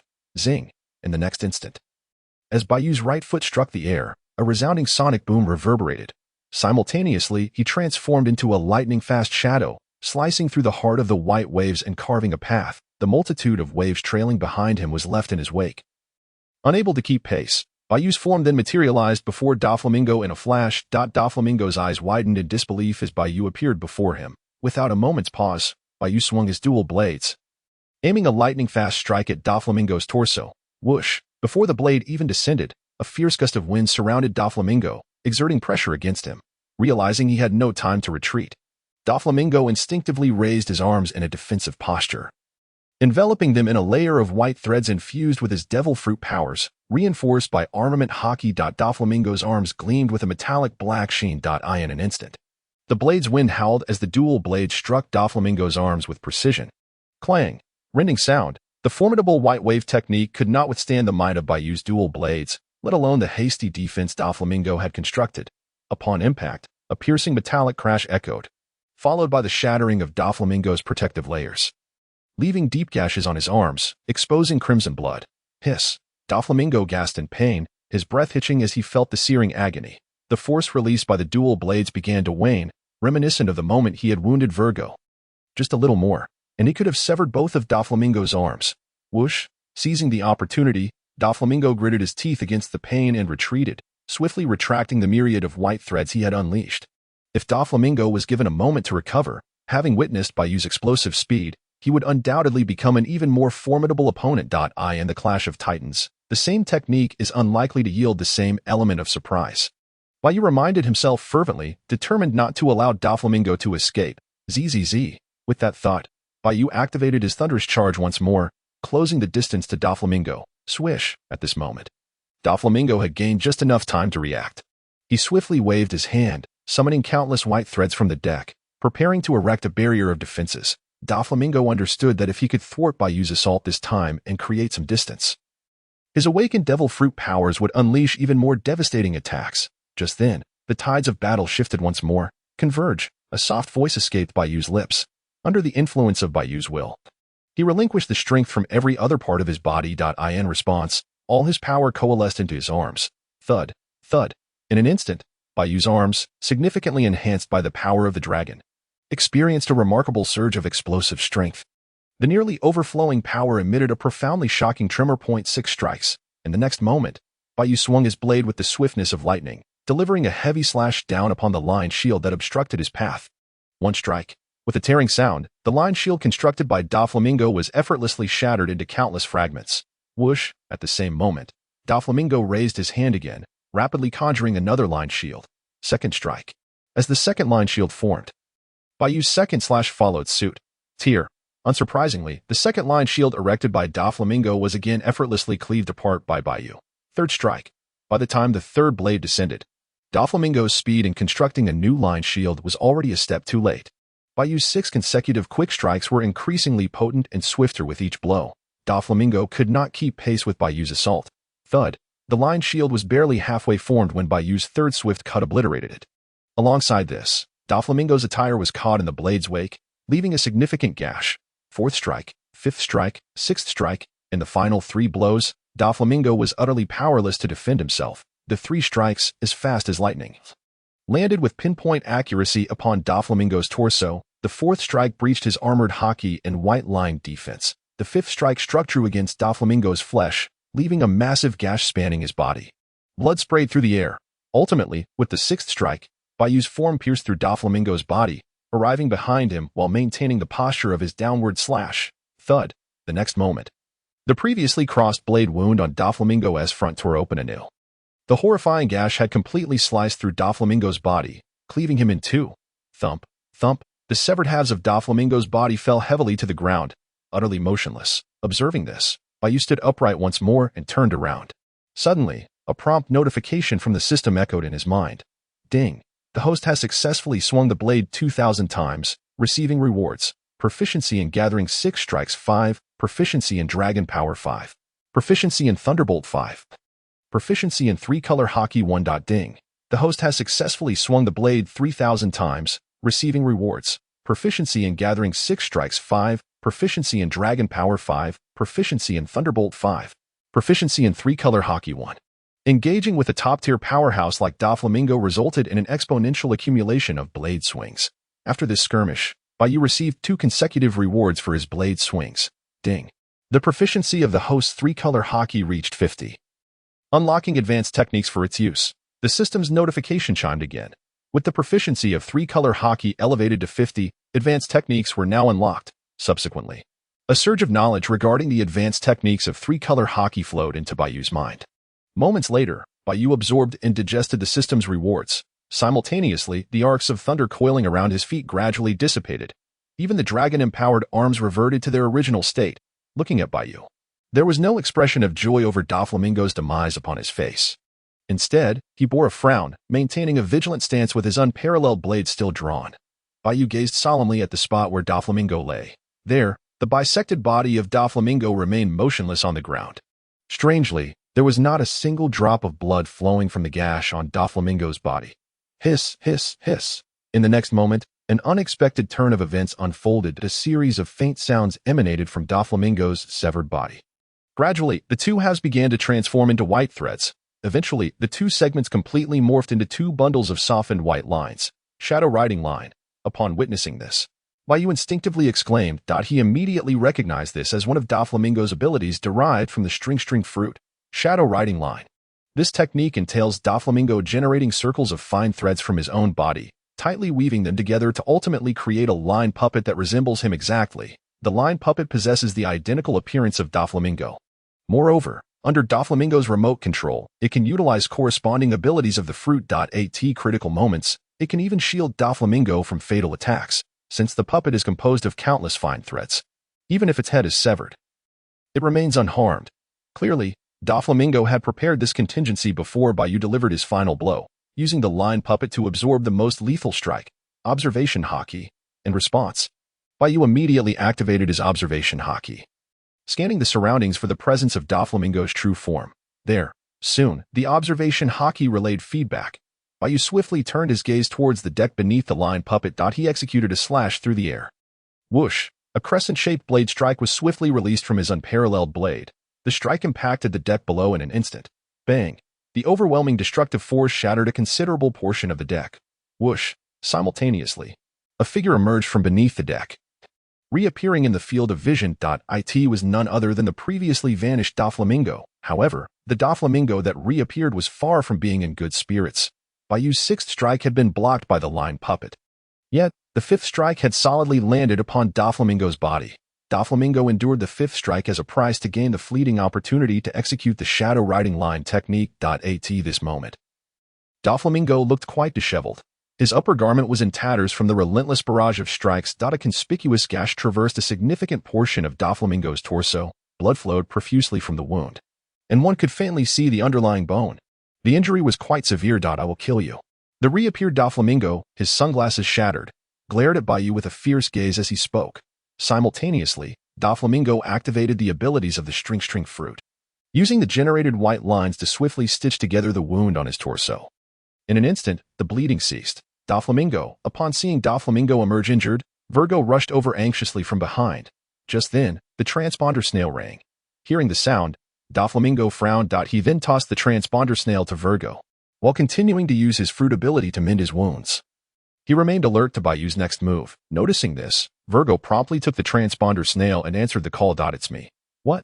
Doflamingo hurried over. Upon connecting the transponder snail, Virgo spoke impatiently. As the conversation progressed, his expression shifted to one of gravity and surprise. Finally, Virgo ended the call. Doflamingo, we can no longer afford to linger here.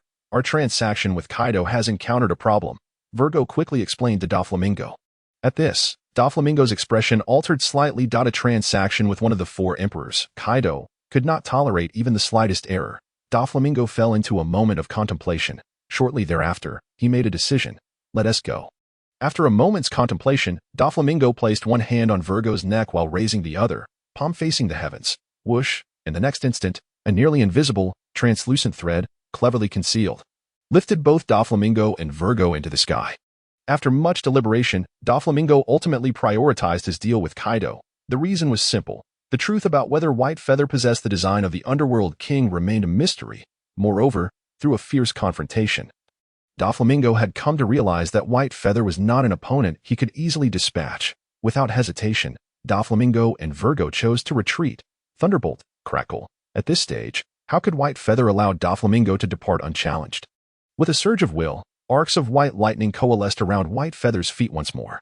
Stimulated by the pulsing arcs of lightning, his speed experienced a brief, explosive enhancement. Spider's nest.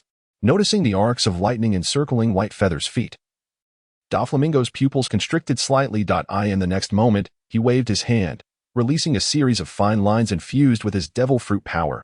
Under Doflamingo's control, the white threads shot forth from his palm, quickly forming a massive spider web in the sky. Whoosh! Doflamingo then clapped his palm against the enormous spider web. Instantly, the web fell with a captivating ferocity, descending towards the two warships on the sea below.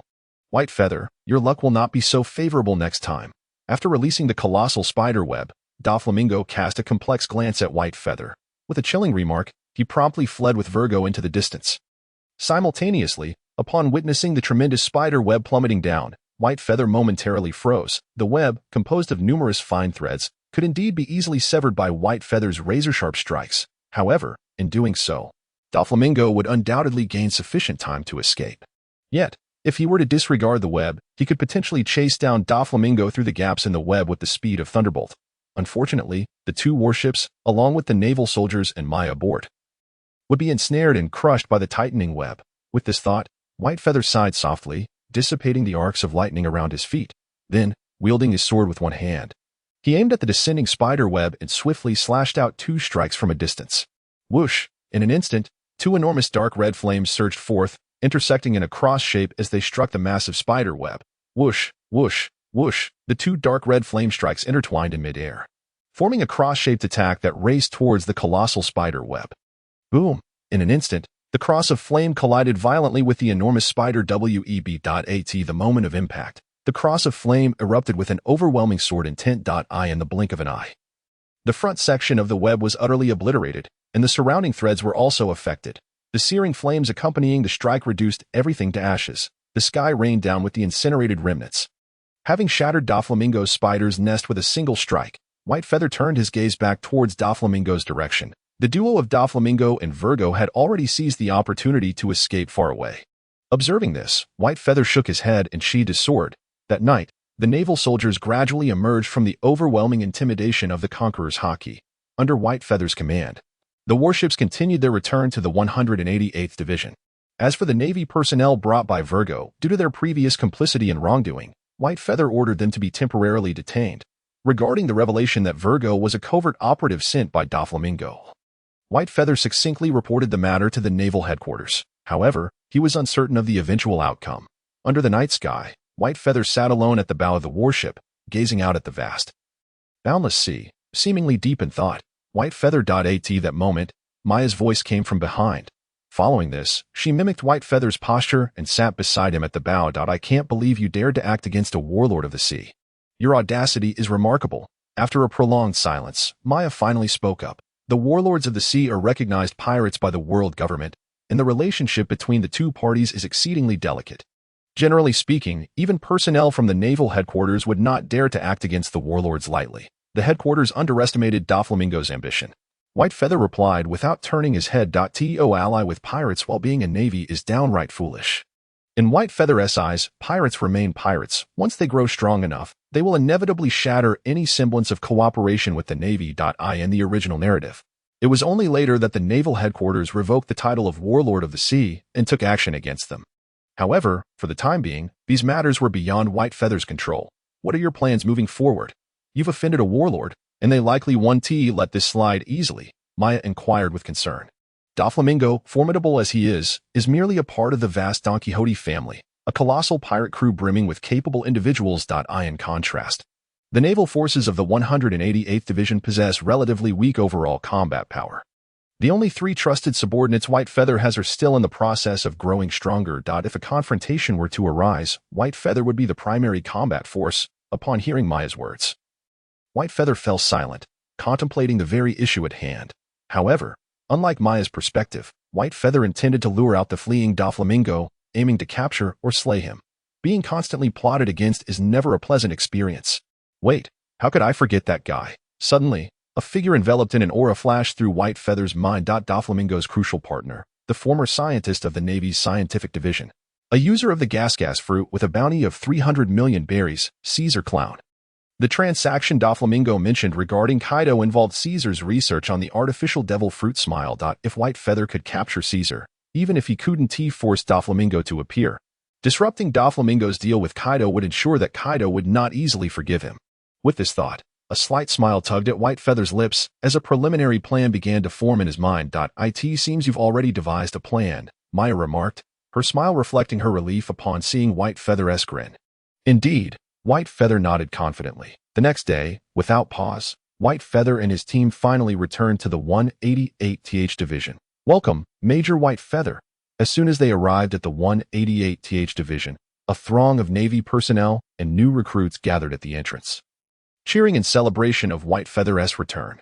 His exploits had significantly elevated the reputation of the 188th Division in front of the headquarters.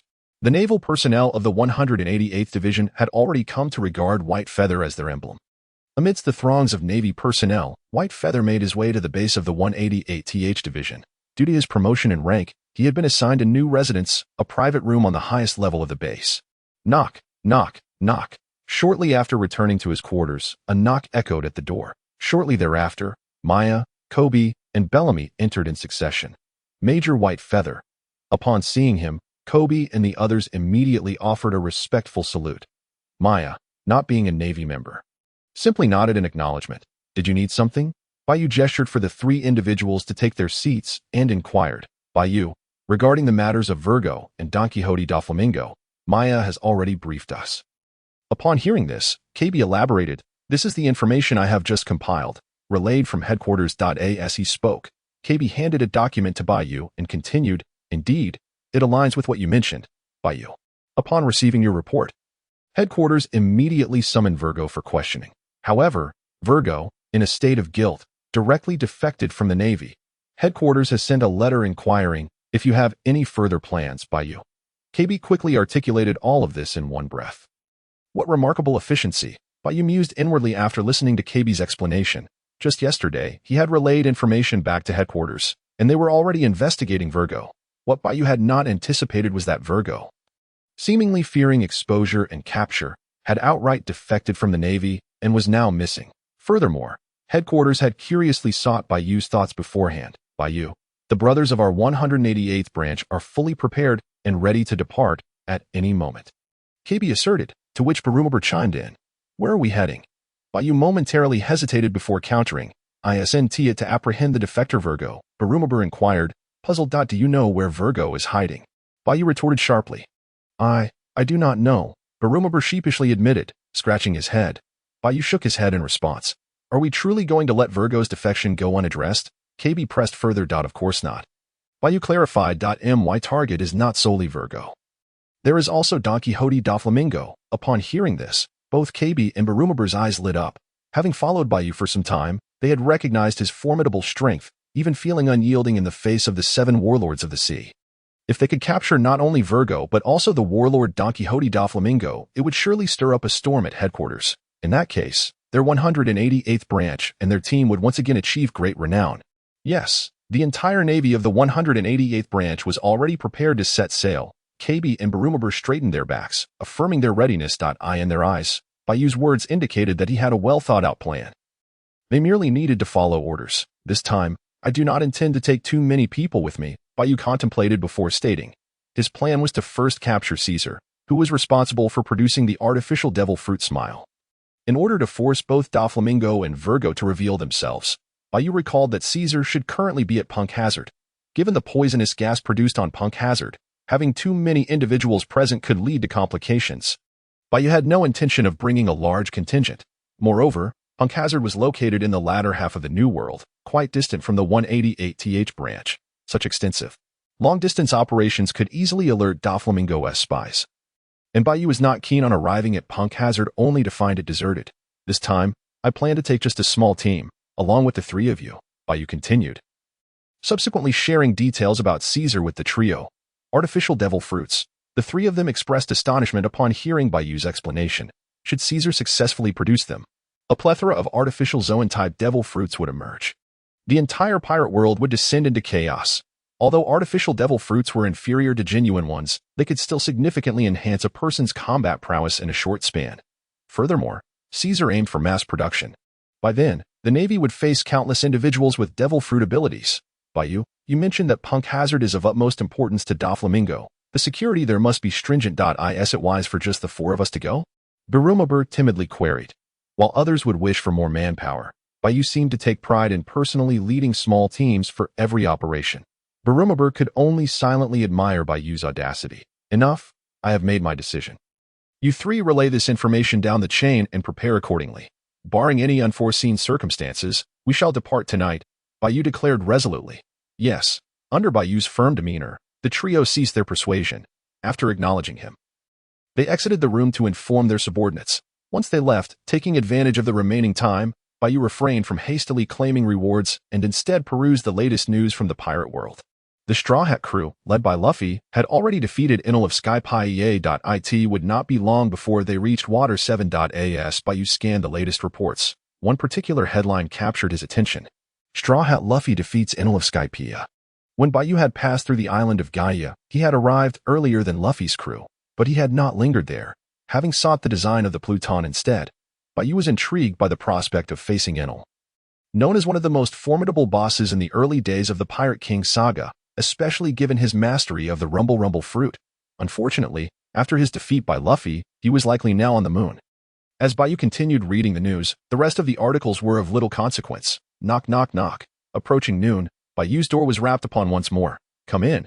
Hearing the commotion, Bai Yu gestured for the visitor to enter. KB stepped in shortly thereafter. KB, what brings you back so soon? Bai Yu inquired with curiosity. Bai Yu, I hope to enhance my strength before we set off. KB stammered, clearly hesitant. If there is something on your mind, just speak up. You're a grown man. Bai Yu feigned displeasure. Bai Yu, I wish to receive your guidance in practical combat. KB blurted out quickly, lowering his head in trepidation. Oh. Bai Yu perked up upon hearing this. He understood KB's intent.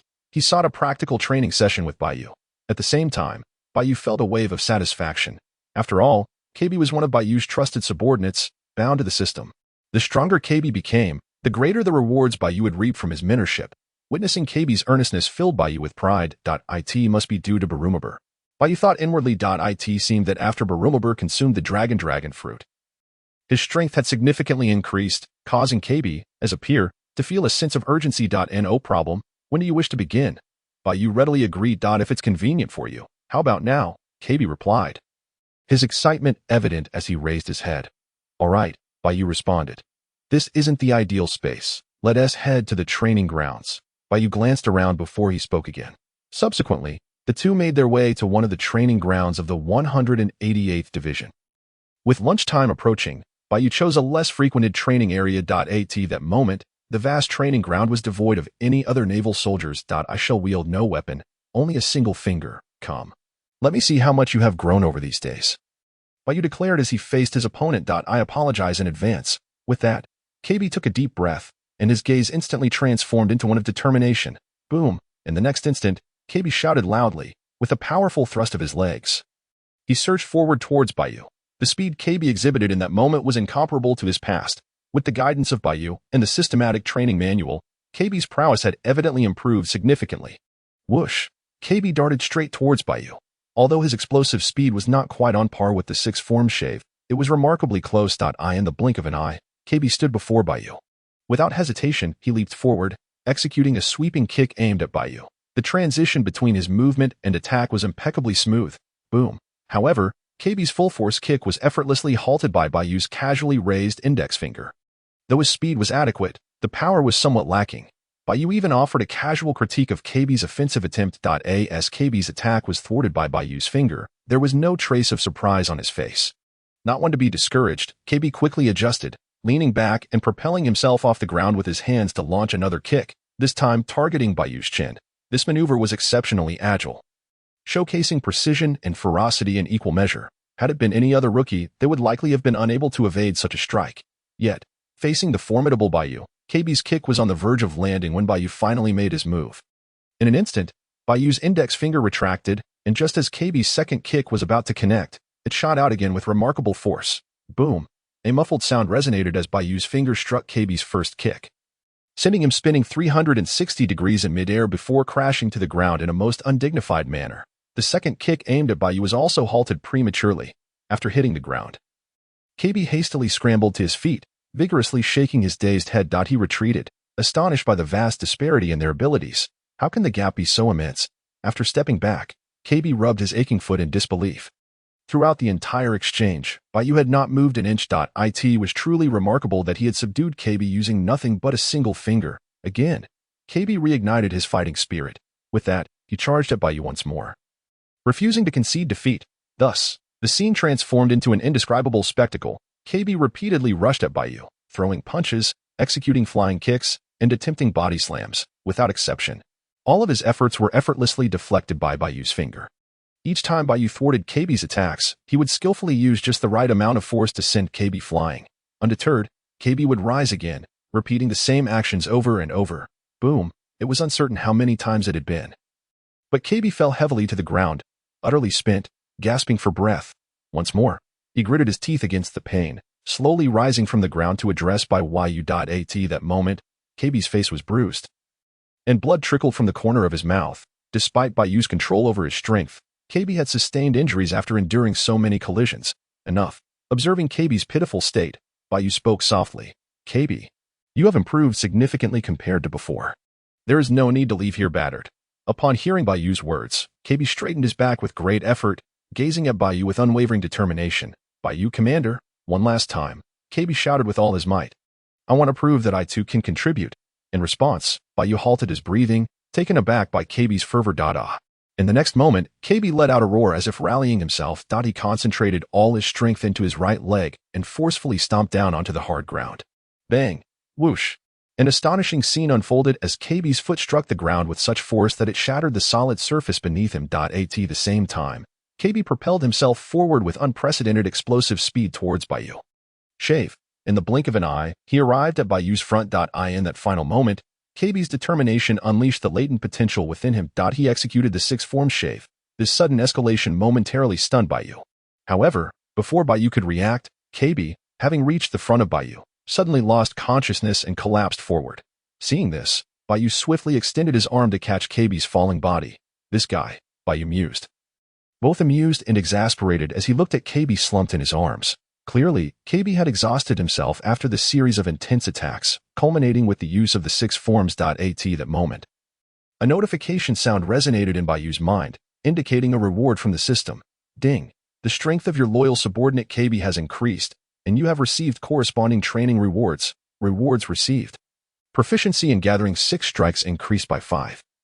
Proficiency in Dragon's Might increased by 5, proficiency in Thunderbolt increased by 5, proficiency in 3-colored Haki increased by 1. Bai Yu's abilities had all seen a notable increase in proficiency.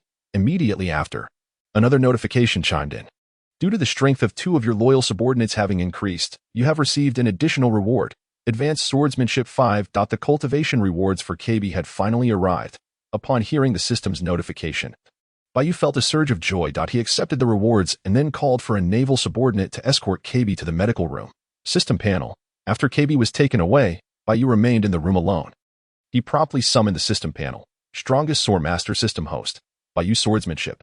Advanced Swordsmanship 5 Techniques. 6 Forms. Azure Dragon Sword Intent. Gathering 6 Strikes 95. Dragon's Might 45. Thunderbolt 40. Weapon. Unmatched Greatsword. Excellent Blade. Physique. A grade Haki, Armament Haki 51. Observation Haki 51, Conqueror's Haki 51.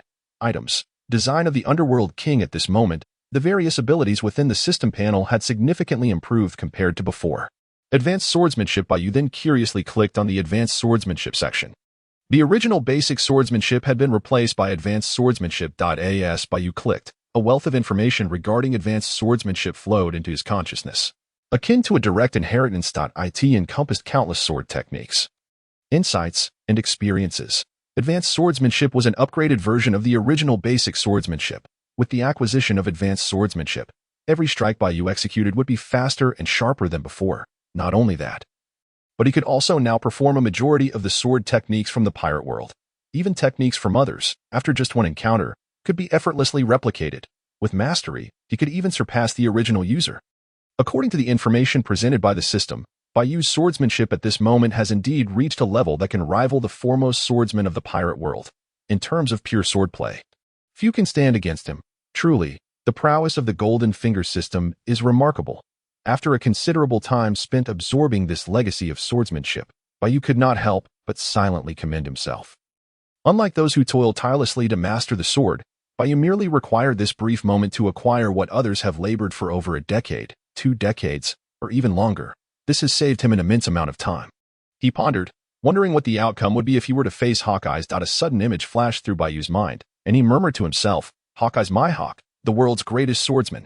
As a fellow swordsman, Bai Yu naturally harbored the desire to engage him in combat. Unfortunately, he had yet to encounter him thus far. The only shortcoming remained in his physical constitution. Recalling his thoughts, Bai Yu glanced once more at the system panel, sighing in exasperation. Currently, Bai Yu possessed exceptional swordsmanship and powerful lethal techniques. The sole deficiency lay in his physical attributes. Ultimately, any enhancement to techniques derives from the foundation of one's physical capabilities. Physical constitution influences speed, strength, explosive power, and more. It is a fundamental attribute. Bai Yu contemplated that if he were to confront Don Quixote Doflamingo, possessing an S-class physique from the outset, he could subdue Doflamingo without needing to unleash the power of the dragon. Furthermore, augmenting his S-class physique with the dragon's power and thunder would perhaps enable him to genuinely cut down Doflamingo. The rewards from this system felt akin to a lottery. He could only wait and see when he would draw an enhancement to his physique.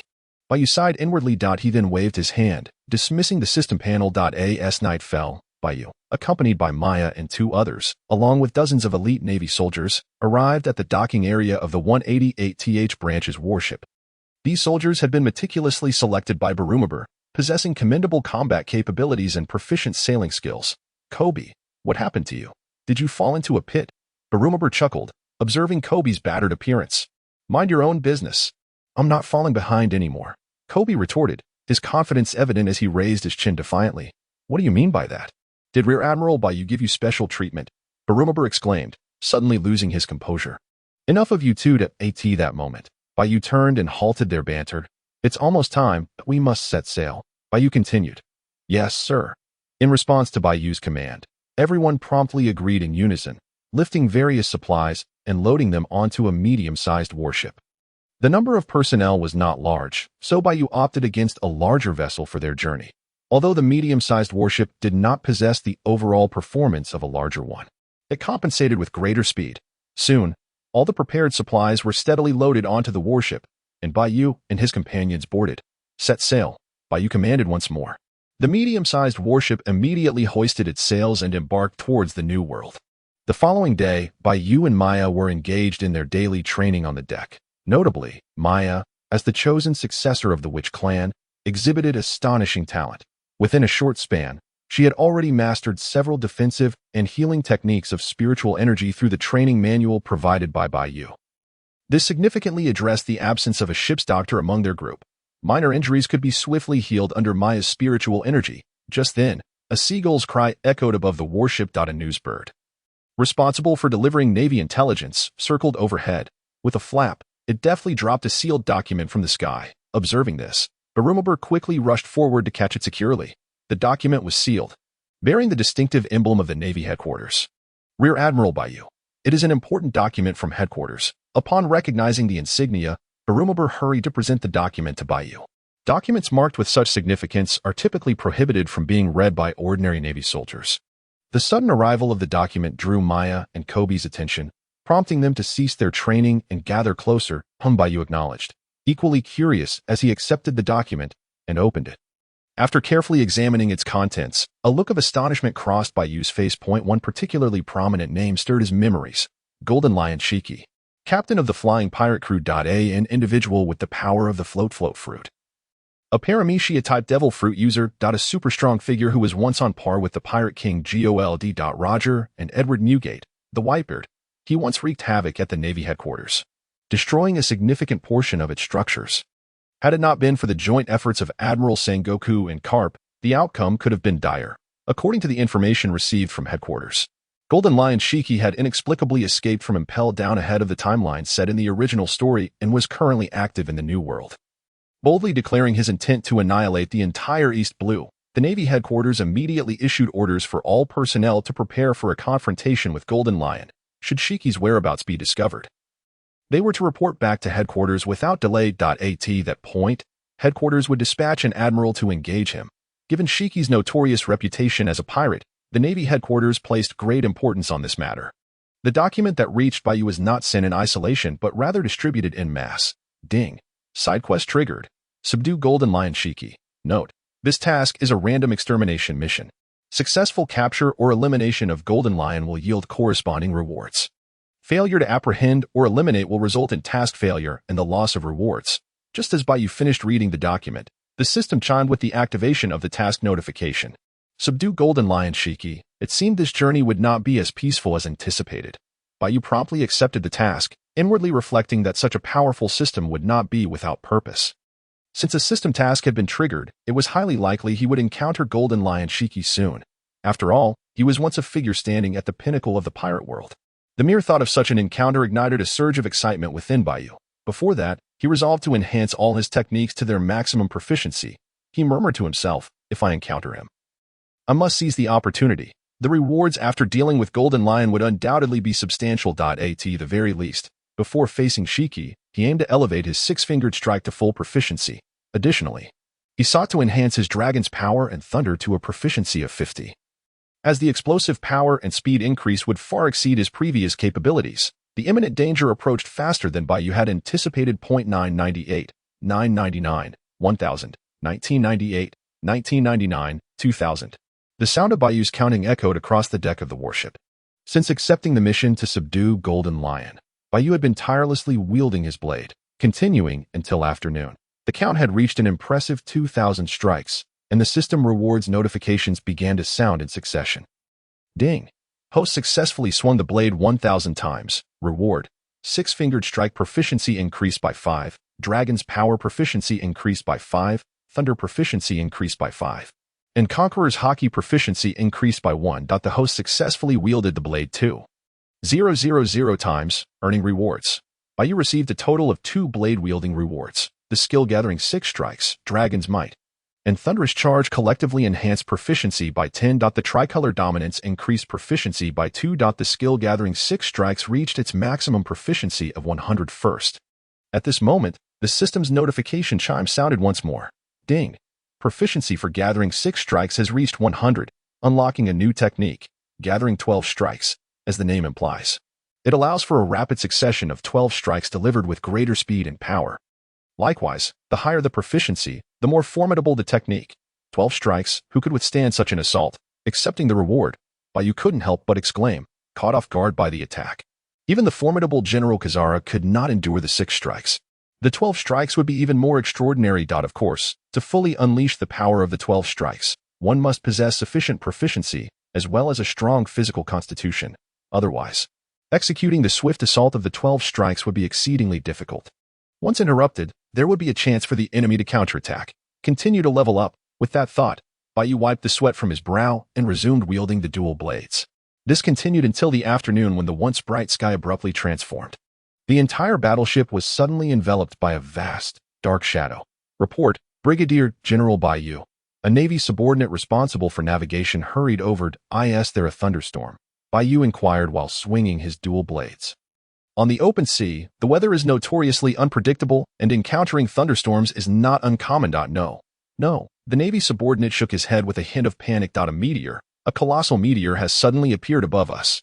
The subordinate explained. A meteor. Upon hearing this, Bai Yu immediately paused his blade wielding, raising his gaze toward the sky. Indeed, the shadow that loomed over the battleship was not due to storm clouds, but rather a colossal stone that had appeared at a great height directly above the ship. The shadow was cast by sunlight striking the massive boulder. Even more alarming, the meteor was plummeting towards them at an alarming speed. As the immense stone descended, it scraped through the air, producing terrifying sparks from its uneven surface. The scene was beyond description. Though the battleship was sturdy, should the accelerating meteor collide with it, the vessel would be utterly shattered in an instant. The exaggerated weight, compounded by the force of gravity, was enough to obliterate everything. Could it be the Golden Lion? Bai Yu instinctively thought of Shiki the Golden Lion. The ability of the Golden Lion's devil fruit allows him to make any non-living object he touches float. For him, causing a massive stone to fall like a meteor would be a trivial feat. Otherwise, it was hard to fathom how a giant stone could inexplicably appear in the sky. Order: full speed ahead. We must exit its shadow before the meteor falls. With little time to ponder, Bai Yu commanded his subordinate. Yes, the subordinate replied promptly, then hurried back to relay the order to the others, under Bai Yu's command. The Navy soldiers sprang into action, quickly maximizing the battleship's speed. We're done for. The ship won't make it out of the meteor's range. What on earth is this meteor doing here? Despite the battleship's full-speed advance, it remained trapped within the shadow of the boulder. As the meteor approached, despair spread among the Navy soldiers. Brigadier General Bai Yu. At that moment, KB, Balumaber, and Maya joined Bai Yu. Compared to the Navy soldiers, the three appeared relatively composed. Bai Yu, the ship can't evade. Allow me to use my power to protect the vessel, Maya exclaimed. Though it would be impossible to provide complete coverage, she believed they could manage if they gathered together. With her current mastery over psychic energy, Maya could indeed envelop everyone in a defensive shield. However, whether it could withstand the impact of the meteor was another matter altogether. Hearing this, Bai Yu gently shook his head. There is no need. With that, Bai Yu took a deep breath, placing his right hand on the hilt of his dual blade. Upon seeing this, Maya and the others immediately understood Bai Yu's intent. He planned to cleave the meteor with his blade. Just the thought of shattering such a massive stone was beyond their imagination. Hold on tight to the ship. It will rock violently, Bai Yu declared with confidence. Soru, Jeppo. In the next instant, before the three could react, Bai Yu forcefully stomped the deck. Utilizing both the Soru and Jeppo techniques, Bai Yu propelled himself forward, charging towards the descending meteor. Buzz, whoosh, as he ascended through the air with Jeppo. Bai Yu focused his mind and drew forth his dual blade. The ultimate Azure Dragon Sword Intent swiftly coalesced along the blade's edge. The Azure Dragon Sword Intent resonated with the dual blade, igniting a dark red flame of sword intent along its length. A wave of intense heat radiated outward in an instant. Simultaneously, the colossal stone above Bai Yu descended closer. Whoosh, the massive rock, its surface ablaze with crimson flames, fell mercilessly. The force of its descent seemed to shatter the very air around it with a deafening roar. Azure Dragon Slash, ascend. In the next moment, Bai Yu shouted, gripping the dual blade with both hands and sweeping upward from below. Azure Dragon Slash, ascend. As Bai Yu pronounced the incantation, he swung the dual blade upward. Whoosh, with a single stroke, the blade cleaved the air, and the sword intent flames erupted from the blade's edge. The flames transformed into a dark red crescent-shaped strike, extending over 100 meters, racing towards the meteor. Roar. In an instant, the surface of the strike, ablaze with dark red flames, shimmered and surged, accompanied by a faint dragon's roar. It morphed into the form of a colossal dragon. The dark red dragon then flicked its tail, striking the meteor in a spectacular display. Boom. In the blink of an eye, the dragon's strike collided with the meteor, resulting in a thunderous explosion that reverberated across the skies. The next second, Maya and the others widened their eyes in disbelief at the scene unfolding above. Contrary to their expectations, the meteor did not impede the dragon's strike in the slightest. Instead, the meteor was effortlessly penetrated at its center by the dragon's slashing force. Bai Yu's unleashed strike cleaved the meteor cleanly in two. The massive stone split apart, plummeting in opposite directions. Bang, bang. At last, the two colossal boulders fell, creating a perfect gap through which the warship could navigate. The massive stones crashed heavily onto the sea surface, sending forth towering waves that surged violently, simultaneously assaulted by the waves on either side. The ship began to sway violently, just as Bai Yu had predicted. Many naval soldiers, still stunned by Bai Yu's formidable prowess, were thrown onto the deck by the ship's violent rocking. However, Maya adeptly enveloped herself in a layer of psychic energy, effectively shielding herself. This tumultuous rolling of the waves did not persist for long, as the waters gradually began to calm. Upon observing the warship, it was fortunate that Bai Yu had chosen a medium-sized vessel for this expedition. Its hull was sufficiently sturdy to withstand the tumult. Is everyone all right? Bai Yu inquired after descending from the air once the waves had subsided. We're fine, came the chorus of responses, expressing admiration for the might of Brigadier General Bai Yu. The strength of his strike was the most powerful they had ever witnessed. Yet, just as their cheers began to resonate, the previously clear sky abruptly darkened once more. This time, the area shrouded in shadow was even more extensive than before. It was no exaggeration to say that nearly the entirety of their field of vision was enveloped in darkness. The sudden change silenced the crowd, each person raising their gaze toward the heavens. In the next instant, their expressions shifted dramatically. What was that? Was it just my imagination? Islands. I see one. No, many islands floating in the sky. What on earth is happening? The naval soldiers exclaimed in shock, for the colossal entities obscuring the sky were indeed floating islands. A cursory glance revealed dozens of islands of varying sizes suspended in the air. Indeed, it is the work of the Golden Lion, Bai Yu declared, recognizing the extraordinary scene before him. This was undoubtedly the result of the floating fruit ability possessed by Shiki the Golden Lion. To think that shortly after receiving their mission, they would encounter the Golden Lion himself. Brigadier General Bai Yu, are you suggesting that these islands are all a result of the Golden Lion's powers? KB asked in astonishment. They had heard tales of the Golden Lion's might but never imagined it would reach such monstrous proportions. The sheer ability to control so many islands was intimidating enough. If they were to all crash down, it would surely devastate even the Navy headquarters. Yes, it is the Golden Lion, Bai Yu affirmed. However, it appears his target is not us. He observed the movement of the islands overhead, speaking in a hushed tone. The numerous floating islands were not descending. Rather, they were advancing steadily and methodically in a singular direction, towards the East Sea. The Golden Lion's objective was evidently the homeland of his nemesis. Roger, the East Sea. Previously, the Golden Lion had threatened to obliterate the entire East Sea. With the power of the floating fruit, he aimed to bring total destruction to the East Sea. Just then, the Navy's communication snail on the warship began to ring. Hearing the commotion, KB hurried back to the cabin to retrieve the snail and handed it to Bai Yu. Upon taking the snail, Bai Yu promptly connected the call. Is this Bai Yu? Came the slightly anxious voice of Garp from the other end. It is I, Bai Yu replied. Notify all personnel of Division 188 to be on high alert.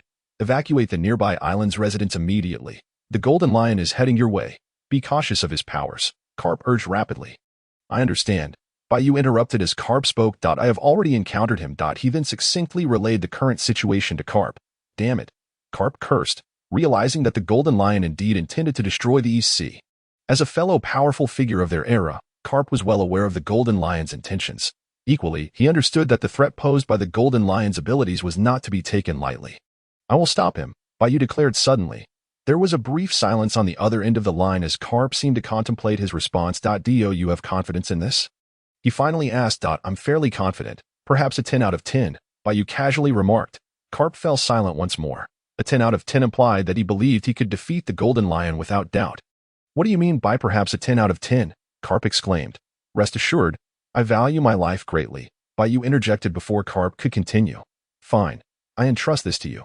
Remember, even if you cannot win, do your utmost to delay the Golden Lion. I, along with the others, will make haste to your location. Garp's final admonition was clear.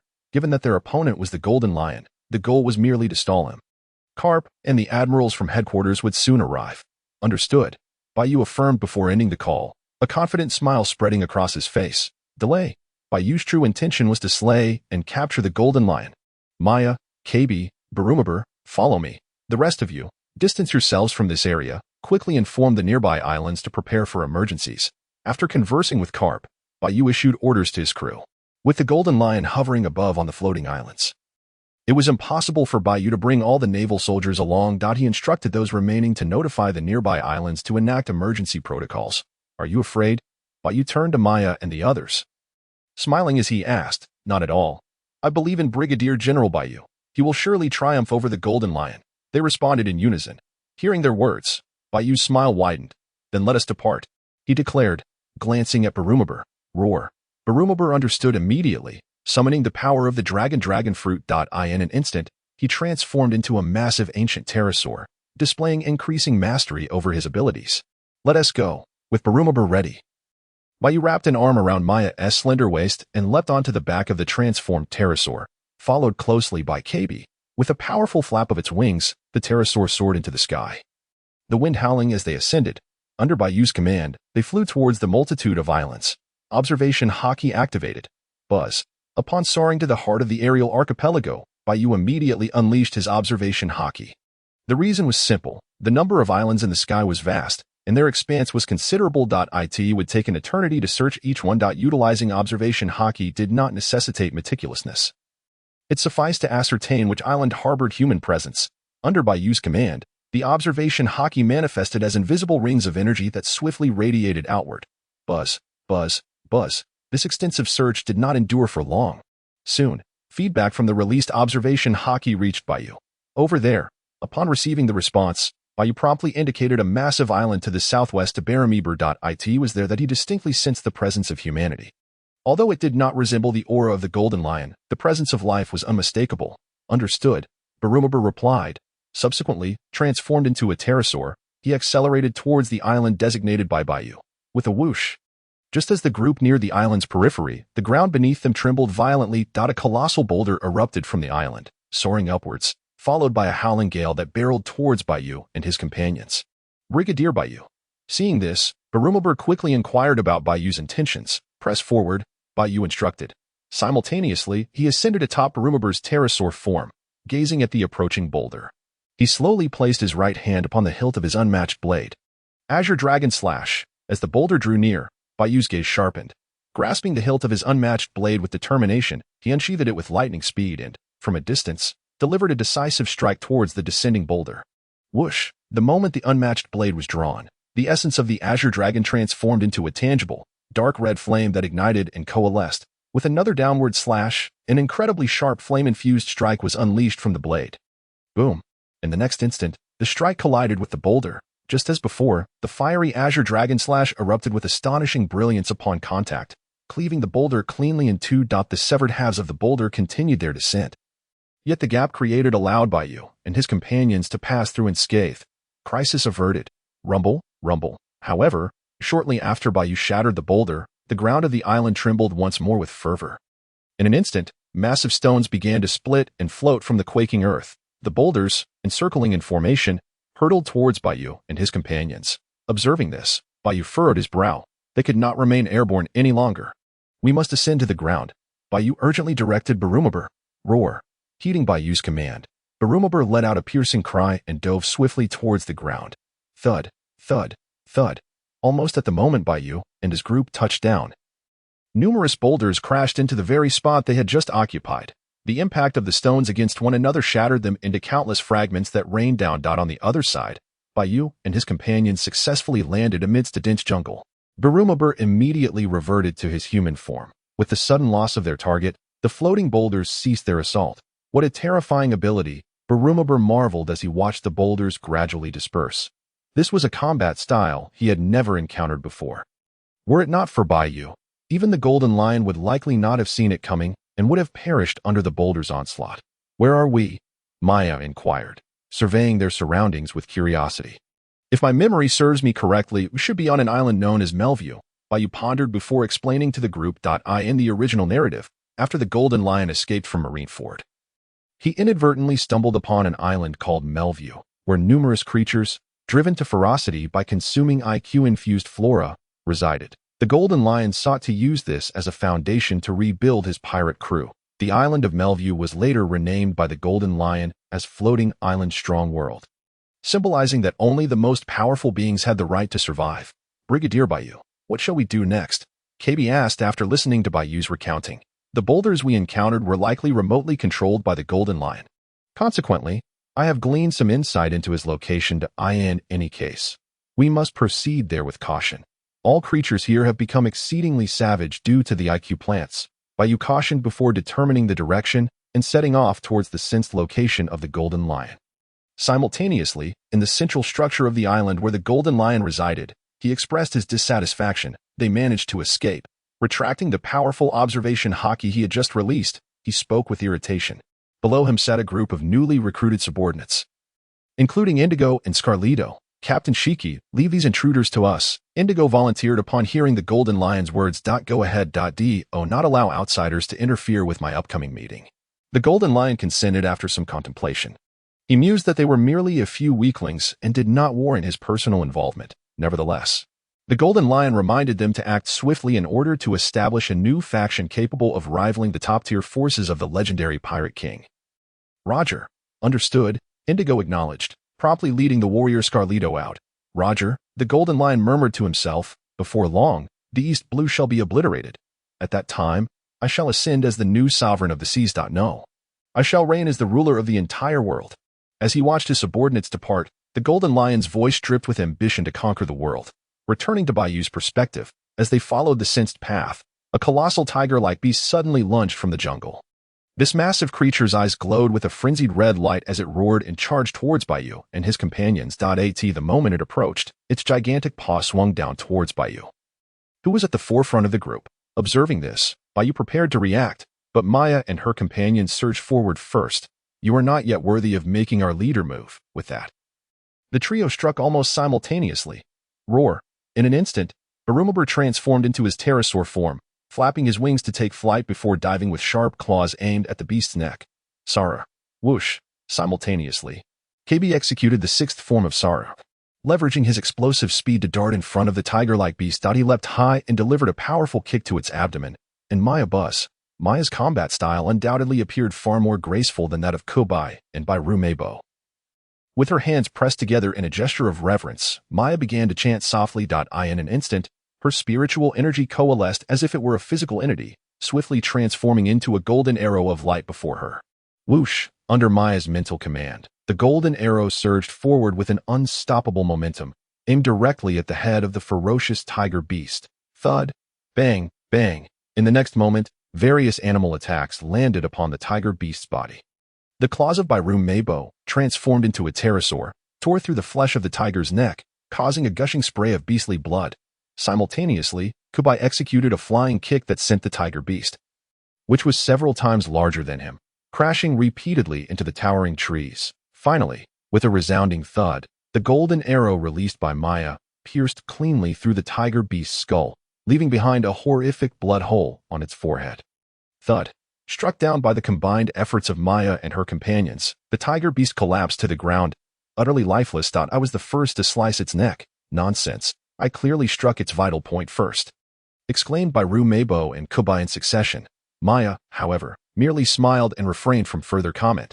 Enough of this pointless debate, Bai Yu interjected, casting an annoyed glance at the two who frequently bickered.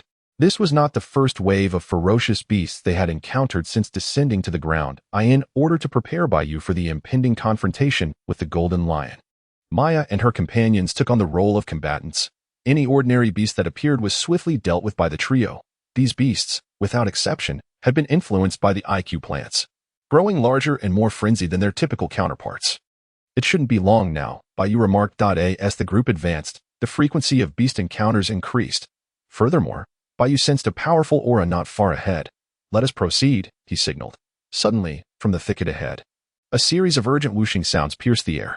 In quick succession, purple-green fireballs, reminiscent of ghostly flames, erupted from the jungle, hurtling toward Bai Yu and his companions. The attack was so sudden that Maya and her comrades were caught completely off guard, unable to mount any defensive actions. Only Bai Yu, noticing the trio's delayed reaction, stepped forward to shield them. As the fireballs approached, he raised his indomitable dual blade, using its sheath to block the incoming assault. Bang, bang, bang. In an instant, explosions erupted continuously. The fireballs were precisely intercepted by Bai Yu's sheath, with explosions enveloping him in a cloud of black smoke. At the same moment, a distinct laughter echoed from within the jungle. Soon after, a figure and a gorilla came into view. Indigo, the lieutenant of the Golden Lion, accompanied by his formidable warrior, the giant gorilla Scarido. That peculiar laughter emanated from Indigo's lips. You dare to face my chemical attack head-on? You must be in pieces now, he chuckled maliciously, eyeing the obscured position of Bai Yu behind the explosion smoke, confident that Bai Yu had been obliterated. It seems I was correct in my assumption. However, before Indigo's laughter could linger, Bai Yu's voice resonated through the smoke, followed by a gust of wind that cleared the haze, revealing Bai Yu unscathed. Astonishingly, even the sheath, which had been directly struck by Indigo's chemical explosion, bore no marks. How is this possible? Indigo gasped. Disbelief etched across his face as he regarded Bai Yu. You two appearing here indicates that the Golden Lion is indeed nearby, Bai Yu stated, scrutinizing the duo. Indigo was the lieutenant of the Golden Lion Sky Pirate crew and the primary researcher of IQ plants. With Indigo's presence, it was evident that the Golden Lion was also near. You shall not advance another step. Scarido, at Indigo's command, the giant gorilla Scarido stepped forward, pounding its chest and roaring defiantly at Bai Yu. Boom, boom, boom. With Scarido as a barrier, Indigo began to gesture wildly. Chemical fireballs began to coalesce, appearing one after another in response to Indigo's movements. As Indigo continued his frenzied motions, an increasing number of chemical energy spheres materialized before him. Soon, these spheres began to merge under Indigo's control, rapidly coalescing into a colossal energy orb. Allow me to demonstrate my power. With the massive chemical energy sphere fully formed, Indigo turned his gaze to Bai Yu, poised to direct the orb toward him. The explosive force of the merged spheres would be magnified exponentially. I have no time to indulge in your circus games, Bai Yu retorted coldly, gripping the hilt of his dual blade tightly.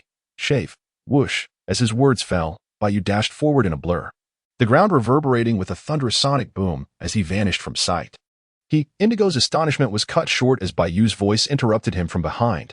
Reacting instinctively, Indigo spun around, only to find Bai Yu had reappeared behind him, poised with his blade raised. The dual blade, ignited with the flames of sword intent, had seemingly ignited without him noticing. In the next moment, both Indigo and Scarido visibly trembled as a gory mist erupted from their fronts. A notably deep gash appeared on their bodies, severing even their innards and bones. Whoosh, as the wound manifested, dark red flames erupted from it, incinerating the blood that poured forth from them. Thud, thud. Struck by such a lethal blow, Indigo and Scarido instantly lost their breath, their bodies collapsing heavily to the ground. With a swift, precise, and merciless strike, Bai Yu had executed a double kill. After slaying the duo, Bai Yu elegantly sheathed his blade. Still dawdling, we must be on our way. He then urged the stunned Maya and her companions. Indeed, indeed. Upon hearing the words, the three individuals regained their composure and hastily followed in the footsteps of Bai Yu. Simultaneously, they marveled within themselves, no matter how many times they witnessed it. Bai Yu's displayed prowess was utterly astonishing.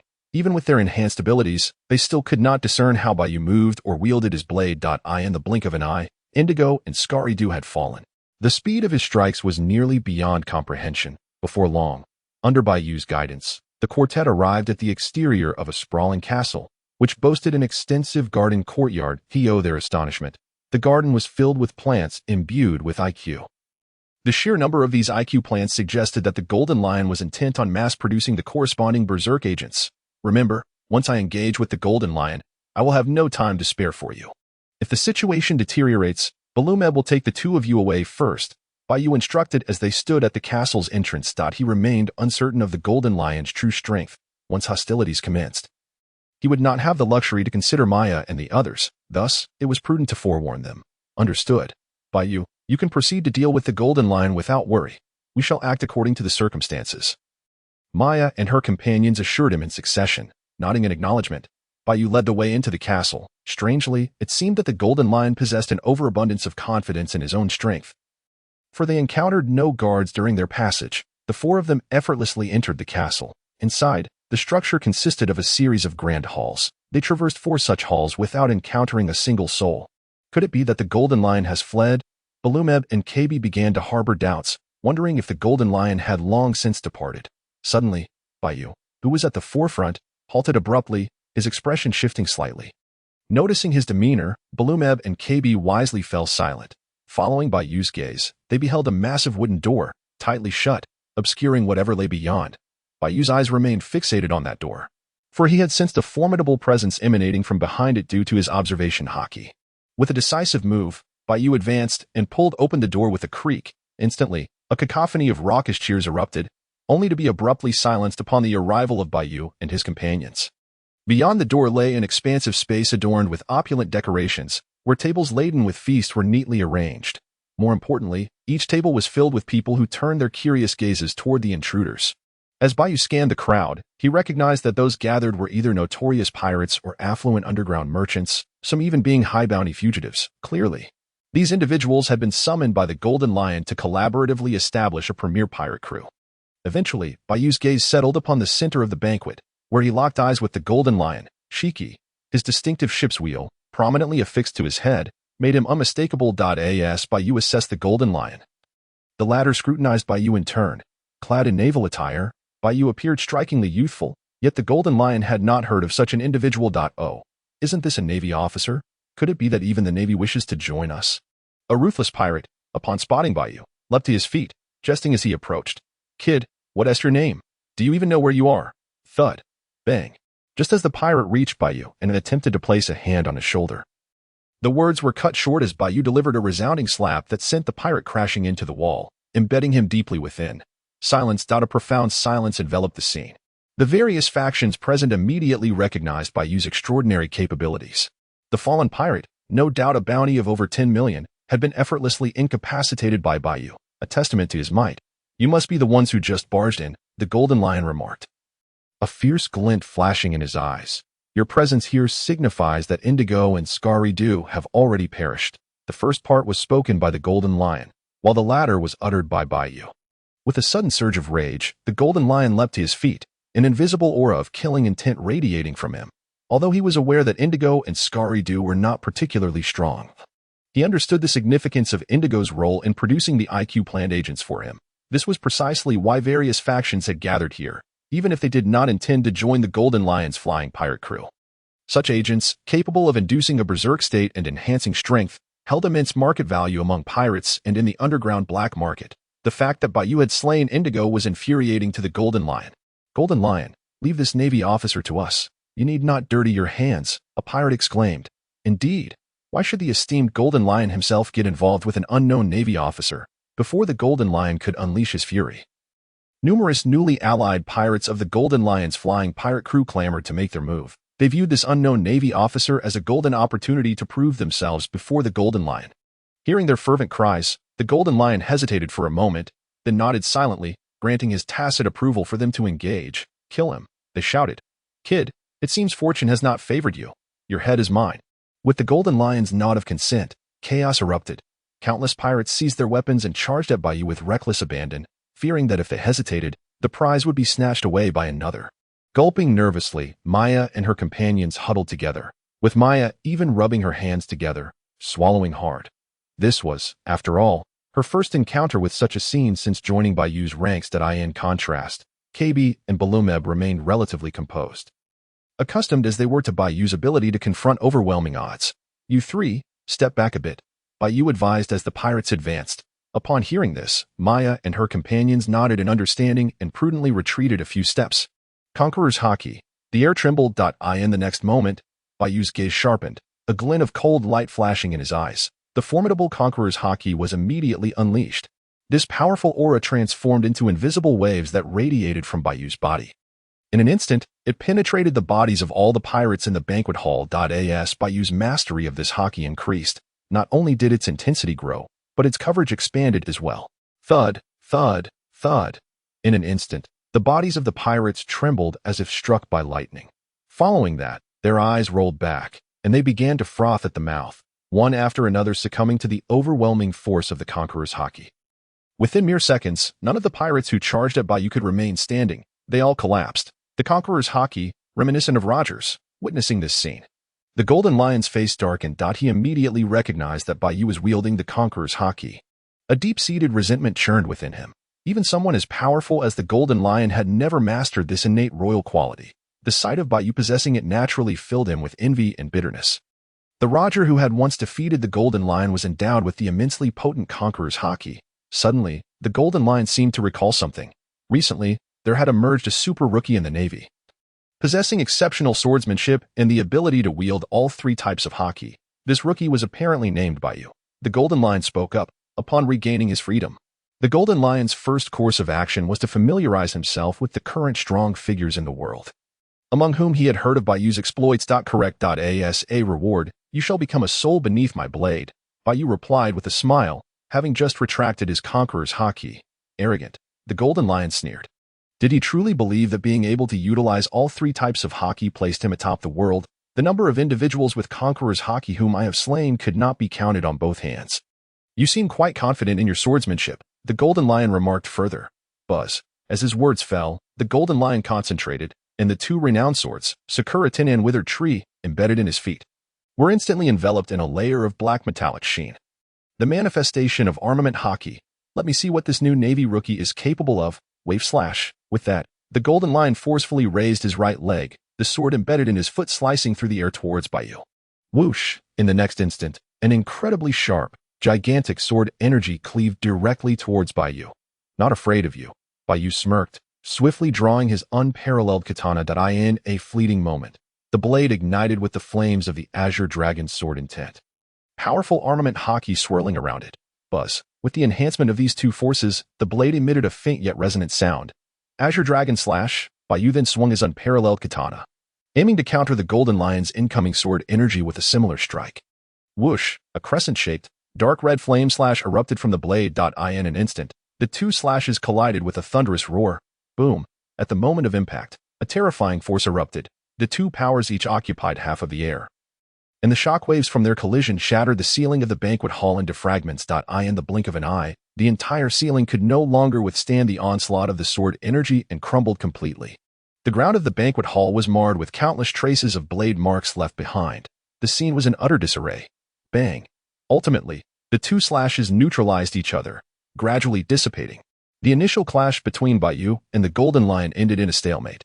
Sword Intent. You have even mastered Sword Intent. The Golden Lion expressed mild surprise upon witnessing this.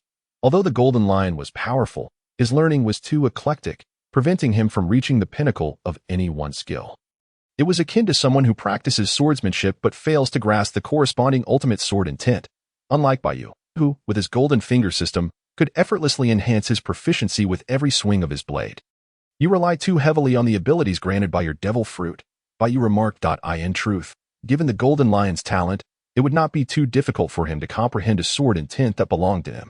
Unfortunately, as a user of a devil fruit, he was torn between fully developing his fruit's abilities and pursuing the path of the sword.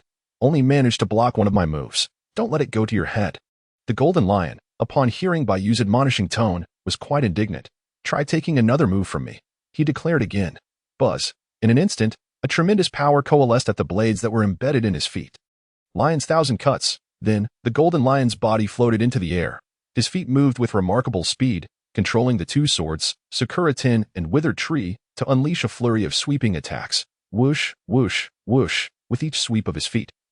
Streams of golden energy sword slashes rushed towards Bai Yu. This time, the sword energy released was imbued with even greater destructive power than the previous wave slash. Seeing this, Bai Yu was about to make a move when a sudden thought struck him. With a whoosh, Bai Yu switched to holding the katana with both hands, slightly crouching. With a mental command, the dark red flames of the Azure Dragon Sword Intent blazed more fiercely along the blade.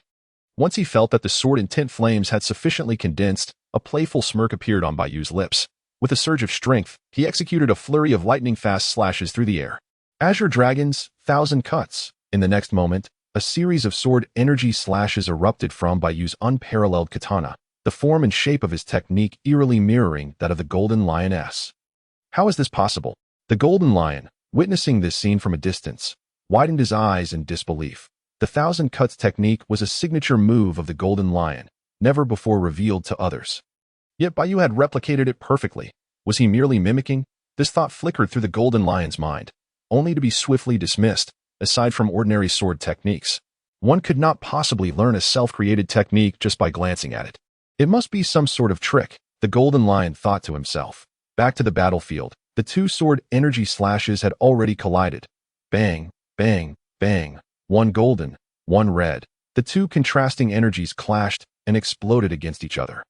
In the next second, the Golden Lion's expression shifted dramatically as he realized that Bai Yu's sword energy slashes effortlessly shattered his own.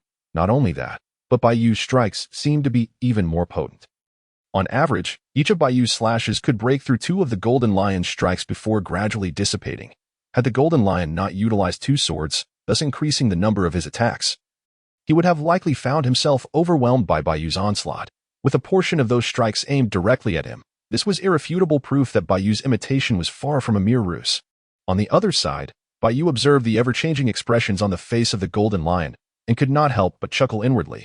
This was one of the benefits that Bai Yu reaped after attaining advanced swordsmanship. His innate talent for swordplay allowed him to replicate an opponent's similar technique after witnessing it just once. Furthermore, with Bai Yu's mastery of the Azure Dragon Sword Intent, his application of this technique would undoubtedly surpass the original wielder's power. Poor Golden Lion, unaware that he had encountered such a formidable opponent, as both individuals harbored their own thoughts. The battle had already reached a conclusion.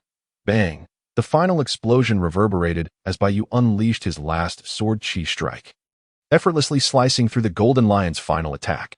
The force of Bai Yu's strike continued unabated towards the Golden Lion. In response, the Golden Lion narrowed his eyes slightly, raising a hand. He commanded his body with intent and utilized the power of the float fruit. Venomous serpent, buzz. In an instant, an invisible wave of energy emanated from the Golden Lion's body, crashing towards the ground. Boom. The earth trembled violently under the Golden Lion's control. Soon after, a massive boulder split from the quaking ground, floating into the air, perfectly positioned between the Golden Lion and the incoming strike. Bang! In the next moment, the strike collided with the boulder, producing a resounding explosion as it split in two. The severing of the boulder consumed the remaining power of the strike, which gradually dissipated. Unlike before, the now-half boulder did not plummet to the ground, but continued to hover in the air. Clearly, at the moment the boulder was cleaved, the Golden Lion divided his focus, simultaneously controlling both halves to remain suspended. Such remarkable power, manipulating the boulder with the float fruit to block Bai Yu's strike. The Golden Lion's expression did not lighten in the slightest. Rather, it grew increasingly grave. The ferocity of the strike had exceeded the Golden Lion's expectations. It was crucial to note that this was the residual power remaining after shattering the Golden Lion's attack. The fact that it could still slice through the boulder, lifted by the float fruit, was astonishing. Had the boulder's mass not been substantial enough, that strike might very well have struck the Golden Lion directly. He must not be allowed to close the distance. With this thought, the Golden Lion silently admonished himself. If Bai Yu were to get close enough to land a blow, he would either be dead or grievously wounded. Subsequently, the Golden Lion made a decision. Buzz, buzz, buzz. The Golden Lion raised both hands, channeling his intent. The power of the float fruit was unleashed without reservation. In an instant, invisible waves of energy surged forth like a tide towards the ground. Boom, boom, boom.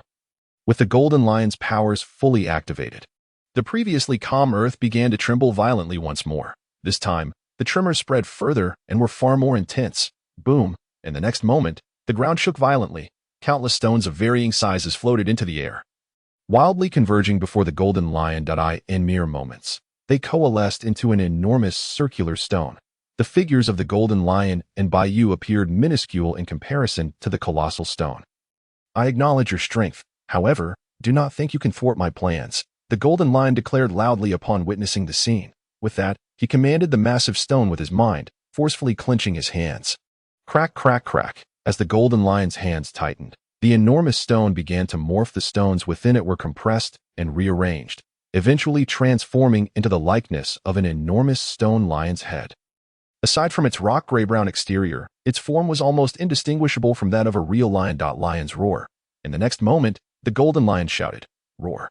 No sooner had the words left his mouth than the colossal stone lion emitted a roar akin to that of a real lion.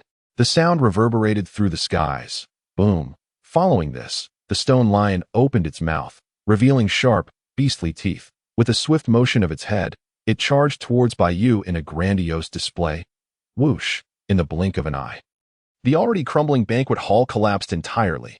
Maya and her companions had wisely retreated to a safe distance, thinking to suppress me from afar with your fruit powers. Observing the oncoming stone lion, Bai Yu instantly deduced the Golden Lion's intentions. Realizing that his equally adept swordsmanship was ineffective, the Golden Lion had indeed abandoned it in favor of employing the float fruit's powers for a suppressive attack. Moreover, he opened with a powerful killing move. In response, Bai Yu suddenly closed his eyes, his breathing becoming as still as water. He then withdrew the observation Haki that had been active all along, controlling his body to maintain an optimal state. Beep. Once his body achieved stability, Bai Yu's eyes snapped open, a flash of brilliance gleaming within them. Dragon's Might.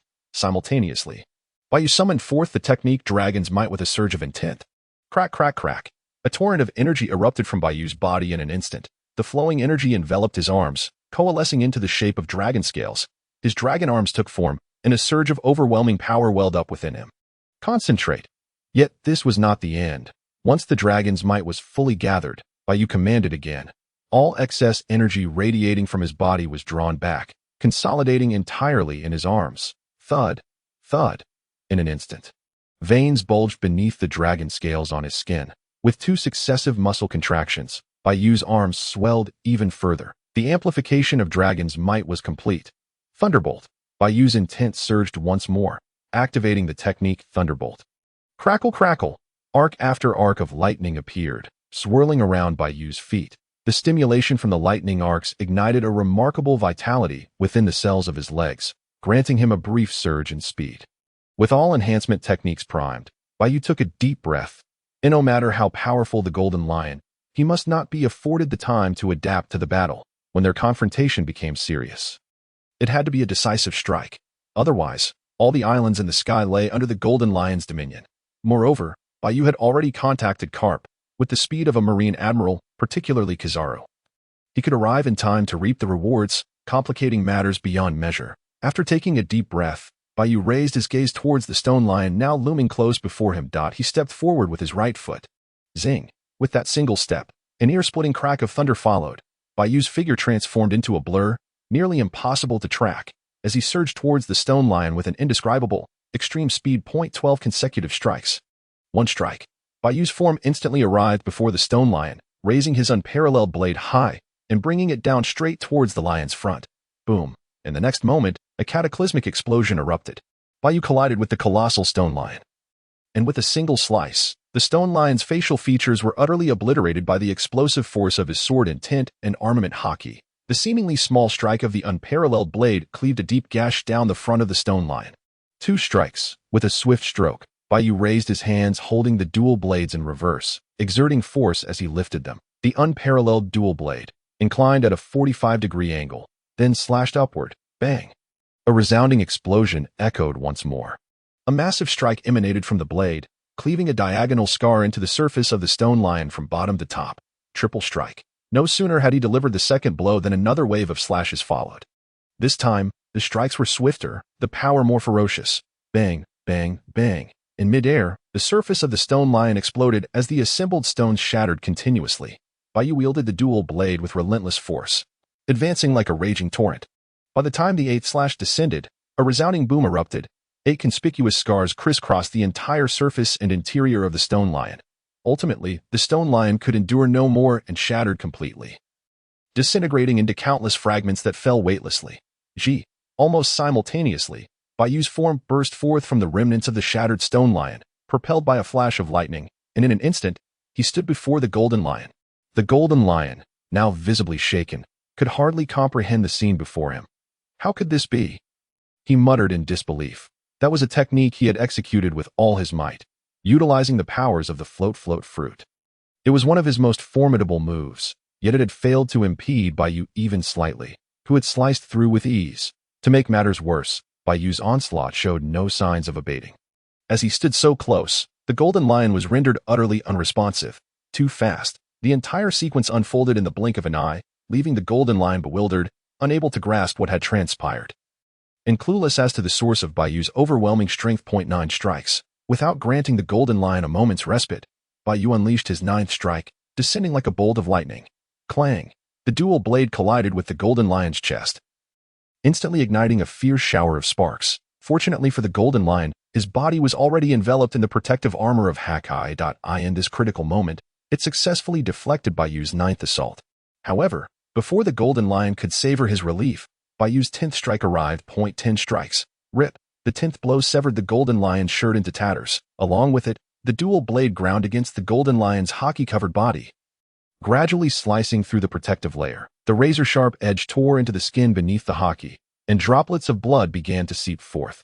Rip! The Golden Lion's chest finally bore the marks of injury from Bai Yu's 10th consecutive strike. The Haki was breached, revealing a shallow cut on the skin. 11 strikes. Just as the Golden Lion contemplated his fate, Bai Yu's 11th strike descended in an instant. Pooch! This time, the strike followed the path of the previous blade mark. The Golden Lion's Haki was utterly shattered by this blow, and the dual blade plunged deep into his body. As it sliced through, blood gushed forth, and the sounds of rupturing organs and bones could be distinctly heard. Pooch!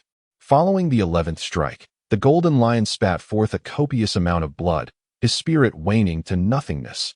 Buzz! As the Golden Lion lay on the brink of collapse, Bai Yu raised his final 12th strike high, ready to bring it down. The blade's wind howled, and its light flickered. The Golden Lion had no means to evade. He could only watch helplessly as the dual blade descended upon him. Roger. Why? Once again, I have fallen in the East Blue. In his final moments, the Golden Lion mustered every ounce of strength to shout defiantly, Pooch! As his words fell silent, the dual blade struck down decisively. A resounding sound was heard as the blade completely penetrated the Golden Lion's body, starting from the top center and cleaving all the way through to the bottom. The Golden Lion's body was severed in two. Thud! Thud! With his body split asunder, the Golden Lion perished instantly, collapsing lifelessly to the ground. Observing this, Bai Yu cast a cold glance at the Golden Lion's remains before sheathing his blade. The power he had gathered dissipated gradually. Thus, the battle came to a definitive close. With a singular technique, 12 consecutive strikes, Bai Yu had successfully slain the Golden Lion. Alas, the Golden Lion had once more met his downfall in the East Blue. Ding! The system notified the host of the completion of the side mission to eliminate the Golden Lion, awarding 10 proficiency in advanced swordsmanship, 10 proficiency in 12 consecutive strikes, 10 proficiency in Dragon's Might, 10 proficiency in Thunderbolt, 2 proficiency in the 3-colored Haki. Additionally, due to the host's defeat of the Golden Lion, an extra reward was granted, an increase of 1 level in physical strength, after vanquishing the Golden Lion.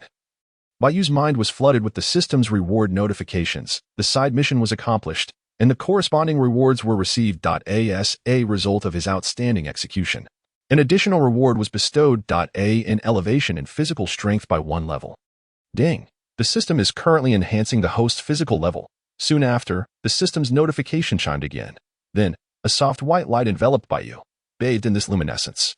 Bai Yu distinctly sensed the immediate restoration of the energy expended during the 12 consecutive strikes. Every inch of his skin felt the vibrant stirrings of rejuvenated cells, eagerly absorbing the energy radiating from the white light. Bai Yu's physical prowess began to ascend rapidly from its already peak condition. Moments later, ding! The enhancement of the host's physical strength was complete. Current physical level, S rank. The white light that enveloped Bai Yu gradually receded. His physical level had risen from A rank to S rank. His strength, speed, reflexes, and more had all experienced exponential growth. Is this the power of an S-rank physique? Feeling the relentless surge of strength within, Bai Yu mused inwardly. He realized that should he wield the 12 consecutive strikes with his current strength, even the Golden Lion's most formidable techniques would be easily shattered within 2 or 3 blows. This indicated that the number of strikes he could deliver to the Golden Lion would increase to around 10. If he were to execute 10 consecutive strikes, the Golden Lion would likely be left in a state of utter annihilation. The disparity between S-rank and A-rank physical strength was staggering. Having received all rewards, Bai Yu then surveyed his surroundings. The once magnificent castle had been rendered a mere shadow of its former self amidst the clash between Bai Yu and the Golden Lion. The area lay in ruins. Beneath the debris, countless pirates lay unconscious, having succumbed to the effects of Bai Yu's conqueror's Haki. Bai Yu harbored not a shred of pity for these pirates. Major Bai Yu. Bai Yu.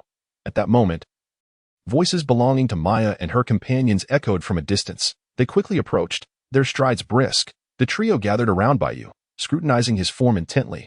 Upon confirming that he bore no visible injuries, they collectively sighed in relief. Their gazes then fell upon the dismembered body of the Golden Lion, and they swallowed hard.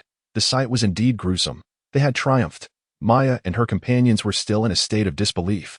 While they trusted in Bai Yu's strength, they had not anticipated such a swift conclusion to the battle. Major Bai Yu, as per your instructions, all the IQ plants cultivated in the courtyard have been completely destroyed.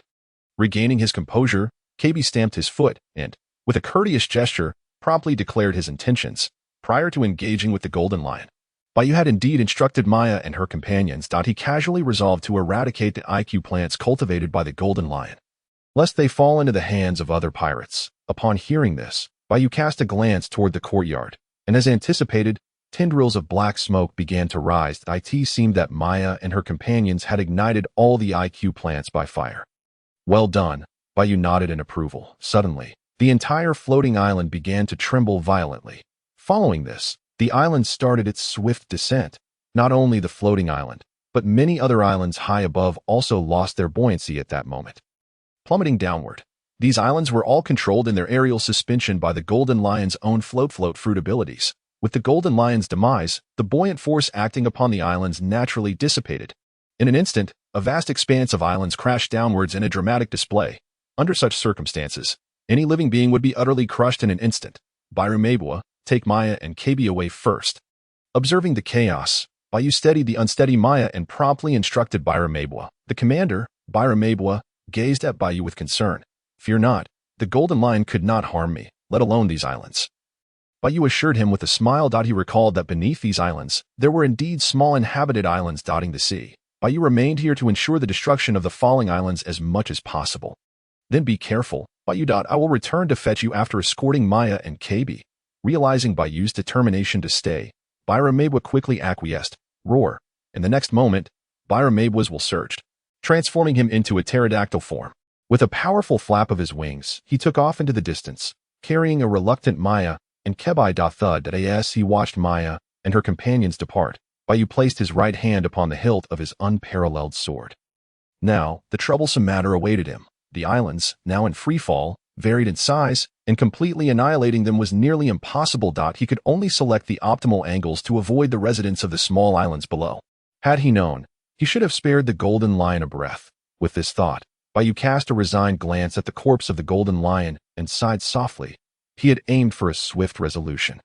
Who could have anticipated that the Golden Lion could not withstand his 12 consecutive slashes, especially the final strike, which was executed with such speed and force that even Bai Yu could not retract his blade in time.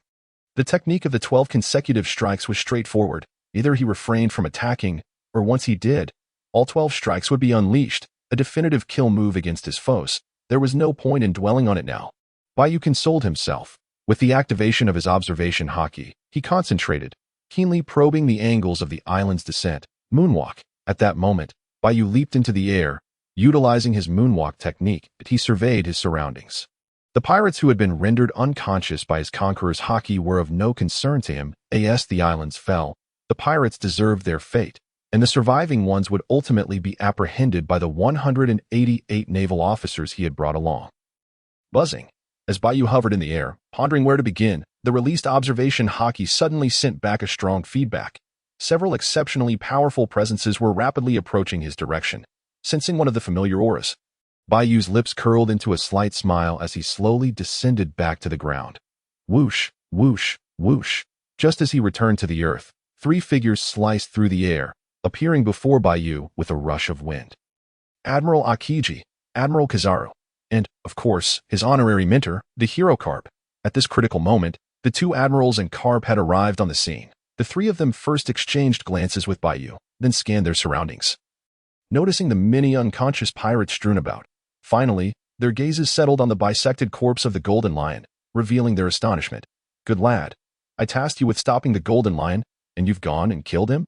Garp exclaimed, his expression one of surprise, yet laced with admiration. It was evident that capturing such a formidable foe from the old era was a daunting task. Bai Yu shrugged, acknowledging, "I had no choice."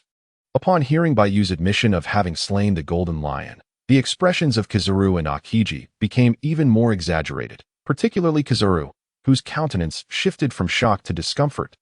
He had previously crossed paths with Bai Yu and knew that if Bai Yu could slay the Golden Lion, he could also contend with him. The crucial point was that Bai Yu appeared to have sustained no significant injuries. Clearly, Bai Yu's prowess had undoubtedly surged since their last encounter. On the other hand, Aokiji regarded Bai Yu with keen interest, remaining silent, lost in his thoughts.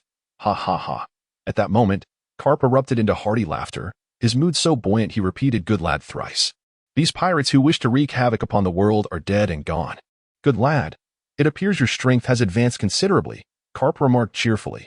"When I find the time, I would like to personally test your current abilities." "Old man, how many men did you bring this time?" Bai Yu quipped, casting Garp a sidelong glance. "You've seen it. The Golden Lion is dead. However, the aftermath poses a bit of a dilemma," Bai Yu explained. "Do not worry," Garp replied swiftly.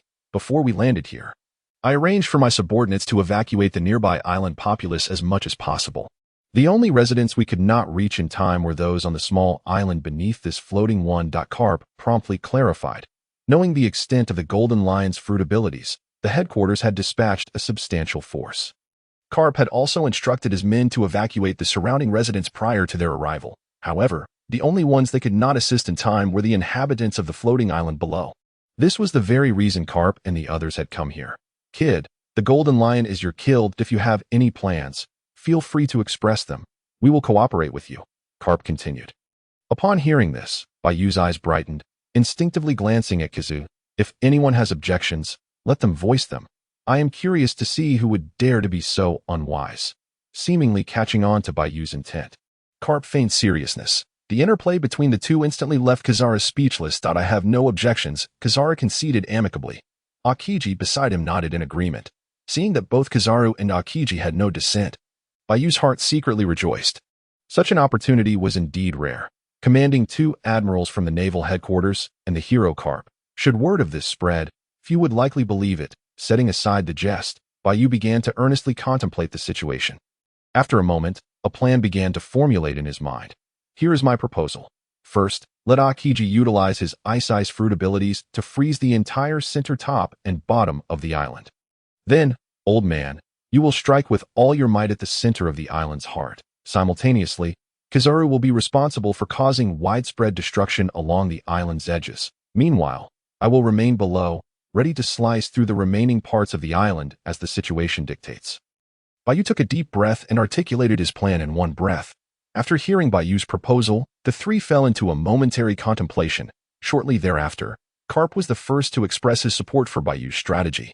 "I find it feasible. This will allow us to maximize the destruction of this island," Garp stated. The intention to freeze the core of the island with Aokiji's ice powers was to enable a more potent strike. The distribution of tasks appeared to be quite reasonable. However, the assignment given to Kizaru seemed somewhat like a mere cleanup job. Nevertheless, Garp was indifferent to that. "I concur." Aokiji promptly added his agreement. "I agree." Although Kizaru sensed the somewhat menial nature of his assigned task, he could only silently acquiesce. Given Garp's and Aokiji's approval, in that case, let us proceed. Upon witnessing this, Bai Yu reiterated, "Whoosh, whoosh, whoosh." Subsequently, the 4 of them deployed their respective abilities and dispersed, heading towards the designated locations as per Bai Yu's plan. Since they were both responsible for the lower part of the island, Bai Yu and Kizaru descended together towards the smaller island beneath the floating island. Kizaru's body radiated a brilliant golden light, and in an instant, he became ethereal. Thereafter, Kizaru transformed into countless particles of light and swiftly arrived at the summit of the small island. Observing Bai Yu, who had just landed, Kizaru relished a rare moment of triumph. However, in the next second, his expression soured. Roar! A thunderous roar reverberated through the sky as a colossal ancient pterosaur swiftly emerged from one side. The soaring pterosaur deftly caught the plummeting Bai Yu and, with an air of nonchalance, descended gracefully. The sight was nothing short of magnificent. The pterosaur was none other than Bellamy, who had arrived to escort Maya and KB. "Commander Bai Yu, did you witness that?" Kizaru remarked, his tone laced with sarcasm, clearly displeased. "Riding you must be quite the experience." Bellamy chuckled awkwardly while carrying Bai Yu. When did Bellamy dare to jest about the general? In response, Bai Yu merely smiled without uttering a word. Soon enough, Bai Yu found himself riding the pterosaur, arriving at the mid-air vicinity beneath the floating island, positioned precisely between the two islands. Noticing that the location was suitable, Bai Yu immediately commanded Bellamy to halt and await Aokiji and Garp. Soon, an ominous chill swept through the air as the floating island stirred that a fierce gust of cold wind suddenly enveloped the area. Crack, crack, crack. Following this, the surface of the floating island began to freeze at a visibly rapid pace, layers of frost forming one atop another. The frost continued to accumulate until it crystallized into a layer of translucent ice, sparkling brilliantly. Upon witnessing the emergence of the ice crystals, Bai Yu understood that Aokiji had commenced his operation. That a keen observer would notice that the ice merely enveloped the island's interior and exterior without significantly enhancing its defenses. Rather, it served as a thin layer of coverage. This was, of course, Aokiji's deliberate intention. With this layer of ice, any subsequent attacks would have a broader impact, provided the strike's power was formidable enough. Crack. The ice crystals continued to spread. Eventually, with a final crack, the core at the bottom was completely frozen. Bai Yu remained patient, awaiting Garp and Kizaru's respective tasks. Suddenly, a thunderous sound erupted from the floating island. Following that, the entire island began to plummet at an astonishing speed. An indescribable force was exerting immense pressure on the island, indicative of Garp's overwhelming strength, which was undoubtedly among the pinnacle of the current pirate world. Recognizing this, Bai Yu understood that Garp had also initiated his strike. Unlike the three admirals, Garp relied purely on his physical prowess. His Haki was renowned for its exceptional intensity, capable of shaking the very foundation of the floating island with a single punch. Crack, crack, crack. Under Garp's relentless assault, the ice crystals covering the base of the floating island began to exhibit noticeable fissures. In no time, these cracks spread across the entire surface. It's your turn now. Observing that Garp's attack was nearing its climax, Bai Yu turned his head towards Kizaru.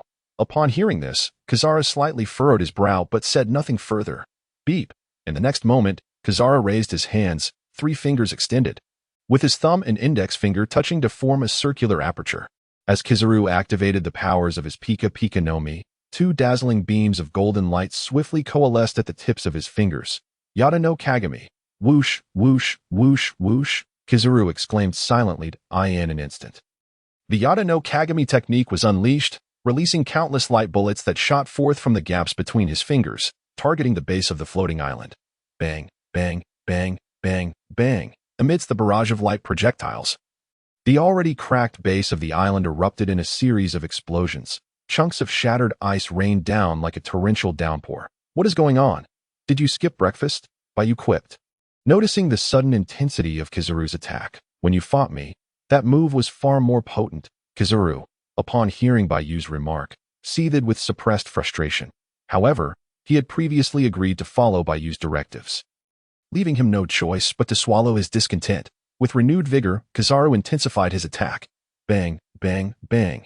Under Kizaru's relentless escalation, the light bullets from the Yada no Kagami surged in number, wreaking havoc on the already fractured surroundings. Concurrently, Garp unleashed another powerful strike that a resounding crash echoed as a massive core stone from the center of the floating island broke free from its surroundings, hurtling downwards with great speed. Bellamy, sensing that the island's core was about to fall, Bai Yu knew it was time for him to act. Yes, responding to Bai Yu's command, Bellamy affirmed and, as the ancient pterosaur, soared towards the descending core stone, carrying Bai Yu atop. Bai Yu's instruction was singular: charge upwards. The rest was to be left in his capable hands. With a swift thrust, Bai Yu ascended to the pterosaur's crest, gripping the hilt of his musitide out firmly. He slightly crouched, preparing to unleash his power. In an instant, the blade ignited with dark red flames of sword intent.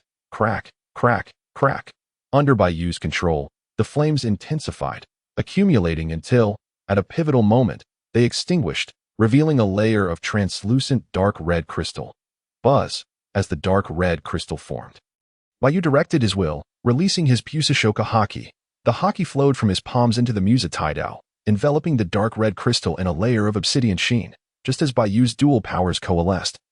The pterosaur, carrying him, collided with the descending core stone. Sarayu, Kagai Tamazan. With determination, Bai Yu raised his blade, pointing the tip skyward, aimed directly at the colossal island core, and swung downwards. Boom! In the next moment, a clear clang of steel echoed through the air. The blade of the unparalleled sword sliced through the surface of the colossal stone at the heart of the island, unleashing an extraordinarily sharp intent that surged forth like a tidal wave.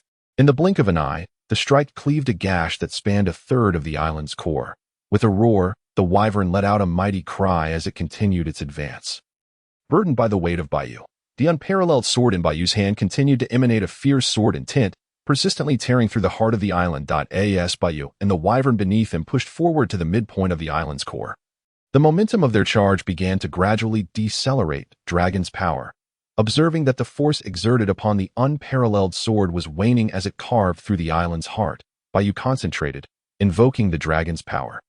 In an instant, his arms transformed, sprouting shimmering dragon scales that morphed into two powerful draconic appendages. An overwhelming force surged forth, propelling the unparalleled sword, which had previously slowed, forward once more with even greater speed. Boom!